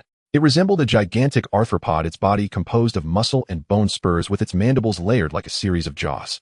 The creature was entirely embedded within the wall, though its camouflage had been impeccable. A stark white bone spur sliced through the air towards Chen Mo's neck. Any awakened being would suffer severe injury from such an ambush. However, Chen Mo didn't even turn around. At the moment the bone spur was about to touch his neck, he swiftly grasped the true self blade behind him, pulling it out and casually swiping upward. The motion was akin to dusting off his shoulder. The glimmering purple blade did not strike the hard bone spur, but merely cut through the air. Crack! A soft sound rang out. The fierce monster froze in place, its action suddenly halted. It remained poised to strike with the bone spur less than 3 centimeters from Chen Mo's neck. However, the murderous glint in its compound eyes extinguished like a snuffed-out cigarette. In the next moment, the force supporting its body vanished entirely. The enormous form collapsed from the wall, like rotting flesh crumpling to the ground. Its body was intact without a single wound. Yet its life, or rather its soul, had been completely obliterated. This was the power of the slashing soul blade. No matter how tough your exterior or how strong your muscles, once your soul is erased in one strike, all that remains is a pile of protein. Appetizer live sashimi looks quite good. Chen Mo sheathed his blade and turned to look at the corpse on the ground akin to a gourmet evaluating a dish. He didn't rush to devour it, but instead crouched down to examine the monster's anatomy. Its hard exoskeleton, highly efficient muscle fiber bundles, and joint structure allowed it to unleash immense strength in an instant. It was a biological weapon born purely for hunting. Those scientists from Oasis really stirred up a big mess. He sighed, then gently pierced the tip of the true self blade into the monster's head. Buzz. The blade trembled slightly, a pure stream of biological energy surged along the blade, and the slashing soul furnace began to operate. Beginning to devour mimetic stalker. Devouring complete. Obtained 50 points of biological energy. Successfully analyzed gene fragments, chitin hardening low-level environmental mimicry beginner. Slashing soul furnace analysis. This biological structure possesses high adaptability and can serve as a potential building material for heroic soul armament. Evaluation appetizer moderate nutritional value. Materials for heroic soul armament. Chen Mo's thoughts stirred. He had thought that devouring was merely for energy accumulation. He hadn't anticipated that the furnace would present a new concept. It wasn't just for eating, it was also preparing for the future. He felt his hunger level rise another notch. He stood up, scanning the writhing walls around him, his gaze shifting. These were no longer the disgusting flesh labyrinth, but rows of ingredients waiting for his selection. He stepped forward, continuing deeper. With soul vision activated, the path ahead became a one-sided slaughter. Monsters constantly launched surprise attacks from the wall's ceiling and even the mycelium beneath his feet. Some could change their body color to match the environment, while others disguised themselves as harmless plants waiting to snap shut when someone approached. However, in Chen Mo's direct view of souls, their disguises appeared as obvious as a lighthouse in the night. He didn't even bother with techniques. Often as soon as I'm on. The Mushroom King's enormous cap trembled violently, and a denser, darker green spore cloud, thicker than any seen before, descended upon Chen Mo like a massive net. Too late. Chen Mo growled, charging forward instead of retreating. Physical attacks were most effective against a pure plant without an independent soul. He channeled all his strength into his arms, and the true self-blade danced into a net of blades. Each strike whipped up a powerful knife wind, converging into a small tornado. The spore cloud hadn't even approached Chen Mo before being blown back by this blade storm. This was his chance. A glint of determination flashed in Chen Mo's eyes. He twisted his body midair, gathering all his strength, and struck down fiercely at the Mushroom King's root, which was thicker than a water tank. Uffed. With a resounding crash, the resilient fungal fibers crumbled before the true self-blade, as fragile as tofu. Half of the root was severed in one slash. The massive Mushroom King emitted a silent tremor. Its great bulk began to sway violently, losing balance, and slowly toppled to one side. Boom!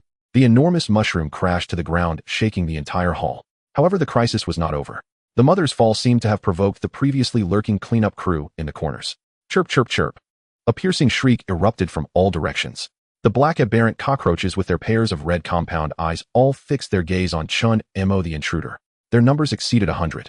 Losing the protection of their mother, their ferocity was fully unleashed. Chen Mo spat, a smile creeping onto his face. I wasn't satisfied with the appetizer now. It's time for the main course. Before he finished speaking, over 100 mycelium cleanup crew transformed into a tide of black, surging violently toward Chen Mo in the center of the hall. A bloody feast was about to commence. Chen Mo stood his ground, neither flinching nor avoiding, slowly raising his blade. As the first cleanup crew leaped high, opening its tooth-lined mandibles to bite at him, his figure moved. That was a motion no human could accomplish. He resembled an elusive flash of purple light. The blade shone. The first group of over a dozen cleanup crew members was instantly severed in midair, green blood and entrails splattering everywhere. But this was just the beginning. More cleanup crew members rushed forward, trampling over their fallen comrades' corpses, fearless of death. Chen Mo completely abandoned defense, entering a pure slaughter mode. In the confined space, he moved at high speed, every flicker accompanied by a deadly knife light. The true self-blade in his hand transformed into a highly With a thought, the excruciating pain from his wounds and physical exhaustion transformed into a warm current, healing his injuries and replenishing his stamina. He slowly stood upright, looking at the abundant ingredients sprawled across the ground, his eyes gleaming. So much it cannot go to waste. He plunged the blade into a still relatively intact corpse, and the slashing soul furnace began to operate furiously. Devouring mycelium cleanup crew. Obtained 10 points of biological energy. Devouring mycelium cleanup crew X 137. Obtained a large amount of biological energy. Warning: excessive intake of homologous alien biological material detected in a short period, triggering information redundancy. The gene pool carries risks of instability. Host must exercise caution while devouring.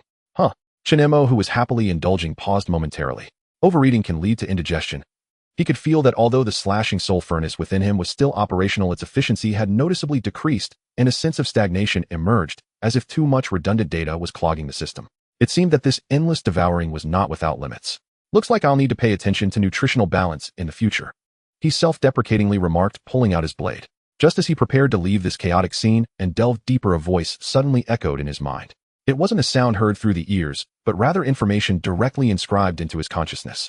A soft sigh imbued with weariness and solitude, followed by the voice again, morphing into a few blurred syllables that resonated within his soul. A little closer. Come to me. It was a woman's voice, devoid of malice, but rather laced with a hint of pleading and allure. Chen Mo abruptly raised his head, his gaze piercing through the collapsed fungal forest toward the deep dark passageways on the opposite side of the hall. The voice had come from that direction. The core of the greed nest had noticed him. Moreover, it was inviting him. Come. A little closer. Approach me. The woman's voice, directly inscribed into his mind, spread throughout his consciousness. Chen Mo knelt on one knee amidst the pile of corpses, slowly lifting his head. His face, smeared with green viscous liquid, bore no expression, but deep within his eyes a different glimmer flickered. Spiritual summons. A mental link. What a guy playing the call and response game here. The voice sounded weak and weary, imbued with a sense of lonely desperation, as if pleading for help.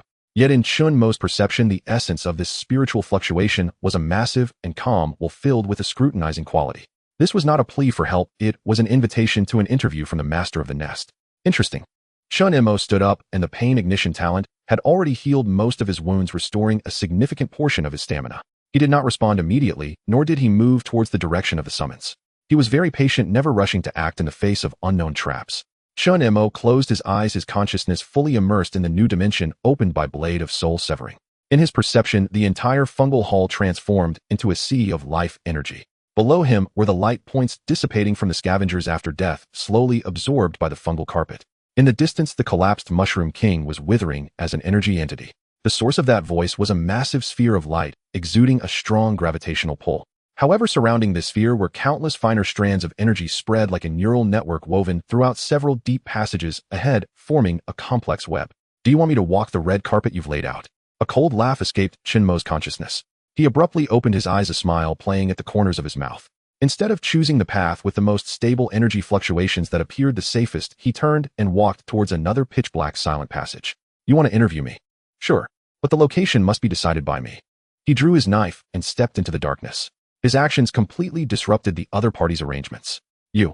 The woman's voice in his mind wavered for the first time, tinged with surprise and confusion. Chen Mo ignored her and walked straight ahead. This passage was unlike any he had traversed before. The walls here were composed of semi-transparent keratinous structures, within which flowed a ghostly blue liquid resembling biological nerve bundles. The fungal carpet was absent beneath his feet, replaced by a hard, dry, bony surface. The sweet and decaying odor in the air had vanished, replaced by a faint metallic scent reminiscent of ozone. Here it felt more like the nerve center of a greedy nest rather than a digestive system. You are going the wrong way, intruder. The woman's voice in his mind rang out again, this time devoid of its previously feigned weakness, now cold and lofty. Come back, and I can offer you a safe path to me. Safe? Chen Mo sneered inwardly. Your safety is my dead end. He not only did not stop, but accelerated his pace. He could see that the energy network in this passage was much sparser than in other areas, indicating weak defenses, a breakthrough point that the other party had not anticipated. Just as he delved deeper into the passage, a sudden change occurred in the wall ahead. The blue liquid flowing within the wall suddenly accelerated its brightness, increasing dramatically. Then dozens of ghostly blue energy entities seeped from the wall, swiftly coalescing into form. They lacked a fixed shape, resembling floating pure energy bodies, their interiors flickering with complex electrical arcs. Exactly what Chen Mo had guessed, neural sentinels.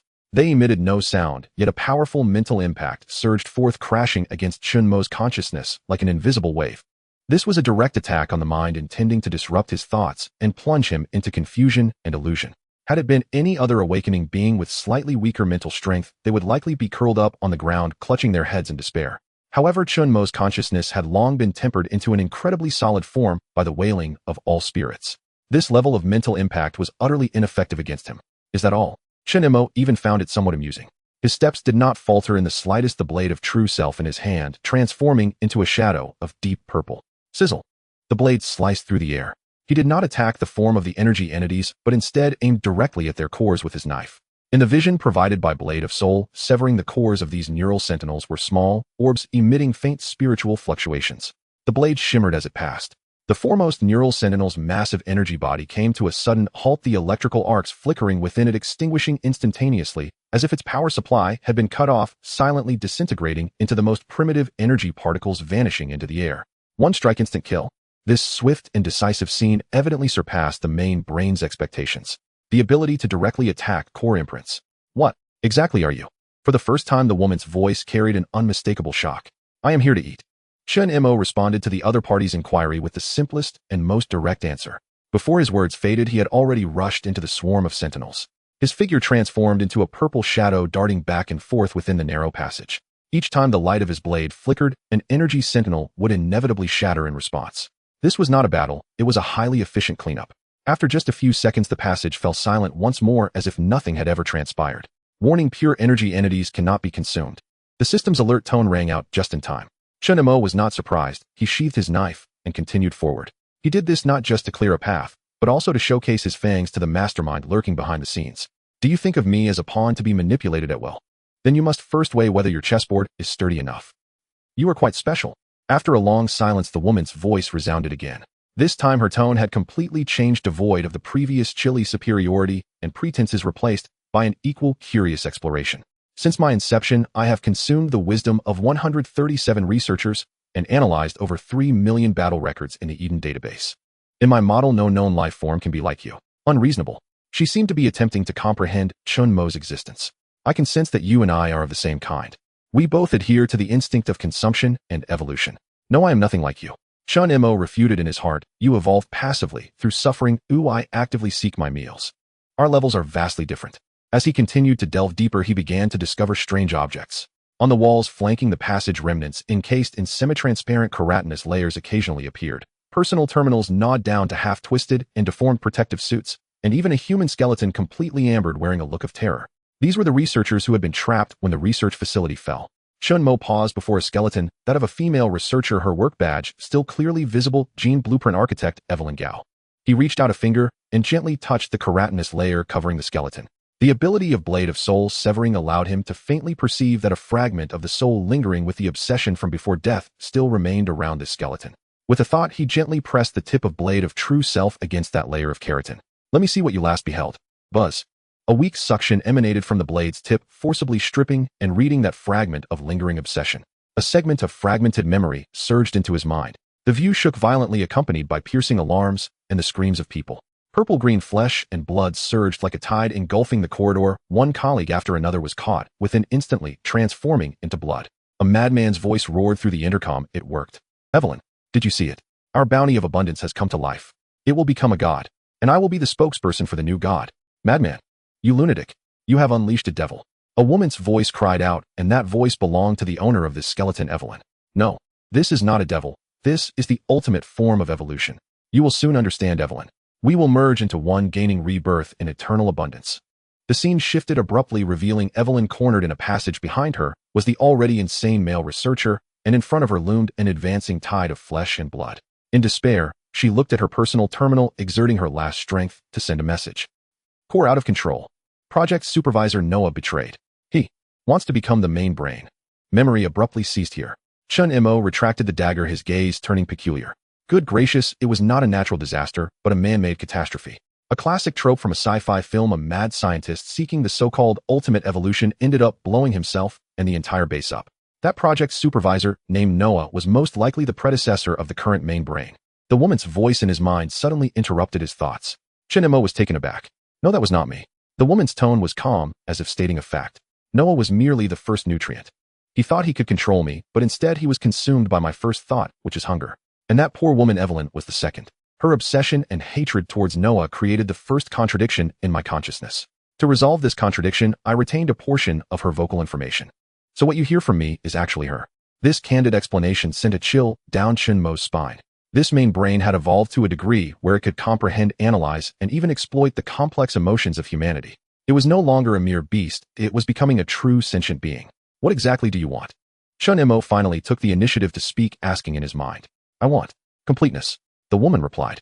I have consumed their wisdom and gained the ability to think. I have devoured the energy core of the research facility and acquired power. But I cannot move. This research facility is both my body and my prison. I can sense that there are stronger powers and more perfect genes in Eden. I want to go there. I want to continue evolving. And you, her voice carried a hint of burning desire. Your appearance has shown me another possibility. Your body is a perfect, free, and infinitely potential vessel. We can cooperate. Cooperate. Yes, the woman replied. You help me break free from this prison, and in return I can share with you all the gene sequences I have analyzed, all the energy. We can become a completely new perfect life. The true nature of her cooperation was revealed. She sought to possess him. She wanted to turn Chen Mo into her new body. Your proposal sounds tempting. Chen Mo did not stop his pace. He had reached the end of this neural passage. Ahead was a gigantic circular chamber structured like the ribs of a colossal beast. Countless glowing energy conduits hung from the top of the chamber, converging into a massive fleshy orb suspended in the air over 50 meters in diameter.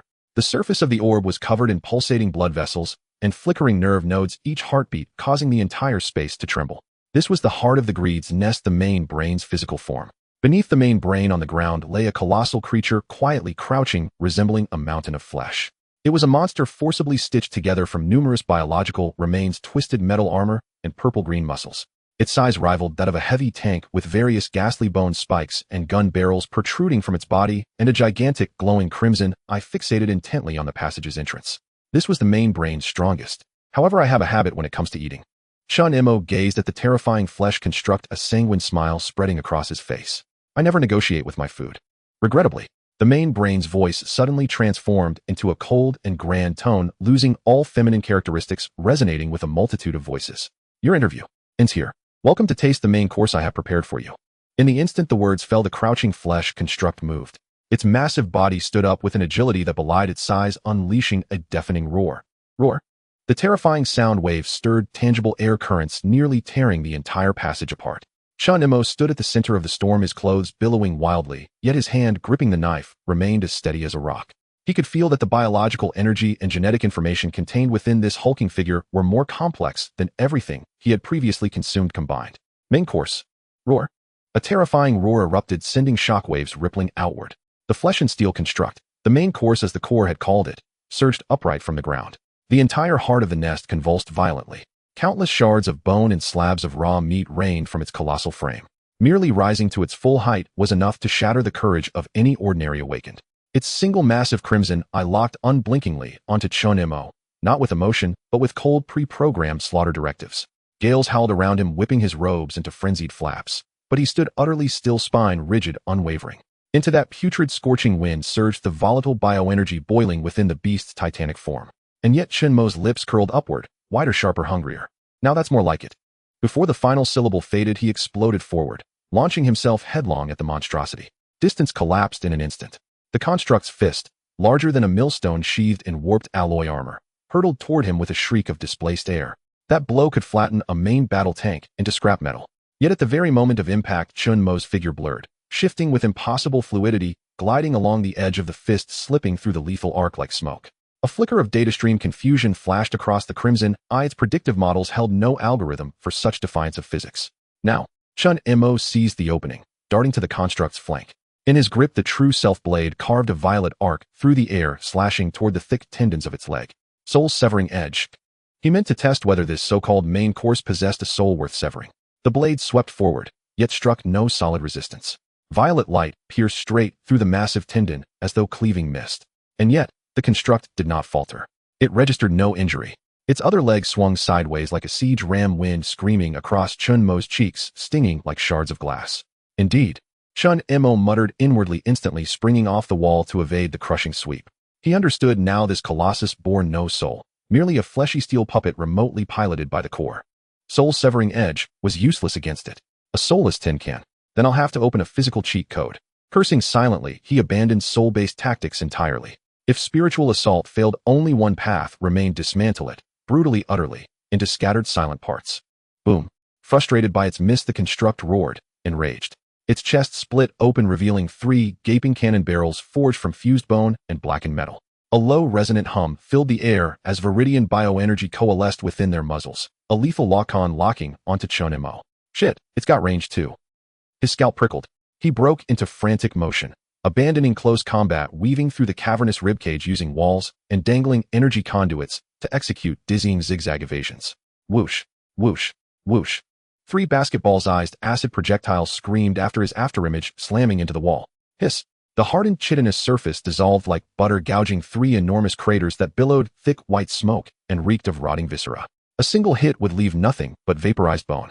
Then the core's voice echoed coldly inside Chen Mo's skull. laced with mockery, surrender intruder. This nest tyrant integrates all combat data from my database's Monarch tier aberrants. Its carapace is forged from the Institute's reserve alloy blended with ultra-dense chitin. Your blade isn't even worthy of giving it a scratch. Is that so? Then I suppose I'll just have to give it a proper pedicure. Though harried and battered, Chen Mo's tongue remained sharp. As he dodged, his eyes dissected the tyrant's movement patterns, overwhelming strength, near impenetrable defense, devastating ranged assault, and yet a fractional hesitation during rotation, a half-second rigidity. Opportunity. After narrowly evading another triple salvo, Chen Mo skidded to a halt, then reversed course, surging back toward the beast. His target, the comparatively slender ankle supporting its mountainous weight. Roar! A flicker of incomprehension crossed the tyrant's solitary eye. It hadn't anticipated this insect daring to rush in. It lifted its colossal foot, poised to crush him like a speck of dust. Too slow. Chen Mo pushed his speed to its absolute limit, gliding inches above the ground, sliding beneath the descending foot mere instants before impact. He reached the ankle and channeled every ounce of his being into the true self blade. The blade thrummed violently, overloading with pent-up energy. Snap! He roared, driving the blade with desperate total force into the weakest articulation point of the joint. Clang! A deafening clang of metal on bone, sparks erupting like miniature stars.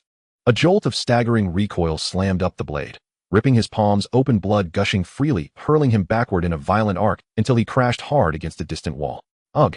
Blood sprayed from his mouth, his organs felt displaced. Yet his gaze remained locked on the tyrant's ankle, and a cruel, savage smile cracked across his blood-smeared face. There, etched deep into the armored plating, ran a gash, exposing raw bone and oozing thick violet-black ichor. It worked. Though not severed, his strike had pierced its defenses. You have enraged me. For the first time, fury bled into the core's voice. The nest tyrant bellowed in pain and abandoned its cannons. Its massive frame coiled back, muscles writhing as a dozen pale, meter-long bone spears launched simultaneously, blanketing Chen Mo's position. Indiscriminate saturation fire. Chen Mo's pupils contracted, but activating pain combustion to heal was already too late. The spears moved too fast, sealing every possible escape route. Thud! Thud thunk! In an instant, 2 spears impaled his left shoulder and right thigh, pinning him brutally to the wall. Ha ha! The core's synthesized voice boomed through the chamber. It ends here, intruder. Now I shall tear open your chest and claim your heart as my newest trophy. Your body will become part of the construct. A perfect conclusion. The nest tyrant advanced heavy steps, shaking the earth, its chest plating splitting open to reveal segmented mechanical arms tipped with whirring saw blades, preparing for vivisection. Is that so? I wonder. Chen Mo lowered his head, voice ragged, body trembling from agony. If this is where it truly begins. He snapped his head up, blood streaking his face, eyes blazing with unhinged ferocity. Talent, pain combustion. Boom. Agony transmuted into fuel. A wave of warmth flooded his veins, wounds knitting shut, stamina surging back with furious speed. Get over here. He bellowed, gripping the 2 spears embedded in his flesh, muscles corded, veins bulging, as he wrenched them free from his own body. Blood geysered, but he ignored it.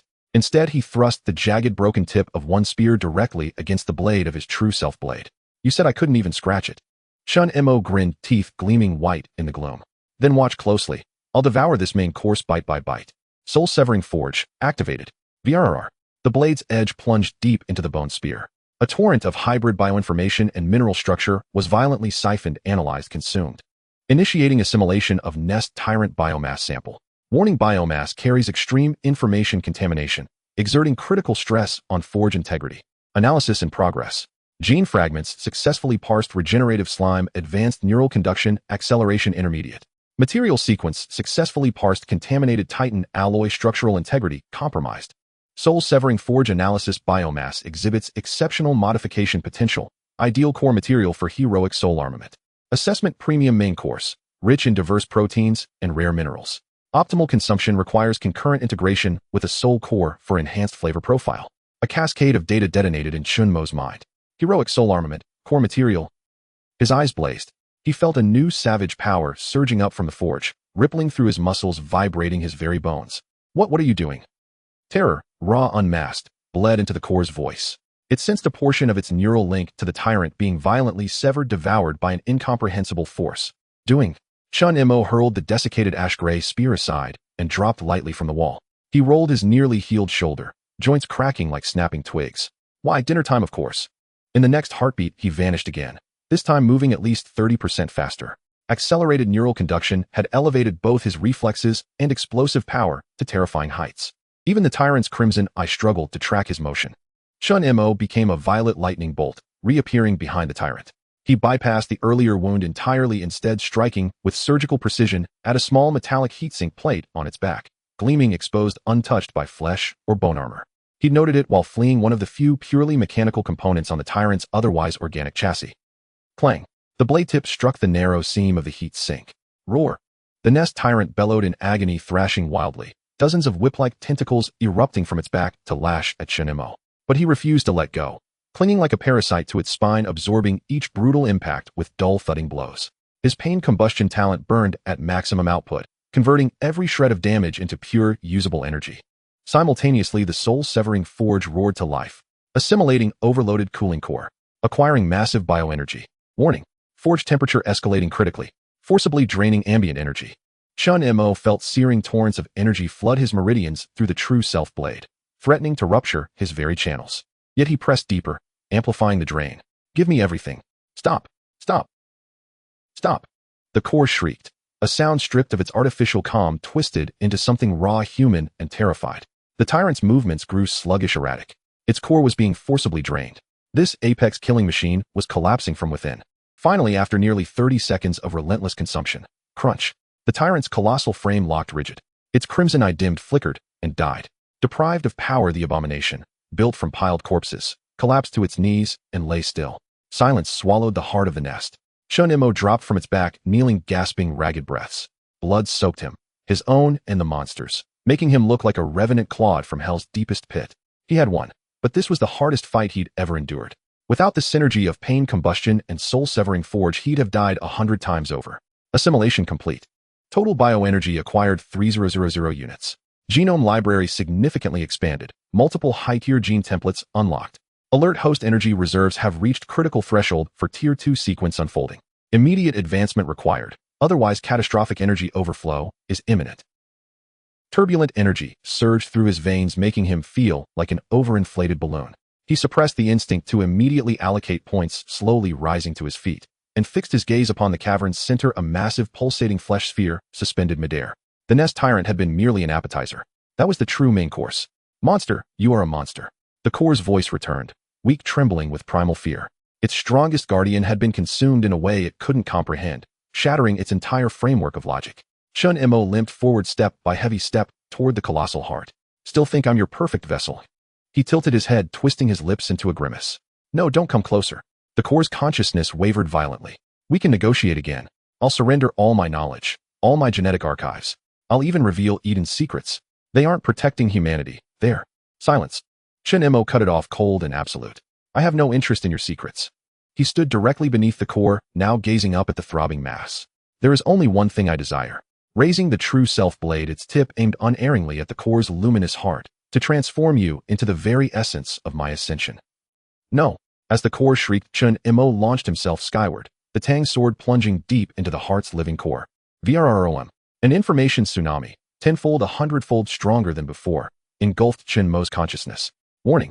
Detecting ultra-high concentration soul core and composite information entity. Forced assimilation initiated. Soul-severing forge operating at maximum capacity. Overload protocols engaged. Warning. Detecting ultra-high concentration soul core and composite information entity. Forced assimilation initiated. Soul-severing forge operating at maximum capacity. Overload protocols engaged. Soul-severing forge operating at maximum capacity. Overload protocols engaged.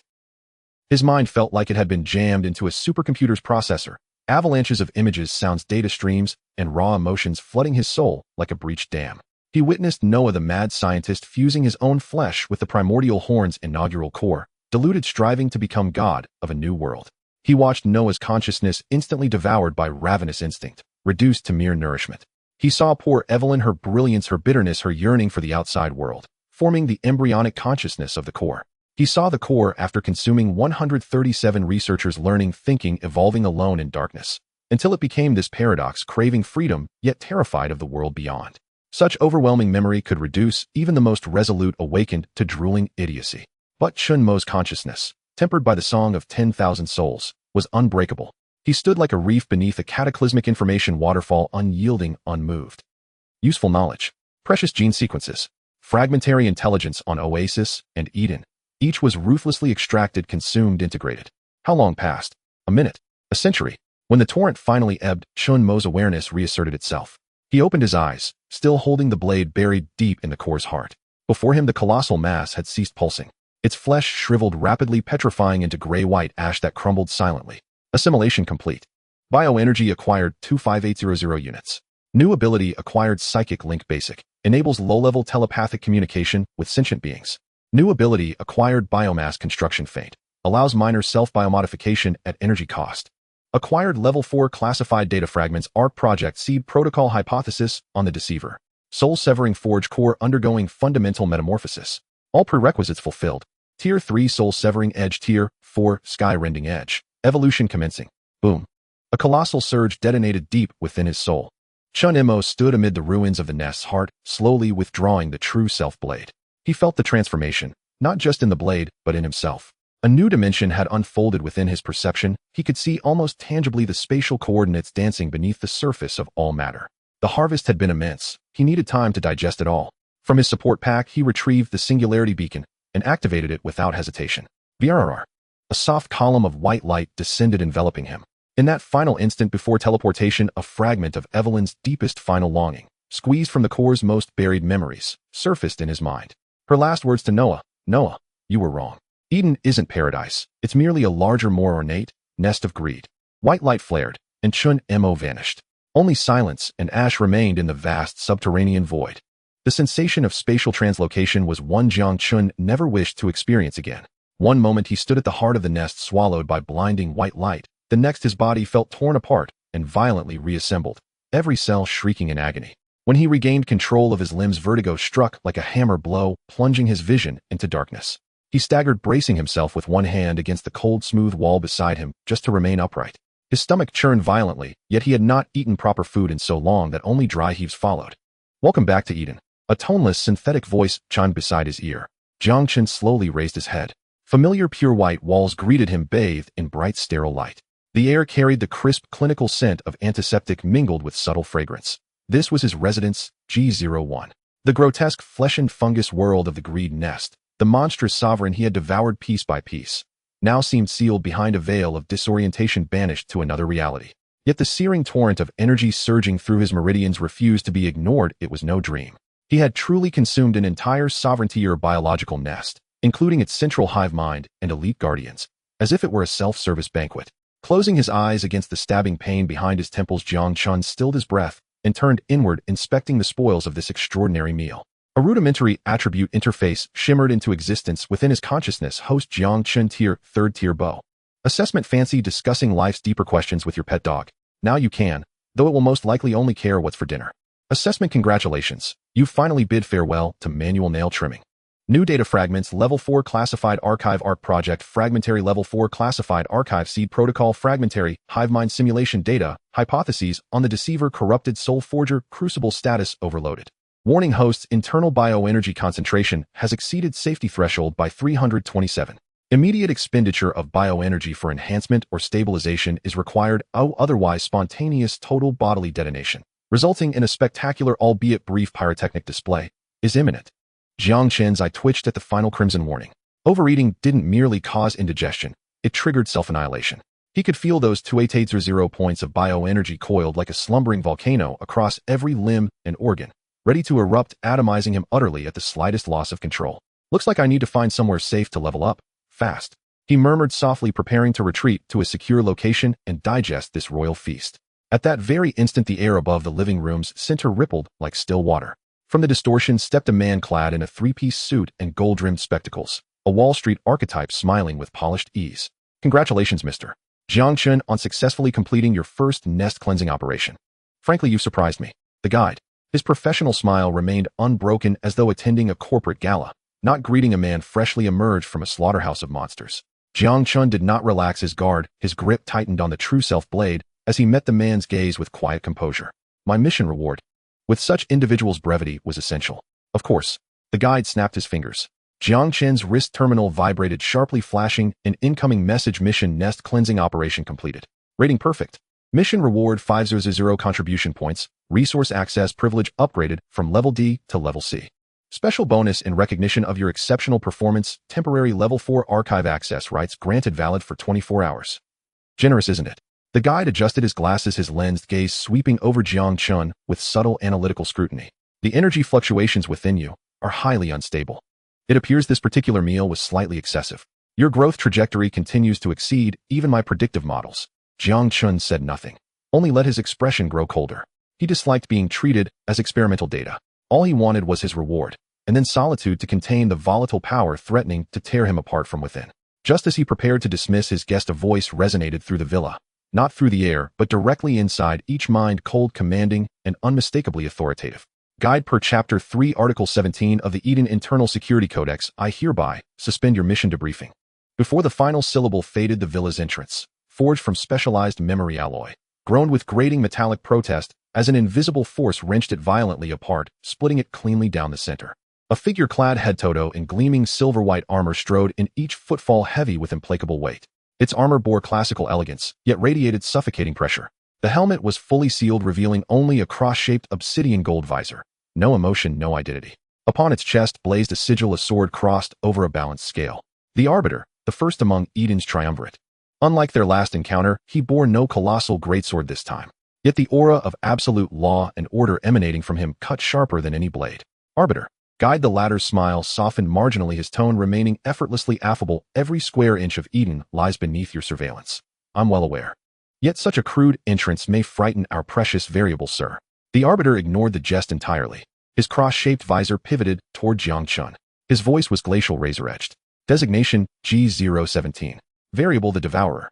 Every action within the nest, including your final consumption of the hive mind core, has catastrophically breached containment thresholds. Your existence is no longer merely an unstable variable, it is now trending toward high-risk heretic. I therefore place you under Level 1 supervision in the name of the Arbiter's court. Surrender your weapon immediately and accompany me for soul purification. Here it was. A faint sardonic curl touched Jiang Chen's lips. He'd known all along power, this incomprehensible, this uncontrollable, would inevitably draw the ire of those who worshipped order. Soul purification, a euphemism for vivisection and analysis. And if I refuse? Jiang Chen's voice remained calm, but the tendons in his weapon hand stood taut, knotted with strain. The tempestuous energy within him surged, seeking release. Within Eden no one may refuse the Arbiter. His voice stayed icy, but the very air thickened viscous with an invisible field designed to suppress all chaos, all deviation. Jiang Chun even sensed his connection to the soul forger crucible falter, growing sluggish and distant. What an unfortunate coincidence. He laughed, a sound edged with wildness which the guide registered as near madness. I've always found the word no rather delightful. Even clay possesses 3 measures of fire. Having just devoured an entire sovereignty or nest, Jiang Chen's strength and confidence swelled to their zenith. How could he tolerate commands from some bureaucrat issuing decrees from the safety of the inner sanctum? Did this man truly believe himself the living embodiment of law? The Arbiter fell silent for a beat, perhaps offended by Jiang Chen's defiance. Then slowly he raised one hand. A crushing pressure descended. Not physical weight, but a metaphysical correction imposed by law itself. As if Eden's entire edifice of order whispered into his bones, you do not stand. You kneel. Jiang Chen's knees buckled violently, joints screaming in protest, on the verge of collapsing. Yet his eyes burned brighter, fiercer with raw, unyielding madness. Kneel. Since the cataclysm, he had knelt only before the graves of his dead parents. Before heaven and earth themselves, he would never bow. Get off me. Jiang Chun roared inwardly, and forcibly ignited the 0 points of volatile bioenergy coiled within his body. He did not pause to strategize. He simply unleashed the torrent, channeling it raw and untamed against that suffocating imposition of order. Simultaneously, he summoned the most primal instinct of his newly ascended 4th-tier power, not for overwhelming might, but for a single incisive flash of cutting edge, sharp enough to sever this nauseating pressure. He raised the true self blade and slashed forward, not at the Arbiter, not at space, but into the air before him, guided purely by instinct, mimicking the memory of a man who once cleaved the stars themselves. Halt! The guide's smile vanished, replaced by stark, unguarded horror. He cried out, but it was too late. At that instant, Jiang Chen's blade blurred, becoming almost translucent. No light flared. No sound rang. No energy signature preceded it. Space itself seemed to stiffen, like brittle canvas, while the true self blade became a white-hot branding iron. SHHRRKKK. A hair-thin black line devouring all light flickered into existence before Jiang Chen's blade tip, then vanished. It defied distance, defied matter, born of nothing, gone to nowhere. The next moment, the mountainous order pressure before Jiang Chun shattered like glass, dissolving into silence. Simultaneously, 10 meters beyond his target, the specialized alloy wall split with eerie precision, a flawlessly smooth, mirror-bright gash. Through it, Jiang Chun glimpsed an automated gardener bot trimming artificial turf outside. Then, puffed, a thin line of blood welled suddenly across the back of his left hand. Crimson droplets spattered onto the F. Warning. Host tissue detected spatial laceration backlash.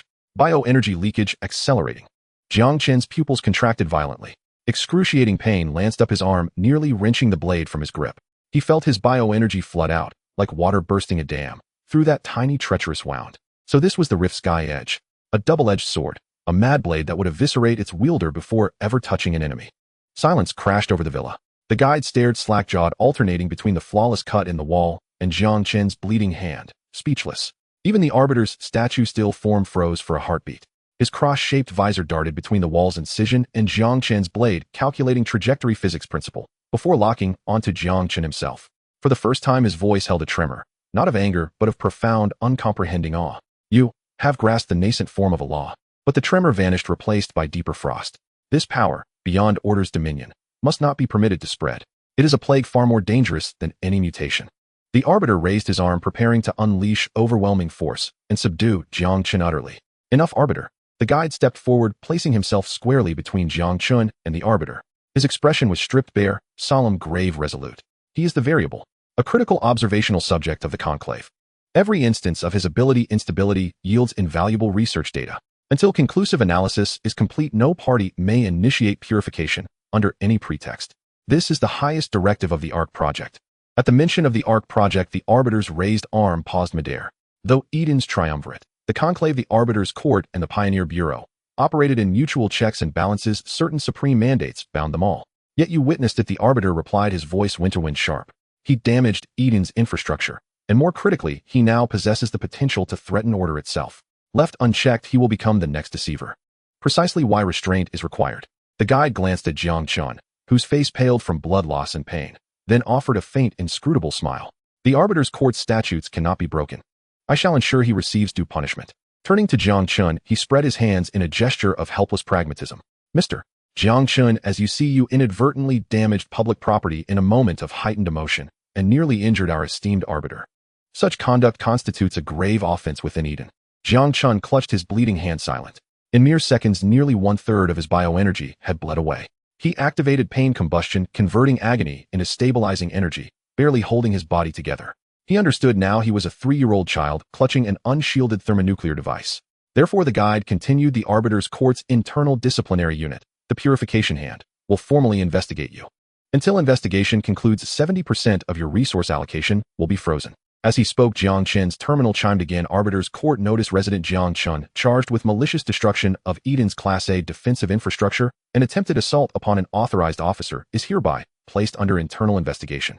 Report within 24 hours to the Purification Interrogation Chamber Sector, G03. During investigation, 70 of your Class C resource allocation is suspended. Arbiter's Court notice resident Jiang Chun, charged with malicious destruction of Eden's Class A defensive infrastructure and attempted assault upon an authorized officer, is hereby placed under internal investigation. Report within 24 hours to the Purification Interrogation Chamber Sector, G03. During investigation, 70 of your Class C resource allocation is suspended. The mask had fallen. This was their true objective, a pretext elegant and lawful to seize control of his lifeline and compel compliance. The Arbiter studied the terminal notice, seemingly satisfied. His cold gaze lingered on Jiang Chun a final time, laden with unspoken warning, before he dissolved into a streak of silver light, vanishing through the mangled doorway. While that stubborn ideologue has finally departed, the guide exhaled, turning to Jiang Chun with genuine, if detached, sympathy. Don't take it personally, Mr. Jiang Chun. In Eden, adherence to protocol is paramount. Oh, and one more thing. He reached into his pocket and withdrew a small data chip, offering it to Jiang Chun. An additional bonus from your mission, a temporary passkey. It grants access to zones normally restricted to Class C clearance. After all, your current power instability is severe. You may discover methods to restore equilibrium within certain abandoned facilities. For instance, the Dimensional Laboratory in the Western Sector. Rumor holds it was once dedicated to spatial mechanics research. Dimensional Laboratory, stabilizing spatial abilities. Jiang Chen's pulse quickened as he accepted the chip. The guide consistently offered precisely the information he needed, most crucially without apparent motive. Friend, foe, or merely a fascinated observer betting on a particularly volatile experiment. Make excellent use of these 24 hours, Mr. Jiang Chun. Next time we meet, I hope to see a version of you who has mastered the art of tempering his own fury. With that, the guide winked and melted seamlessly into the ambient air, disappearing. Silence rushed back into the villa, vast, hollow, and fractured. Jiang Chen stood alone in the ruined living room, hand pressed tight against the wound, his expression dark and still. Cold wind whistled through the gash in the wall. He glanced down at his terminal, the arbiter's summons, the frozen resources, the guide's passkey, and the fleeting 24-hour window to access level 4 archives. Pressure, challenge, and, just barely, a sliver of opportunity, all interwoven into a tightening net binding him at its center. This was Eden, a gilded, exquisite replica of the Greed Nest. Drawing a slow, deliberate breath, he used his uninjured hand to activate the temporary level 4 archive access. Time was scarce. He would waste not a second. Skipping past standard weapon schematics and mutant bestiaries, he navigated straight to variable files. 3 entries appeared. Designation G001, variable the precog. Status degraded. Designation G009, variable the anomaly. Status degraded. Designation G017, variable the devourer. Status under observation. The first 2 files were largely obscured by blacked out ciphertext. Only designation numbers and status remained. Degraded. What did that mean? Dead? Or something worse? Jiang Chen frowned, sensing ominous weight behind the term. He selected a fragmented, corrupted log, an experimental record concerning the precog. The screen flooded with garbled static, but milliseconds before total obfuscation, he instinctively activated the true eye technique he'd assimilated from the Nest Tyrant. Data streams cascaded across his retinas. In that infinitesimal sliver of time, 0.01 seconds, he deciphered the erased fragments. Variable degradation experiment report. Subject: the precog's core ability has been successfully excised and converted into pure energy, sufficient to sustain 3% of the Ark's total power demand. Jiang Chen's mind went utterly blank. Degradation meant fuel. It meant being drained, harvested, reduced to raw energy, nothing more. That was the fate of the other 2 variables. That was Eden's intended end for him, their ultimate inevitable destination. Ha ha ha. Jiang Chen began to laugh, low, bitter, then escalating into unrestrained, feverish peals. He finally understood. To them, he was neither variable nor humanity's hope. He was reserve rations, a fattened pig raised only to be slaughtered and served. The laughter died instantly. Jiang Chen lifted his head. His eyes, once blazing with madness and wrath, were now crystalline, glacial, and utterly still. He looked down at his bleeding hand, then at the arbiter's summons. Investigation. Interrogation. The dimensional laboratory promising stability. The variable degradation files exposing Eden's hypocrisy. 3 clear paths lay before him. Excellent. If they saw him as prey upon their game board, then he would shatter the board itself and make the players his next meal. 24 hours. The countdown to his counteroffensive had begun. 24 hours. The countdown to his counteroffensive had begun. The disorienting dizziness of spatial translocation had yet to fade when silence, cold and absolute, engulfed the villa. A chill wind streamed through the jagged breach in the wall, and his personal terminal displayed 3 lines of text. Designation G001, variable oracle. Status degraded. Designation G009, variable anomaly. Status degraded. Designation G017, variable devourer. Status under observation. Chen Mo stood motionless amid the wreckage of the living room, his gaze locked on the words degraded. The echo of that earlier laughter still lingered in his ears, yet his face betrayed no emotion. Degradation was not death, it was transformation, like livestock fattened for slaughter reduced at last to raw energy. So he, Chen Mo, the 3rd variable of Eden, had never been humanity's hope. He was merely reserve rations, a living slab of meat destined to be broken down into energy to sustain the Ark project. Humph. A dry, scornful chuckle rose from his throat. Slowly he raised his injured left hand, the wound torn open by the backlash of void-slicing edge, still oozing blood. Worse still, refined bioenergy was draining rapidly through that gash. Warning: host energy depletion ongoing. Current reserve 26540. 26510. Warning: physical body under sustained erosion by spatial loss. Cellular structure undergoing microscopic disintegration. Immediate repair required. Inside his mind, the Jampa furnace's alerts blared incessantly. Physical agony and psychic assault struck in relentless succession, enough to shatter any ordinary person.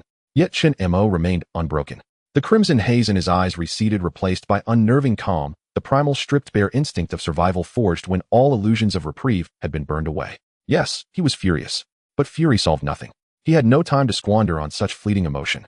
The Arbitration Council's 24-hour ultimatum now revealed its true nature: a slaughter notice.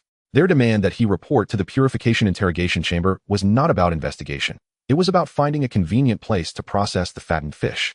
He glanced down at his bleeding hand, then at the Council's decree, his thoughts racing. Reporting meant certain death. Fleeing Eden was impossible. Wounded, unstable, and unraveling at the cellular level, he would collapse within meters, or detonate like a volatile F. A sardonic twist tugged at Chen Mo's lips. Fine, but you've made one critical miscalculation. I've never been a pawn. I prefer to overturn the board and serve you as my main course. The moment the words left his mouth, his gaze sharpened. No more hesitation. First, he had to halt the hemorrhage. Letting his energy bleed away unchecked was unacceptable. Pain-induced regeneration could seal the wound, but only superficially, and the searing agony would cloud his judgment. What he needed now was absolute clarity. His eyes fell upon his attribute interface new ability biomass construction feint. Consume energy to perform minor biological self-modification. This was the ability acquired after consuming the central AI, rated merely feint accompanied by the mocking footnote finally farewell to manual nail trimming. Now it was his sole lifeline. Chen Mo settled cross-legged, drew a slow, deep breath, and focused every ounce of awareness on the gash across his left hand. Biomass construction, activate.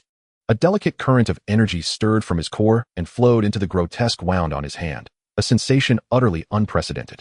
He could feel the torn epidermis, the severed muscle fibers, the capillaries shredded by spatial force. Next, he prepared to do something profoundly reckless, perform microscopic surgery upon himself. Damn, this makes gym lifting look like child's play. Total bodily sovereignty, my flesh, my rules. He muttered inwardly, then gathered every fragment of his will. Construction, commence. Phase 1 debridement. The energy surged into action, systematically isolating, breaking down, and expelling necrotic tissue and spatially corrupted cells from the wound. The pain surpassed even bone scraping with a blade. Every nerve screamed, sweat erupted across his brow in heavy beads. His body convulsed violently, teeth clenched until they ground audibly, yet he uttered not a sound. Phase 2 reconstruction. Once cleansing concluded, the energy wove healthy tissue back together, aligning muscle fibers strand by strand, splicing severed capillaries with surgical precision, even rebuilding the dermal architecture layer by layer. Warning: bioenergy depletion accelerating. Reserve 22140. The Jampa furnace's alert confirmed the steep cost of this operation, but each point spent was worth its weight in salvation.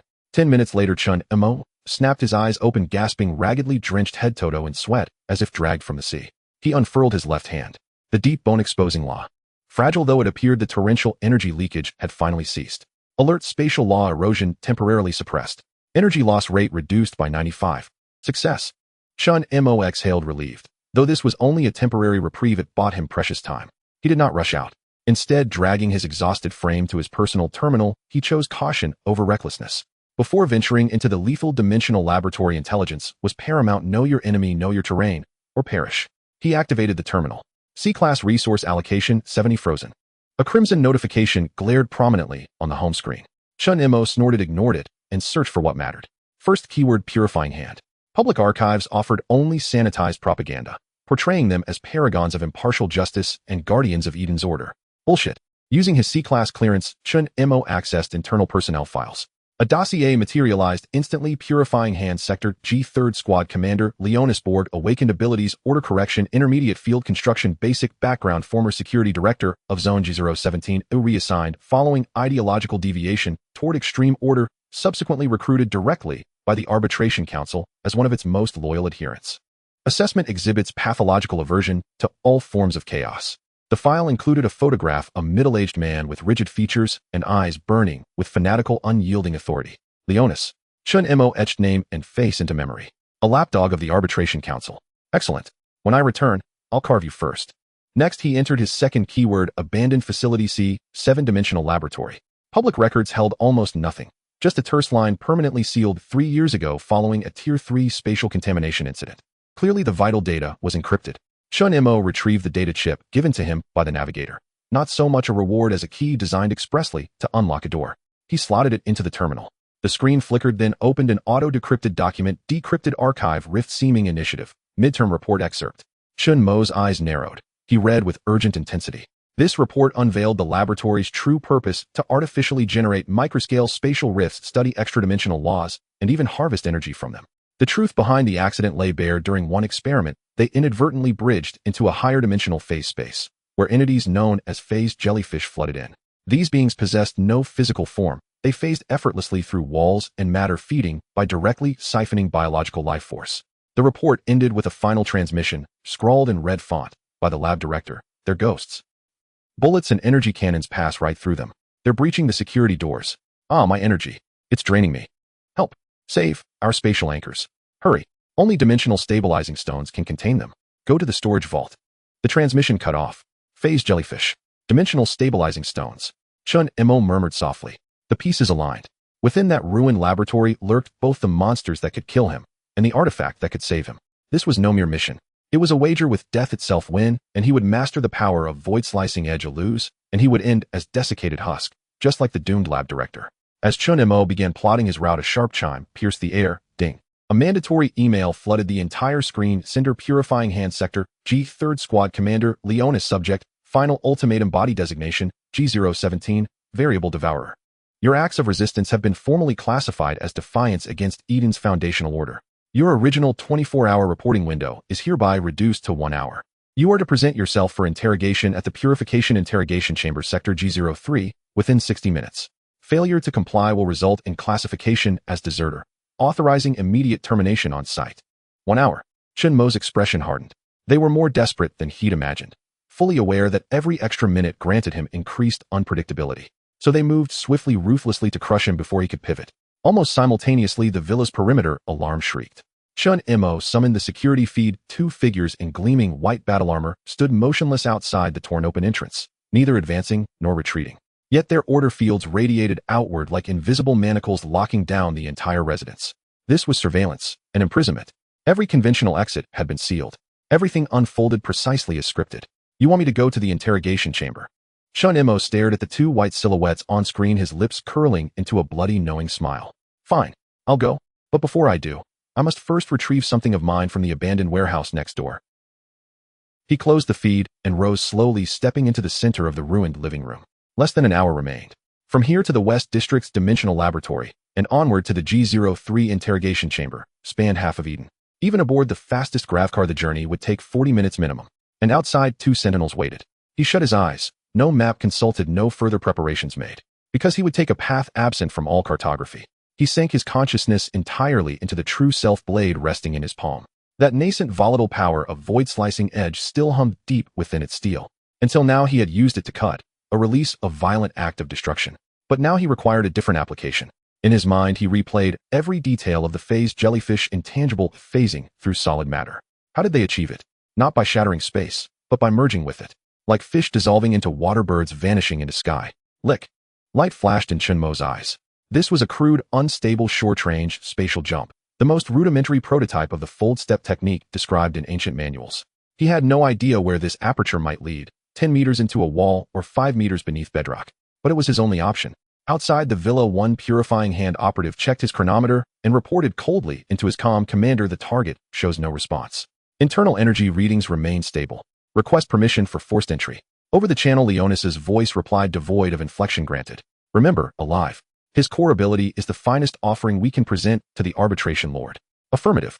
The 2 operatives lifted their armored boots, their field generators flaring with lethal intensity, as they prepared to kick down the shattered doorway. And in that exact instant inside the villa, Chen Mo faced the undulating spatial ripple, hesitated not a heartbeat, and stepped forward. All in. His form touched the shimmering surface, warped momentarily, and vanished. Boom. The villa's entrance exploded inward under colossal force. The 2 operatives surged inside, weapon barrels glowing as they instantly locked onto the living room. Yet it stood empty. Only debris and the gaping wall hole remained. No trace of Chen Mo. Target vanished. Repeat, target vanished. 1 operative reported stunned. The other noticed something else at the precise spot where they breached the door. The air still trembled with the faintest residual spatial distortion, fading like the ghost of a departure that had occurred just 1 second before their arrival, as if something, or someone, had slipped beyond this dimension itself. The dizziness from the spatial rift had not yet dissipated when the bone-chilling, icy water engulfed Chen Mo with a splash. He was plunged into the water, the violent impact causing him to instantly suffocate, and he coughed violently. His inexperienced use of the folding step had led him to lose control in the spatial crevice, ultimately being violently tossed out. As he struggled to surface, gasping for air, his lungs burned with pain. Surrounding him were piercing screams and a cacophony of chaos. He shook the water from his head, his vision finally clearing. Before him was a vast indoor plaza. The ceiling simulated a blue sky with white clouds surrounded by dazzling holographic advertisements, and the air was filled with a mix of fragrances and food scents. He found himself in a magnificent musical fountain pool where several jets of water erupted right beside him in time, with the music splashing his face. Passers-by at the pool's edge were startled, looking at him as if he were a monster retreating and leaving a large space around him. What is happening? Look, he's bleeding. Is this a terrorist attack? Where are the security guards? What's going on with the security? The murmurs filtered through the sound of the water, and Chen Mo's heart sank. This was a disastrous start. His unreliable spatial jump had not sent him to the desolate outskirts of the Western District, but had instead dumped him directly in the bustling central commercial plaza of Eden. The more people there were, the denser the Skynet surveillance system became, and the faster the purification hand's response time would be. His personal terminal on his wrist emitted a rapid alarm. Chen Mo glanced down at it. Ultimatum countdown, 005817 current location, G02 area Central Commercial Plaza. Warning: abnormal disturbances detected in the surrounding environment.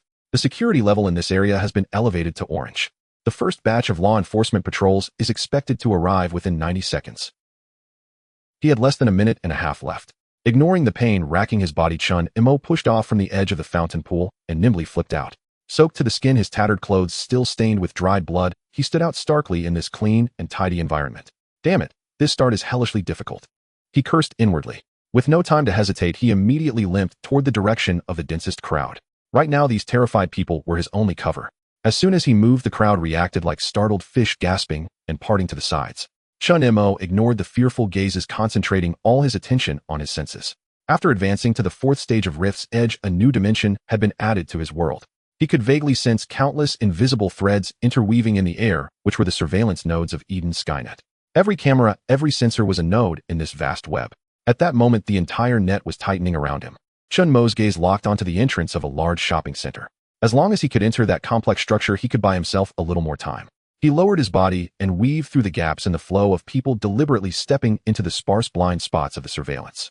His body instinctively sensed those invisible beams, and every turn and duck narrowly avoided detection. This was the first time he utilized this newfound spatial perception in a real combat situation, and his body's instinctive reactions were far faster than his brain's calculations. Biological energy is continuously depleting, remaining 21050 points. Warning: the spatial laws eroding within the body continue. Please refrain from vigorous activity. The alarms in his mind and the pain in his body constantly stimulated his nerves, but he could only grit his teeth and endure. Bursting through the entrance of the shopping center, a warm breeze from the air conditioning hit him. The interior of the mall was even more extravagant and complex. The floors staggered, escalators crisscrossed, and shops and hovering advertisement robots were everywhere. Target has entered the first floor of the Star Ring Shopping Center. All units immediately seal off all exits. Repeat: target is extremely dangerous. Authorization to use level 2 non-lethal weapons granted. As soon as Chen Mo stepped into the mall, he faintly caught the directives in the minds of several security personnel through his mental link ability. They were planning to seal off the area. He glanced up and immediately abandoned the idea of taking the escalator or entering a store. Those places were too easy to get trapped in. His focus locked onto the employee-only passage on one side of the mall. Just as he was about to take action, a squad of 4 fully armed law enforcement officers burst around the corner, their pulse rifles glowing blue at the muzzles, instantly locking onto Chen Mo. "Don't move. Get on the ground," the squad leader shouted. It was over. That thought flashed through his mind, but was quickly replaced by a crazed determination. He was not here to surrender. The moment the opponent spoke, he did not stop. Instead, he crashed violently into a nearby glass display case selling high-end figurines. Crash. The display case shattered, expensive limited edition models scattering across the floor. The loud noise successfully hesitated the movements of the law enforcement squad for a moment. Now was the time. Chen Mo rolled on the ground to dissipate the impact, not even glancing at his surroundings, his right hand already gripping the hilt of True Self Blade. He could not use Rift's Edge for slashing. It would instantly drain him and expose his core ability. However, he could use the unstable spatial force to do something else. A faint hum. A slight wave of spatial energy was guided from the blade into the air in front of him, creating a circle of invisible ripples. Folding step, a super short distance jump of only 3 meters. The law enforcement squad only saw the target crash into the display case, his figure strangely blurring for a moment before vanishing into thin air. Where did he go? Report. Target has disappeared. In their blind spot at the entrance of a utility room with a sign that read cleaning supplies, only Chen Mo's figure staggered into view. He struggled to catch his breath, feeling as if his brain had been pierced by a red-hot iron rod, darkness swirling in his vision. This reckless continuous use was a tremendous burden on both his mind and body. He dared not linger, pushing open the utility room door and slipping inside. The door closed behind him, blocking out the noise from outside. In the dark, cramped space, only the sound of his heavy breathing was present. He leaned against a shelf piled with cleaning supplies, every muscle in his body protesting. He opened his personal terminal, countdown 004922. Nearly 10 minutes had passed, and he knew he couldn't hide here for long. A comprehensive search of the mall would begin soon, and the main force of the purification hand was on its way. He needed to find a route that could quickly cross the city while avoiding all surveillance. Walking was definitely out of the question, and public transport would be a trap. Chen Mo's gaze swept through the darkness, finally landing on. Chen Mo grinned, dragging his fatigued body over to place his hand on the metal cover. This time, he didn't use brute force. His new ability, biomass construction, activated. A fine energy probed into the electronic lock of the cover. He could almost see the intricate mechanical structure and circuit board inside the lock. He didn't know how to pick locks, but he could modify it. Under his control, that energy altered the shape of the metal locking tongue at the microscopic level, forcing it to twist and deform. With a soft click, the lock opened. Chen Mo did not hesitate to lift the cover, and a wave of mixed smells of rotting food and disinfectant hit him. He didn't flinch, flipping himself inside and quickly closing the cover behind him. The inside of the pipeline was pitch black, sloping down gently. As soon as he steadied himself, the conveyor belt beneath him slowly started up. Ahead, a standard garbage bin filled with waste was gliding forward at a steady pace. Chen Mo hurried a few steps and jumped directly into the half-height garbage bin. A stronger, more pungent odor enveloped him, but he instead felt a sense of relief. A luxury suite with automatic cruising. This treatment is acceptable. He curled up in the corner of the garbage bin self-deprecatingly. Next came a long and bumpy journey through darkness. The speed of the conveyor belt increased, and the wind howled past his ears. Chen Mo hid in the box, forcing himself to calm down, racing against time to recover his strength and spirit. The talent of pain burn was carefully controlled, slowly converting the pain in his body into energy, replenishing his reserves bit by bit. At the same time, he utilized the pass given by the navigator to pull up the underground pipeline map of Eden on his personal terminal. G02 Commercial District. G04 Transfer Hub. Got it. He quickly found a branch line leading to the industrial zone of the Western District. He only needed to manually switch to another abandoned pipeline at the next intersection. After about 20 minutes according to the map, the intersection was nearly upon him. Chen Mo peeked out of the garbage bin. Ahead was a vast underground chamber with countless pipelines intertwining like giant pythons. He seized the moment, jumping at the instant his conveyor belt passed the entrance of another pipeline, taking a deep breath and leaping. His body arced through the air, landing precisely on the conveyor belt of the abandoned pipeline. It was evident that it had not been used for a long time. A thick dust was accumulated on the conveyor belt, and the air was filled with the smell of oil and rusting metal. On the map of his personal terminal, the green arrow pointed towards G06, the Western District Industrial Zone. He had succeeded. After bumping along for another 10 minutes, the speed of the conveyor belt finally slowed down and came to a stop at a terminal station. Chen Mo crawled out of the pipeline's exit and returned to the surface. The scene before him was a stark contrast to the bustling G02 district. The sky was overcast, and the simulated sky dome was stained and cracked. A pungent chemical smell hung in the air. Surrounding him were tall, silent factories and cold metal cranes with no pedestrians in sight, only a few automated cleaning robots tirelessly at work. This was the Western District, a forgotten corner of Eden. He opened his terminal, and the countdown displayed 001145. Time was running out. Following the map's guidance, he swiftly navigated through the steel jungle. Soon a solitary building resembling a black monolith appeared at the end of his line of sight. C7 Dimension Laboratory. It towered over all surrounding structures, oppressive in its presence, with walls made from some unknown BL. A deathly silence. No heartbeat, no breath, as if the darkness itself had swallowed all sound. Chen Mo stood frozen in place, acutely aware of countless unseen presences fixating upon him from every direction, their ravenous gazes marking him as prey delivered to their maw. Through his true sight, the translucent, drifting silhouettes in the air grew steadily sharper, elegant, yet lethal entities composed entirely of coalesced energy. Phase jellyfish, the spectral beings mentioned in the lab director's final transmission. They possessed no vocal organs, yet through his mental link, Chen Mo received a chilling, crystalline chorus of thought from all sides. Energy. Fresh, life energy. Hungry, so hungry. Seize him. An invisible pressure pressed inward. Not physical force, but a suffocating mental lock. He felt as though an unseen straw had pierced his body, siphoning his bioenergy with slow, relentless precision. Warning: subject under unknown psychic field influence. Bioenergy depletion. The blaring alarms in his mind and the mounting physical distress tightened Chen Mo's nerves to breaking point. Just escaped the wolf's den, only to stumble straight into the tiger's lair. No, this was worse. This was plunging headlong into an alien hive. Chen Mo raged inwardly, yet outwardly remained as still and cold as glacial ice. Panic would only guarantee his unmarked grave. The navigator, the wily old schemer, had known exactly what awaited him here. Casting him into this abyss was no accident. It was a high-stakes wager, that he could wrest the life-saving dimensional stabilizer stones from the very jaws of these phantoms. It was both trial and culling. Chen Mo cautiously stepped backward, just a fraction. Silence held. Yet that single motion seemed to trigger an unseen switch. The nearest phase jellyfish trembled faintly across its bell-shaped form and drifted toward him, utterly silent, gliding not through air but across it, leaving no ripple, no whisper of wind. Data flooded his retinas as he analyzed the entity with true sight: species, phase jellyfish, energy confluencer, undeterminable. Status: starving, highly aggressive abilities, phase translocation, energy, siphoning, psychic assault, weaknesses: vulnerable to high-intensity order fields, susceptible to soul-level attacks, weaknesses. Chen Mo exhaled inwardly, clarity dawning. They were not invincible. His mind raced. Facing the advancing jellyfish, he did not retreat. Instead, he made a daring, instantaneous decision. Archives confirmed conventional physical strikes were useless against such energy-based entities, yet he wielded unconventional means. As the creature's ethereal tentacles neared his skin, Chen Mo gripped the hilt of his Junwo blade, not drawing it, but channeling his entire spiritual essence along the bond between blade and wielder, pouring it forth without reservation. Devouring. A high-frequency hum resonated within the scabbard, inaudible to all but him. This was no Liyue edge. It was an older, deeper power, third-tier mastery. Soul Scission Awakening. An invisible edge erupted from the Junwo blade, radiating outward in a flash, striking not flesh or matter, but the very fabric of consciousness. Shryak. A soul-rending shriek detonated inside Chen Mo's skull. The nearest phased jellyfish convulsed violently, its translucent form warping its energy body, erupting in chaotic fluctuations before recoiling in haste. It worked. Relief flared in Chen Mo's chest, lasting less than a second. That single soul scission awakening had just awakened every hunter in this nest.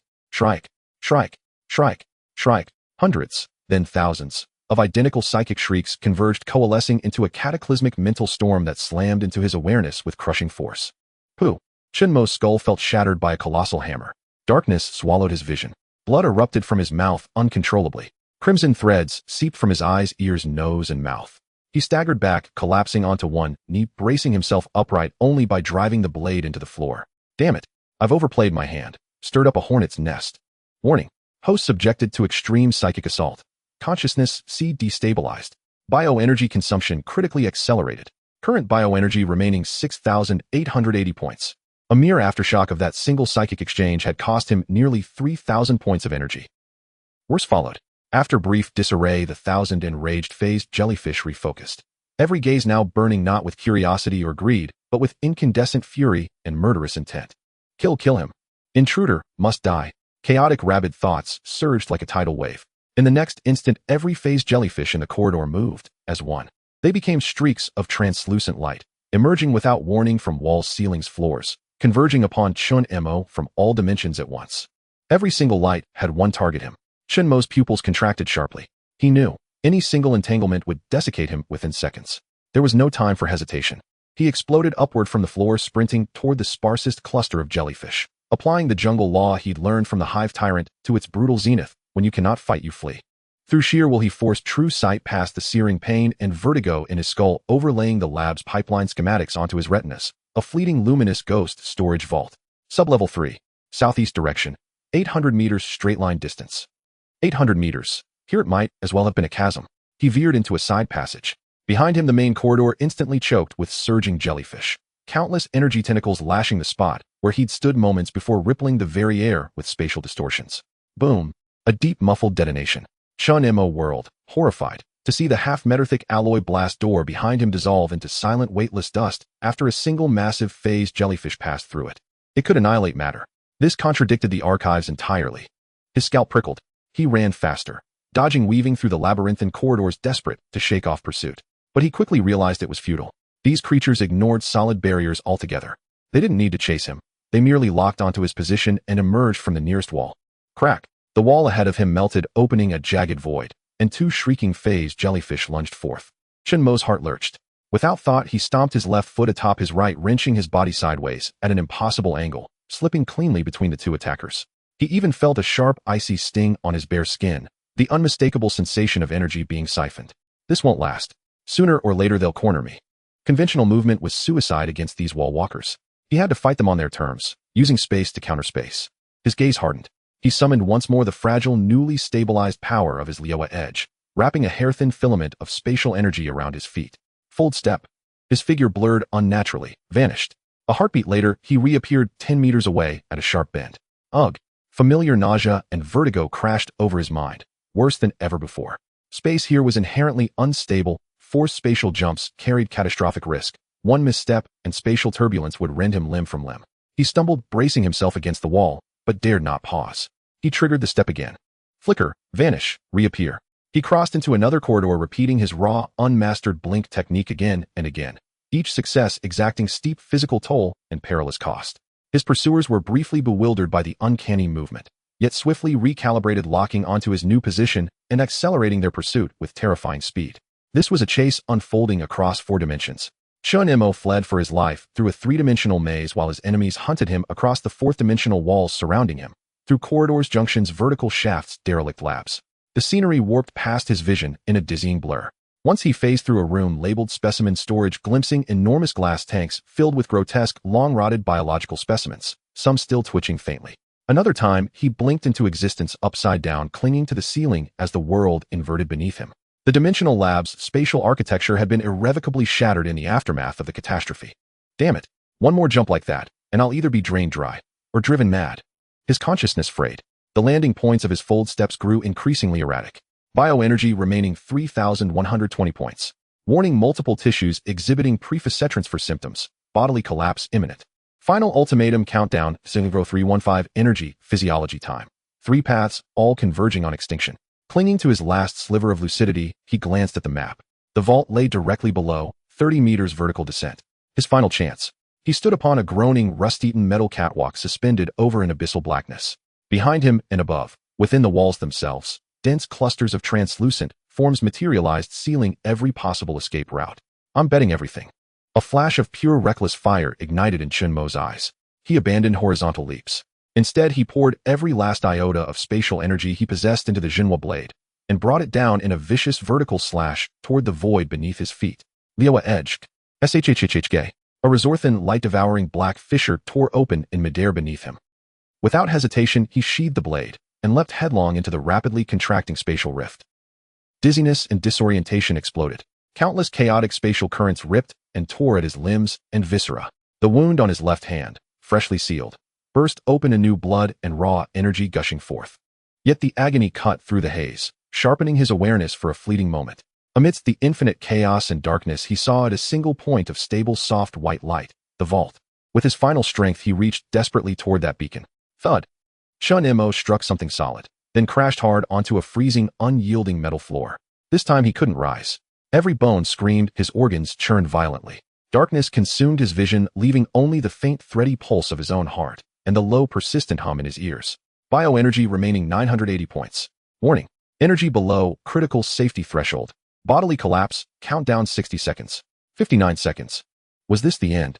His consciousness flickered, tenuous as a candle in a gale. Then cool, soothing energy, orderly, serene, flowed up from the floor where his palm rested, seeping into his body. It coursed like clear spring water through his desiccated meridians, instantly calming and suppressing the violent spatial turbulence. Even the excruciating tear in his left hand began to recede miraculously. Awareness returned, fragmented but real. Gritting his teeth, he lifted his head. He lay in a vast circular chamber. At its center rose a stone plinth over a meter tall, and upon it floated 3 fist-sized irregular crystals, flawless diamond-like, radiating gentle white light. They were the room's sole illumination. Dimensional stabilizer stones. Chen Mo whispered. He had found them. And at the vault's entrance, the heavy blast door he'd locked from within, the corridor beyond teemed with phased jellyfish battering the barrier relentlessly. Countless energy tentacles pressed against the metal. He raised a trembling middle finger toward the door, then collapsed sideways, consciousness surrendering to darkness. Before oblivion claimed him, his hand, guided by instinct alone, clutched the nearest dimensional stabilizer stone. How long passed he could not tell. He awoke, bathed in cool, profound comfort. Opening his eyes, he found himself still on the floor, but the agony was gone. He uncurled his left hand. The ghastly spatial laceration had vanished, leaving not even a scar. In his grip, the crystal pulsed steadily, channeling pure, stabilizing spatial energy into his body, repairing damage, replenishing his depleted bioenergy. Bioenergy 18560 points. Rapid recovery in progress. Physiological status stable. Spatial law erosion fully purged. Physiological status stable. Spatial law erosion fully purged. I survived. Chen Mo exhaled deeply, rising slowly to sit. He did not celebrate. Instead, he drew the Jinhua blade, pointing its razor-sharp tip directly at the crystal in his hand. To others, this was a priceless artifact for stabilizing space. To him, it was the finest ingredient imaginable. Time to feast, old friend. He murmured, and activated his devour ability. Vrrm. The blade shuddered violently, humming with palpable eagerness. The impossibly dense crystal dissolved upon contact with the tip, transforming into a torrent of luminous, intricate sigils drawn wholly into the blade. Devouring dimensional stabilizer stone successful. Soul furnace commencing analysis of order law. 4th tier ability Liaowa edge undergoing refinement. Refinement progress 30, 60, 90. Refinement complete. 4th tier Liaowa edge stable. 4th tier Liaowa edge mastery new trait spatial waypoint. Allows placement of one invisible temporary spatial anchor for precise, fold-step teleportation. New trait Dimensional Cut Prototype. Compresses Lioa Force into a stable 3-second dimensional slash capable of severing any substance. A cascade of data flooded Chen Mo's mind. He felt his connection to the Lioa edge transform, from a volatile, unwieldy force into something intuitive, immediate, and perfectly obedient to his will. He surged upright, gripping the Jinhua blade, and guided purely by instinct slashed lightly at an empty stretch of wall. No discomfort, no backlash, no tearing sensation, not even a significant energy drain. SHHHK. Across the opposite wall, poured from specialized alloy 3 meters thick, a perfectly straight, bottomless black gash appeared, its edges polished mirror smooth. This was the power of mastery. Chen Mo slid the blade home with quiet satisfaction. This gamble had paid off handsomely. Not only had he survived, but his core ability had undergone a quantum leap. His gaze fell upon the 2 remaining dimensional stabilizer stones resting on the plinth. His eyes gleamed. Precious treasures. They had to be taken. He stepped forward, reaching out to claim them, when his wrist terminal suddenly vibrated urgently. On its screen, the crimson countdown finally hit 0000. Instantly, every public broadcast system, personal terminal, and holographic billboard across Eden resonated with a single icy, emotionless male voice. The commander of the Purification, Hand Leonis, ultimatum expired. Variable feeder designation G017 has refused cooperation with investigation. Designated defector. Pursuant to special clause of the Eden Internal Security Codex authorized by the tribunal effective immediately, this target's threat classification is elevated to Red Tier 1. All security units and Purification Hand operatives are granted unrestricted authority to apprehend or eliminate the subject anywhere within Eden's territory. Repeat. Terminate on sight. The frigid proclamation echoed within the vault. Chen Mo stood beside the plinth listening to the city-wide execution order, his expression unchanged. He glanced down at the warm, radiant crystal in his palm, then up at the phased jellyfish still hurling themselves uselessly against the sealed gate. A slow, cruel, anticipatory smile spread across his face. A city-wide manhunt. Termination orders. He lifted his head, his gaze seeming to pierce the thick walls, piercing upward toward Eden's sky. The game has only just begun. Judgment. Navigator. Are you ready? Your emperor has returned. In the storage room, the light was soft. Chen Mo slowly stood up, feeling the changes within his body. The spatial power inside him had completely transformed. Once it was like an uncontrollable flood, but now it was entirely under his control. Although Comet's strength was greater than ever, the suffix changed from stability to control, bringing about a tremendous change. Chen Mo opened his right hand, and with a flicker of thought, a small pitch black crack the size of a fingernail appeared in his palm, hovering steadily. It neither devoured light nor reflected it. It was pure nothingness. This was the embryonic form of the dimensional slash, a wound in reality that he could manipulate freely. This was the true power that belonged to him. Chen Mo retracted his strength, and the black crack vanished silently. He bent down and collected the remaining 2 pieces of dimensional stabilizing stones from the pedestal. These were strategic resources far more precious than gold. The heavy alloy gate outside the storage room creaked. The phased jellyfish were still wildly crashing and shrieking. Their psychic noise echoed in Chen Mo's mind energy. Let us in. Kill you. Chen Mo's expression was relaxed. He listened to the noise outside the door. It was no longer a threat, but rather a swarm of annoying flies. Then he smiled. Just moments ago, Leonis' kill without mercy announcement reverberated throughout Eden. It was a death sentence personally issued by the judgment. Chen Mo chuckled, speaking to himself. You haven't even scheduled an appointment with the King of Hell, and you dare to boast like this. Of course he had to leave this place. But leaving quietly was no longer in line with his current identity and mood. He thought of the passionate anime and movies he had seen before, the corners of his mouth curling into a cold arc. Right, your emperor has returned. With the emperor's arrival, there must be a procession of vanguard and cannon fodder to clear the way for him. The phased jellyfish outside the door were just the ready-made royal cannons. You will do? Chen Mo's gaze pierced through the gate, as if he could see the chaotic energy entities outside. He immediately sprang into action. First, he needed to locate the recipient.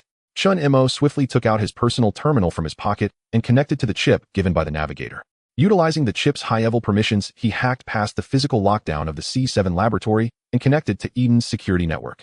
Although most of the surveillance was down, a few remaining wide-area energy sensors were still operational. Soon the screen displayed a rapidly moving cluster composed of over 20 high-energy light points approaching the laboratory perimeter at high speed.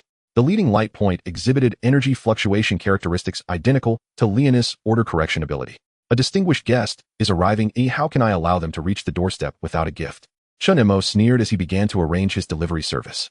He closed his eyes, extending the spatial power he had fully mastered along his perception. In his mind, he constructed a 3-dimensional map of the area outside the laboratory, precisely calculating the route of Leonis' team. Spatial beacon set. With a flick of thought, an invisible ripple of space perceptible only to him instantly formed at a crucial point a kilometer away and then vanished. The beacon was now set. Next it was time to pack the gifts. Chen Mo approached the heavy vibrating alloy gate, feeling the hunger of the phased jellyfish from the other side. He took out a new dimensional stabilizing stone from his pocket. This time he didn't use it to absorb energy, but as a tool. He pressed the stabilizing stone forcefully against the center of the alloy gate. A pure force of order erupted from the stabilizing stone, creating violent repulsion with the inherent order field of the storage room. It was like forcing two magnets of the same pole together, forming an unstable energy distortion zone around the gate. The show is about to begin. Chen Mo's eyes sharpened as he raised the true self blade. Dimensional slash. He did not swing the blade, but simply traced its tip lightly in front of him. A pitch-black crack 2 meters wide and 3 meters tall opened silently before him like a giant mouth appearing out of thin air. The other end of this crack precisely connected to the spatial beacon he had just set. This was a one-way ticket to Leonis' location. Following that, he swung the blade backhanded, aiming at the area of the gate disturbed by the stabilizing stone, executing the sky splitter once more. But this time the attack was not a slash, but a pierce. The blade tip instantly pierced through reality, creating a circular spatial breach 1 meter in diameter on the gate, directly connecting the inside and outside. Inside and outside it was connected. In an instant, the entire phased jellyfish swarm went into a complete frenzy. The breach had appeared. They sensed the life energy they had longed for, a scent that was like supreme delicacy to them emanating from behind that breach. Hundreds of phased jellyfish transformed into translucent torrents, abandoning their assault on the gate and frantically squeezed out through the newly appeared circular breach. Their target was Chen Mo, the one emanating an alluring aura behind the transmission portal leading to Leonis. Chen Mo stood behind the portal, facing the rushing wave of energy with a cold smile on his face. He opened his arms in a welcoming gesture.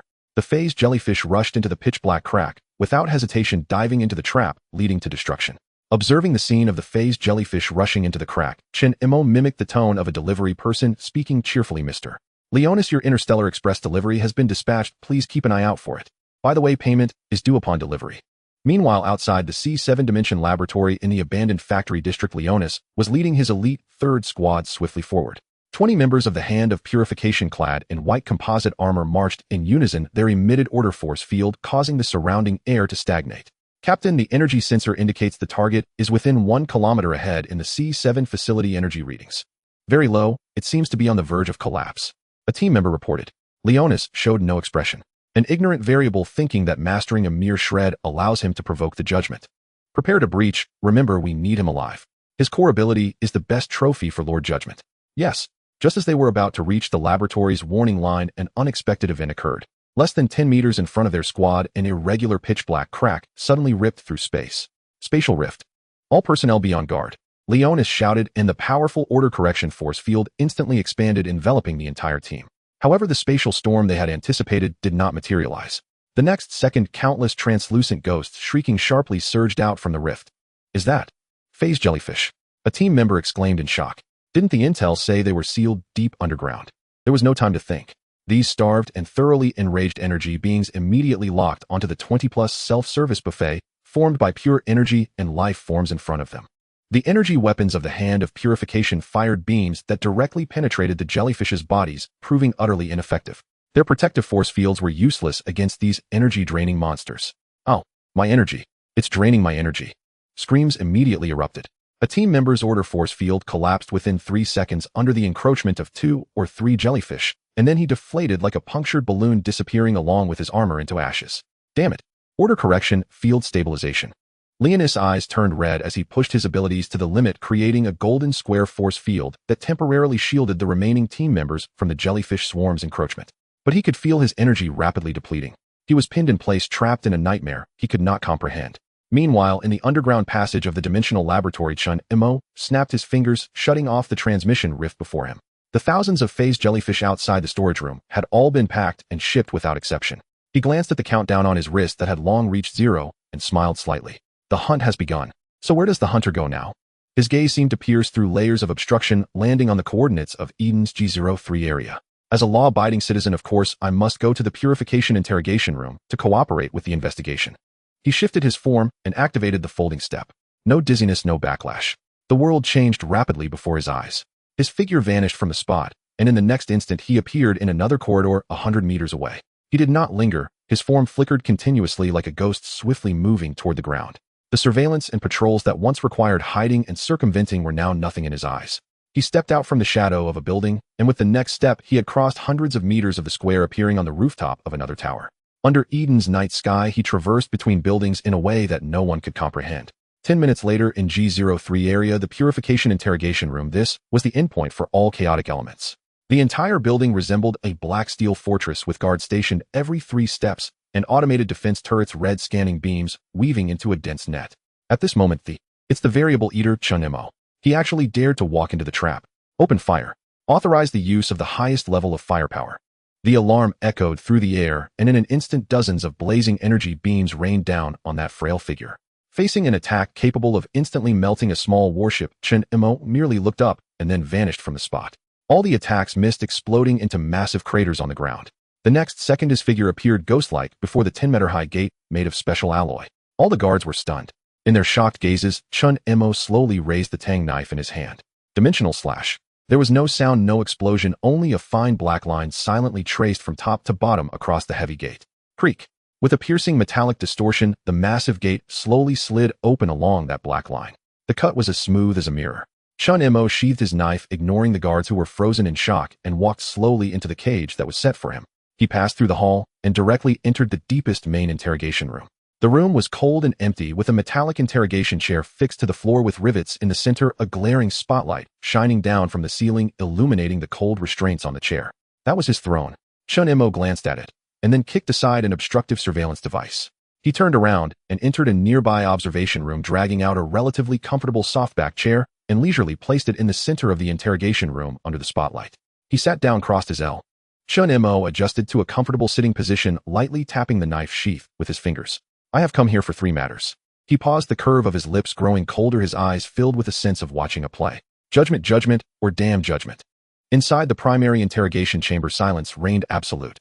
A single harsh spotlight hung from the ceiling, casting a blinding white glare upon the cold metal interrogation chair below. Yet seated at its center was no captive, but a hunter. Chen Mo lounged effortlessly in a plush armchair, relaxed, as if in his own living room. One leg crossed over the other, he rested the ancient blade of true self across his knees, its scabbard gleamed with a dangerous muted luster. This very ease was a silent proclamation. Outside, the chamber stillness hung thick and suffocating. But within Chen Mo's perception, the so-called Eden's most impregnable fortress, the purification interrogation chamber, had descended into utter chaos. He could hear the ragged, panicked breaths from the control room, see through his divine, sense the rigid postures and wide-eyed terror of the fully armored purification hand operatives frozen in the corridors. Their internal comms channels erupted with frantic overlap.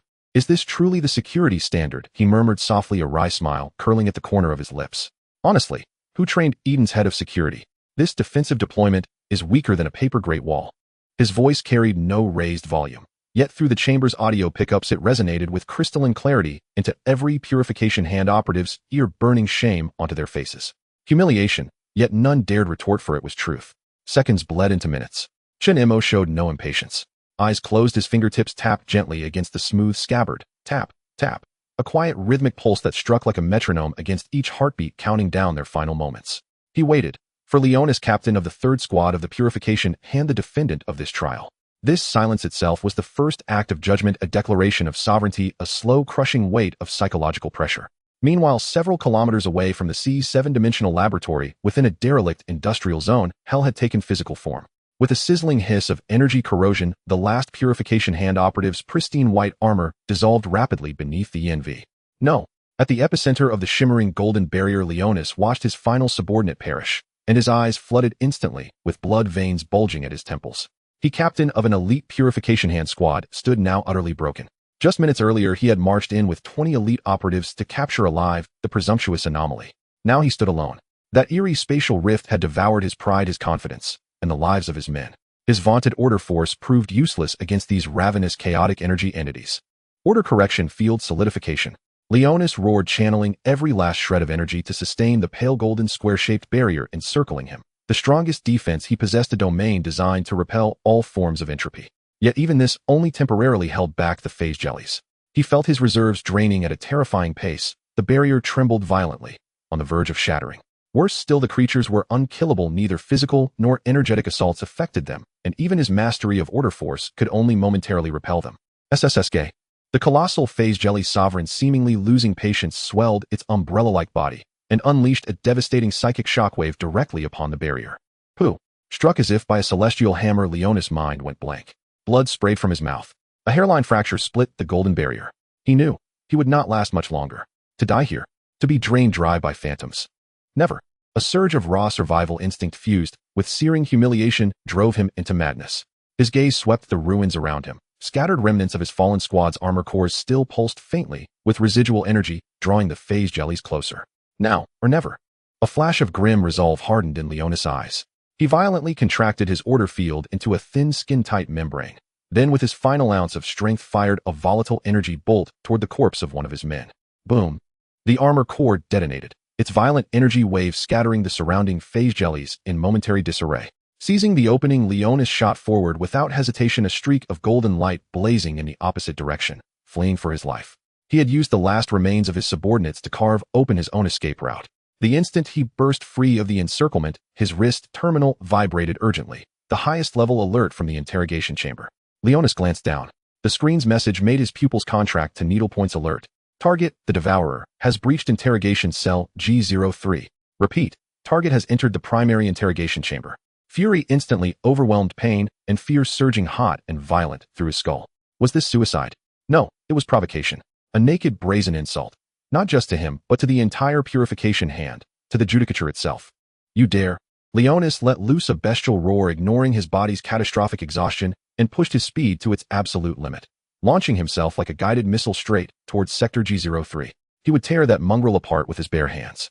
He would make him pay, in agony beyond imagining, for his arrogance. Creak. The interrogation chamber's heavy doors were flung open with brutal force. Leonis staggered inside, his appearance a grotesque testament to ruin. His once authoritative white commander's uniform hung in tatters, stained with grime and blood. His face was ashen, lips flecked with crimson foam, his eyes burning with feral, murderous intensity, locked unblinkingly onto the figure bathed in the spotlight. Anomaly. His voice was a raw, gravelly rasp thick with killing intent. You've signed your death warrant. In reply came only a languid, teasing tone. Chen Mo slowly lifted his eyelids, casting a lazy glance at the tardy defendant, his voice calm, unruffled. Captain Leonis, you're late. He raised two fingers, speaking with deliberate, unhurried precision. Per Eden's judicial protocol, a defendant's tardiness constitutes a grave offense. Contempt of court. Guilt compounded. You. Leonis trembled violently, his order force surging wildly out of control. But the moment he prepared to strike, an invisible pressure radiated from Chen Mo, locking him in place. The air thickened, viscous as deep water. Every movement became agonizing resistance. His forward momentum ground to a halt. No need to rush into action, Chen Mo said, smiling. A smile that sent ice crawling up Leonis' spine. The hearing hasn't even begun. Before you pass judgment upon me, I believe we ought first to discuss another case. Chen Mo leaned forward slightly, the blade of true self slipping a fraction from his knee, revealing a sliver of its dark matte blade. Let us discuss the variable degradation experiment. Those 7 words slipped from Chen Mo's lips light as breath, yet they struck Leonis like a thunderclap. His mind reeled, his pupils constricted to pinpricks. That term was Eden's highest-level classified secret, the judicature's very foundation for controlling anomalies. An absolute taboo, utterly unknowable to outsiders. How could he possibly know? Seems you're quite intrigued, Chen Mo observed, watching the shock and horror bloom across Leonis' face, and his smile widened. This was precisely the reaction he'd intended. The intelligence bartered from the navigator, indeed an ace card. Let me guess, Chen Mo settled deeper into his chair, speaking with unhurried cadence. You lure those anomalies who awaken immense power, yet refuse obedience, into laboratories, telling them it's for ability development. Then what? You bind them to examination tables, degrade their core abilities, and extract pure energy and fragments of universal law, transforming them into nourishment for Eden's elite. You've grown rather adept at this, haven't you? Chen Mo's tone remained flat, yet each word pierced Leonis' psyche like a scalpel. Silence. You blasphemer. Leonis exploded in fury, his voice shrill with hollow bravado. You slander Eden's sacred order. You undermine humanity's last hope. Sacred hope? Chen Mo laughed aloud, as if hearing the greatest absurdity imaginable. Don't amuse me. Turning your own kind into experience points. I've seen this script before. We're all players here. Why pretend to be NPCs? You're trying to have it both ways, and your perspective is pitifully narrow. His smile vanished, replaced by razor-sharp focus. Now, the trial begins in earnest. Defendant Leonis, you have the right to remain silent, but every word you speak will be weighed, determining precisely how much value you retain in my estimation. Tell me everything about the variable degradation experiment. Every participant, every facility, every record. Nothing may be omitted. You dream. Leonis screamed, his rationality shattered by humiliation and panic. If you're so desperate to know, go ask in hell. Order divine punishment light. Leonis roared, compressing his last reserves of energy into his right hand, and thrust it forward. A dense, near-blinding column of white light erupted instantly, erasing even the air in its path. Pure ontological annihilation. This strike could obliterate any being below Tier 4. Yet facing such cataclysm, Chen Mo didn't shift his posture, not even a millimeter. He simply raised his right hand, expression unchanged. Dimensional severance. With a casual slicing motion directed at the white beam, he uttered the command. SHHHK. No explosion. No collision. What followed froze Leonis' soul. The indestructible divine punishment light halted abruptly 3 meters from Chen Mo. At its center, a seamless black fissure bloomed, silent, absolute, devouring all light.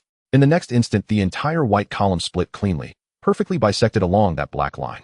2 semicircular arcs of light skimmed past Chen Mo's body, slamming into the one-way observation glass behind him, reducing the reinforced wall to dust in an instant. Chen Mo remained untouched. He even flicked non-existent ash from his fingertip and delivered a dismissive, almost mocking verdict. TCH. That's it. Even a gentle massage hits harder than that, pal. Your attack couldn't even scratch my defenses. Did you know that? That internet-infused taunt shattered Leonis' last restraint. Hawk. I don't believe it. Leonis poured every remaining spark of power into his order field, expanding it, then violently compressing it into a blinding golden halo, attempting to impose his dominion of law. Within this domain, all is order. All chaos shall be. His sentence died midair, because a hand had pierced his order field, resting lightly on his shoulder. Chen Mo. Without warning, he had vanished from his chair and reappeared behind Leonis, like a phantom. Folding step. After mastering the edge of rift space, short-range spatial teleportation had become as effortless as breathing. Against Chen Mo's mastery of space, Leonis' order field was nothing more than a child's scribble. How did you? Leonis froze rigid, feeling that hand exert no physical force, yet binding his very soul, rendering him immobile. Your domain is too small, riddled with flaws. Chen Mo's voice brushed his ear, calm, glacial. And why would you imagine a cage could ever contain space itself? Now it's my turn. Before the words fully faded, Chen Mo blurred, vanished. The next second, Leonis' world fractured into countless black lines. SHHHK, SHHHK, SHHHK, SHHHK, SHHHK, SHHHK. Chen Mo multiplied into dozens of afterimages across the chamber, each flicker accompanied by a silent dimensional severance. He did not strike Leonis' flesh. The first cut severed the commander's shoulder insignia from his right shoulder. The second bisected his chest medal of honor. Third, fourth, black rifts flashed around him, each surgically precise, stripping away one piece of equipment after another. His imposing white armor peeled away layer by layer. Throughout it all, Leonis couldn't even grasp Chen Mo's shadow, only watch helpless as he was methodically dismantled, like a puppet toyed with by a god. When the final afterimage merged with Chen Mo's true form, he reappeared seated in his chair as if he'd never moved. Leonis stood alone, bare-chested, exposed. Every scrap of armor and clothing sliced into hundreds of identical geometric squares strewn across the floor. Unbearable, soul-scorching humiliation consumed him. He whirled, summoning his last strength into a furious punch. Kill you. Oh no, no, no. Chen Mo shook his head, wearing a cruel, knowing smile. Death is too merciful. It's release, not punishment. Leaning close, he whispered the verdict into Leonis' ear. I find you guilty. Your guilt lies in your arrogance, your incompetence, and your loyalty to a rotting, hypocritical system. Therefore, your sentence is to live. Leonis jerked his head up, eyes wide with disbelief. Your sentence is eternity. You shall serve as my herald, bearing today's terror and shame, forced to endure, to linger, to breathe. Chen Mo withdrew the scabbard from Leonis' throat, then with infinite deliberation tapped the tip of the scabbard once, gently, softly, against Leonis' forehead. That single touch transmitted a subtle, yet exquisitely refined surge of soul-severing, awakening force interwoven with a filament of rift space edge law, directly into Leonis' consciousness. Leonis shrieked, a sound stripped of all humanity. His eyes rolled back unfocused. His body collapsed like a puppet with its strings cut, convulsing violently. His mind plunged into an endless nightmare woven from infinite spatial rifts and tormented souls. From this day forward, every time he closed his eyes, even in sleep, he would relive this moment of absolute domination. The trial concluded. Chen Mo rose slowly, sheathing the blade of true self once more across his back. He cast a glance toward the shattered observation wall where countless purification hand operatives stared at him, not as a man, but as a god or a demon. Adjusting his collar with quiet poise, he issued his final order. The interrogation is over. Clean up this trash. He turned and walked unhurried through the massive doorway he himself had cleaved, leaving behind the wreckage, the dread, and the shattered silence. Chen Mo stood in the plaza outside the interrogation chamber, inhaling deeply. Then, his wrist terminal emitted a soft vibration. A single encrypted message appeared. The sender was a string of garbled code, but Chen Mo recognized it instantly, the navigator. The message was brief, only one sentence, quite the commotion. Are you certain you're ready to face the consequences? Chen Mo read it, and fell silent for a long moment. Then softly he began to laugh. Consequences. From the moment I chose to seize the initiative, I am the consequence for everyone. In the square outside the purification interrogation room, the night breeze was slightly cool. Chen Mo's figure walked out slowly, elongated in the shadows. Behind him was the enormous crack he had personally cleaved open, resembling an everlasting scar on a building. Inside was silence and fear, the shattered order he had created. Outside lay Eden, filled with unknown dangers and opportunities.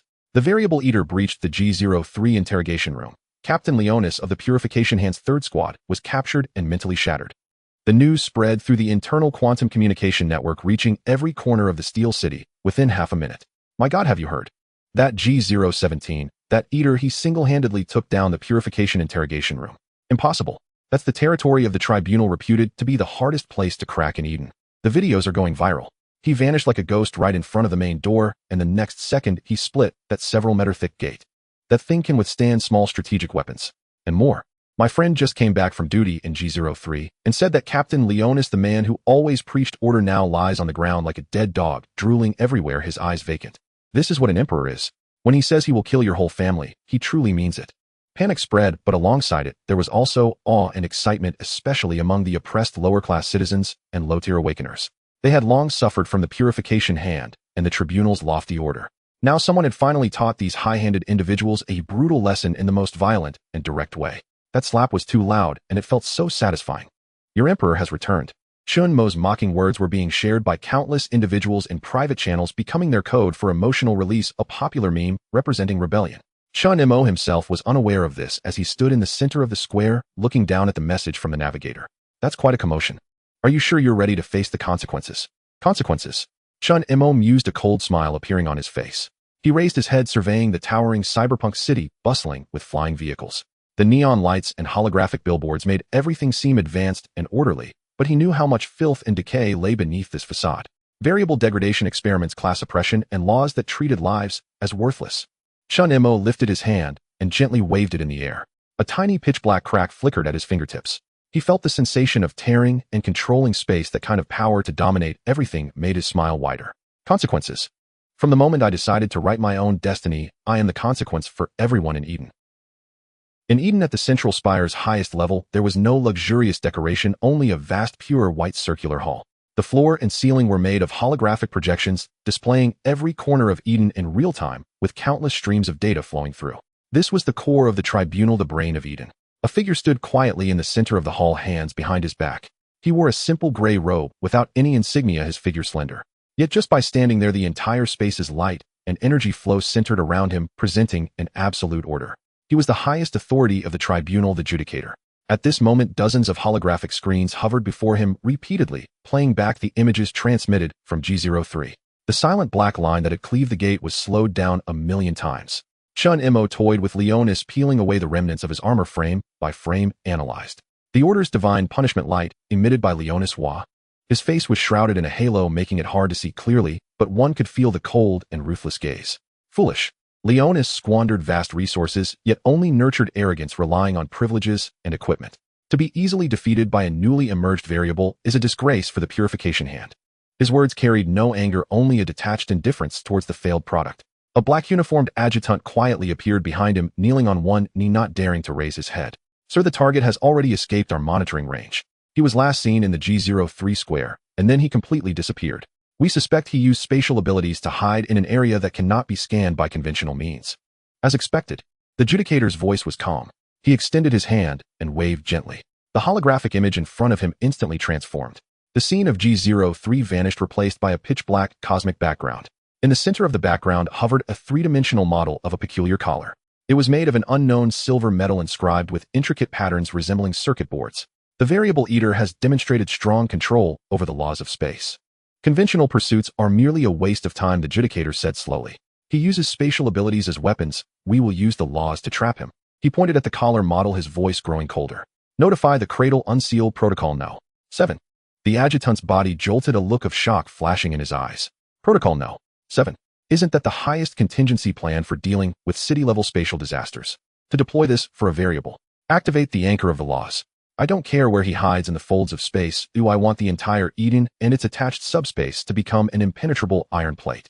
Seal off all spatial nodes, disrupt dimensional parameters. Since he enjoys jumping around, let him taste the flavor of having nowhere to escape in chaotic space. Then, he lightly tapped his finger on the holographic images database. A file coded as Hunter was retrieved. The file contained a humanoid mecha gleaming with metallic luster, its lines sleek and deadly, with 2 arms wielding energy blades glowing dark red. Deploy Hunter No. 7. Its causal locking system and dimension blades designed to sever spatial links should be able to handle this variable eater well. Yes. The adjutant suppressed his shock and replied solemnly. The judicator said nothing more and turned around again, as if to him a black disaster shaking Eden could be arranged with just a few words. In his view, no matter how strong Chen Mo was, he merely escaped from one cage into a larger one, while he himself was the true master here. In Eden, a discarded underground transit hub, it had long been out of service, thick dust covering everything, with only emergency lights flickering a ghostly green in the dark tunnel. The air was filled with the smell of machine oil and rust. Chen Mo's figure silently appeared on a deserted platform. This was the coordinate just sent to him by the navigator. The continuous use of folding step no longer burdens him. Having mastered Rift's edge space felt like his own backyard. But he did not let his guard down. That navigator fellow would never help him for no reason. Each offer of aid came with a price he could not comprehend. Indeed, as soon as Chen Mo stabilized himself, his personal terminal vibrated again. This time, it was an encrypted communication request. Chen Mo hesitated briefly before pressing the connect button. A blurry face composed of data streams appeared on the terminal screen. Congratulations, Chen Mo. The navigator's voice was processed, carrying an electronic synthetic quality. You have once again exceeded my expectations. A splendid performance, a perfect judgment. Your fame in Eden now surpasses that of those stars. His words were teasing, but more so an examination. Stop the nonsense. Chen Mo's voice was cold. What do you want me to do here? The navigator chuckled softly. Of course I'm here to provide you with further services. Eden is both dangerous and restrictive for you now. The judicator is not an idiot like Leonis. He has probably activated the anchor of the laws, intending to turn the entire city into a place where spatial shuttles cannot operate. If you stay any longer, the only outcome is being consumed by his endless resources. Chen Mo's gaze slightly sharpened. Anchor of the laws. Although he didn't know exactly what it was, its name hinted at a killer move aimed at his spatial abilities. It seemed the navigator's understanding of the tribunal was deeper than he had imagined. So what is your suggestion? Chen Mo asked, knowing the other party was about to reveal their true intention. My suggestion is a strategic relocation, the navigator said. On this chessboard of Eden, you have already gained significant advantages. Now it's time to jump out and create a second battlefield. Where to? Home. The navigator's answer made Chen Mo's pupils shrink. Home. He had no home. But he immediately understood the navigator's meaning. The university town, the place where his apocalypse began. Lu Wen and the others were still there, struggling to survive. The observer protocol there has already expired due to your previous actions. However, as far as I know, the farmer is running out of patience. He has already initiated the second phase of the clearing protocol. A new type of monitoring unit codenamed Cruiser has been airdropped near the university town. It is currently transforming the ecology. They're collecting data and assessing threats. When its data collection is complete, the cleansing will begin. The navigator's voice grew serious. The survivors there, including your friends, were originally experimental data for the farmer, but now in the eyes of the Cruiser, they are redundant information that needs to be cleared. Chen Mo fell silent. His fingers instinctively rubbed the true self blade on his back. Lu Wen, that somewhat boisterous yet loyal fat guy, those survivors trembling in the library who still chose to believe in him. These faces flashed through his mind. You mean I should go back and deal with that thing called the Cruiser? No, that's just one of your tasks. The navigator's voice had a hint of temptation. Your other task is to establish a territory that truly belongs to you there. In Eden, you are constrained by others. But in the university town, everything is under your control. There you can devour, evolve, and grow without any restraints. There I have left you a gift, a plan called the Deep Sea Phantom that can help you shield from the farmer's prying eyes. All you need to do is return, find the core components of the plan activated, and then become the only king in that wasteland. Become a king. A meaningful smile curled at the corner of Chen Mo's mouth. He didn't need anyone to tell him what he should become. But the navigator's words pointed him toward the path that suited him best now. Although Eden had abundant resources, it ultimately constrained him. The Judicator, the Eternal Council. There were too many strong figures here, and the waters ran too deep. Before his wings were fully grown, clashing with them wasn't a wise choice. Returning to the university town was indeed the best option. Sweeping away those unwise threats, consolidating all resources, turning the entire university town into his territory and exclusive cafeteria, and crazily developing. When he returned, it wouldn't be this trivial matter anymore. At that time, he would make the whole of Eden grovel at his feet. How do I go back? Chen Mo had made up his mind and directly asked. Very simple. The navigator seemed to have anticipated his choice. At the end of the tunnel before you lies an abandoned long-range material delivery platform secretly used by Eden's upper echelons to transport personnel and supplies. I have already cracked its temporary permissions. You can use it for a long-distance spatial transmission. However, I must remind you that the transmission coordinates are locked to the university town, but once activated, the anchor of the laws will likely detect this spatial fluctuation, and the Judicator's counterattack will arrive instantly. From activation to completion of the transmission you have 30 seconds. Good luck, future Emperor. The sensation of spatial teleportation was even worse than Chen Mo had imagined.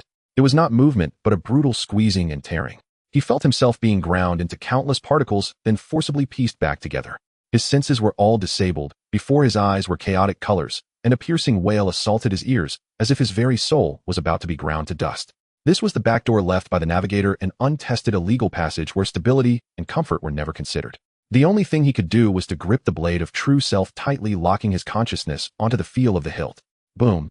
After an unknown amount of time accompanied by a dull thud, all discomfort and noise ceased. Chen Mo crashed heavily onto the hard ground, the tremendous inertia rolling him out and into a pile of decayed tables and chairs before he finally came to a stop. Cough. Cough. He struggled to prop himself up, a sweet taste rising in his throat, and he couldn't help but start coughing, each cough sending sharp pains throughout his body. The energy within him had nearly been drained during the teleportation, and every limb ached. Is this the price of ultra-long-distance teleportation? Chen Mo leaned against a broken desk, panting, and let out a self-deprecating smile. Compared to being reduced to dust by the Order's light spear, these minor injuries were nothing. He raised his head and surveyed his surroundings. This was a place he was quite familiar with, a university town, an abandoned multimedia classroom. Outside the window, the familiar clock tower stood silent under the gray sky, with the dilapidated library and gym in the distance. The air was thick with dust, decaying matter, and a faint smell of blood. Everything was much the same as when he had left, but it also carried an inexplicable eeriness. It was too quiet, not a deathly silence, but a malicious quietude that felt intentionally suppressed, as if something was shrouding the entire campus, swallowing all sounds and signs of life. Chen Mo frowned.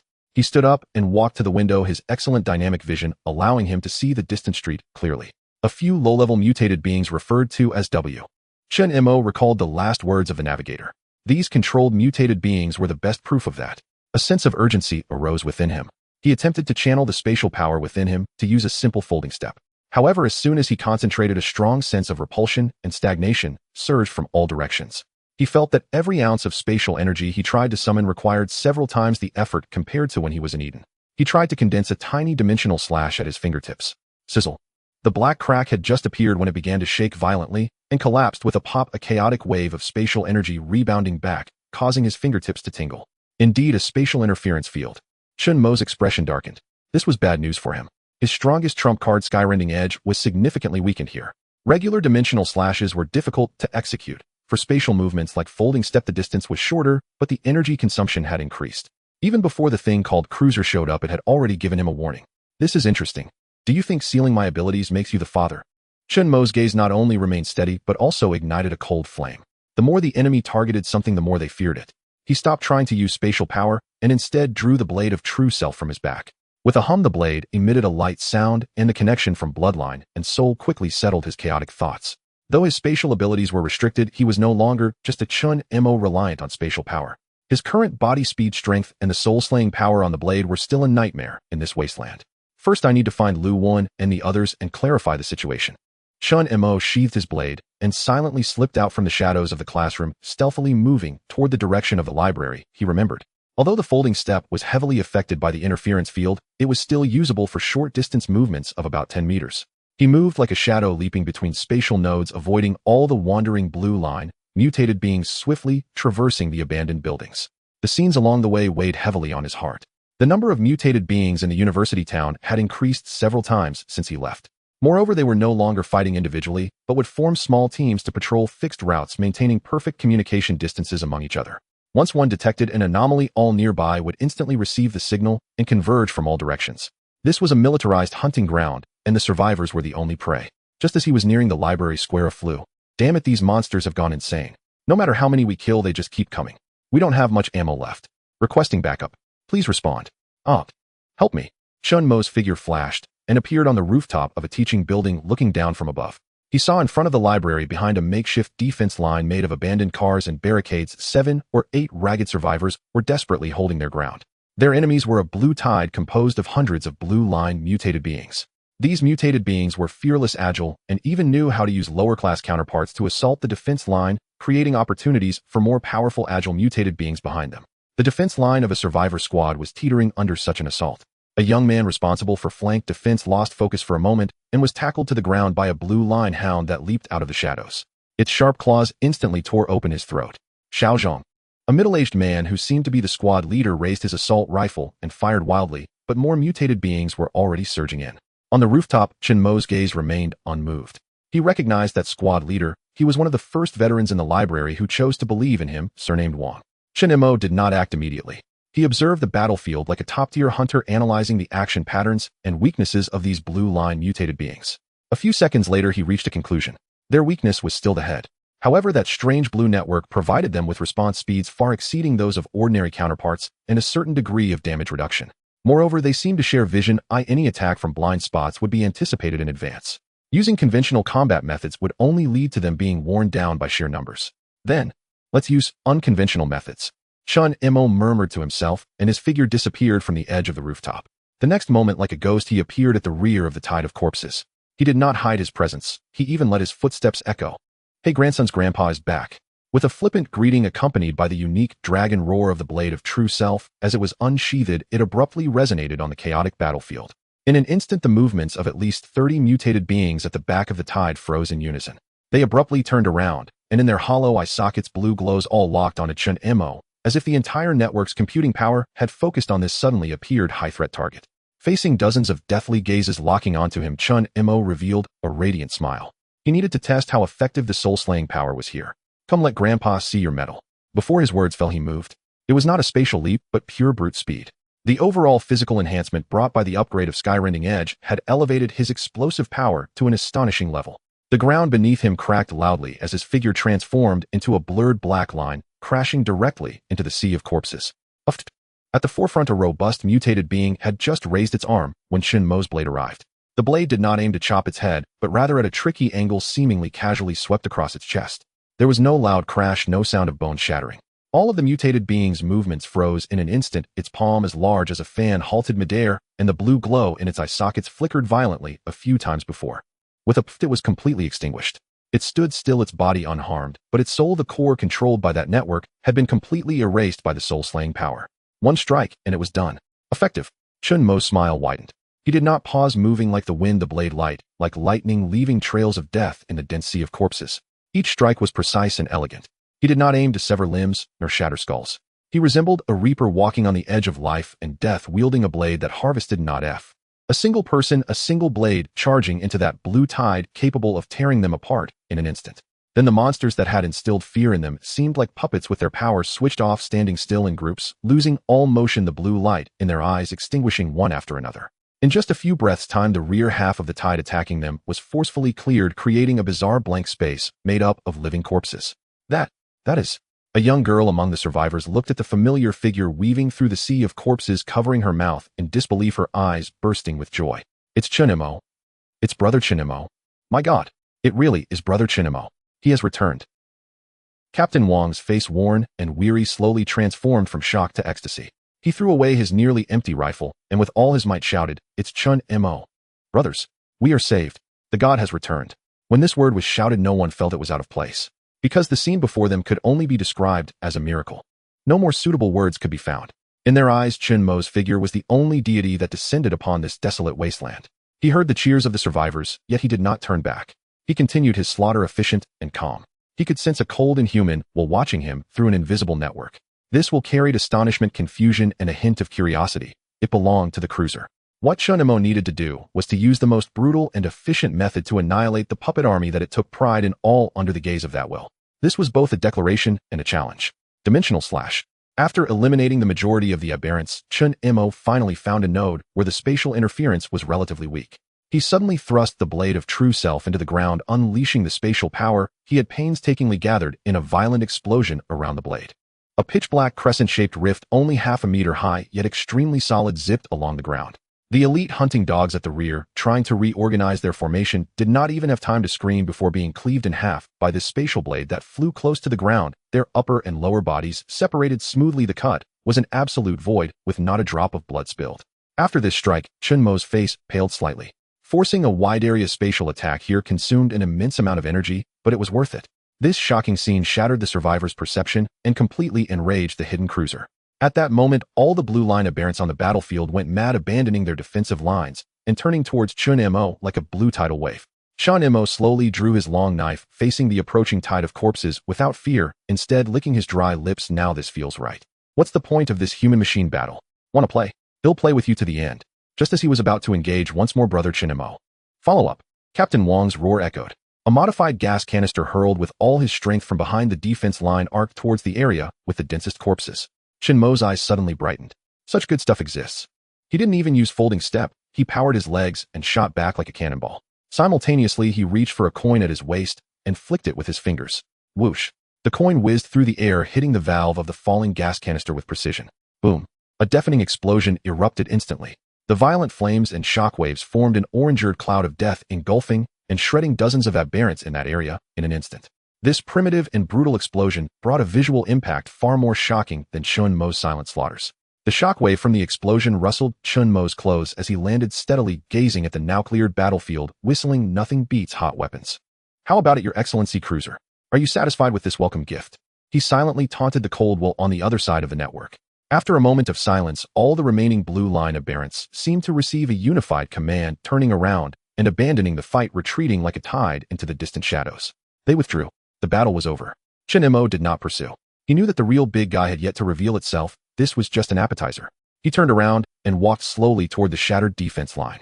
Behind the line, all the survivors stood up. They watched Chen Mo approach. No one spoke, but every gaze was filled with excitement at having survived, genuine admiration, and near reverent awe. Captain Wang hurried forward. The iron-blooded veteran, who had shown no fear in the face of the corpse, tide now had slightly reddened eyes. He stood before Chen Mo, his lips moved, and after countless words he finally rendered a perfectly standard military salute. Comrade Chen Mo. Welcome. Home. Home. What a simple yet extravagant word. Chen Mo looked at the familiar face before him, and the part of his heart that had grown cold and hard from the battles in Eden seemed to be gently touched. He nodded, patting Captain Wang on the shoulder. I'm back. In the library on the top floor. It had already been transformed into a temporary command and living center. Chen Mo's return was like a bomb dropped into a stagnant pond, causing the entire survivor camp to boil with excitement.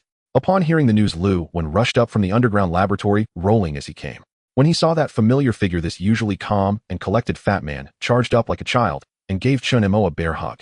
Mr. Chen, you really came back. I thought you were already. Lu Wen's voice choked. I'm tough. The king of hell won't take me. Feeling the strength of this embrace, a warm current surged within Chen Mo's heart. After a brief moment of excitement, everyone quickly got to the point. In a meeting room separated by old bookshelves, Lu Wen detailed their experiences during this time. Just as the guide had said, not long after Chen Mo left the university town underwent an aberration. At first, it was merely the emergence of some new species of monsters, but then came the terrifying corpse tide composed of blue line aberrants, which survivors dubbed the Blue Tide. They were organized, disciplined, and tactical, 10 times more terrifying than the previous chaotic monsters. We suspect that somewhere there exists a being akin to a mother nest or commander controlling them. Lu Wen continued gravely. We call it the Cruiser. It drifts like a ghost ship over the university town, looking down upon all of us. Every time the blue tide strikes, it's fiercer than the last. Our manpower and ammunition are depleting rapidly. If it weren't for the technologies and resources you left behind, we probably would have collapsed long ago. Lu Wen took out a severely deformed metal part and placed it on the table. This is what our people risked their lives to bring back from an elite monster. We call it the Mechanical Hound. It moves as fast as lightning, and its claws can easily tear through steel plates. The most terrifying part is that it seems to teleport. Chen Mo picked up the part. It was a type of alloy with craftsmanship far exceeding that of Earth. He knew this must be the ground unit deployed by the cruiser. Not only an external threat, Lu Wen continued, pulling up a tablet displaying a complex design diagram. Based on your previous theories, I have been trying to create a device that can create an information blind spot by slightly interfering with the source material. I call it the Rule Fog. In theory, it can shield us from the cruiser's detection, creating a true safe zone. However, the prototype failed. Lu Wen pointed to a core area marked in red on the design diagram.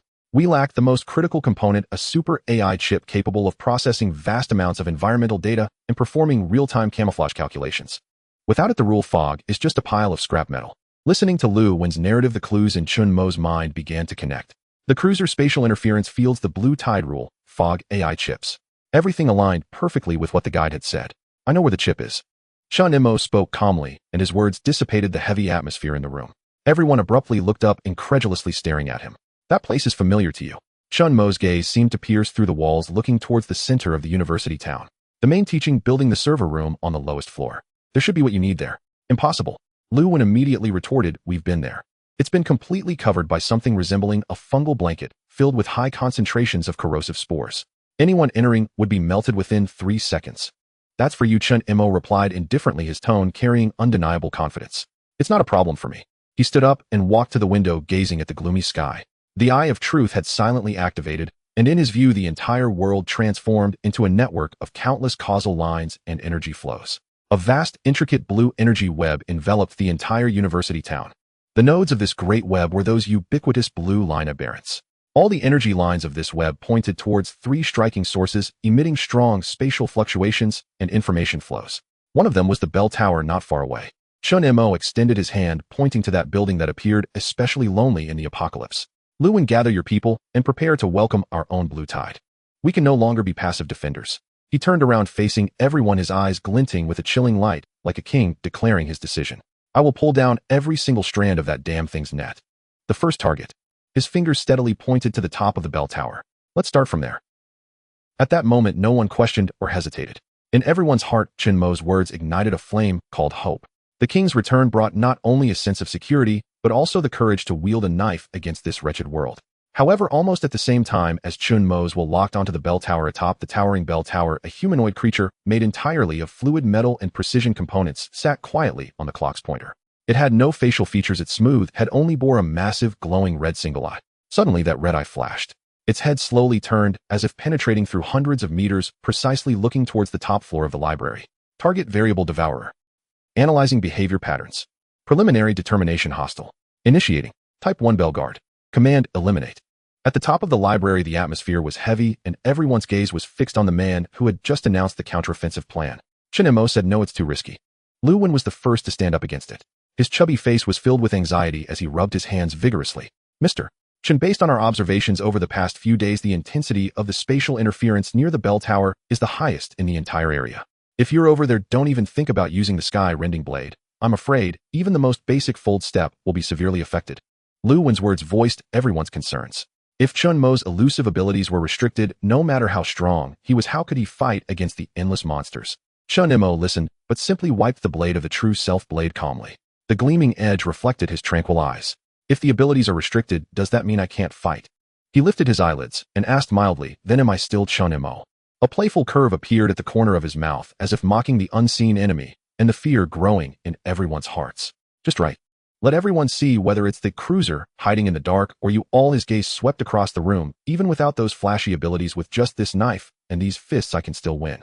This arrogant claim went unchallenged. The power this man displayed upon his return had already surpassed their understanding of strength. That eerie ability to erase the soul with a single strike was even more chilling than tearing open space. Captain Wang Chen Mo turned to an excited veteran. Instead of looking at Lu, when you take people to count weapons and ammunition, organize defenses. Once I take down the bell tower, the entire western area's blue tide will fall in a temporary paralysis, but I'm not sure if the cruiser will panic and launch a more intense attack. Lu, when he looked at the fat man again, you don't need to worry about anything. Bring your people prepared to receive what I bring back, and get your rule fog ready as quickly as possible. Understood. My task is to pull the plug. Chen Mo slowly sheathed the true self blade behind his back with a light click, as if marking the end of one era and the beginning of another. And your task is to guard this hard-won victory after I pull the plug. He stood up, said no more, and walked straight to the door, leaving the crowd with a resolute silhouette. There are no saviors in this world. If you want to survive, you must fight for your own heaven. His words faded into the wind, and his figure had already disappeared around the corner of the stairs. The night was deep. Chen Mo moved like a top predator, silently traversing the abandoned campus. The pressure from the spatial interference field was indeed present. Each short-range fold step consumed immense energy, and was accompanied by a dull pain from the tearing of space. He simply abandoned this mode of movement, relying solely on his physical speed and agility as he darted through the shadows of the buildings. The comprehensive physical transformation brought about by his advancement to the 4th stage of sky-rending blade had pushed his pure speed to a terrifying level. Soon the bell tower, resembling a black sword piercing the sky against the night, was already within sight. Below the bell tower, there was a dead silence. But Chen Mo's true, I was already activated. In his view, within 100 meters around the bell tower, there were countless blue energy dots, all dormant blue line variants. They were like landmines waiting for prey to step into their trap. The main entrance of the bell tower was completely blocked by several exceptionally large variants. These were monsters that survivors had never seen, standing nearly 3 meters tall, covered in armor-like structures, with bone growth forming protrusions at their joints. The blue patterns flowing on their bodies were much brighter than those of ordinary variants. Blue line heavy armor type, considered elite monsters. Chen Mo hid behind a broken wall, calmly analyzing the situation. Conventional bullets would probably struggle to inflict effective damage on such monsters. What a pity. If I could use dimensional slash, I could slice you all to pieces with one strike. He murmured to himself with no trace of regret on his face. The next moment he moved, not toward the front door, but around to the side of the bell tower. He took a deep breath, his leg muscles instantly tensed, and the ground beneath him cracked with a loud boom, like a spider web propelling him forward. His target was a window more than 3 meters above the ground, sealed shut with wooden boards. The piercing sound of breaking air startled the sleeping guards. The nearest dozen ordinary variants suddenly powered on, turning their heads towards Chen Mo's direction. But they could only manage that action. Chen Mo's speed was too fast. In their eyes, he was merely a fleeting shadow. Bang! With a loud crash, the heavy wooden board and the glass behind it were smashed to pieces by his shoulder. Chen Mo burst into the lobby of the first floor of the bell tower, rolling to his feet and standing firm, the true self blade already silently drawn. In an instant, dozens of blue line variants wandering in the lobby were activated, roaring and pouncing from all directions. In their shared network vision, the intruder, Chen Mo, emitted the highest level of red threat light. Noisy. Chen Mo's eyes turned cold as he spat out 2 words. He did not retreat. Instead, he charged forward into the most crowded direction. The blade light flared up, not with sweeping slashes, but with deadly precision akin to a snake striking its prey. The foremost variant had just leapt into the air when the tip of the true self blade casually grazed its chest. There was no blood spurting, no separation of flesh and bone. All its movements froze in an instant, its body still in the forward position, but the blue glow in its eye sockets flickered erratically like a faulty light bulb before with a it completely extinguished. It fell to the ground like a marionette with its strings cut, silent forever. One strike, physical transcendence. This was the might of the power of Soul Cleave. Ignoring physical defenses, it directly obliterated the program powering this shell. This bizarre scene caused the cruiser sharing visual data through the network to experience data flow disruptions for the first time. In its computational model, it was unable to comprehend this attack method that transcended the physical realm. Ding. Unknown high-dimensional attack detected. Threat level elevated. Error. Unable to analyze attack mode. However, Chen Mo's massacre was just beginning.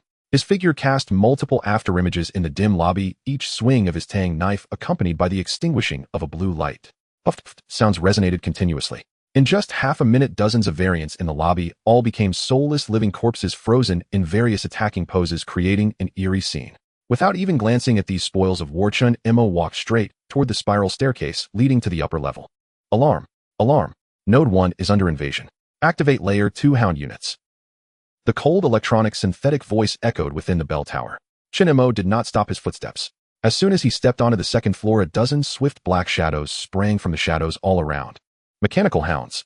These monsters, described by Lu when as fast as lightning, were similar in size to Doberman dogs, but were made entirely of cold alloy, their limbs shimmering with ghostly blue energy light.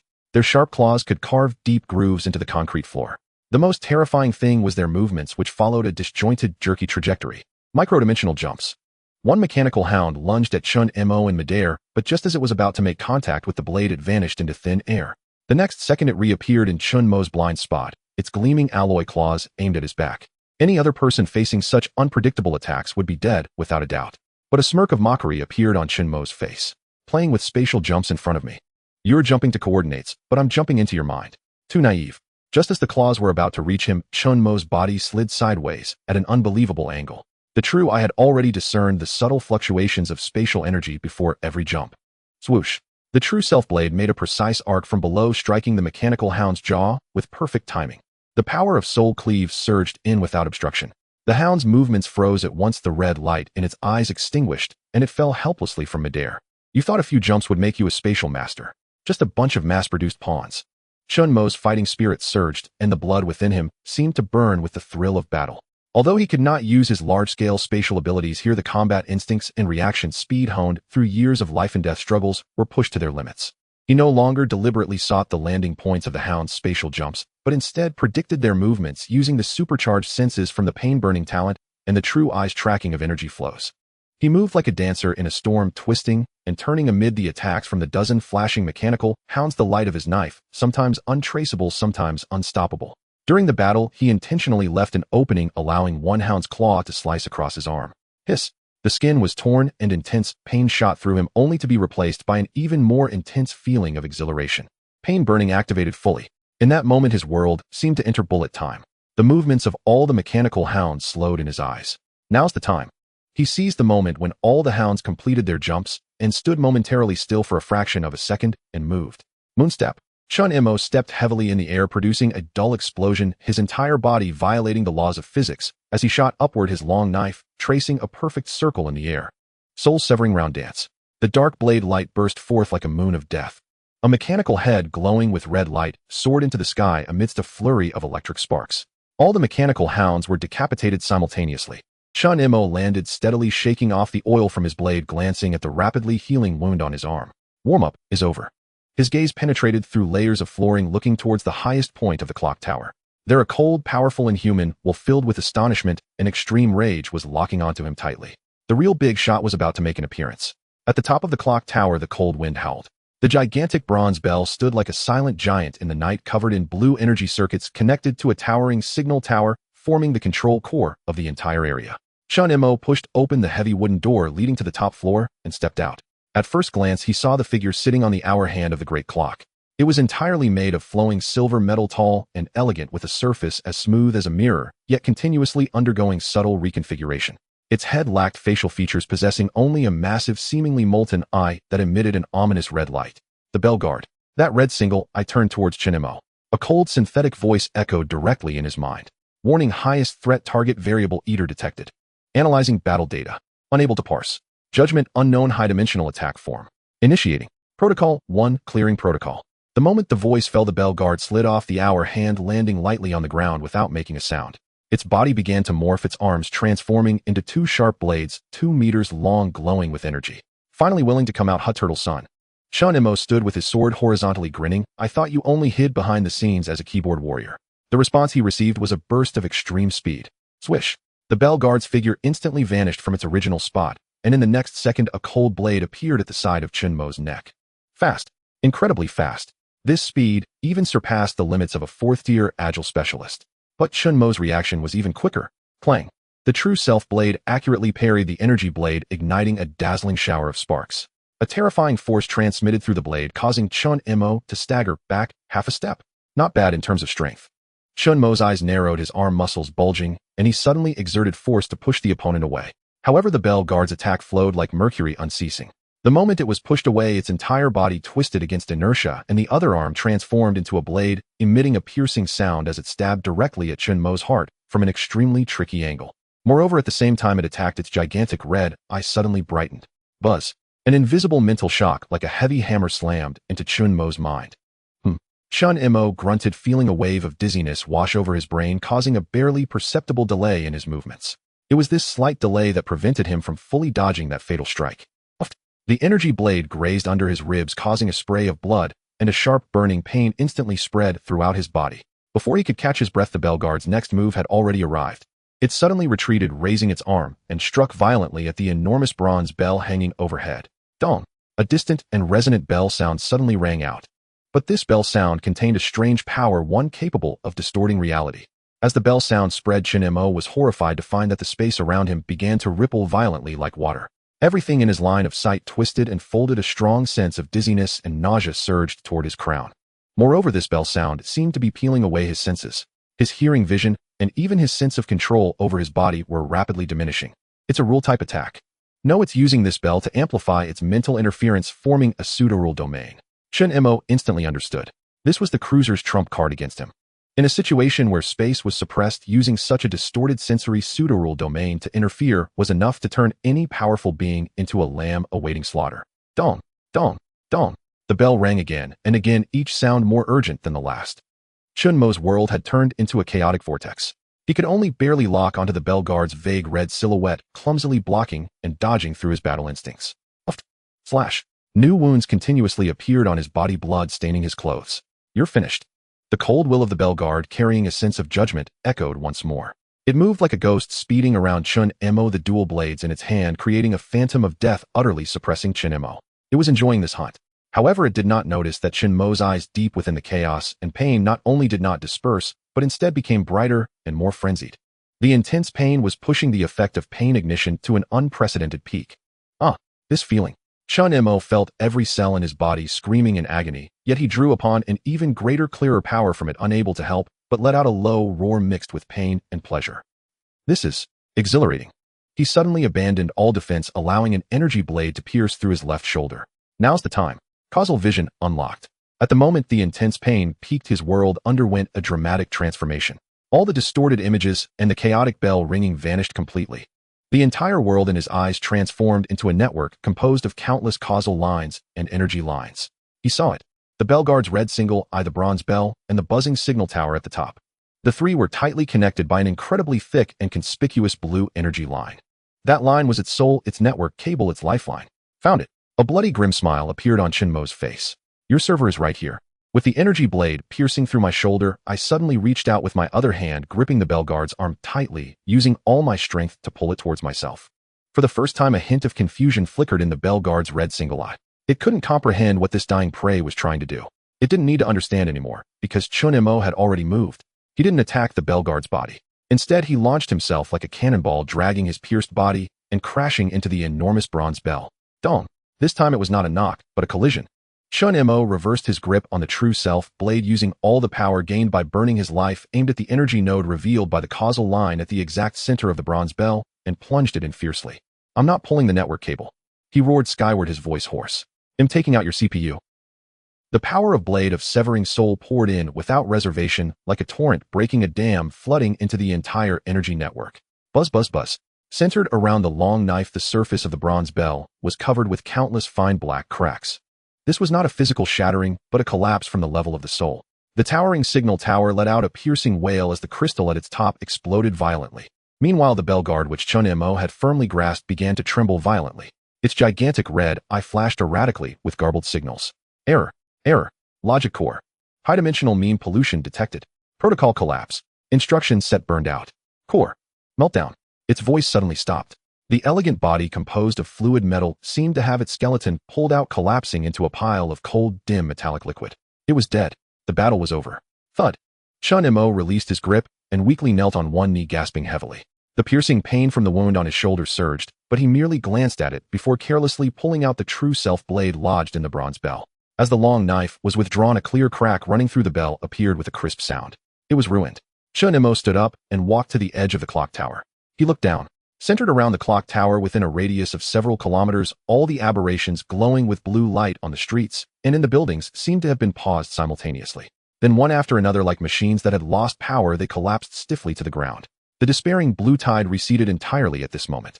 The survivors on the rooftop of the library, witnessing all of this through binoculars, fell into a deathly silence before erupting into thunderous, heart-wrenching cheers. We won. We won. God. He won again. Captain Wang looked at the silent district and the solitary figure standing bloodied at the top of the clock tower. This man, who shed blood, but shed no tears, his tiger-like eyes brimming with tears, trembling with excitement. In the core position where the bell guard had disintegrated, a hexagonal chip the size of a fingernail, glowing softly and covered with millions of runes, floated quietly. A super AI chip. Chen Mo reached out and firmly grasped it in his hand. However, just as he held the chip, a cold, vast, and infinitely angry, terrifying will crashed into his mind like a torrent of information crossing dimensions. It was neither a voice nor a language, but a segment of pure cold data filled with murderous intent. Variable. You made a mistake. Game over. Clearing protocol. Fully initiated.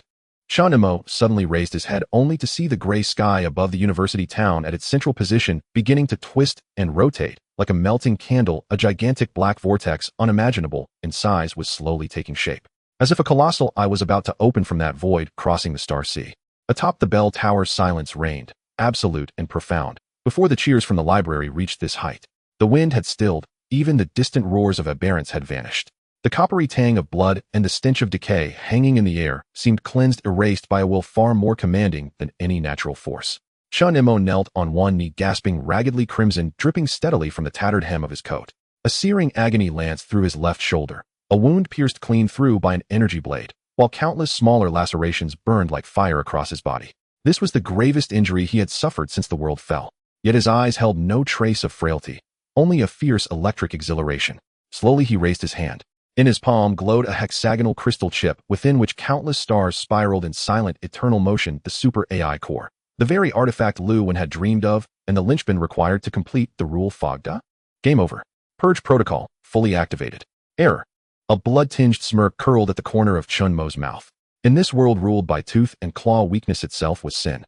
Game over. Nothing more than an administrator humiliated by defeat, overturning the table with his own hands.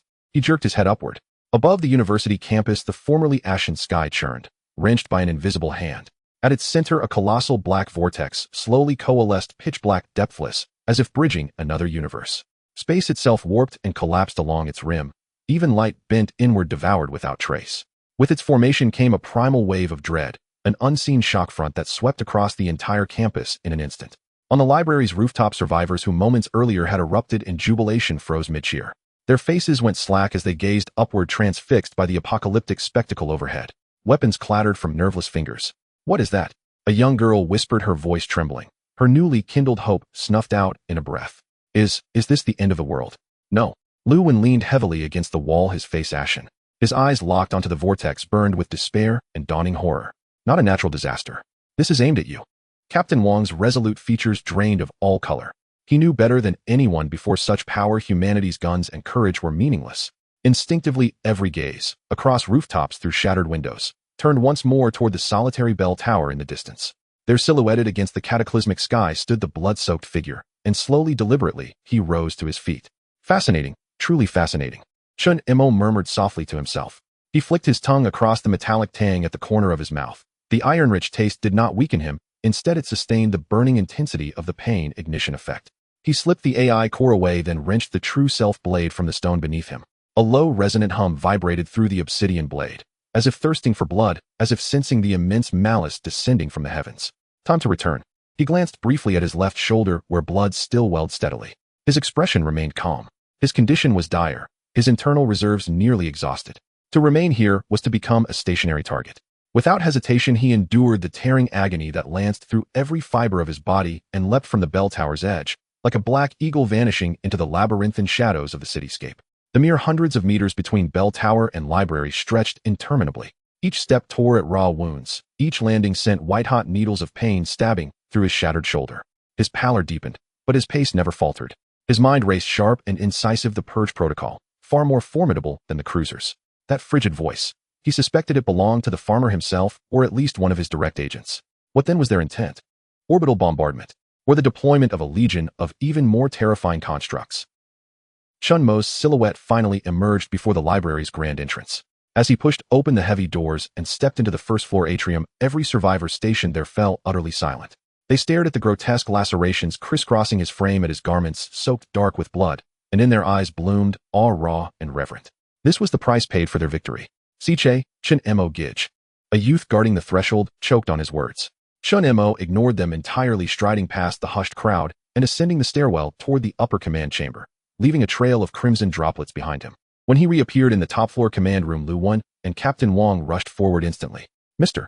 Chen, you're injured." Lu Wen cried out, horrified by the extent of his wounds. "Not fatal," Chen Mo replied, his voice hoarse. He waved a dismissive hand and tossed the AI core directly into Lu Wen's startled grasp. "Yours. Take it." Lu Wen fumbled desperately to catch it. The moment his fingers closed upon the tiny hexagonal crystal, his entire body locked rigid. His breathing turned shallow and rapid, his eyes blazed with feverish, almost sacred fervor. "My God, this is a quantum matrix processor. No, wait, the architecture, the logic. This isn't technology native to our dimension." He cradled the chip like a relic, hands trembling violently. "With this I could rebuild the entire camp's defense network, not just the rule fog. I could." "Mr. Chen, you've brought us the miracle." "I don't have time for your technical briefing," Chen Mo cut him off, coldly collapsing onto the floor and leaning back against the wall. "That thing in the sky is about to crush your miracle into dust. How soon can you deploy the rule fog?" Lu Wen snapped out of his trance. He glanced outside, at the ever-expanding black vortex, and fear flickered across his face, then hardened into unyielding resolve. "Give me 3 hours." He gritted his teeth. "No, 2 hours. I'll retrofit the prototype immediately. Captain Wang, summon everyone versed in circuitry and programming. Now, to assist." And with that he vanished down the stairwell like a gust of wind, clutching the chip tightly. Captain Wang watched his retreating back, then turned to Chen Mo, voice low and grave. "Comrade Chen Mo, what do we do now?" Wait. Chen Mo uttered only that single word. Then he closed his eyes, shutting out the chaos beyond the walls, and turned his full attention inward, to his body. He needed to restore combat readiness and fast. The soul scission forged word to life, extracting the last vestiges of energy from his ravaged flesh, knitting torn muscle and fractured tissue. Yet it was insufficient. A thought flickered, sharp and decisive. Devour. On the bell tower's summit, the bell guard, its core shattered by his soul scission force, had dissolved into a pool of liquid metal. Its composition defied terrestrial science, saturated with dense, refined energy. Before departing, Chen Mo had already absorbed it all, using the true self blade, storing it within the blade's dimensional stomach. Now dinner had arrived. A thunderous surge of glacial, overwhelming energy erupted from the true self blade, flooding Chen Mo's limbs and veins. Nanometal forged by cruiser technology, the very substance composing the bell guard. The moment it entered his body, it recoiled instinctively, resisting attempting to corrode. Humph! Revolting inside my gut. Chen Mo exhaled sharply. The soul scission forge roared to maximum output. His internal energies boiled over, fermenting, churning, erupting. Countless fragmented wills collided and shrieked inside his skull, the dying data echoes of the bell guard overlaid with the cruiser's embedded control protocols. To any other awakened, such chaotic noise would be neurotoxic, shattering sanity. But for Chen Mo, master of the soul scission, it was merely dessert. Shatter. Now. The soul scission force coalesced into a black, grinding wheel, spinning relentlessly within his mind, crushing, disintegrating, and purifying those shards of corrupted data. High-dimensional mechanical residue detected, analysis in progress. Acquired trait energy path optimization basic, acquired trait psychic signal dampening minor. Analyzing cruiser superior command protocol. Decryption in progress. Decryption failed. Encountered information barrier. Warning, superior protocol has locked onto current coordinates. Pure potent energy flooded his desiccated body like divine elixir. His wounds visibly sealed, the pallor receded from his cheeks, replaced by faint vital color. Most crucially, during the assimilation and parsing, he saw, as clearly as a hacker glimpsing a server's backend, how the AI cruiser issued commands to the bell guard via network pathways. Though higher-level directives remained encrypted, he had already grasped their operational logic: precise, efficient, rigorously formatted. They hadn't come to fight. They'd come to purge. As Chen Mo fought to restore himself, the celestial anomaly reached its zenith. The vast black vortex ceased. In the command room, the observer responsible for skywatching trembled so violently he nearly dropped his binoculars. Captain Wang seized them, raising them to his eyes, and in the next heartbeat, the veteran soldier, hardened by decades of war and death, recoiled as if struck, his pupils contracting to needle-thin slivers. Those were no mere lights. They were spindle-shaped metallic constructs, suspended motionless within the vortex. Jet black, sleek, devoid of ornamentation, save for a single unblinking red ocular sensor glowing at their tapered heads. They were stripped-down, mass-produced variants of the bell guard, radiating pure, chilling lethality. All units, attention. Captain Wang bellowed into the comms unit, pouring every ounce of his strength into the command. It is not one, it is an army. Prepare for impact. Prepare. His order was cut short. A resonant hum vibrated through the air, as if a single command had synchronized them all. The Bloodstar Sea suspended above the campus moved. Thousands upon thousands of spindle-shaped constructs shot forth from the vortex like guided projectiles, trailing dark crimson contrails, descending indiscriminately across the entire university district. This was a saturation-level orbital drop, blanketing the entire zone. Boom, boom, boom. A deafening simultaneous chorus of detonations erupted across every corner of the campus. A lecture hall took a direct hit, not a glancing strike, but a deliberate breach of its load-bearing wall. With a shriek of tortured steel, the entire structure collapsed inward, swallowing itself in a choking cloud of dust. The gymnasium's dome was effortlessly rent apart. Several projectiles plunged inside, igniting fireballs that tore the arena limb from limb. The earth convulsed, the sky burned. The survivors' makeshift defenses crumbled like paper before this onslaught. This was not warfare. It was systematic clinical eradication. Yet this was not the apex of terror. Amidst the falling rain of projectiles, a singular entity, vastly larger than all others, mountainous in scale, began descending from the vortex's heart. It bore no spindle shape. Instead, it was a grotesque amalgamation: black armor fused with pulsating organic tissue, veins throbbing, conduits arcing with violet electricity. At its center loomed a single colossal red eye, larger than a basketball court, radiating raw SA. A sound absurdly soft for its titanic mass, yet instantly followed by an invisible shockwave erupting outward from its epicenter. Boom. Every pane of glass on the library's upper floor exploded into crystalline powder. Survivors were hurled backward, ears ringing, blood welling from eyes, nose, and ears. Chen Mo, mid-recovery, jolted upright, eyes snapping open. As the shockwave passed through him, he heard Designation 1 Enforcer has arrived on the battlefield. Purge Protocol Phase 1 environmental formatting completed. Initiating Phase 2 elimination of high-value targets.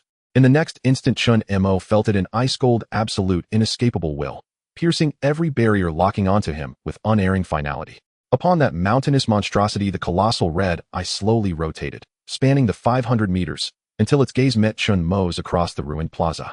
Its voice, resonant with the weight of divine judgment, echoed not in his ears, but deep within his soul. Target acquired. Variable feeder. You are the sole purpose of our descent. The wind still whispered around the clock tower's peak, but atop the library silence reigned absolute. An invisible shockwave radiating from the mountainous monstrosity had pulverized everything in its wake, shattering not only glass and steel, but also the survivors' courage and hope. Amidst glittering shards and collapsed bookshelves they lay scattered, dazed ears ringing, minds hollowed out by sheer terror. Captain Wong staggered upright, ignoring the blood trickling from his lip, and lunged for the window, gazing 500 meters outward at that towering deity. It defied description, a black, fleshy colossus stitched together from nightmares and industrial detritus. Pulsating alien veins intertwined with crackling energy conduits across layered obsidian armor. At its center, a single crimson eye, larger than a basketball court, rotated with cold, indifferent awareness. Its gaze pierced walls without hesitation, fixing unerringly upon the command room's heart, and upon the bloodsoa. A young survivor swallowed hard, the sound unervingly loud in the suffocating silence. His lips trembled as he voiced what every soul dared not utter. What is this thing we're facing? Indeed, what is it? This was no mere variant of the blue tide, no swarm-driven abomination, nor was it a cunning guardian like the Bellwardens, vulnerable to strategy or subterfuge. This was a being of higher dimension, a true arbiter of fate, a god in flesh and circuitry. As the crushing weight of its ontological supremacy paralyzed all thought, Chen Mo moved. He rotated his aching left shoulder, twisted his neck with a sharp cascade of bone cracks, and smiled, not with dread nor despair, but with a grin drenched in blood, exhaustion, and terrifying unchained madness. Raising his hand toward the monstrous hill, toward that colossal scarlet orb, he offered a universally understood gesture. What are you staring at? His voice was low, hoarse, but laced with such raw, insolent defiance that it struck each stunned survivor like a sledgehammer to the nerves. Everyone froze. Is he serious? That was no ordinary foe. It was the game master tearing up the table, the administrator himself descending into the arena. And this man walked straight up to mock him. Was he eager to die? Yet something far more chilling followed. The colossal entity known as the Enforcer, that mountainous singular eye, flashed violently crimson the instant Chen Mo issued his challenge. In the next breath, a frigid, boundless torrent of will flooded Chen Mo's mind, confirming mental state of target. Variable devourer. Analysis in progress. Result: irrational hyperarousal. Issuing warning: your existence constitutes redundant data within the system, a logical singularity triggering cascading collapse of the world process. The Enforcer's descent is authorized under highest tier purge protocol designed to rectify this anomaly. Surrender resistance and submit to formatting is your optimal solution. The transmission was glacially objective. No menace, only stark algorithmic certainty, like a developer informing a bug you are scheduled for deletion. Chen Mo heard this final ultimatum, and his smile widened, radiant, unhinged. His shoulders shook with laughter, pulling at fresh wounds, but he didn't flinch. Optimal solution. Repair an error. He murmured, voice thick with grit and fury. Go to hell. I clawed my way here, from unarmed civilian to living legend, through 9 near-death ordeals, relying on fist blades and betting my life on every single hand. And now you call me an error. A bug. He snapped his head up. The madness in his eyes hardened into pure, incandescent killing intent. Then tell me, who the hell are you? Who gave you the authority to define my truth, or my lie? Want me to accept formatting? Fine. He wrenched the true self blade from its sheath behind his back. The blade shrieked against metal, a grating, teeth-rattling clang. Ask this first if it agrees. That surging battle lust blazed like wildfire across frozen tundra, defying the Enforcer's crushing aura with defiant, searing heat. Warning: ineffective. Assessment: target exhibits extreme aggression. Logical singularity purge protocol initiating.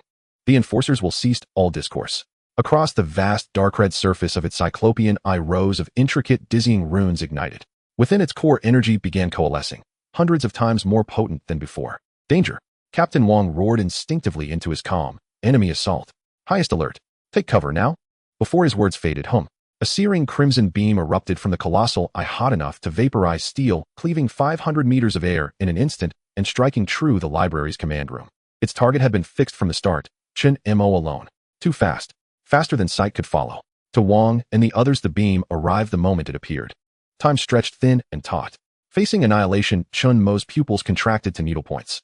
Every cell screamed. The pain combustion technique hypercharged his senses, plunging his world into slow motion.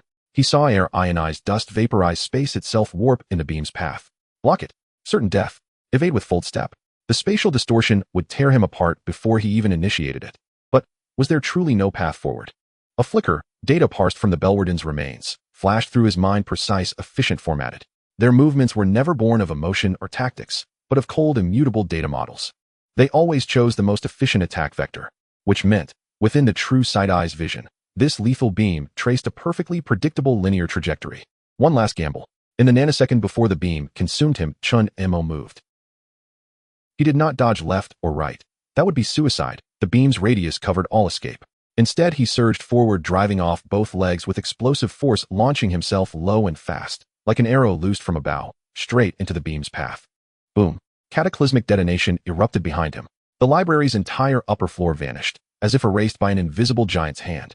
Concrete rebar shelves, all vaporized instantly beneath that infernal heat, blooming into an ever-expanding orange-gold fireball. A maelstrom of debris and concussive force blasted outward, leveling neighboring ruins in a single sweeping wave.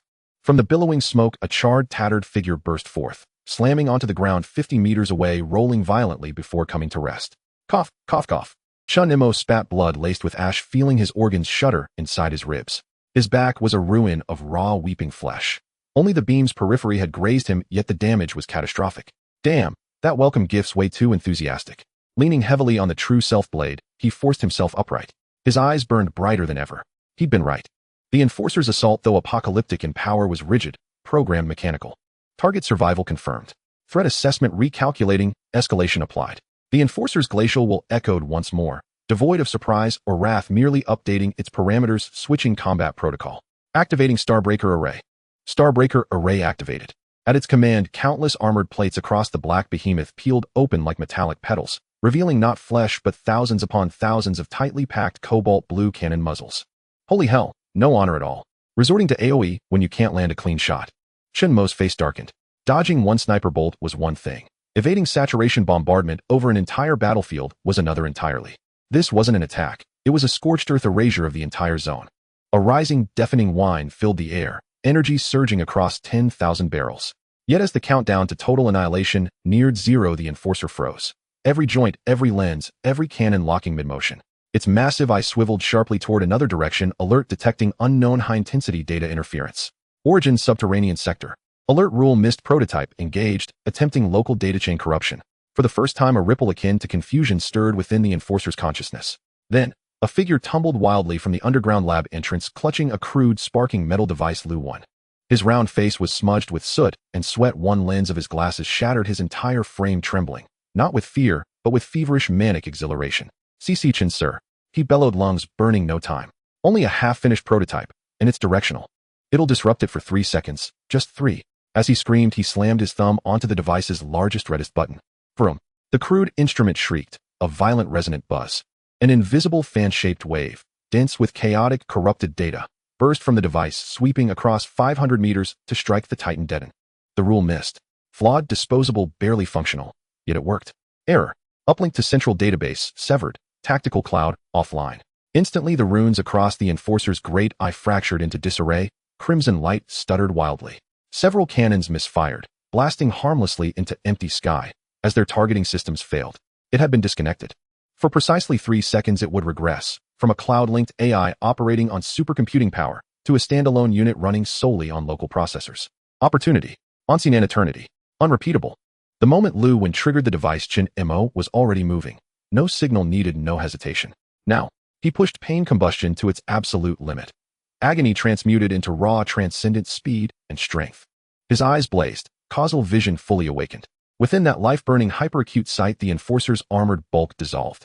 In its place, a single massive, luminous, crimson energy conduit blazed like a lighthouse in midnight, stretching from its core to that colossal, solitary eye. That was its lifeline, the neural link between CPU and motherboard exposed in its isolated state. 3 seconds. Only 3. First second. In his mind, he counted. The ground beneath his feet exploded upward as he launched forward, a black lightning bolt shattering the sound barrier, carving a deep, smoking trench straight toward the beast. 500 meters, collapsing faster than the eye could track. Local threat assessment module. Online. Target trajectory. Untrackable. Deprived of cloud-based processing, the Enforcer reacted with agonizing slowness. Thousands of cannons spun wildly, scrambling to lock onto him. But Chen Mo was too fast. Guided by energy path optimization, his course became a phantom's dance, eluding every erratic lock with impossible razor-edge precision. 400 meters. 300. Second. He reached the Enforcer's base, towering mountainous radiating lethal energy waves that cracked his skin like dry clay. He ignored it. Instead, he drove the true self blade deep into his own bleeding left arm. Arg! He threw back his head and roared, voice shredded raw primal. Using his blood and flesh as conduit, he channeled every unassimilated shred of chaotic energy harvested from the Bell Warden directly into the blade. Soul Scission power, fully unleashed. The black blade erupted, not with mere light, but with a grotesque, writhing luminescence, cobalt arcs dancing across jagged black fissures. No longer just a weapon that severed souls, it had become a virus-laden USB drive forged in blood and defiance. Critical genetic contamination detected. Warning. Local firewall compromised. For the first and final time, the Enforcer's consciousness registered a new data stream: fear. It finally understood. This variable sought to kill one bug with another, but it was already too late. Second. Die. With a thunderous stomp, Chen Mo launched himself skyward, rocketing upward with unstoppable momentum. He raised the blade, coiled in death and digital plague, aiming with absolute certainty, guided by causal vision directly at the vital conduit linking eye and core.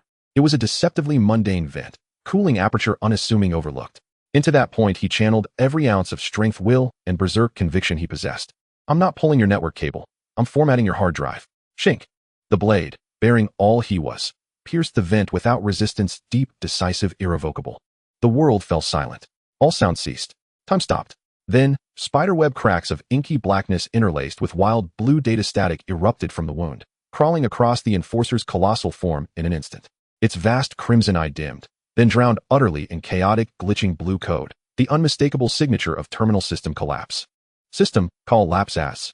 Its immense consciousness emitted one final shapeless wail, then cut off. And then, a perfect pitch-black sun bloomed silently at the creature's core, the full detonation of soul scission corrupting its very energy source in a chain reaction of ultimate annihilation, total simultaneous destruction of data and energy. Kaboom! An explosion beyond comprehension tore reality asunder. It was a silent annihilation. Before Lu Wan and the others, a pure radiance of nothingness erupted violently from the core of the Enforcer's colossal form, devouring sound, light, and all that surrounded it. The survivors atop the library were blinded by an overwhelming, searing whiteness. The world seemed scrubbed clean. A fraction of a second later, the cataclysmic shockwave struck. The command center's remaining structure disintegrated instantly. Survivors were hurled backward, slamming into walls. Several collapsed unconscious on impact. Lu Wan was shielded beneath Captain Wang's body, dazed and ringing in his skull, his vision swimming. He strained to lift his head, peering over Captain Wang's shoulder toward the epicenter. Their heaven and earth had become an incandescent orange-red inferno. The Enforcer was gone, replaced by a kilometer-wide crater still expanding. At its heart, the soil had vitrified, shimmering with an eerie, dull, crimson luminescence. Everything had been leveled, including the man who in his final moment had surged forward like black lightning to deliver the killing blow. Mr. Chen. Lu Wan's lips trembled, the light in his eyes faded utterly.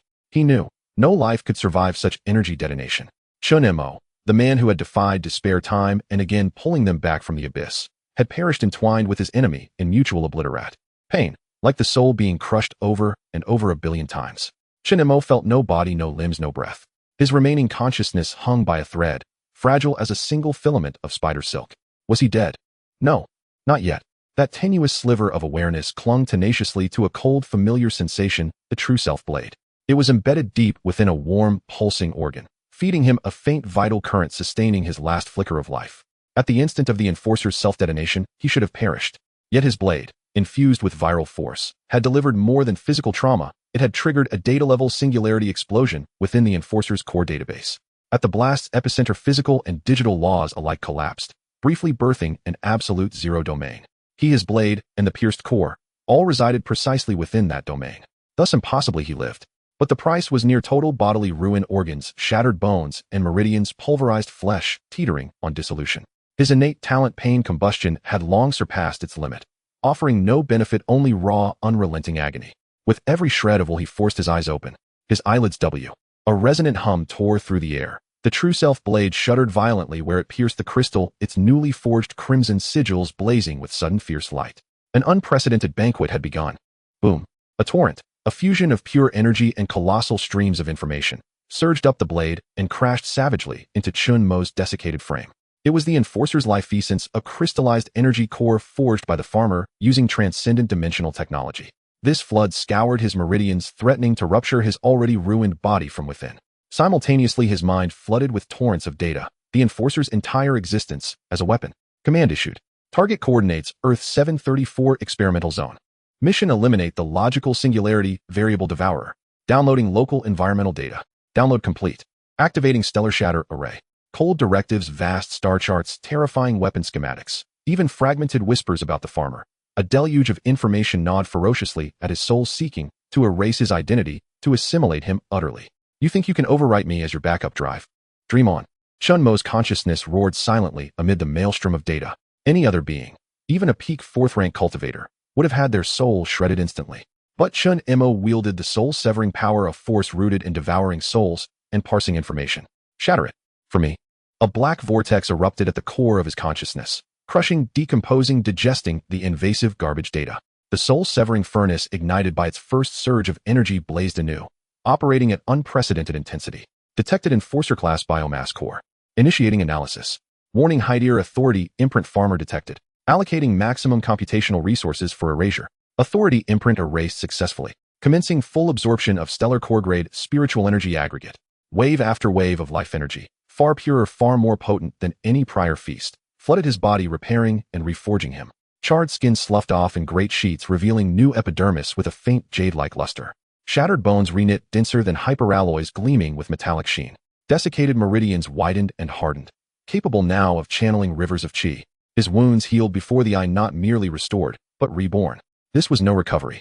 It was, your efficiency in utilizing all forms of energy has increased by 300, spellcasting costs reduced by 30. Your trait mental signal shielding feint has analyzed the Enforcer's information suppression module and evolved into system authority resistance basic. You are now granted exemption against certain low-tier directives and mental locks imposed by the farmer. Successfully parsed the complete attack pattern of the stellar shatter array. You have mastered the new skill Silent Stellar Cataclysm. Silent Stellar Cataclysm, no incantation required. Lock onto target with spiritual intent, a channel internal energy to generate up to 12 high-yield, homing energy projectiles within designated airspace, delivering omnidirectional saturation bombardment upon the locked enemy. Projectile yield and quantity scale with energy investment. Most crucially, the immense energy underwent relentless refinement and compression within his soul-severing furnace, culminating in a force powerful enough to shatter his very life dear. Warning: your rank 4th rank sky-sundering edge has reached its evolutionary bottleneck. Attempting breakthrough. Breakthrough condition verification. Spatial anchor satisfied core contains spatial stabilization anchor technology. Soul substance as nourishment satisfied core contains advanced combat AI consciousness. All advancement conditions met. 5th rank true self integration advancement protocol. Initiated. Boom. Chen Mo felt his soul ripped from his flesh and cast into a cosmos woven from infinite threads of universal law. His Tang sword, his body, his spirit, boundaries dissolved.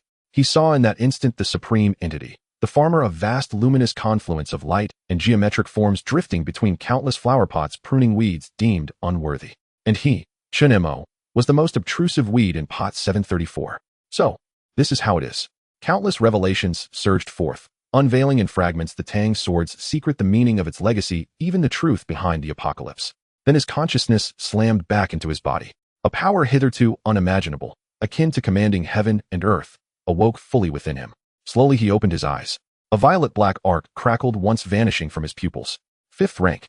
He had even bypassed the long, arduous accumulation phase, leaping directly to the exalted realm all inheritors dreamed of, the threshold of true Daolaw comprehension. At the crater's heart, the figure rose, taller, broader, unbending. His clothing had vaporized, revealing a physique sculpted by divinity itself, every muscle corded with contained power, his skin alive with a soft, flowing radiance. He lowered his gaze to his hands and closed them gently. A sharp, crisp crack split the air, the vacuum imploding beneath his grip. So, this is 5th rank power. Chen Mo murmured softly. He sensed that with but a thought he could erase the entire university city from the map. He raised his hand, and the true self blade still embedded in the Nowashen crystal core let out a joyful hum and flew obediently into his palm. Its form had transformed. The ancient Tang sword now bore a blade of absolute blackness, its intricate patterns replaced by slow-coursing dark golden filaments. At the guard, a singular cyclopean sigil pulsed faintly. He turned his head, gazing toward the ruined library. His sight pierced hundreds of meters and solid barriers, landing upon the group of survivors lost in grief and confusion. He did not approach them yet. Instead, he lifted his eyes to the sky. The colossal black vortex that had choked the heavens had ceased its rotation. At its deepest center, the profound darkness coalesced into a massive, frigid, emotionless crimson eye, regarding him with detached, sovereign indifference. A fresh stream of data bloomed directly. Y. Variable devourer. Your worth exceeds my expectations. Protocol terminated. Transitioning to Phase 3 value assessment. Dance freely now. Upon the stage I have prepared for you. Prove you are not mere fireflight, but conflagration capable of scorching the heavens. Do not disappoint me. The voice faded. The colossal eye in the sky slowly closed, then vanished along with the entire black vortex, dissolving soundlessly into the ashen firmament as if it had never existed. The crisis had ended, or rather it had entered a new, far more perilous chapter. A stage HM. Chen Mo tightened his grip on the true self blade and grinned, a flash of teeth white as polished bone. Fine, but when the curtain rises, who shall be the actor and who the audience remains to be seen? He stepped forward, walking toward the crater's rim. Meanwhile, on the opposite edge, Captain Wang supported the hollow-eyed Lu when leading a few other survivors, staggering step by heavy step toward the heart of this dead zone. Captain, do you think, Mr. Chen, really? A young soldier's voice cracked, unable to voice the final word. Alive or dead, we find him. Captain Wang growled, his eyes bloodshot. Even if only a single bone remains, we bring him home. They crested a ridge of earth thrown up by the blast, squinting instinctively against the lingering glare, and then they saw him. Standing alone at the center of the vast cerulean glass crater upon a wasteland of utter silence, a lone figure. Bare-chested, black hair stirring, without wind, gripping a long, eerie blade that shimmered with dark golden light, walking step by deliberate step out of the abyss toward them.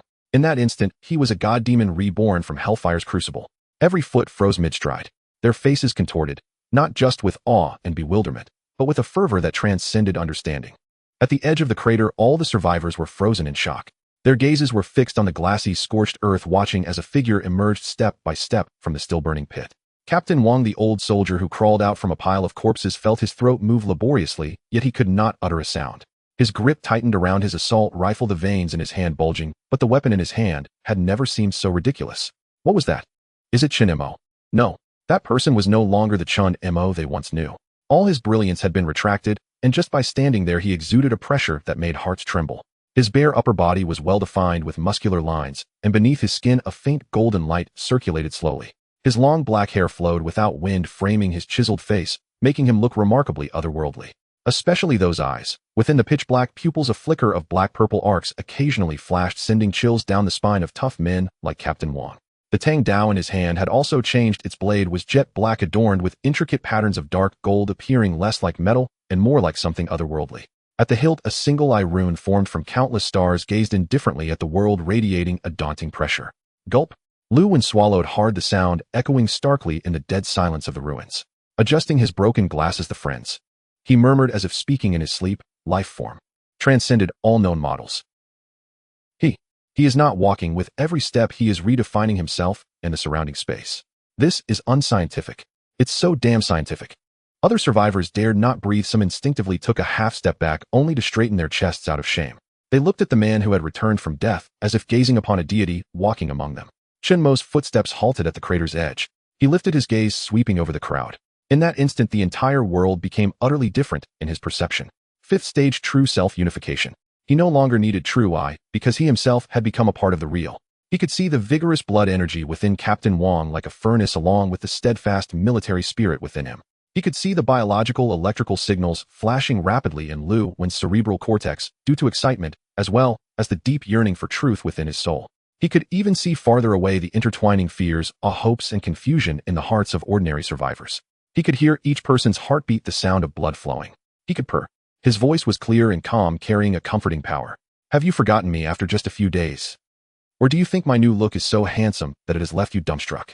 The moment he said this, the suffocating pressure that weighed heavily on everyone dissipated by more than half. Chun. Mr. Chun. Lu Wen was the first to react. He dashed forward, but tripped over the rubble in his excitement, landing in front of Chen Mo in a clumsy heap, clutching at his leg and wailing, "Whoa, you are alive. I knew it. I knew miracles truly exist. They can be derived through formulas. You are the ultimate solution." As he cried, he reached out as if to touch the radiant skin on Chen Mo's leg, his eyes filled with a fervor that suggested he wanted to conduct an immediate dissection study. This guy was hopeless. Chen Mo rolled his eyes helplessly and gently shook his foot. Lu Wen was instantly lifted by a gentle force and stood steadily back in place. "All right, stop wailing." Chen Mo glanced at him, crying like a 200-pound child. "What do you look like?" At this moment, Captain Wang also stepped forward. Unlike Lu Wen, he was more composed, but his reddened eyes and tightly pressed lips revealed the turmoil within. He stood before Chen Mo and performed the most standard military salute solemnly. Comrade, Chen Mo.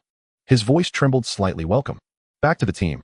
This phrase back to the team seemed to possess some magical power. The survivors were momentarily stunned before erupting into long-suppressed cheers. Brother Chen Mo is alive. We won. We truly won. Whoa, this is amazing. Cheers, cries, and shouts echoed over the desolate ruins, dispelling the dark clouds that loomed over everyone's hearts. Chen Mo silently observed it all. He could distinctly feel that with the release of everyone's emotions, an invisible spiritual force called faith was gathering towards him. Although faint, it undeniably existed. So this is also a form of power. He began to understand. He said nothing more, merely operating his power, and a warm, peaceful energy field quietly spread out. All the survivors enveloped in this energy felt as if they were soaking in a hot spring, their fatigue, pain, and mental trauma swiftly soothed. This subtle, miraculous act spoke louder than any words could to comfort the heart. As the clamor gradually subsided, the gazes of everyone looking at Chen Mo had changed, no longer just filled with fervor and admiration, but now also included a hint of genuine respect. This is not a place for discussions. Chen Mo surveyed the surroundings. This ruin held no further value. Count the numbers, assess casualties and resources. We need to move to another location. Yes. Captain Wang immediately straightened his back and responded loudly. When he looked at Chen Mo, it was no longer just as a powerful comrade, but more like viewing a supreme commander filled with absolute obedience. Soon the survivors found a new temporary stronghold, an underground air defense facility. Fortunately, it had not been directly hit, although the interior was a mess due to the violent tremors. The main structure remained relatively intact. 1 hour later, deep within the air defense facility in a command room that had been temporarily cleared out, only Chen Mo, Captain Wang, and Lu Wen were present. The atmosphere was somewhat tense. Captain Wang reported solemnly, "In the first wave of the executor's arrival, we lost nearly 30 brothers. The subsequent explosions, our entire library's defensive fortifications, and most of our resources were rendered useless. Currently, the personnel able to fight number less than 50. Those who survived have their morale boosted to unprecedented heights because of your return, but confusion is written across every face. We don't know what to do next." After finishing, Captain Wang gazed intently at Chen Mo. This look represented the transfer of authority and trust. From this moment on, the future of this survivor camp would be entirely decided by Chen Mo. Chen Mo did not answer immediately, but turned to Lu Wen. Lu Wen, what about the rule-missed device? Can that half-finished product still be used? And what about the AI chip in your hand? Mentioning his area of expertise, Lu Wen instantly regained his enthusiasm. He carefully pulled out the hexagonal super AI chip from his pocket and pointed to the corner where a broken instrument was still sparking. "The chip is completely intact. It's a miracle," he exclaimed excitedly. "That half-finished product is already unusable, but at the last moment it successfully intercepted about 0.01 seconds of communication data flow between the executor and the upper database. Although most of it is gibberish combined with the reverse cracking of this chip. Mr. Chen, I think I might have touched the edge of the farmer's firewall." Lu Wen's fat face flushed with excitement. "My previous assumptions were too naive. The rule mist should not just be a jammer. It should be an independent server. A server that creates a local area network. As long as we can build it successfully within this local area network, we would be the administrators. Farmers' commands and laws would become invalid data. We could have our own physical constants and our own energy rules. That would be the true divine realm." He grew more excited, an unsettling light flickering in his eyes. "But to achieve this," his tone deflated, "we need 3 things. First, it's this chip. It's the central processor of our divine realm, and we have it. Second, we need a supercomputer array capable of supporting its calculations. That's easy. Give me enough materials and manpower, and I can build it. The most critical is the third. A sufficiently stable giant energy core and a type of anchor material capable of holding the laws." He scratched his head in distress. The core of that executor was simply a perfect combination of energy and anchor point. "That thing. It's like the heart of a star, but it's self-destructed." He said this and cautiously glanced at Chen Mo. In his view, Chen Mo had triggered the core's explosion by resorting to a mutually assured destruction approach. Energy core. Anchor point material. Upon hearing this, a mysterious smile crept across Chen Mo's face. He slowly extended his right hand palm facing up. Buzz. As his mind focused, a fist-sized black-purple light sphere exuding a sense of destruction silently gathered and spun in his palm.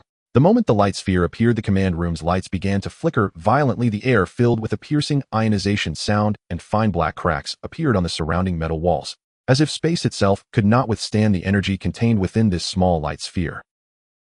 This. What is this?" Lu Wen's eyes instantly widened, staring fixedly at the light, his whole being frozen, as if under a spell, even forgetting to breathe. "Captain Wang." The feeling was more direct. Just a glance at that light orb made him feel as if he were hit by a mountain, his soul trembling. He had to step back 3 times to barely steady himself, his face pale. "The core of the executor has not completely vanished." Chen Mo's voice was calm and undisturbed, as if what he held was not an energy body, but an ordinary apple. Its energy data and that thread of law not belonging to our dimension are all here now. He devoured the core of the executor, but did not fully convert it into his own power. The realm of true self-unification allowed him to perform more intricate operations of extraction, storage, and reshaping. He fused the most primal power of that star core with his own fifth-level Tao to create this seed condensed with destruction and law. It was both the most terrifying bomb and the most perfect energy core and law anchor. You call this a seed? Lu Wen's voice changed, filled with a sobbing tone. God, my God, with it let alone a divine kingdom. You are the walking creator god. He fell to his knees with a thud, this time fully prostrated with admiration. Chen Mo was too lazy to pay him any mind. With a thought, the seed of destruction vanished from his palm. He stood up, his gaze piercing through the heavy earth and concrete, looking toward the gray sky. A base must be built. A divine kingdom must also be built. But not here. His voice was decisive. The farmer is not dead, it has simply changed its strategy. It sees us as actors on the stage, it wants to watch a good show. Hiding is useless. The more we try to build our turtle shell, the more it will find ways to smash us. Chen Mo turned around, black and purple lightning flashing within his pupils. The only way is to dance the most frenzied and unexpected dance on the stage it has delineated, while it appreciates the drama charge into the audience and burn it down along with the entire theater. This speech, filled with madness and murderous intent, made Captain Wang and Lu Wen shudder simultaneously. They suddenly understood Chen Mo's next plan. However, at that moment, an unexpected change occurred. Buzz! The entire underground air defense facility shook violently without warning. It was not an earthquake, it was a pulse of law from a higher dimension. The emergency lights in the command room instantly erupted into sparks, plunging the entire space into absolute darkness and silence. But for Chen Mo, darkness meant nothing. He suddenly raised his head, his eyes shooting out two terrifying divine lights piercing through layers of obstruction, looking toward the center of the massive glass crater 500 meters away.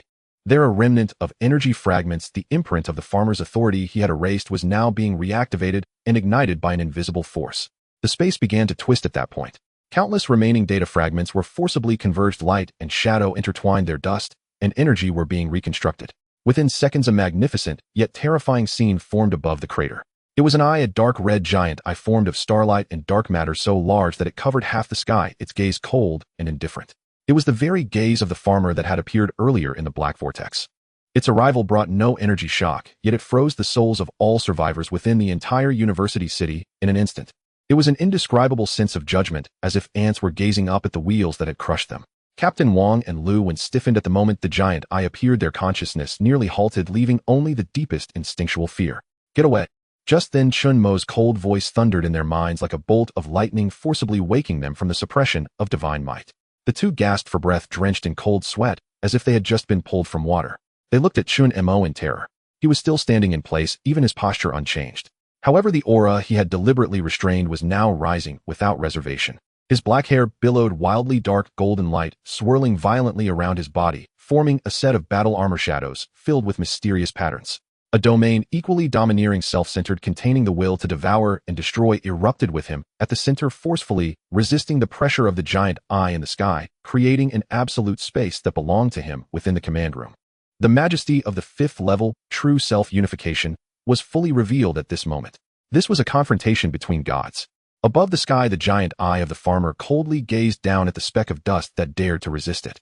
In the next second, a grand cold will descended across dimensions. It did not communicate through mental messages, but directly modified reality. The glassy surface of the crater began to glow automatically, forming lines of immense glowing text, each word like a star clearly reflected in the eyes of every survivor. Interesting variable eater. Your growth has indeed brought a small surprise. To reward your excellence, I have decided to prematurely unlock the next round of evolution courses for you. The text shifted. Below the giant eye, light and shadow twisted, forming dynamic, three-dimensional projection images.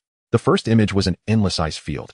On the ice field, a woman with an ice crystal longbow emanating cold air shot an arrow that froze and shattered a blood moon in the sky. The second image was a giant mobile nest composed of flesh and metal. At the top of the nest, a brain-like creature connected by countless pipelines swept its mental force, causing tens of thousands of mutated troops to instantly turn against each other and begin to slaughter one another. The third image was a resplendent underground city. On the throne, a man dressed in luxurious clothes, his face blurred, gently turned a page of a book. In the next second, a fully armed army 100 miles away from him was judged by an invisible crime and instantly turned to ashes. Prophet, anomaly, Lord of immortality. Chen Mo looked at these three images, his pupils slightly constricting. These were the other top variables that the farmer had marked in Experiment Zone 734 Earth. The images vanished and new text surfaced. They like you are flourishing crops in this flower pot. But the nutrients are limited. Go seek them out, devour them, or be devoured by them. Prove to me who is the one ultimately worthy of my personal harvesting. The game has just begun. This was a proclamation of bestowal and also a naked arrogance, as if toying with ants in the palm of its hand. It not only wanted to watch the play, but also personally designated the actors and wrote the script. Chen Mo laughed. Under the divine might of the farmer, he let out a low, mocking laugh. He slowly raised his hand toward the indifferent giant eye in the sky, fingers spread wide, then suddenly clenched tightly. Crack! A sound like shattered glass echoed deep within everyone's souls. The pressure field projected by the farmer's will was enough to crush the spirit of a fourth-level powerhouse, yet it was burst by his grip. Centered on him, visible black space, cracks spread wildly in all directions. The entire underground facility wailed, and the whole space trembled. He did not speak, but his will, his Tao, transformed into a more violent image flowing upstream, violently crashing into the depths of that celestial giant eye. It was an endless darkness.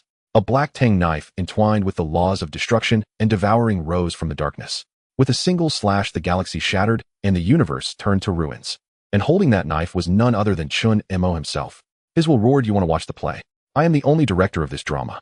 And you don't even have the right to buy a ticket to enter." Boom. The dark red giant eye in the sky trembled violently. The starlight and dark matter that composed it began to show signs of collapse under this impact of will.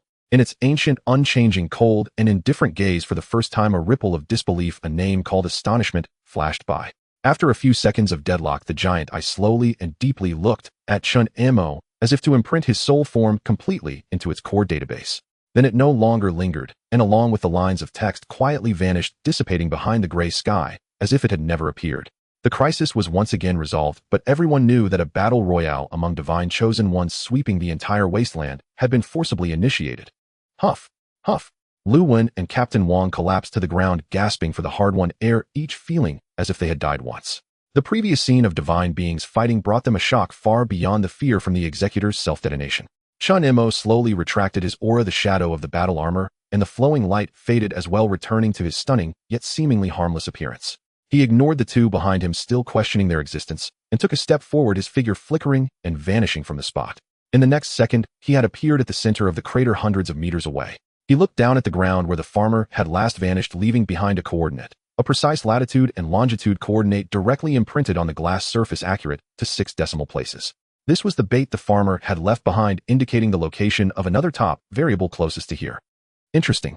Chen Mo looked at that coordinate, the black and purple lightning in his eyes reigniting, filled with a sense of playfulness and coldness akin to a chess player making his move. A point of evolution delivered to my door. All right, I shall accept this grand gift. He raised his head, looking up at the empty sky, as if conversing with that audience far beyond dimensions, grinning widely, to reveal a set of dazzling white teeth. However, farmer, you must watch closely, because this play may not be quite what you scripted. Don't blink, the first act is about to begin. In the command room, the air was heavily oppressive. Lu Wen and Captain Wang lay on the ground, gasping for breath, as if they had just been pulled from water, drenched in cold sweat.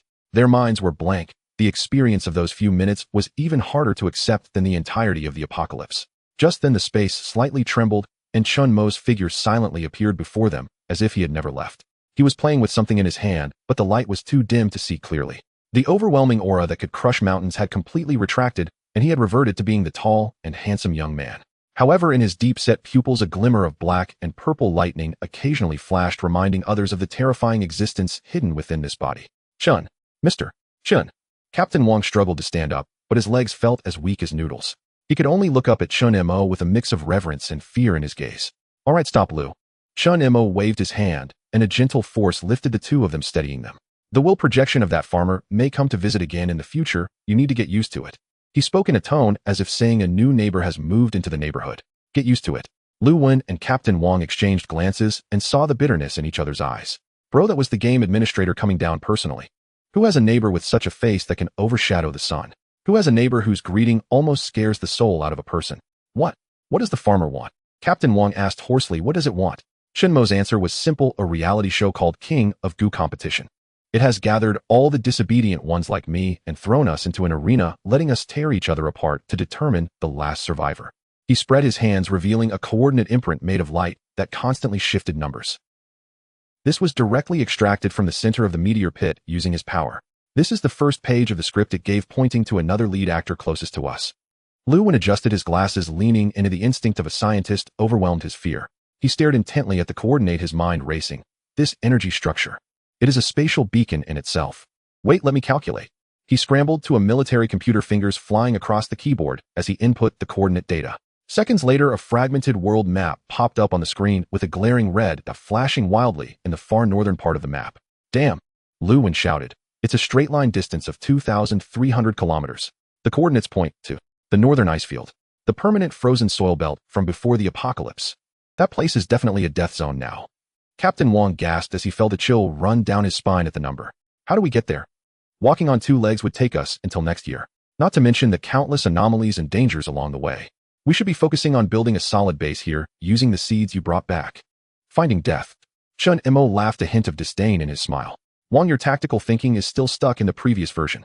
He turned and walked toward the facility's exit. Follow me, I'll show you some new version stuff. Although the two didn't understand, they immediately followed suit. They exited the underground facility and came to a devastated ruin where several military transport vehicle wrecks lay quietly, overturned and twisted from the explosion. Captain Wong looked at the scrap metal with a gloomy expression. This had once been their precious mobile force. Chen Mo walked to the largest six-wheeled heavy truck and stopped. He slowly extended his right hand and gently pressed it against the cold, twisted steel body. Watch closely, he said softly. This is what we call intelligent manufacturing from scratch in another world. In the next second, Captain Wong and Lu Wen's eyes widened in shock. Buzz, centered on Chen Mo's palm, an indescribable energy spread out. The wreckage of the heavy truck seemed to be infused with life, beginning to emit creaking sounds. That was the sound of metal growing. Before their astonished eyes, the twisted steel beams straightened themselves, the shattered windows turned to flowing sand and reformed into a more solid crystal. The concave body of the truck bulged like dough, and the torn armor healed itself like a wound. But that wasn't the end. In Chen Mo's pupils, a flash of black and purple lightning darted past, as the power of the law of true self returning to one activated fully. He forcefully replicated the data he analyzed after devouring the executor onto this pile of scrap metal. Snap! Snap! A layer of black organic armor grew out of the truck's exterior, covering the original army green paint. On the surface of the armor, countless dark golden patterns slowly lit up, outlining fierce lines reminiscent of a ferocious beast skeleton. The original tires were replaced by thicker alloy-spiked wheels, and even two huge battering horns protruded from the front of the truck. In less than a minute, a pile of scrap metal was brutally evolved into a steel behemoth filled with violent aesthetics right before their eyes. It lay quietly there, exuding a sense of oppression that was no less than that of a Lord-level anomaly. What is this? Lu Wen's lips trembled, his brain completely crashed. Creating something from nothing. Material reorganization. This doesn't comply with the conservation of energy. This is creation itself. He felt as if his decades-long scientific faith had been crushed to dust by Chen Mo in that 1 minute, only to be rebuilt into a temple named Chen Mo on the rubble. Captain Wong was even more dumbfounded, not even noticing the cigarette falling from his hand. He had fought for a lifetime, seen the most advanced equipment, and yet in front of this monster, they looked like toys for children. What is this thing? Used for fuel. Fuel, eh? Chen Mo retracted his hand, patting the armor of the newly minted vehicle, producing a muffled sound. It will breathe on its own. The ambient source matter in the air is its food. As long as this world isn't destroyed, it can run to the ends of the earth. He turned to look at the two, who were already dazed. Now do you still think this is a death-seeking expedition? The two shook their heads wildly like a rattledrum. Are you kidding me? Riding in this mobile fortress that isn't called a long-range expedition, that's called an armed cruise. That's like bringing warmth to the little monsters in the wasteland. After I leave, this place will be handed over to you. Chen Mo's gaze turned to Lu Wen. Base construction and the Divine Kingdom plan are your primary tasks. One, you are responsible for safety and personnel management. Lu Wen, you are in charge of technology. He flicked his finger, and the black and purple light mass transformed from the seed of destruction flew in front of Lu Wen, quietly hovering. This is the energy core. Lu Wen looked at the glowing mass as if it were the most sacred relic, trembling with excitement as he carefully stored it with a specially made energy collector. But remember, Chen Mo's voice turned cold, it is not only an energy source, but also an insurance policy. If I return and find any issues with the base that displease me, I won't hesitate to press the reset button myself. Lu Wen shivered, his frenzied expression instantly turning serious as he nodded earnestly. Understood. Please rest assured, Mr. Chen.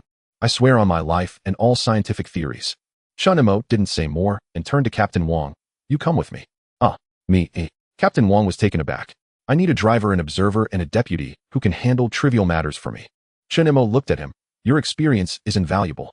Besides, you should see with your own eyes what the future wars of this world will be like. Captain Wong's heart raced. He understood that this was an immense opportunity. Without hesitation, he stood at attention and saluted, his voice booming, "Yes. I guarantee the mission will be accomplished." Half an hour later, the engine of the steel behemoth let out a low growl. Under the awed gazes of all the survivors, this fierce war machine carried Chen Mo and Captain Wang crushing through the ruins and heading north, leaving the dust behind. The journey was monotonous, but for Captain Wang, every minute was a shocking education.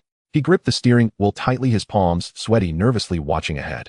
Meanwhile, Chen Mo lounged comfortably in the passenger seat, eyes closed, seemingly asleep. But Captain Wang knew he was not asleep. 5 kilometers ahead, turn 30 degrees to the left and go around. Chen Mo kept his eyes closed, speaking casually. "Yes."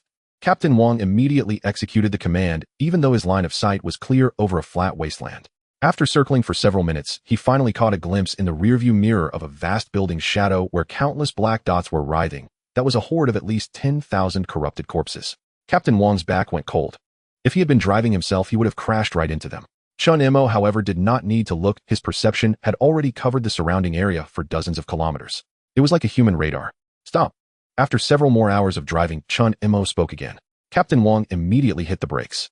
They stopped in front of a half-collapsed bank building. Chen Mo got out of the car and walked to a vault door made of alloy several meters thick. He extended his finger and gently tapped it. Puff! The alloy door, capable of withstanding missile strikes, was easily punctured by him, as if it were tofu. He reached inside, rummaging around for a moment before pulling out a fist-sized piece of shimmering silver metal. "This is secret silver, a strategic reserve material from the old era. It's now a high-purity energy conductor." Chen Mo casually tossed the invaluable metal into a loading port that resembled a furnace at the back of the vehicle. The steel behemoth emitted a satisfying hum, and the dark golden patterns on its body glowed even brighter. Captain Wang was numb. While others scavenged for survival in the apocalypse, Chen Mo was driving a luxury car, treasure hunting along the way. The shortages of resources were practically a joke before him. After repeating this kind of treasure hunting and detours several times, they finally encountered an unavoidable ambush. It was a grotesque creature the size of a 3-story building, a monster formed from a fusion of a rhinoceros and a truck, the armored war rhino. It was blocking their only route at a transportation hub. "Mr. Chen." Captain Wang swallowed hard. He had seen this thing once before, and even a heavy firepower team of 100 couldn't scratch it, instead being utterly annihilated. "Keep driving." Chen Mo didn't even lift his eyelids. Just crash through. Captain Wang gritted his teeth and slammed down on the accelerator. The steel behemoth roared like an out-of-control train charging toward the armored war rhino. Roar! The armored war rhino was enraged. It lowered its head, aiming its fearsome horn made of drill bits and rhinoceros horn at them, also charging forward. Captain Wang's heart raced, nearly leaping out of his throat. However, just as the two vehicles were about to collide, Chen Mo finally moved. He simply raised his right hand, lightly snapping his fingers outside the window. The sky darkened. Not due to clouds blocking the sun, but a deeper, purer darkness. In the center of that darkness, 12 energy spheres the size of fists, burning with black and purple flames, quietly emerged. They formed an arcane array, exuding a chilling aura of destruction. "Silent Starfall. Go," Chen Mo said softly. In the next second, the 12 destruction stars, trailing long tails of flame, soared through the air like falcons brought to life, striking unerringly from all directions at the still dazed armored war rhino. There were no earth-shattering explosions, only a silent obliteration. The black and purple flames flickered across the armored war rhino, and then under Captain Wang's nearly bulging eyes, that massive creature along with the ground beneath it disappeared. It was as if it had been erased from this world with a clean sweep, leaving only a smooth-edged mirror-like circular pit. The steel behemoth smoothly drove past the deep pit. Captain Wang gripped the steering wheel tightly, his body stiff, unable to utter a word. His worldview had been formatted countless times today. He finally understood what Chen Mo meant by the wars of the new era. It wasn't combat, it was a dimensionality reduction strike. As the journey entered its 7th day, the surrounding scenery changed completely. The gray wasteland was covered in pristine white snow, and the temperature plummeted to -40 degrees. Under the gray sky, as far as the eye could see, there was nothing but a vast expanse of white snow. They had reached the outskirts of the northern icefield. The anomalies here had also adapted to the extreme cold, becoming creatures like icefield wolves and snowline worms. However, the further they went, the more Captain Wang felt something was off. The snow here wasn't soft underfoot, but crunched like stepping on shards of glass, producing a cracking sound. In the air, there was a cold, sharp, and highly ordered energy fluctuation. The source matter here seems to have been tamed. Chen Mo finally opened his eyes, looking out the window with a hint of seriousness for the first time. "Tamed?" Captain Wang asked, confused. "Yes, like how herders raise cattle and sheep. The energy here is no longer wild, it all has a master." At that moment, they witnessed a bizarre scene. In a clearing in the snow, a forest of ice sculptures stood tall. They were not artworks. Each ice sculpture was an anomaly or a human raider frozen at the last moment of their lives. some charging, some wailing, some turning back in terror, their expressions vividly preserved. It was a massive graveyard, a silent warning.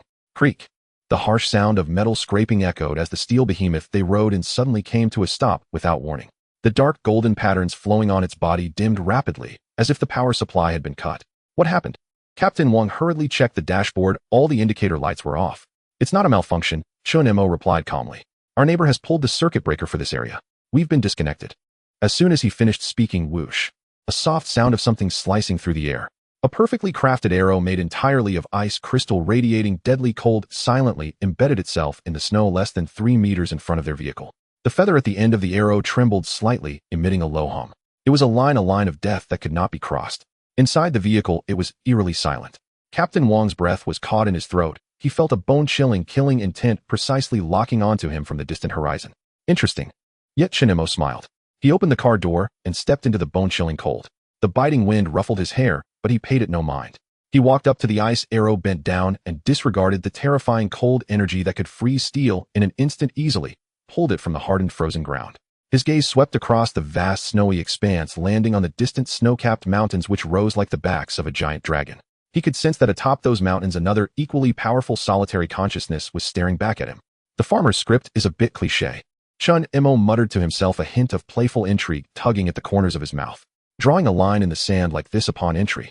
I like it. He applied a little pressure with his fingers on the ice arrow. Crack. The arrow, capable of killing a Lord-level anomaly, did not melt, but began to disintegrate from the inside, shattering. Threads of pure ice law power were forcefully devoured and analyzed through his fingertips. He was savoring the strength of his opponent. On the distant snow-capped peak, a vague and slender figure seemed to pause slightly. Chen Mo casually discarded the ice crystal powder from his hand, looked up, and grinned at the empty mountain, revealing a set of brilliantly white teeth. Hello, prey. Let me introduce myself. I am your hunter. Now the warm-up is over and the game officially begins. With a casual, almost offhand utterance, the game begins. Chen Mo's voice, though soft, resonated across the entire snowfield. Instantly the world seemed to freeze in place. The wind ceased. The low, guttural hiss of swirling snowflakes vanished. Even Captain Wang's rapid, ragged breaths, driven by cold and tension, stalled mid-throat as if choked off. An eerie, suffocating silence descended, a stillness so profound it prickled the skin. Then came the cold, not mere winter chill, but an invasive predatory void. It siphoned away ambient spiritual energy, subterranean geothermal warmth, even the vital blood key pulsing within Captain Wang's body, all seized by an implacable, lawless force that imposed absolute stasis.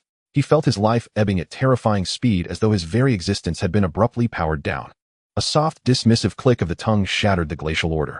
Chen Mo glanced idly at Captain Wang, already half-frosted into a living statue, and flicked his wrist. A current of warmth bloomed into being, enveloping them both like an invisible dome. The oppressive force dissolved upon contact, vanishing without sound or resistance. Captain Wang gasped greedily at the gentle air, feeling life flood back into his limbs. Trembling, he stared at Chen Mo, who stretched lazily as if strolling through his own backyard, and murmured such fervent hospitality from a neighbor. Truly scorching.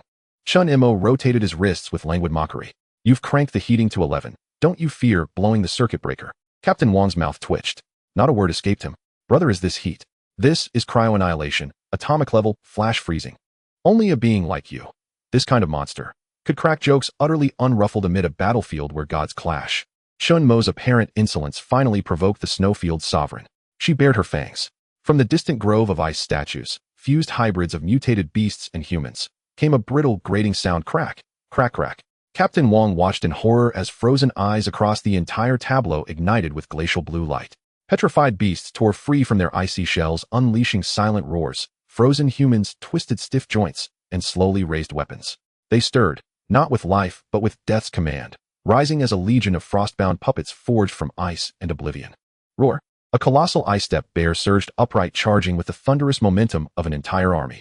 Behind it streamed hundreds of death-driven frost puppets, the earth trembling beneath their advance. Again with this. Chen Mo shook his head, sighing.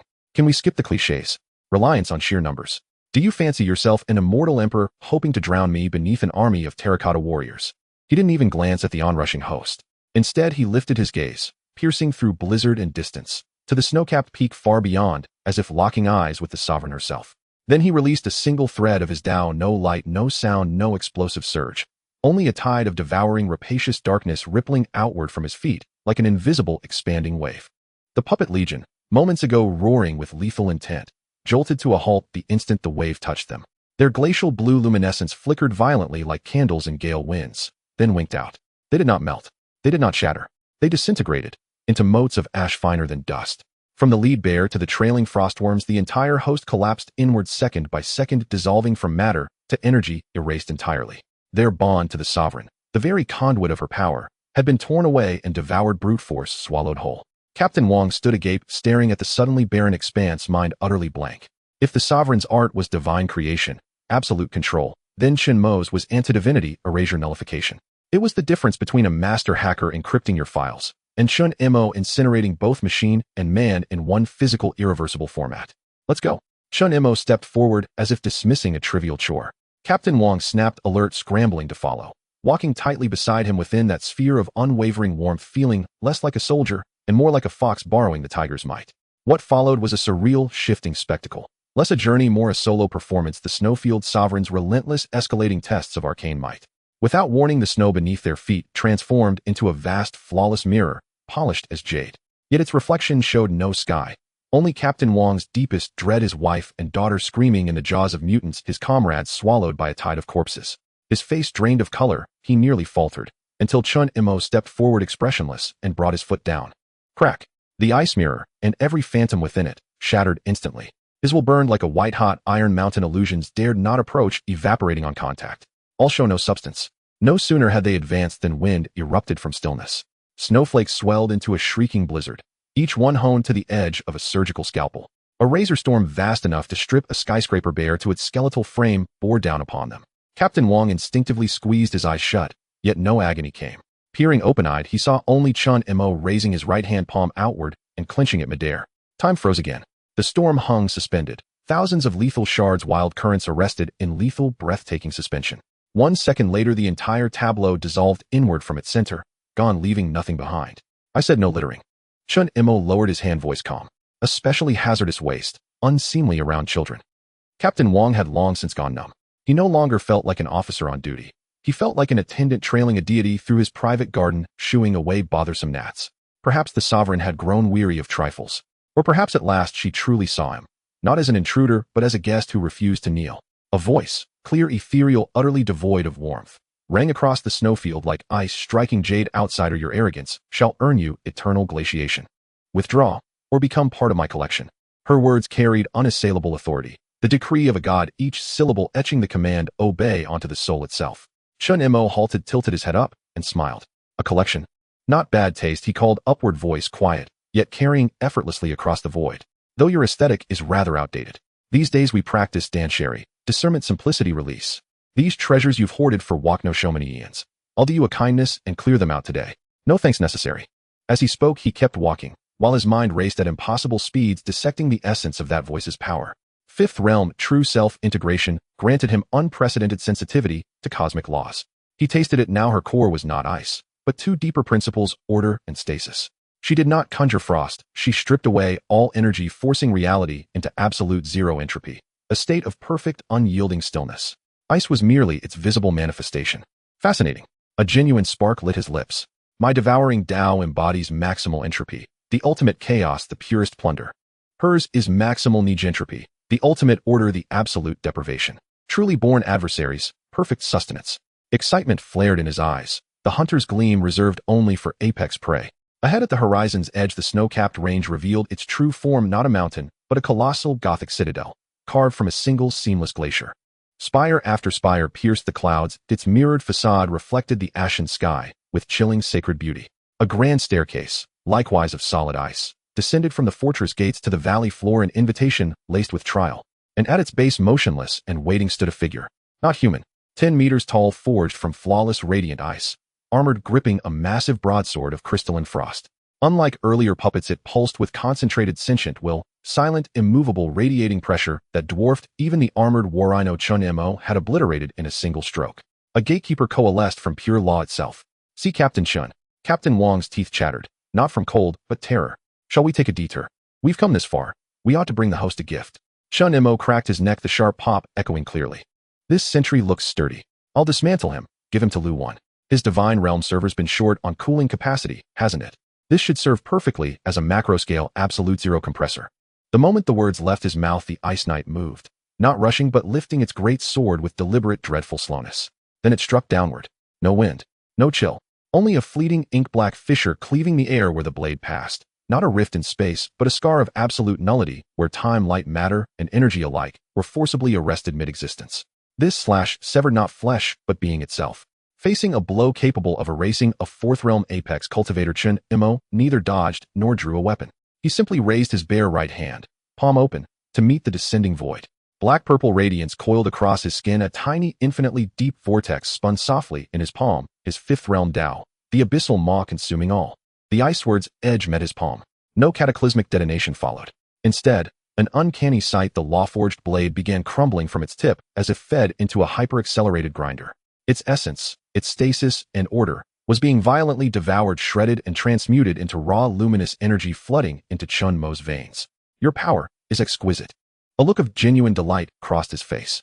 Now it is mine. He stepped forward, his palm still fused to the disintegrating blade, closing the distance to the night. Within its hollow helm for the first time flickered something akin to fear. It wrenched backward, yet the sword would not yield as if grafted to Chen Mo's flesh. In an eye blink, he stood before it. His palm, now having consumed the entire weapon, hovered over the knight's fortress-thick chestplate, radiating annihilation. Deconstruct. Crack. A sound as if reality itself splintered. The 10-meter titan, woven from pure cosmic law, fractured, instantly webbed with countless black cracks. Then, no explosion, no debris. Only a shimmering cascade of pure radiant motes rising like starlight. Not one speck escaped. All were drawn inexorably into the vortex at Chen Mo's palm, swallowed whole. Silent. Efficient. He withdrew his hand, closed his eyes, savoring the lingering resonance of the devoured law fragments. Seconds later, he opened them, black-purple lightning blazing brighter than ever. He now understood her power deeply, intimately. Lifting his gaze past the endless ancestral case, he fixed it upon the citadel's highest spire, as if seeing the solitary figure upon the throne. I'm coming upstairs. His voice, calm, yet unbreakable, traveled up the steps, clear, resonant, penetrating the citadel's deepest sanctum. Has the tea steeped your majesty? At the citadel's zenith, within a throne hall woven from starlight and glacial ice, a slender figure stirred. Clad in a simple white gown, her raven hair cascading like a waterfall, she bore an ice crystal longbow across her back. Slowly she opened eyes like frozen stars. Eternally serene, eternally cold. For the first time in millennia, that glacial composure fractured a ripple, not just of ire, but of something else, curiosity. Beneath the ashen sky, a staircase of glacial crystals spiraled upward toward the snow-capped peak. Chen Mo stepped onto its first tier. Crack. A soft chime echoed as ripples spread across the ice beneath his foot, ripples that instantly froze solid. A piercing cold surged up from the soles of his boots, flooding his body. This was the queen's invitation, and her first trial. Such petty tricks hardly merit notice. Within Chen Mo's body, the soul scission furnace ignited, black-purple flames erupting in an instant, devouring the frostbite without trace. Even more, the furnace's blaze flared slightly brighter, as if nourished by the chill. "See, Chen. Mr. Chen." Captain Wang followed behind, teeth chattering uncontrollably. He dared not set foot upon the stairs, clinging instead to the boundary of Chen Mo's domain. Yet even there the air reeked of stillness, a deathly hush. He knew with absolute certainty one step beyond this circle, and he would join the frozen statues outside, another exhibit in her silent gallery. Stay close. Chen Mo did not turn back as he ascended, each step deliberate. What you'll see shortly may be rather intense. Try not to wet yourself. My car isn't equipped with a dryer. Captain Wang. He no longer possessed the strength to retort, merely shuffled along like a cowering quail terrified of falling behind. The higher they climbed, the heavier the castle's presence loomed. Along both sides of the stairway, frozen figures emerged, awakened warriors, frozen mid-rage, winged dragons suspended midair, even a mechanized platoon. The molten glow of a tank's cannon barrel had crystallized into translucent amber. Each statue marked a challenger who had dared this place, and failed. Captain Wang's scalp prickled. This was no fortress. It was a mausoleum entombing legions of the mighty. Chen Mo, however, strolled as though touring a museum. Pausing before each sculpture, he studied it with keen, appraising eyes, as if evaluating ingredients. This Cerberus is excellent. Perfectly seared, crisp outside, tender within. Oh, a load-eared divine acolyte of the Eternity Council. Pity, the freeze went too deep. Her soul shattered into icy shards. Not fit for consumption. This Apocalypse main battle tank. Latest model. The pilot still grips the controls mid-action. Her ice sculpting mastery deserves UNESCO heritage status. His commentary, though quiet, sent shivers down Captain Wang's spine. This man's mind operated on a plane utterly alien to mortal logic. At last, the 100-meter gate of glacial crystal at the stairs' summit parted soundlessly inward. Beyond lay a vast, empty hall, its vaulted ceiling vanishing into obscurity, refracting pale light through countless ice crystals. Its floor gleamed like polished glass mirroring the dome above until distinction between sky and ground dissolved. Silence reigned, so profound one could hear their own pulse. The sole adornment was a throne at the hall's far end, woven from starlight and permafrost. Upon it sat a figure clad in white, her raven-black hair, cascading over shoulders and seat alike, a stark contrast against ice and ivory. Expressionless, she gazed across the expanse, her glacial eyes fixed upon Chen Mo as he entered. Slung across her back rested a bow of pure ice, the sovereign of this frozen realm. Chen Mo halted at the threshold, not advancing. He spoke as if inspecting a property listing.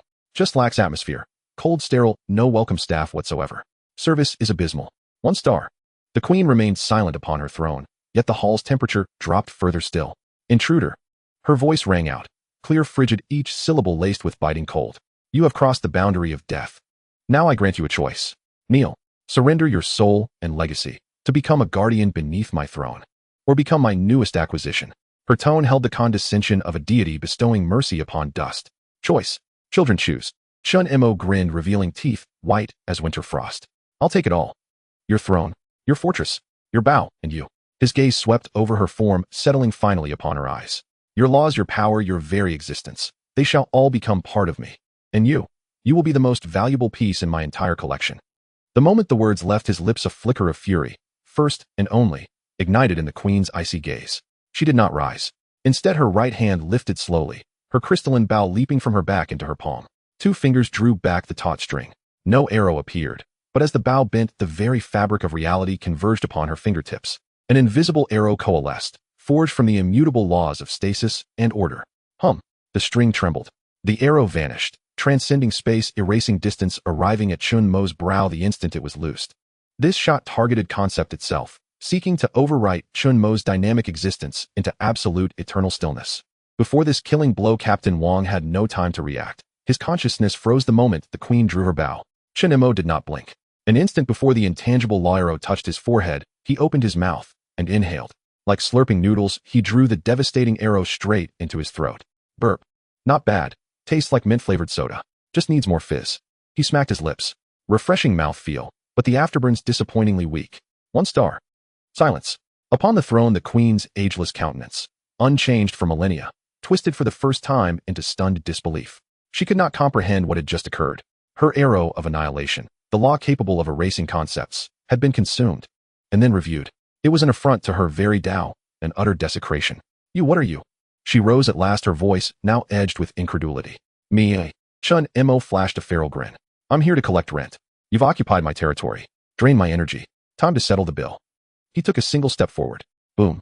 The entire glacial hall convulsed violently. From him erupted a dark domain, chaotic, ravenous, clashing violently with this world of perfect order. The mirror-smooth floor fractured under its touch, black fissures spiderwebbing toward the throne. Ice crystals in the vaulted ceiling flickered wildly, threatening implosion. The queen's domain was being forcibly invaded, overwritten by Chen Mo's devouring domain. Dare to die. Enraged, the queen abandoned restraint. Her bow blazed with incandescent light. She became a streak of white, materializing mid-hall in a flash. Drawing the string, 3 arrows formed simultaneously, each forged from a distinct, devastating law. The first, black as void, carried the law of silence, stripping away all sound. The second, crystalline and flawless, bore the law of stagnation, halting time itself. The third, blood-red, pulsed with the law of causality, imposing death as inevitable consequence. Her ultimate technique, the triune dirge requiem for gods. 3 arrows sealed every possible escape. No path remained. Facing this cataclysmic assault, Chen Mo's grin widened. Now that's more like it. Aliocaniat, I love it. He didn't retreat. He charged straight toward the trio of arrows. His causal sight blazed to full power, revealing instantly the phantom crimson thread linking the blood-red arrow to himself and to her. First course, causality. Too rich. Midair, Chen Mo's form folded impossibly, his folding step activated, leaping out of causality itself a microsecond before the thread could anchor to his flesh. The causal arrow struck empty air, reducing that sliver of space-time to absolute ontological nullity. Then the silence and stagnation arrows converged, left and right, sealing all avenues of retreat. Can't dodge. Who said I dodge? Chen Mo roared with laughter and spread his arms wide, embracing the oncoming doom. Annihilation starfall. Energy surged from his core, 12 spheres of black-purple flame hurtling forth not toward her, but circling him, forming a protective constellation. Boom, boom, boom. The silence and stagnation arrows struck the starfall shield simultaneously, No explosion, only a silent, brutal war of annihilation between laws. Her law of stasis sought to extinguish the stars. Her law of stagnation demanded they halt rotation. But Chen Mo's destructive force obeyed no logic, wild, chaotic, demanding only the return of all things to oblivion. Three opposing laws collided, warping reality into a shimmering, unstable singularity around him. 1 second. 2. Crack. For the first time, her law arrows splintered, her order overwhelmed by his chaos. Your laws are too pristine. Chen Mo's voice cut through the maelstrom, clear as a bell in her ears. My power crawled forth from mountains of corpses and seas of blood. Clean things cannot defeat the filthy. Before the final word faded, the 12 destruction stars imploded inward, channeling all energy back into Chen Mo in a single violent surge. He had refined his power, using her force as catalyst. His aura swelled anew, monstrous, uncontainable. He snapped his head up, eyes blazing with violet-black lightning locking onto the queen, frozen midair, stunned by the collapse of her own law. Now it's my turn. Chen Mo vanished. In the state of true self-unity, he merged with his true self-blade, becoming a single stroke of black-purple light, tracing a trajectory incomprehensible even to her perception, appearing instantly before her. Too fast. Her thoughts couldn't keep pace with the slash. Instinct alone drove her to cross her crystalline bow before her chest in desperate parry. But Chen Mo aimed not for her, but for the bow. Clang. A sharp ringing cry. The bow, forged from her own primordial law, shattered cleanly in two beneath his blade, infused with the dual essences of devouring and annihilation. Shards scattered, but did not dissipate. Drawn by an unseen gravity, they flowed like twin streams, melting into liquid light, pouring directly into Chen Mo's body. He was consuming her weapon, consuming her Tao. Ugh! Shattered vessel. She convulsed, spewing crimson blood that froze instantly into scarlet crystals midair. For the first time, terror flickered in those glacial eyes. She tried to retreat, only to find her limbs locked in place by a ravenous predatory will. The blade light faded. Chen Mo reappeared, less than half a meter from her, close enough to inhale the crisp, wintry scent of her skin. Slowly, deliberately, he raised his hand. A swirling black vortex spun in his palm. Ignoring her wide-eyed horror, he brought his fingers gently toward her face, now flushed with shock and fury.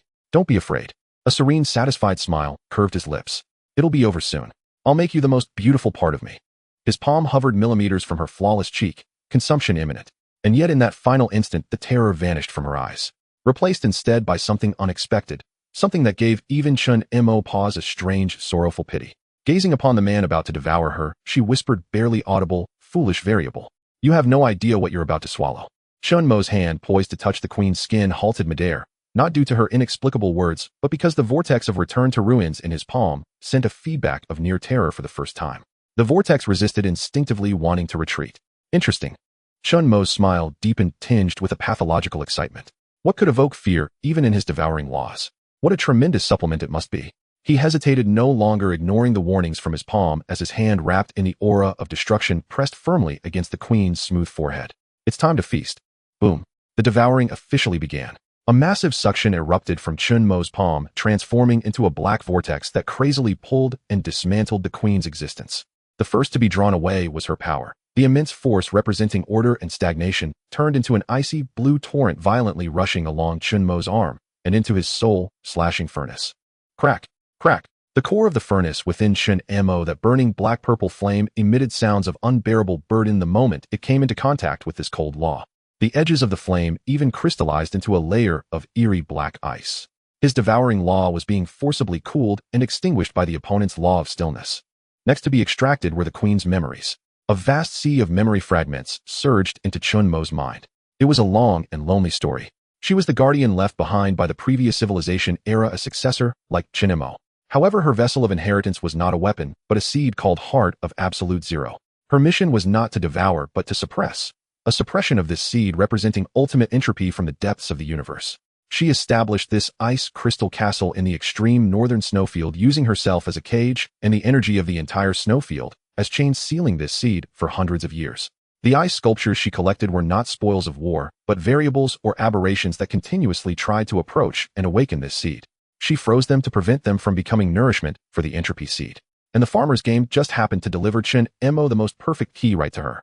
Chen Mo's path of devouring embody. Countless thoughts surged in Chen Mo's mind as he finally understood the meaning of her last glance. It was pity for a kindred spirit about to follow in her footsteps and become the next prisoner. You want me to take your place? Chen Mo's will roared amidst the torrent of information. Dream on. However, at that moment, an anomaly occurred. As the queen's power and memories were largely devoured, her body, which served as a cage, finally showed signs of cracking. A pure will of nothingness violently awakened from the core of her existence. It was not coldness, but ultimate stillness. It was not darkness, but ultimate void. The moment it appeared, the black-purple flame in Chen Mo's soul-slashing furnace, which was resisting the icy blue law, froze abruptly. Time seemed to come to a halt. Then a pure white point of light, intensely pure, appeared out of thin air in the center of the furnace. Then it expanded. It resembled not energy, but a conceptual virus, a program aiming to format everything into stillness. The black-purple devouring flame began to rapidly fade from the inside out, turning pure white under its erosion. Chen Mo's thoughts, his heartbeat, and the energy flowing within him all slowed down immensely at that moment. His soul felt as though it was being forcibly dragged into an eternal slumber. Warning: unknown origin level, law of entropy, seed detected. Warning: devouring process forcibly interrupted, reversed. Warning: the core of soul-slashing furnace is being assimilated. Assimilation rate 1.37. The cold prompt echoed in Chen Mo's mind for the first time with a sense of urgency. Is this your trump card? Chen Mo's consciousness was dragged into an endless white abyss, yet as well, having experienced countless life-and-death situations, erupted into frantic screams just before being completely formatted. You want to turn me into your new prison? You think you deserve it? Burn for me. Boom. Deep within the core of the soul-slashing furnace, Chen Mo's indomitable will transformed into fuel, igniting the entire furnace. He intended to use self-destruction to perish alongside this entropy seed. The black-purple flames of destruction and the pure white light of stillness unleashed a brutal internal war within Chen Mo. This was no longer a confrontation on the energy level, but a collision of two completely opposite cosmic truths. And this internal war directly triggered a tremendous change in the outside world. Captain Wang, trembling at the entrance of the hall, suddenly felt the ground beneath him giving way. He looked down in terror to see that the smooth, mirror-like ice crystal floor was beginning to split from the center, half transforming into deep darkness, and the other half into blinding pure white. Darkness was frantically consuming everything, while pure white was forcibly freezing everything. At the boundary between the two powers, space was torn apart, emitting sharp sounds as pitch-black spatial cracks spread wildly. Boom. The magnificent ice crystal castle could not withstand even a second in this divine clash, beginning to crumble apart. The massive ice crystal dome collapsed, countless spires broke. The entire snow mountain shook violently, as if it would collapse at any moment. Run! Captain Wang could think of nothing but that word, scrambling desperately to flee back down the staircase. He glanced back and saw that in the center of the hall the figures of Chen Mo and the Queen had been completely engulfed by the intertwining light of black and white. The scene was magnificent, yet filled with the terror capable of annihilating all. Captain Wang dared not look any longer, using every ounce of strength to flee down the increasingly crumbling staircase. Behind him lay the collapse of the world. Within Chen Mo's body the war reached a fever pitch. He had overestimated himself and underestimated the terror of this entropy seed. This was simply not something he could devour at his current stage. The flames of the soul-slashing furnace were continuously extinguishing, and his consciousness was being increasingly assimilated into stillness. He felt himself splitting into two beings. One was a violent devourer filled with greed, and the other was a rational observer devoid of all emotion. If this continued, his personality would be completely torn apart, becoming a madman. I cannot lose. In the final moment before his consciousness was completely covered by pure white, Chen Mo made a frenzied decision. Since he could not destroy it, then coexist. Since he could not devour it, then domesticate it. With me as the cage, with my soul as the lock. His will no longer tried to extinguish that pure white light of stillness, but transformed into countless black-purple law chains wrapping towards that entropy seed located at the center of the storm from all directions. He would use his soul to reconstruct a prison for this seed within his own body. Be suppressed. The black-purple flames and pure white light no longer annihilated each other, but began to intertwine, fuse, and rotate in a bizarre manner. Eventually, beside the core of his soul-slashing furnace, a brand new Tai Chi diagram formed. Half as dark as ink and half as pure white as snow.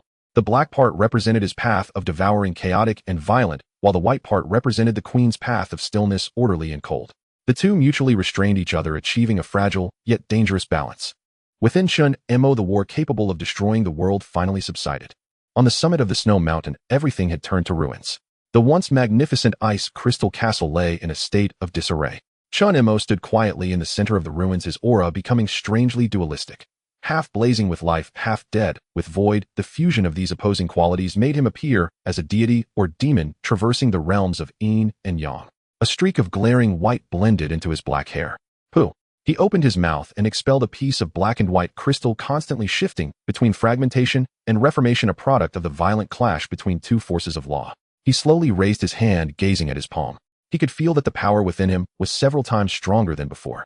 Not only had he devoured all of the queen's inherited power, but he had also transformed that entropy seed into part of his own strength, a dangerous source. The cost was that he had to constantly allocate part of his mind to suppress the power locked within him. His current situation was extremely perilous, and he might lose control at any moment.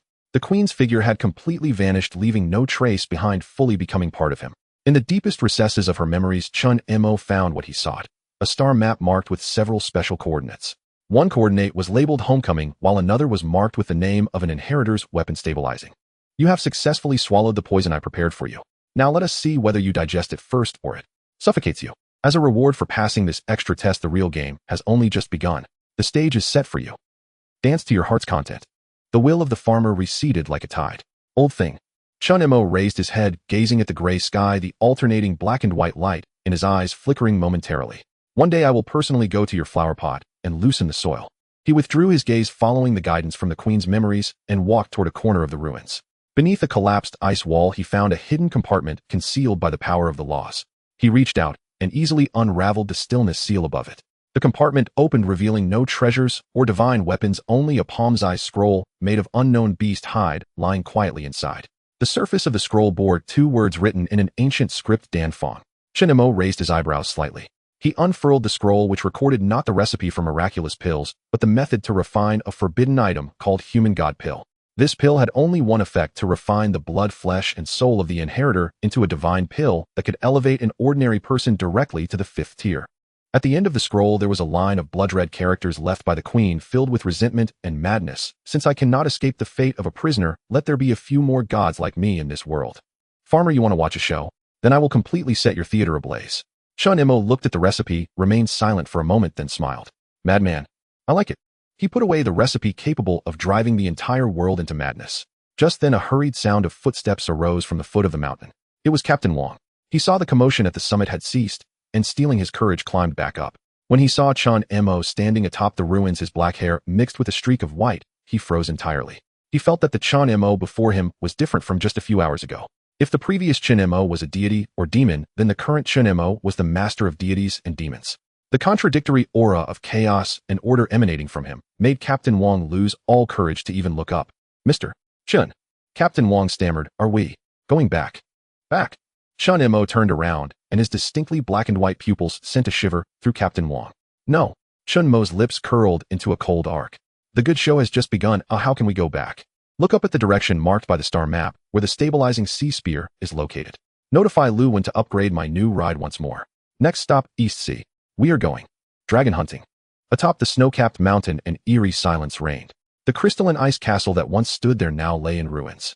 Captain Wang hunched his shoulders and cautiously approached Chen Mo at the center of the wreckage, yet dared not draw too near. Something about Chen Mo felt profoundly wrong. He stood motionless, yet Captain Wang alternately sensed a biting cold so severe it froze his very thoughts, then a scorching wave of heat that set his heart racing. 2 utterly contradictory forces emanated from him simultaneously. Stranger still, a single streak of snow-white hair had appeared amidst his raven-black locks, strikingly conspicuous. What on earth have I gotten myself involved with? Captain Wang groaned inwardly. The Chen Mo he'd known before was unervingly powerful, but still unmistakably human. This version, utterly inhuman. He feared he might never step off this journey alive. MMR. Chen, what do we do now? Return to base, or return for what? The annual banquet isn't over yet. You'll miss the raffle if you leave early. Chen Mo turned, a lazy smile curling at the corner of his lips, but his eyes made Captain Wang's heart lurch violently. What kind of eyes were those? His left eye was pitch black, his right snow-white. One glance from them left Captain Wang feeling as though his soul had been wrenched loose.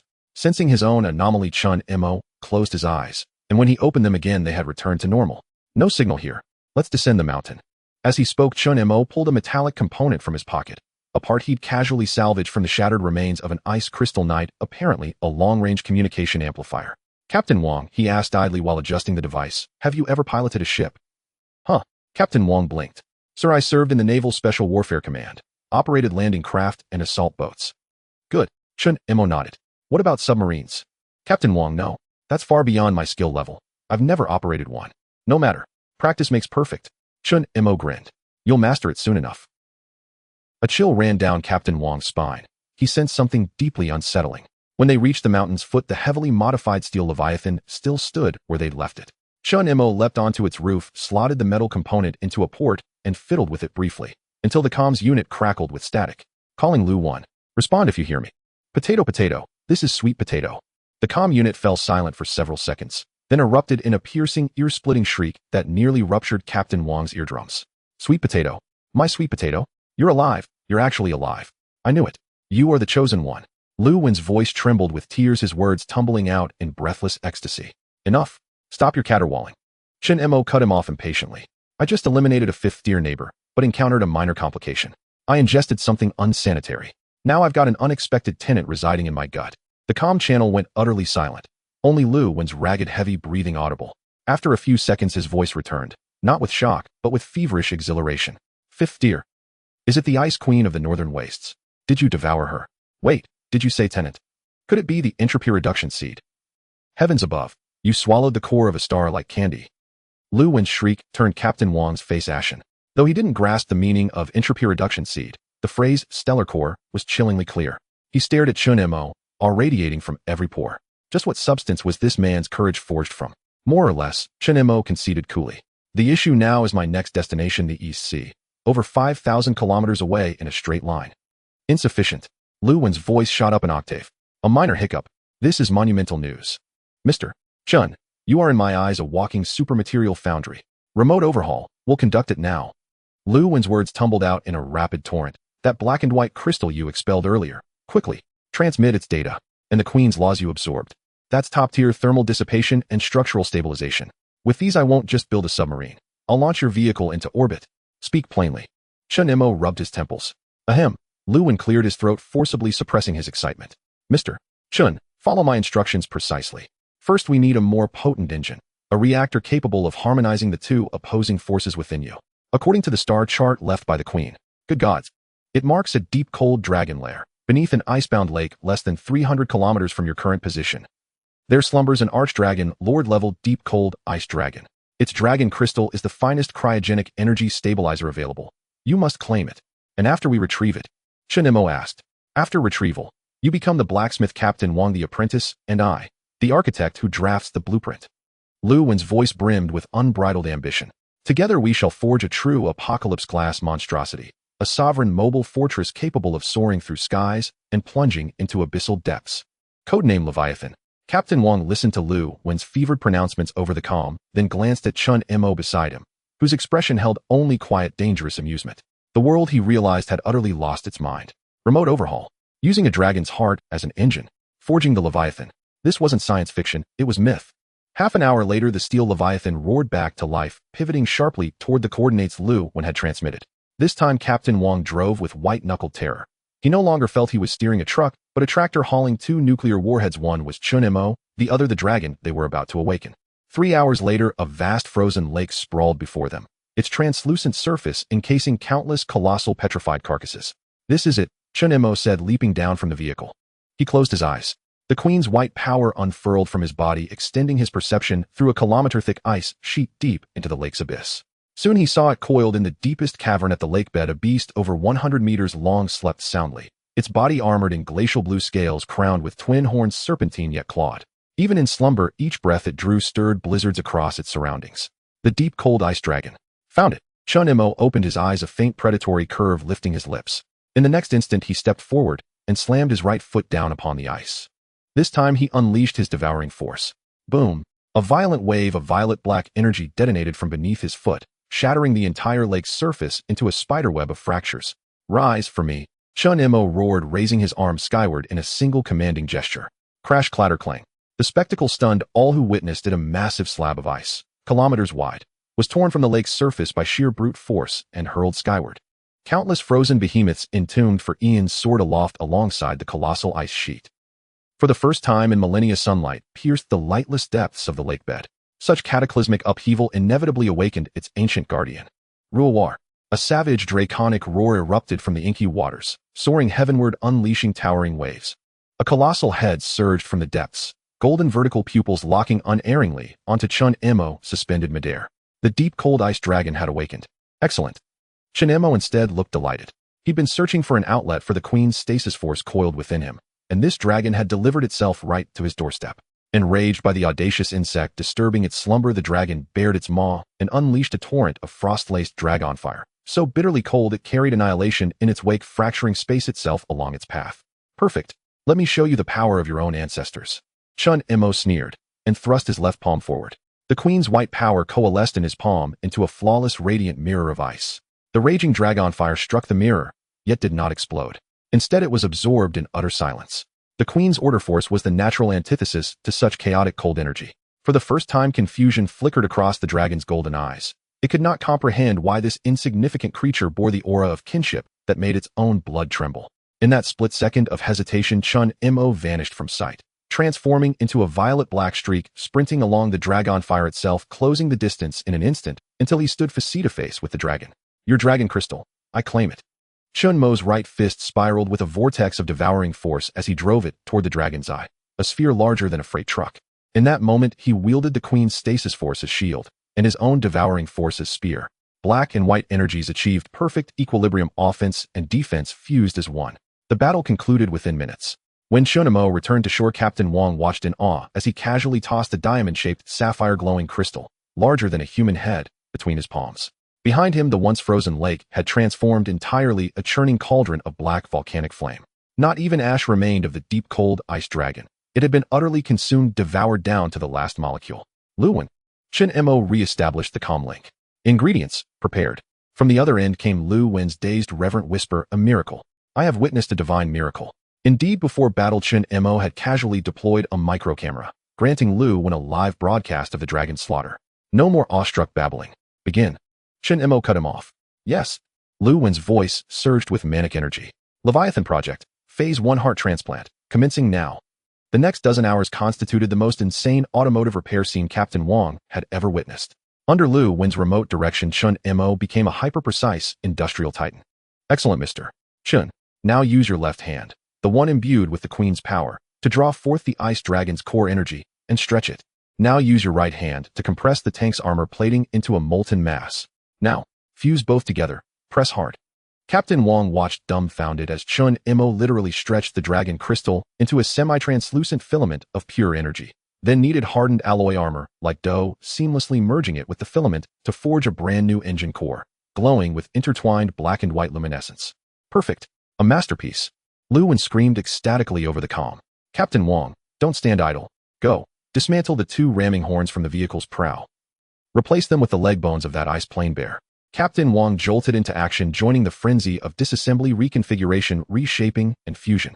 Chen Mo moved like a god wielding creation itself. Captain Wang, his dutiful assistant, passing wrenches.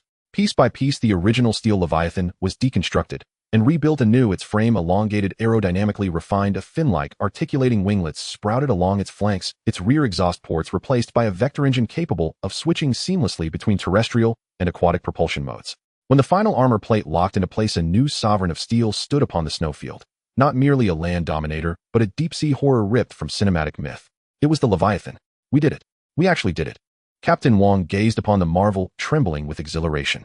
Chen Mo surveyed his new mount with quiet satisfaction, sensing the flawless equilibrium of black and white energies circulating within its newly forged heart. This overhaul had granted him not only a superior vehicle, but deeper mastery over the dual powers now flowing through his veins. Yet, just then, ZZZT. Every communication channel aboard the Leviathan was violently hijacked by an overwhelming signal. A calm, ancient yet supremely arrogant male voice resonated across all frequencies, echoing with the thunder of ocean tides and the primordial authority of dragons. I am Ao Bing, guardian of the East Sea, keeper of the calming spear. Word has reached me, a northern sovereign has fallen, and a new king rises. Thus I declare, in 3 days' time the ascension platform shall open upon the shores of the East Sea. The spear stands ready. So does my life. Come, if you dare fight. Cower, if you lack the will. These few words, delivered with unassailable authority, repeated relentlessly across every channel. Captain Wang's face drained of all color. This is the East Sea target, the one we were heading toward. He's issuing you a formal challenge. He's declaring war upon you. Chen Mo stood atop the Leviathan, wind from the ice plains whipping strands of black and white hair across his brow. Gazing eastward, his starkly contrasting eyes gleamed with dangerous light. Ao Bing, the calming spear. He smiled, a grin both arrogant and glacial. Interesting. I thought I was going to hunt dragons. Turns out the Dragon King himself has come to offer me marriage. Though as for the dowry, I have no intention of paying it. I prefer crashing weddings, by force. On the ruins at the top of the snow-capped mountain, the biting cold wind picked up once more. Captain Wang, shivering, followed closely behind Chen Mo as he crawled into the cockpit of the steel behemoth known as Leviathan. The hatch closed, sealing out the icy wilderness and the eerie silence outside. The interior of the cockpit was considerably more spacious than before, filled with Lu Wen's personal style. The densely packed dashboard flickered with soft lights, most of which Captain Wang could not comprehend, but he could sense that this machine was incredibly formidable. Check the power core. Chen Mo's voice came from the co-pilot's seat, calm and steady.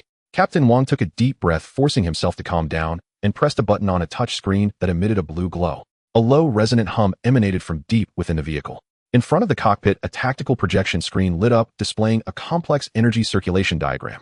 Captain Wang saw a blue dragon crystal the size of a human head suspended at the center of the diagram, continuously releasing enormous amounts of cold energy.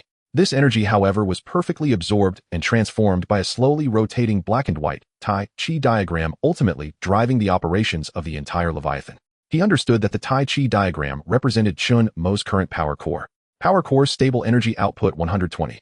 What the hell, this thing can overclock. Standard operation. Chen Mo kept his eyes closed, as if sensing the changes in his new body. Hold on tight, we need to hurry. Where to?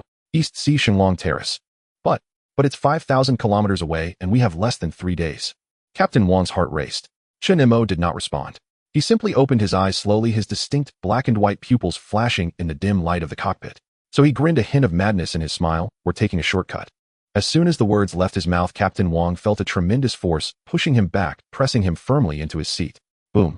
The engine of Leviathan erupted with a deafening roar, and the vector nozzles at the rear shot out blinding flames. The entire war machine, weighing over 100 tons, instantly reached a terrifying speed.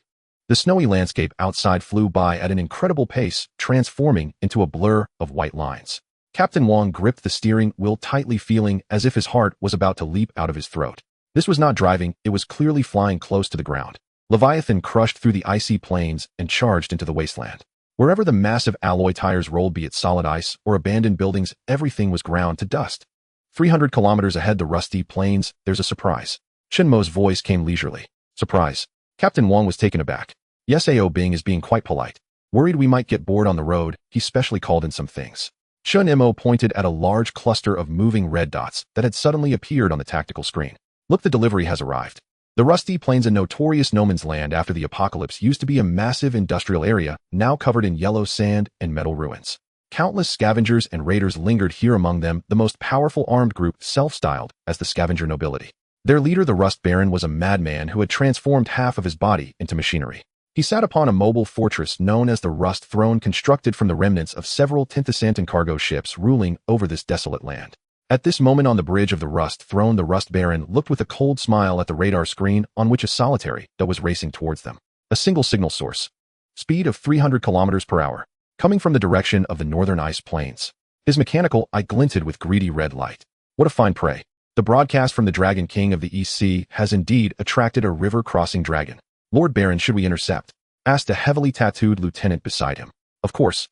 The Rust Baron slammed his hand on the armrest. My men have been hungry for so long, it's time to feast. Order the Sandworm Squad and the Vulture Drone Swarm to move out and surround this fat sheep. Remember, I want it alive. Anyone who can survive from the northern region must have a treasure for a vehicle. With a single command, the Rust Plains erupted into chaos. Dozens of heavily modified trucks armed with spikes and heavy machine guns roared out from behind the sand dunes encircling Leviathan. In the sky, over 100 vulture drones with wingspans exceeding 3 meters formed a large formation, locking onto their target. Captain Wang spotted these newcomers immediately. Mr. Chen, we're surrounded. He shouted nervously, his palms sweating. What are you panicking for? Chen Mo didn't even lift his eyelids. Floor the gas and charge through. Charge through. Captain Wang doubted his hearing. Why would we hide from supplies delivered to our doorstep? With gritted teeth, Captain Wang hesitated no more and pushed the power lever to its limit. The engine of Leviathan let out a higher-pitched roar, and the speed surged once again. Boom. The first Sandworm assault vehicle attempting to intercept didn't even have time to react before Leviathan's massive front smashed straight through it. Amidst the exploding flames, Leviathan charged out, leaving not a single scratch on its armored front. What? On the Rust Throne, the Rust Baron stood up abruptly, unable to believe his eyes. The frontal armor of the Sandworm assault vehicle, capable of withstanding rocket fire, was shattered in a single blow. Fire. Concentrate fire. Stop it. He roared in anger. In an instant, the tongues of heavy machine guns, the tails of rockets, and the bombs dropped by drones all rained down upon Leviathan's body. However, these attacks fell upon Leviathan's armor, which sparkled with black and white light, having no effect whatsoever. Not even a ripple was stirred. The shield, composed of dragon crystal energy and the Queen's laws, was frighteningly solid. What the hell is this monster?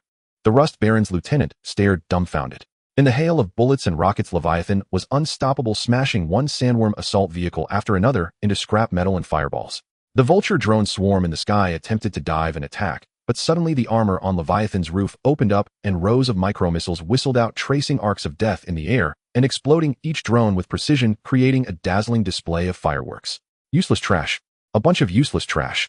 The Rust Baron trembled with rage as he watched his forces being slaughtered without resistance. A glint of red light flashed in his eyes, revealing a sinister smile. It seems I must take matters into my own hands. He walked to a console at the center of the bridge and placed his intact arm on a massive red lever. Activate the magnetic storm prison. Bring this tin can over to me. As he yanked down the lever, 100-meter giant signal tower atop the Rust throne began to emit blinding electric light. Buzz. An invisible, powerful electromagnetic pulse centered around the signal tower instantly enveloped an area of several dozen kilometers. The air was filled with the acrid smell of ozone, and the sand on the ground was magnetized, swirling upwards into the sky. This was the Rust Baron's trump card, a strategic weapon unearthed from an old military base, capable of incapacitating an entire mechanized army in an instant. As Leviathan was charging forward, the light on its body suddenly dimmed, and its speed decreased sharply.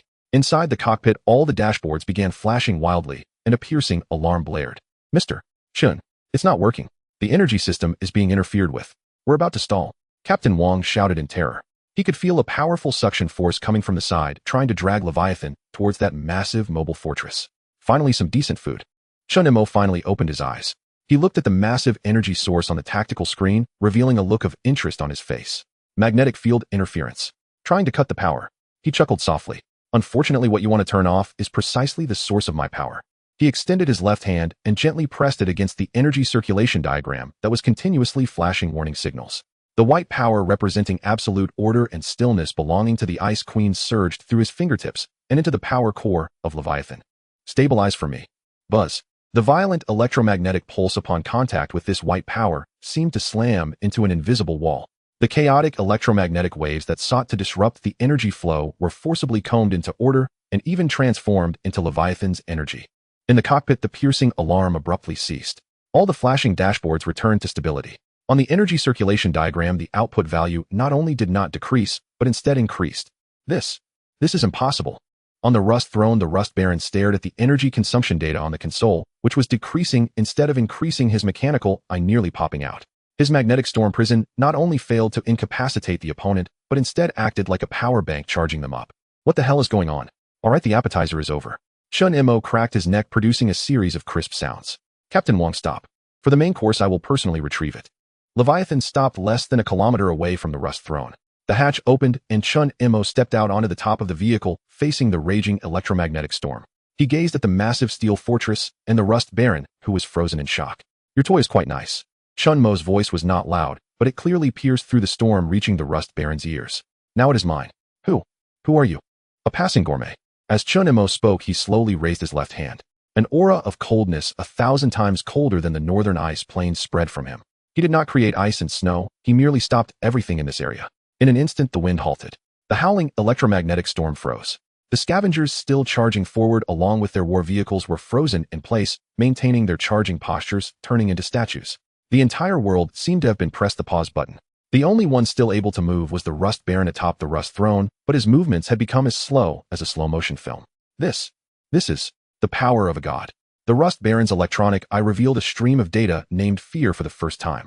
No, this is not the power of a god. Chen Mo's figure had appeared before him without him noticing. This is the power of dining.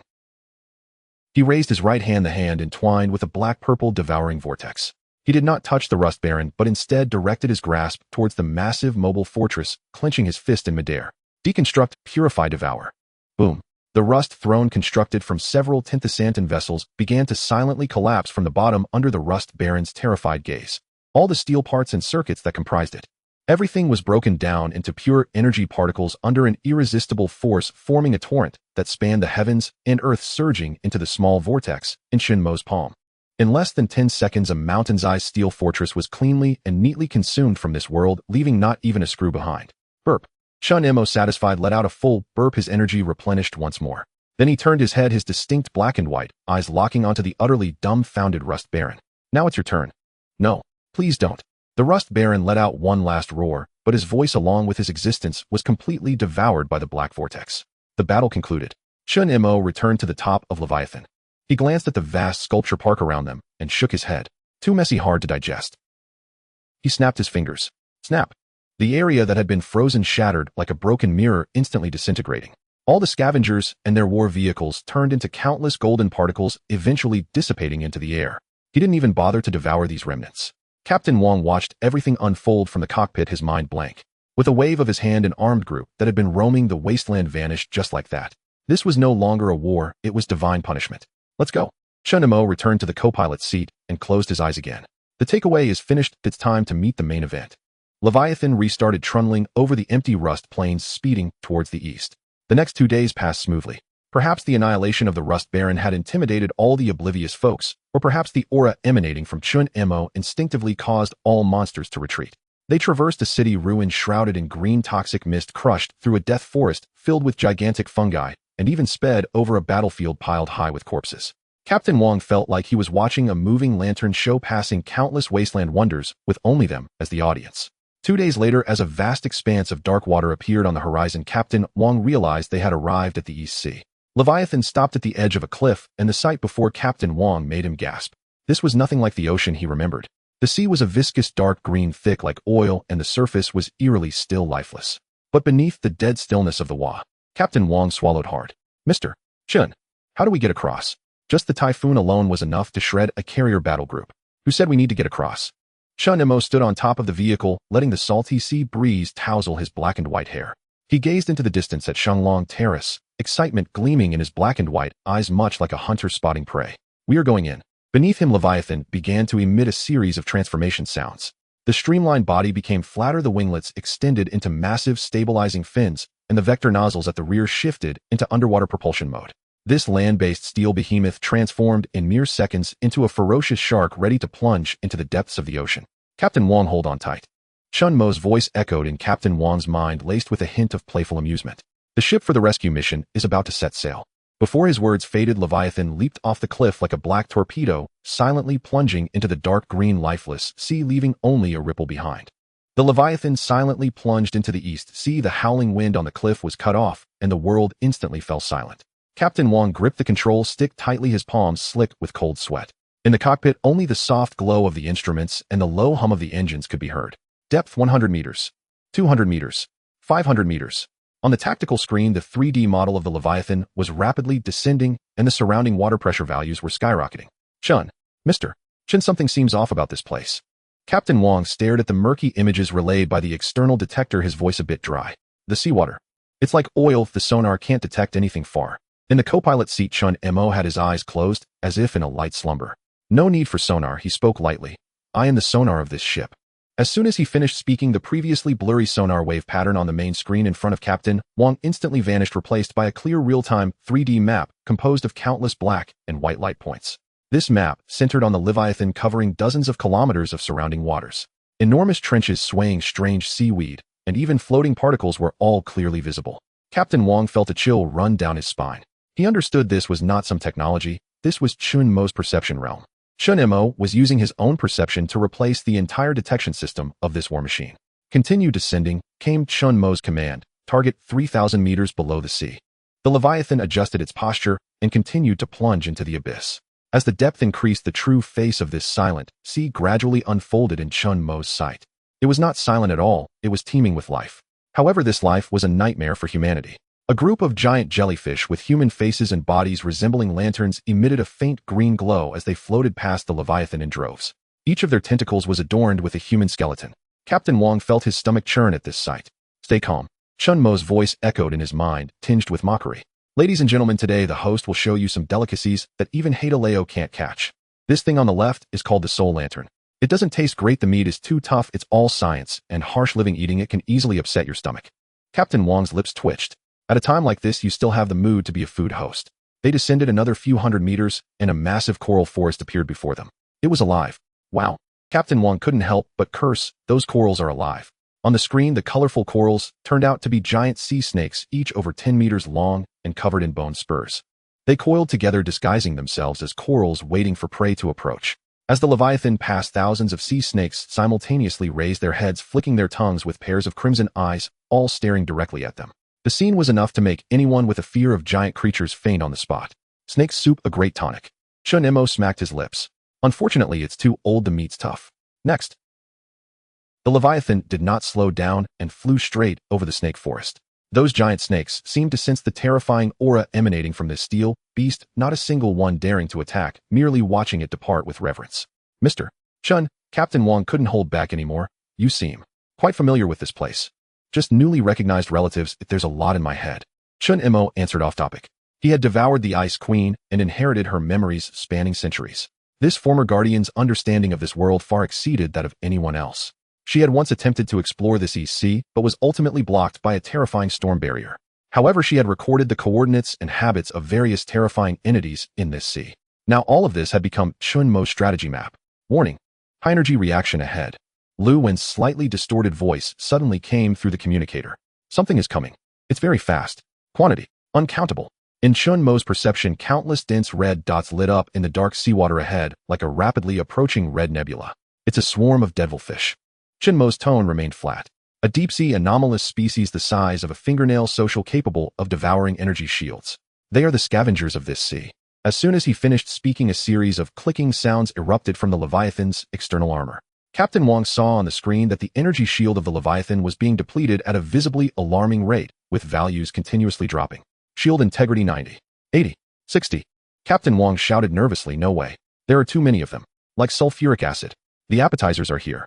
Chen Mo finally opened his eyes. His distinctly black and white pupils appeared particularly eerie in the cockpit's dim light. He glanced at the decreasing percentage on the screen and shook his head. Lu Wen, open a skylight. What a... Lu Wen on the other end of the communicator almost jumped up. Mr. Chen, outside is 3,000 meters of deep sea. Opening a skylight is just asking to turn us into a pancake. You open it when I say so. Chen Mo's tone was unyielding. Yes.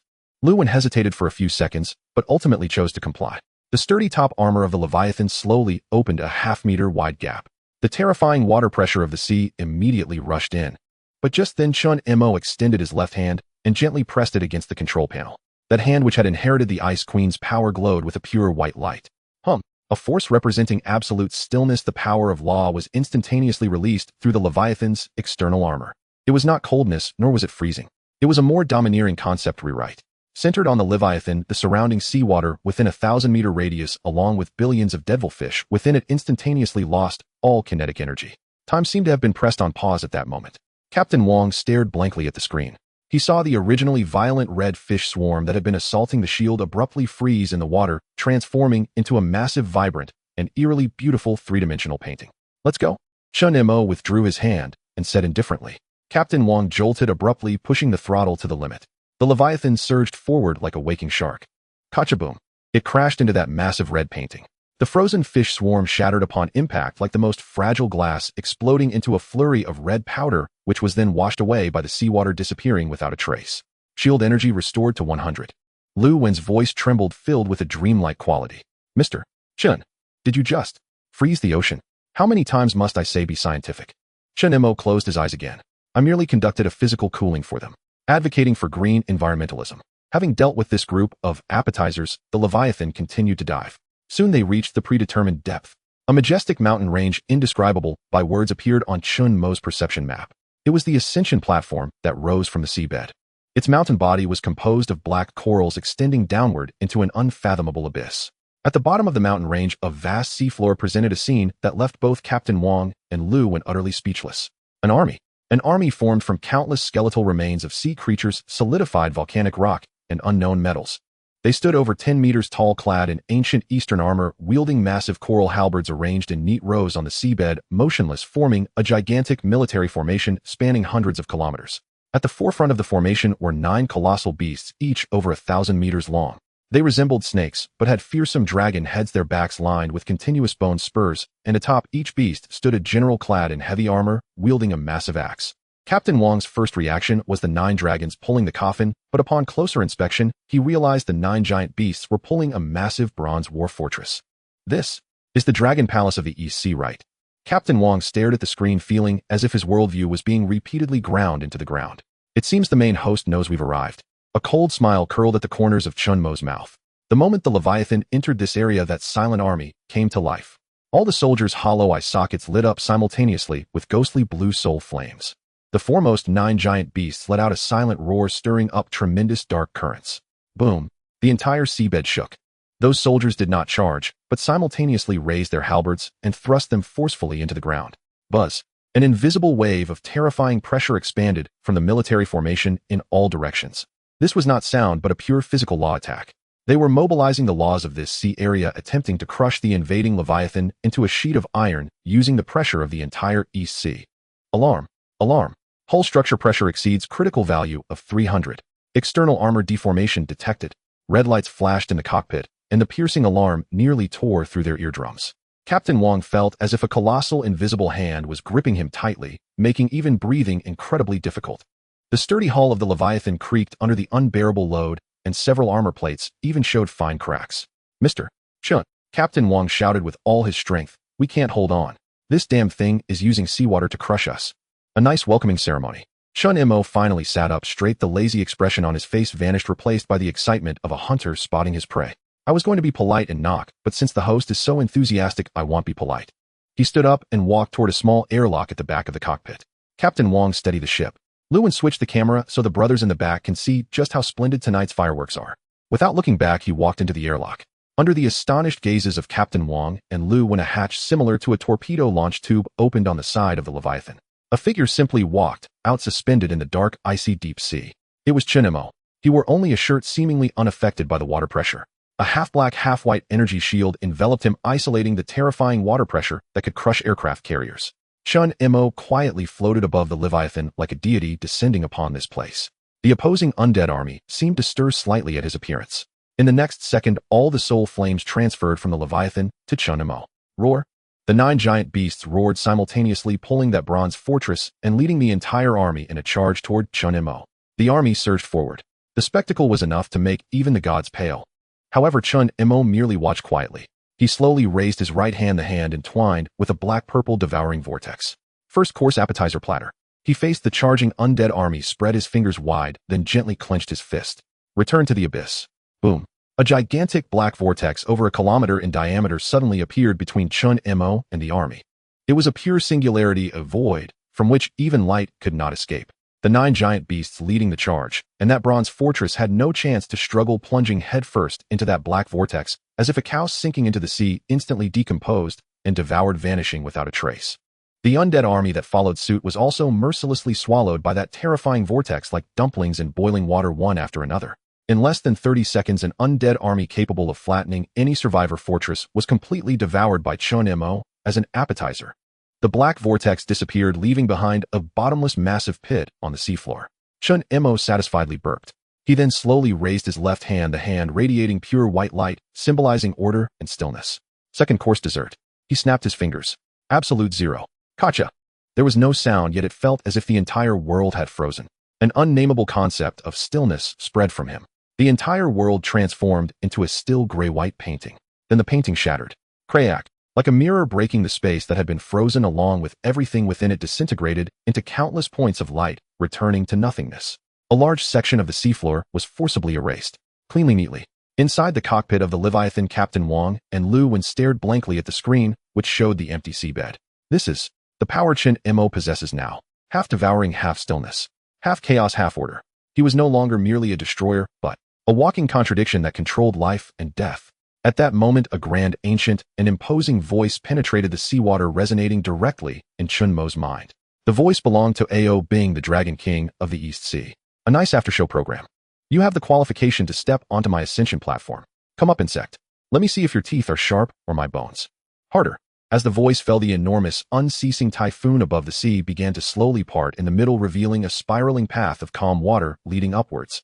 At the end of the path, it pointed directly into the depths of the clouds toward the vaguely visible Dragon King's palace. This was both an invitation and a challenge. Chen Mo lifted his head, gazing at that heavenly path, a cruel and arrogant smile appearing on his face. Insect, he murmured to himself, his voice tinged with a cold mockery. So, Dragon King, clean your neck and wait. They'll accept your invitation. He turned around, his figure flashing as he returned to the airlock of the Leviathan. Captain Wang drive. Chen Mo's voice echoed in Captain Wang's mind, calm, yet carrying a madness that made his soul tremble. The groom is here to steal the bride. Leviathan, the steel Leviathan that had just surfaced from the abyssal depths, was now ascending along an impossible path. Around it raged typhoons capable of shredding steel and colossal waves towering thousands of feet high. Yet its course traced a spiral staircase formed not of stone but of unervingly placid water. The typhoon parted before it, a summons from Ao Bing, Dragon King of the East Sea, an invitation wrapped in sovereign arrogance. My gods, are we driving inside a tornado? Inside the cockpit, Captain Wang gripped the control yoke with white-knuckled intensity, his brow slick with unceasing cold sweat. Through the observation window, he saw it all: violet lightning coiling like serpents beside them, titanic waves crashing against an invisible barrier with muffled thunderous booms. And there they were, anchored at the storm's very heart, spiraling upward along a road woven from liquid itself. Stay calm, Captain Wang. Broaden your perspective. Over the comms, Lu Wen's voice crackled, distorted beyond recognition, trembling with equal parts terror and exhilaration. You're not driving. You're piloting a mobile miracle. You're ascending the stairway to the divine realm. Data, give me data. Energy readings here are off the scale. Mr. Chen, you are my god. Silence. Chen Mo's voice emerged from the co-pilot seat, calm, unruffled. His eyes remained closed, yet Captain Wang knew his divine sense had already enveloped the entire region. A low hum resonated through Leviathan's hull. Then came an invisible pressure, pressing inward from all directions, bearing directly upon mind and will. It was the dragon's majesty, the sovereign authority of these waters, exerting spiritual domination over the intruder. Captain Wang's face drained of color, his thoughts thick and sluggish.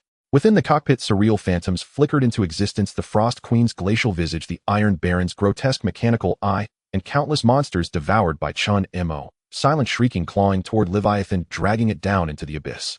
MMR. Chen. Captain Wang forced the words out, his voice quavering. Just an appetizer. Chen Mo finally opened his eyes.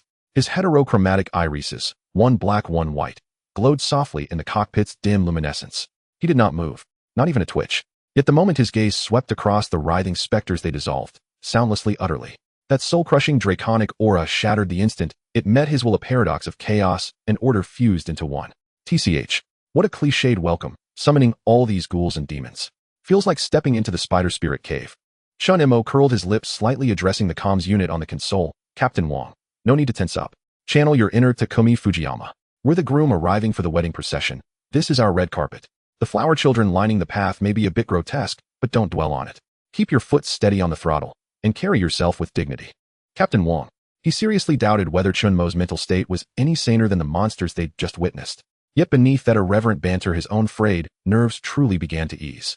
Gritting his teeth, he shoved Leviathan's power lever forward. With a deafening roar, the steel titan surged, racing faster up the aqueous staircase, hurtling toward the palace suspended at the storm's apex. After an indeterminate span of time, Leviathan shuddered violently, bursting clear of the waves, and settled with uncanny precision onto a vast obsidian platform. They had arrived. The summit of the Ascension Dragon platform. Captain Wang stared, and lost himself entirely. Beneath their feet stretched a colossal circular dais paved with unknown black crystal, so polished it mirrored the swirling vortex of violet thunderclouds overhead. At its center rose a monumental palace, forged entirely from black coral and lustrous shadow-dappled bronze, its jagged spires twisting skyward like pet. With that, Chen Mo stepped out as Leviathan's hatch hissed open. He glanced once at the palace, casual, unimpressed, then strode forward into the void. One step across the threshold, and reality shifted. Darkness receded. He stood now within a cavernous, empty hall. Its vaulted ceiling was the thundercloud vortex itself. A violet lightning flashed intermittently, bathing the space in stark electric light. At the far end loomed a towering throne, carved from the intact skull of some nameless Leviathan, its bony spurs jutting defiantly toward the heavens. Upon it sat a figure, young, exquisitely handsome, radiating icy detachment. Silver-blue hair cascaded down his shoulders, his armor, black-scaled, forged, as if from living dragonhide, glistened with a profound abyssal sheen. His eyes burned pure gold, emotionless, ancient, surveying the intruder with regal disdain. This was Ao Bing, Dragon King of the East Sea. Beside his throne stood a spear, its shaft dark iron, nearly black, austere, and unad. Insect, you prove marginally more intriguing than I anticipated. Ao Bing spoke. His voice, though quiet, bore the crushing weight of tectonic plates. Chen Mo withdrew his gaze and swept it slowly across the hall, appraising detached. Interior design is commendable, sufficiently archaic, ample in scale. He offered the critique idly, his voice echoed cleanly through the vast chamber. Though lighting leaves much to be desired, dismal, even ominous. And this throne, using a skull as seating furniture, questionable taste, rather pedestrian. A flicker of something unreadable passed through Ao Bing's golden eyes. In centuries of sovereignty, no being had ever dared such insolence toward his Dragon King's hall. You have trespassed where mortals dare not tread, and challenged a majesty you cannot comprehend. Ao Bing's tone chilled further. Challenge? Chen Mo smiled. No, you misunderstand entirely. I am not here to challenge. He raised a single finger, wagging it gently. I am here to elope. Elope, eh? Even Ao Bing paused momentarily, disarmed by the term. Precisely. Chen Mo spread his hands, utterly matter-of-fact. You've worn the title Sovereign of the EC for far too long, and judging by your marital discord, it's high time for divorce. He pointed at himself, flashing a grin, teeth stark white against the gloom. I am your successor, the new groom arriving to claim his bride. This spear is my dowry. This palace, our bridal chamber. As for you, consider yourself the weeping, soon-to-be-ejected former spouse. The air in the hall froze. Absolute, suffocating stillness. Ao Bing's expression vanished, entirely replaced by glacial, absolute indifference. Ignorant mortal, you cloak your fear in absurd metaphors. He did not rise from the throne. Instead, he lifted a single finger, slow, deliberate, and pointed it across the vast expanse directly at Chen Mo. Since you so eagerly court death, I grant you. His voice held no inflection, no malice, only finality. The weight of this sea. The instant the words fell, boom. A terrifying pressure descended upon Chen Mo from nowhere. Every inch of space surrounding him collapsed inward, compressing with unbearable force. Air grew leaden, a light warped. Even time seemed to thicken and slow. This was pure law-based assault. The Dragon King invoking the fundamental principle of mass, intending to crush Chen Mo into oblivion at the physical level. Crack, crack, crack. The black crystalline floor beneath Chen Mo's feet fractured under the strain, shattering into fine glittering dust. His body sank downward, bones groaning under intolerable stress.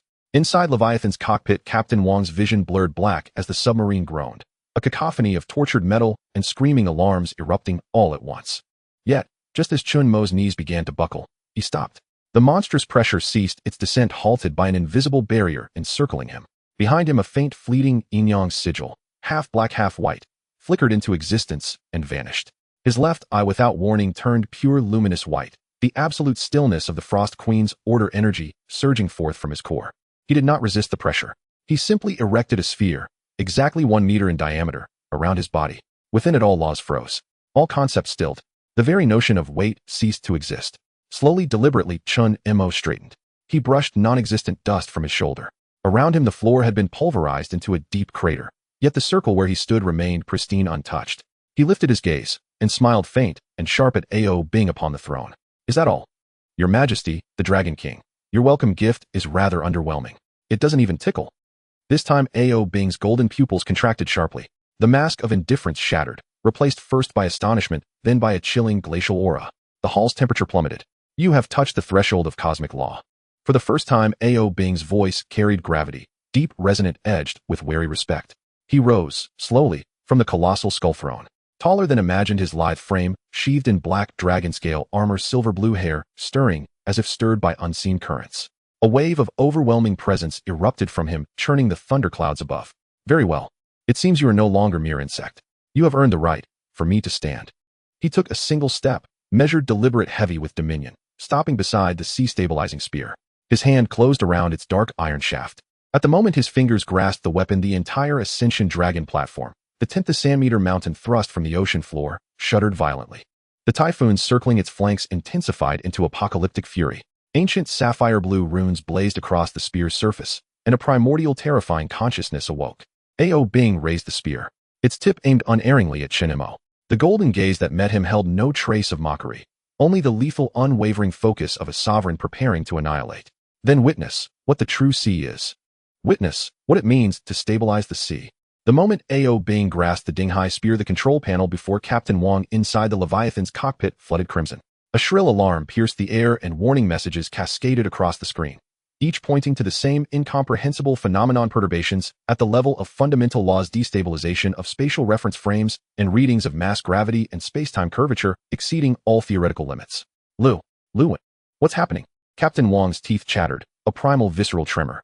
He felt the ascension platform, the spiraling thunderclouds above, and indeed the very will of the East Sea converge upon the man holding the spear. Over the comm, Lu Wen's voice warped into a quavering, ghost-struck timbre, gods battling, no. Captain Wang, look at Mr. Chen. He's the eye of the storm. Captain Wang jerked his head up, locking his gaze onto the main display. Within the grand hall, Ao Bing stood, gripping the spear, His entire presence transformed. He no longer resembled a sovereign, but the sea itself made manifest the living embodiment of cataclysm. Without moving a muscle, he simply leveled the dark somber spearhead toward Chen Mo 100 meters away. Mortal, you dare covet power that is not yours. Ao Bing's voice rolled like the fusion of tsunami and thunder reverberating through the hall. Now let your bones become a new step upon this ascension platform. As his words fell, he slowly lowered the spearhead. That single deliberate motion. Boom. There was no flash, no shockwave. Yet Chen Mo felt the entire world crush down upon him alone. This force was not physical weight, but a conceptual heaviness of burden inscribed upon reality itself. The black crystalline floor beneath his feet did not shatter. Instead it sank silently, like hot asphalt collapsing inward, to form a 10-meter-wide crater in an instant. Chen Mo felt as though the entire East Sea bore down upon him. Every cell screamed under the brute magnitude of that pressure, his bones groaned in protest, his knees buckling beyond his will. One thrust of the spear, capable of stilling oceans. Pooh! A metallic tang rose in Chen Mo's throat. A surge of blood he swallowed back with raw defiance. Within him the black and white Taiji diagram spun wildly, the devouring void of darkness, and the absolute stasis of light locked in desperate resistance against this ontological compression. Interesting. He ground out through clenched teeth, a fierce, exhilarated grin spreading across his face. Now that's more like it, ex-brother-in-law. You've finally shown me your true strength. Upon the ruins of the throne, Ao Bing's golden pupils remained utterly still. In his eyes the battle was already over. Within these waters, his domain, his law of weight was cosmic law, no mortal could defy it. Yet in the next breath that ageless indifference shattered, replaced for the first time by stark astonishment. For there, half kneeling and crushed beneath unimaginable force, Chen Mo was rising, slowly, deliberately, inch by agonizing inch, back to his feet. Ao Bing's brow furrowed. The crushing weight that could flatten mountains now struck an invisible wall and spilled violently outward. Around Chen Mo, a perfect 1-meter radius became an absolute sanctuary of calm. Here, Chen Mo lifted his head, flashing a grin that revealed teeth stained crimson. Even Newton bows to my command. Behind him, a faint half-black, half-white Taiji sigil flickered and vanished. His left eye, now pure blinding white, had changed without warning. He did not resist. Instead, he invoked the order and stasis inherited from the queen, rewriting reality itself within his immediate sphere. Within that 1-meter domain, Chen Mo's very concept became massless, while Ao Bing summoned the weight of the entire sea. Chen Mo, within his own edict, weighed less than a feather. Where his opponent wielded cosmic law, Chen Mo wielded heresy. Gazing upon Chen Mo's defiant grin, and the pristine, unmarred floor beneath him starkly contrasting the devastation radiating outward, Ao Bing's eternal glacier face finally fractured. Heretical nonsense. He snorted coldly, twisting the spear in his hand. This time he abandoned conceptual assault, opting instead for raw, brutal physics. Beyond the hall, the 10th Sanshang waves encircling the ascension platform surged as if summoned. An invisible force wrenched endless seawater from the maelstrom, materializing at midair inside the hall. The water did not flood the chamber, instead it coalesced behind Ao Bing, compressed, condensed, and forged with terrifying speed. In an instant, thousands of spears, entirely sculpted from ocean water, stood ready. Deep indigo in hue, their tips gleamed with lethal frost. Each droplet weighed as heavily as a mountain. Go! Ao Bing uttered a single word and pointed the spear forward. Whoosh, whoosh, whoosh. The 1,000 spears flew with deceptive slowness, so slow that Captain Wang, watching on-screen, could trace every arc. Yet where they passed, space itself warped visibly, distorted by sheer catastrophic mass. This barrage sealed every possible evasion within its reach. Space-time itself was unstable. In the Leviathan's cockpit, Lu Wen stared at instruments whose gravity readings had spiked off the scale, speechless. All he could whisper was, "It's over. This defies science. It defies science." Yet facing this apocalyptic strike, Chen Mo's response stunned them all anew. He did not retreat, not even a step. Instead, he lunged forward, arms wide open, his face alight with ravenous, ecstatic hunger. Perfect. I'm actually quite thirsty. His right hand shot forward, palm up, and there, roaring into existence, bloomed the violet-black vortex of annihilation and consumption. This time it was no mere hand's-eye spiral. It swelled violently with the wind, expanding into a black hole over 100 meters wide, suspended between Chen Mo and the lethal spear array. Time to feast. Crockham. The first water spear plunged into the vortex. Its rotation staggered, groaning under unbearable strain.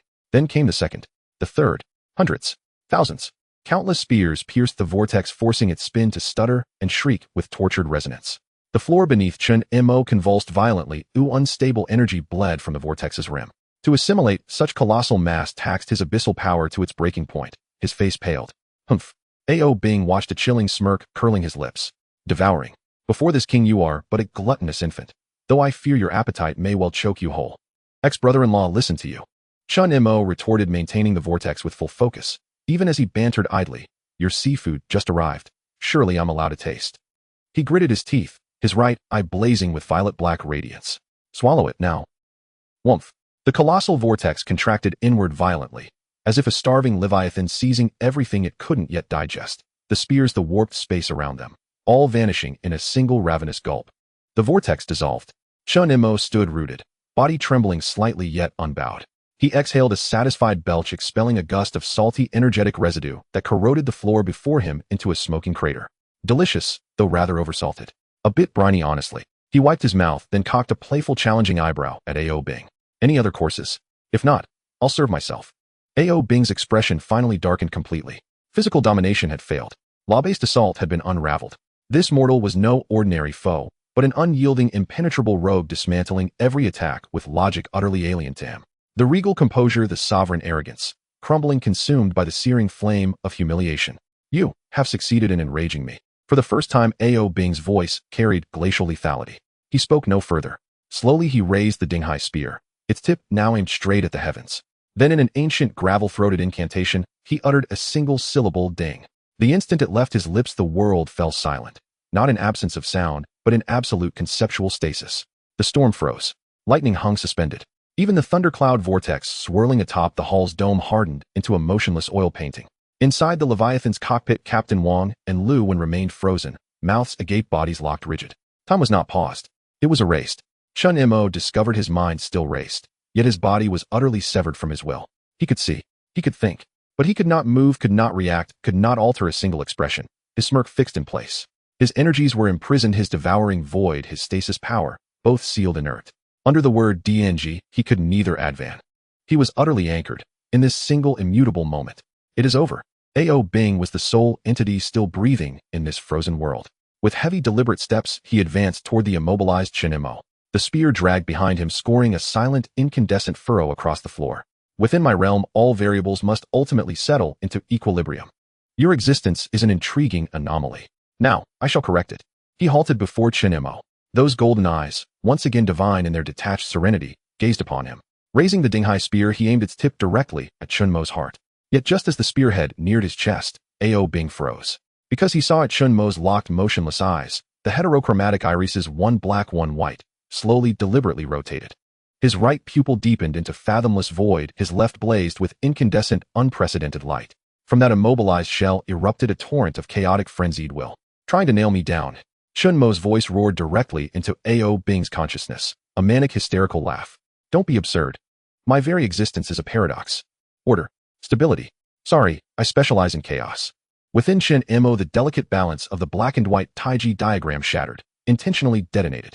He released all reins, letting the entropy-driven devouring force and the entropy-reversing stasis force collide within his soul's crucible, raw, primordial savage. One sought to reduce all to nothingness, the other to freeze all into eternal stillness. When these two ultimate contradictions exploded at a single point, the result was a conceptual Big Bang. Crack. An indescribable, brittle shatter echoed across the fabric of law itself. A.O. Bing's ding true word fissured instantly, then exploded into oblivion. The world's enforced stasis was violently undone. The storm resumed its howl. Lightning surged anew. In the Leviathan's cockpit, Captain Wang and Lu Wen jolted back to motion, dazed, bewildered, utterly unaware of what had transpired. At the hall's center, Chen Mo spat a gout of blood, black and white intermingled, his body ravaged by the backlash, his soul feeling torn asunder. Yet his face wore a grin brighter, wilder, more unhinged than ever before. Fun, fucking fun. A.O. Bing staggered backward, his arm numb, where he gripped the spear, his golden eyes wide with unprecedented shock. How could anyone, shatter his Dinghai true word with such suicidal, self-destructive recklessness? This wasn't combat. It was a death wish. Yet Chen Mo gave him no time to ponder. The instant his restraints broke, his form vanished from sight. Folding step. Space beneath his feet folded like parchment. One stride, and he appeared before A.O. Bing, who had barely regained his footing. Facing the ancient dragon king of the East Sea, hundreds of years old, Chen Mo wielded no blade, no fist, no surge of energy. He chose the most primitive, most unexpected assault. He drove his own skull, full force, into A.O. Bing's. Told you, it's a wedding crash. His roar merged with the sickening crunch of impact. How can there be no physical contact? Crunch. A muffled, thunderous impact. A.O. Bing, the exalted ancient sovereign, staggered back in utter disbelief, hurled backward by the sheer brutal simplicity of the blow. He flew like a cannonball, slamming into the colossal skeletal throne behind him, shattering its indestructible frame into splintered bone and dust. Ultimate disgrace. Chen Mo did not pursue. He shook his dazed head, wiped blood dripping from his nostrils, and his blackened white eyes burned with the fierce, untamable light of a cornered beast. Ex-brother-in-law, the warm-up's done. He grinned, voice hoarse, yet laced with ironclad authority. Now hand over the betrothal gifts, or I'll leave you wearing nothing but your dignity. Silence reigned over the throne's rubble. After several seconds, a low, stifled chuckle rose from the debris, then swelled, growing darker, wilder, until it erupted into a peal of thunderous, universe-shaking laughter. Ha ha ha ha. A.O. Bing rose slowly from the wreckage. His flawless visage now bore a bruise on his forehead, undignified, disheveled. Yet he paid it no mind. His golden eyes blazed, not with fury but with the incandescent, transcendent thrill of having found a true rival. Fascinating, exquisitely fascinating. He locked eyes with Chen Mo, regarding him as one might a masterpiece long sought. For centuries, I am the first to be struck from that throne. The Dinghai spear in his grasp underwent a stunning metamorphosis. Its dull iron-gray surface receded, revealing a shaft of crystalline abyssal ice. Within its core, ancient sapphire runes, like awakened serpents, swirled with furious sentient life. A wolf far more terrifying than before surged forth from the weapon. The entire East Sea boiled over in response. Since you're so eager to seize it, A.O. Bing laughed wildly, hoisting the transformed spear high above his head. Then I shall offer you the entire East Sea as your dowry. If only you have the life to claim it. Dinghai's second form, abyssal return. As the final syllable fell, a sapphire point of light detonated at the spear's tip. It flared outward, a vortex nearly identical to Chen Mo's own devouring maw, yet saturated with overwhelming order, dominion, and crushing authority. An endless torrent of seawater erupted, not from outside but from within the vortex itself, bearing a gravitational pull so profound it threatened to draw all creation into its depths, instantly flooding the entire hall. Since you relish consumption, A.O. Bing stood unshaken amid the deluge, his voice resonating like divine decree. Then savor the taste of being devoured by the ocean itself. As A.O. Bing's words fell, the tip of the sea-settling spear in his hand exploded with a deep blue light. It was not an explosion, but rather the birth and destruction of a world. Inside the Leviathan's cockpit, Captain Wang and Lu Wen found all the screens before them instantly consumed by garbled text and static. Warning. Warning. Detected class a spatial phenomenon. No. He is creating space. Oh my god. He is conjuring a world out of thin air and then making it collapse. This is unscientific. Lu Wen screamed, distorted, and shrieked in the communication channel, as if someone was choking him by the throat. Captain Wang could not utter a word. Through the porthole he saw an unforgettable scene for a lifetime. The grand black palace atop the ascending dragon platform was instantly submerged. It was not water that submerged it, but a flowing, deep, blue starry sky that burst forth from the tip of the sea-settling spear. Endless oceans surged from that tiny spear tip, profound and tranquil, glittering with billions of star-like lights. Yet this beautiful sea of stars bore a terrifying intent to draw everything into eternal silence. It was not destroying, it was covering. It was like imposing an entirely new set of rules to cover all that existed before. Chen Mo's previously cast return to ruins was an inward devouring black hole, dragging everything into chaos. A.O. Bing's return to ruins, however, was an outward expanding realm, unleashing a new world with absolute suppressive power, intending to cover the old with its own rules. Boom. Chen Mo was immediately engulfed by this sea of stars. He felt as if he had been thrown into a cement mixer, but what was mixing him was not stones and soil, but countless heavy chains of laws like mountains. His black and white energy shield flickered violently in this sea of stars, emitting a mournful cry as if it was about to shatter. The force did not aim to tear him apart, but to organize him.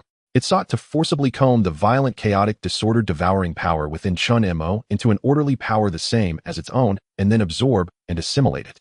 This fundamentally denied Chen Mo's existence. Interesting. Chen Mo's bones crackled and black and white blood began to seep from his 7 orifices, yet his smile grew increasingly frenzied. You want to suppress me? Ex-husband, you sure have a loud little plan. He roared, and the black-purple vortex in his right eye spun wildly. You are not worthy. Return to ruins open. A similarly massive black-purple vortex filled with chaos and the aura of destruction roared open behind Chen Mo, like an ancient ferocious beast awakening, opening its giant mouth capable of devouring stars, facing the approaching blue sea of stars. The two entirely different returns to ruins clashed in the most primal and savage manner atop the ascending dragon platform. On one side was the Blue Star River representing absolute order and assimilation, while on the other was the Purple Abyss representing absolute chaos and devouring. The moment they touched, no sound was emitted, but in the Leviathan, Captain Wang and Lu Wen felt as though their souls were struck by a heavy hammer, spitting out a mouthful of blood, their minds blank. That was a collision at the level of laws. The floor walls and ceiling of the great hall all began to disappear silently. The boundary where the two powers clashed formed an ever-distorting, fluctuating zone of absolute nothingness. However, this confrontation lasted less than 10 seconds. Chen Mo's face turned pale. His frenzied black-purple vortex began to retreat under the onslaught of this blue sea of stars. The chaotic energy that composed his vortex once touched by the blue sea was forcibly smoothed out, then assimilated, becoming part of the opponent. His power was turning into the enemy's nourishment. Did you see that, mortals? Ao Bing stood at the source of the blue sea, his silver-blue hair moving, without wind, resembling a deity who controlled the creation and destruction of the universe, his voice filled with condescending indifference. Your chaos is merely noise waiting to be organized before my absolute order. My return to ruins originates from the entire East Sea, while yours comes from your insignificant body. What do you have to fight me with? The black-purple vortex behind Chen Mo was visibly compressing at a rapid pace, its edges being gnawed away, shrinking. An unprecedented sense of weakness surged within him as he felt his power being forcibly drained by the opponent. A mouthful of black blood spewed forth as Chen Mo knelt on one knee, propping himself up with a knife to avoid falling. He lost. In terms of pure power and completeness of rules, he was utterly defeated. TSK. I messed up. Chen Mo wiped the blood from the corner of his mouth, muttering quietly, yet there was no hint of despair in his eyes. Instead, they burned with a more frenzied flame. Ex-husband, your appearance fee is quite high. I'm almost out of blood packs. He raised his head, grinning at Ao Bing from afar, revealing bloodstained teeth. Wasn't it supposed to be a betrothal gift? Do you intend to drain me dry and use me as the dowry of a son-in-law? Let me tell you, I don't respond well to coercion. Ao Bing frowned slightly. He could not comprehend why this mortal could still laugh and utter such nonsensical words in such a desperate situation. Meaningless clamor. He snorted coldly and increased the output of his power. The blue sea surged more violently, about to completely engulf Chen Mo and his remaining vortex. Inside the Leviathan's cockpit, Lu Wen was in a state of madness as he observed the incomprehensible scene before him. No way. Chaos is the end. How could order suppress chaos? Unless his order itself is a higher level of chaos. He is not creating order. He is using a facade of order to define what order is with absolute tyranny. This is dictatorship. It is a cosmic-level dictatorship. Captain Wang could not understand what Lu Wen was shouting about. He only knew that Chen Mo was on the brink of collapse. The man who had always seemed omnipotent in his eyes, like a god or demon, was showing signs of defeat for the first time. However, just as everyone thought the outcome was sealed, Chen Mo, kneeling on the ground, suddenly laughed. He laughed loudly, shaking all over, even coughing out blood from his mouth. Ha ha ha. I understand now. I finally understand. He slowly raised his head, and his mismatched black and white pupils shone with unprecedented light. The end of order is death. The end of chaos is nothingness. You want to suppress my nothingness with your death. Yet unfortunately, ex-husband, you forgot, what I excel at is not reasoning with you. What I excel at is flipping tables. As soon as the words fell, Chen Mo made a move that even Ao Bing found astonishing. He abruptly let go of the struggling black-purple vortex behind him. He gave up resisting. He allowed the terrifying blue sea to completely engulf him in an instant. Have you finally given up? Ao Bing's eyes flashed with a hint of disappointment, then returned to indifference. Ultimately, just a mortal. However, he did not see that in the last moment before being submerged by the blue sea, Chen Mo's hands came together in front of his chest. His left hand emitted a pure white light, representing stillness, while his right hand burned with black-purple flames, representing devouring. He did not allow these two forces to clash against the outer blue sea. Instead, he forcefully slammed these two utterly contradictory, opposing ultimate powers against each other. He personally triggered a massive explosion within his own body. Since your order is so powerful, then I shall simply forego it. I will blow up my own order along with it. I will turn myself into a chaotic bomb that even I cannot control. Boom. No sound, no light. An incomprehensible collapse erupted in the center of the calm blue sea. It was not an explosion of energy, but a clash of concepts. It was as if a drop of absolute contradiction that could contaminate everything was dripped into a cup of tranquil pure water. Buzz, buzz, buzz. Ao Bing's perfect blue sea trembled wildly at that moment, as if it had been injected with a virus. The originally orderly, smoothly flowing starlight began to become chaotic and disordered, colliding and annihilating each other. The laws that represented absolute order began to disintegrate, infect, and collapse from within due to the chaos virus injected by Chen Mo. Ao Bing, far at the storm's center, suddenly spewed a mouthful of golden blood, his face displaying a look of horror for the first time. He felt the connection between himself and the sea-settling spear being forcibly torn apart by a violent force. The return to ruin sea he created was spiraling out of control. Madman, you are a complete madman. Ao Bing roared with fury, finally understanding what Chen Mo had done. This guy actually used the method of detonating his own foundation to contaminate his laws. This was a suicidal attack that would harm the enemy while injuring oneself.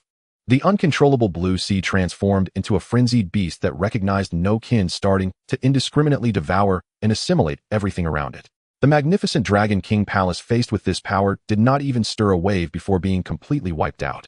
The indestructible ascending dragon platform also began to crack, emitting pained groans. Ao Bing had no choice but to divert most of his attention to suppress this terrifying power he had created himself, which was now ignited by Chen Mo. Just as he was suppressing the rampaging energy with all his might, a figure bloodied and almost unrecognizable suddenly burst forth from the center of the chaotic energy storm. It was Chen Mo. His appearance was wretched, with half of his body assimilated by the power of order, taking on a crystalline form similar to glass.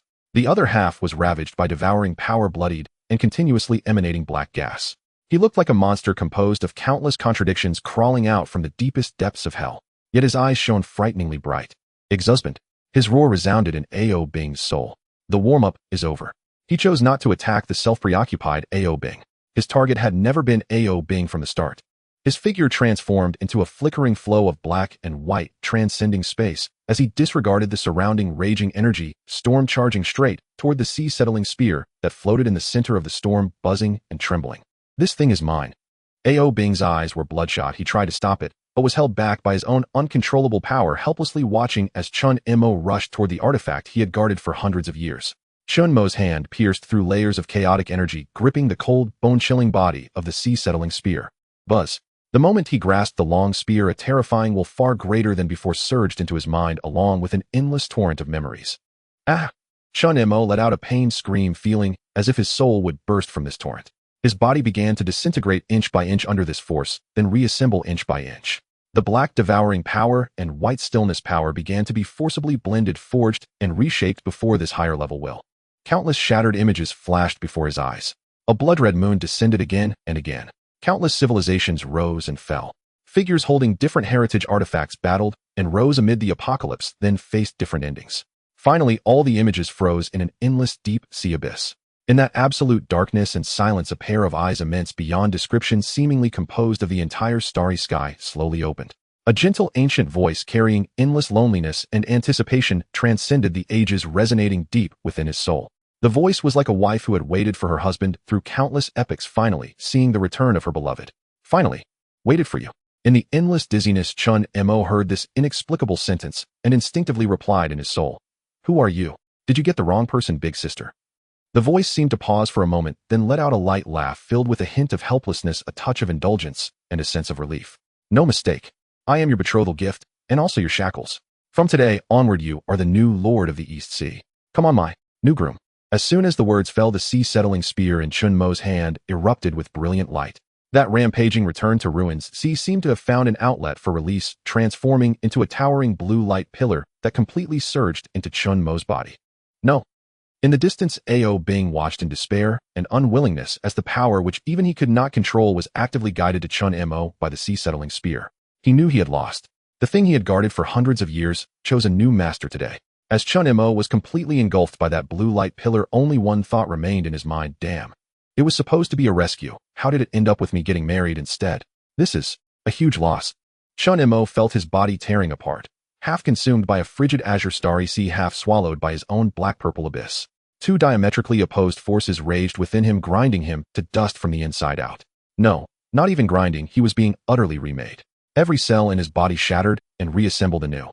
The agony transcended flesh. It struck directly at his soul,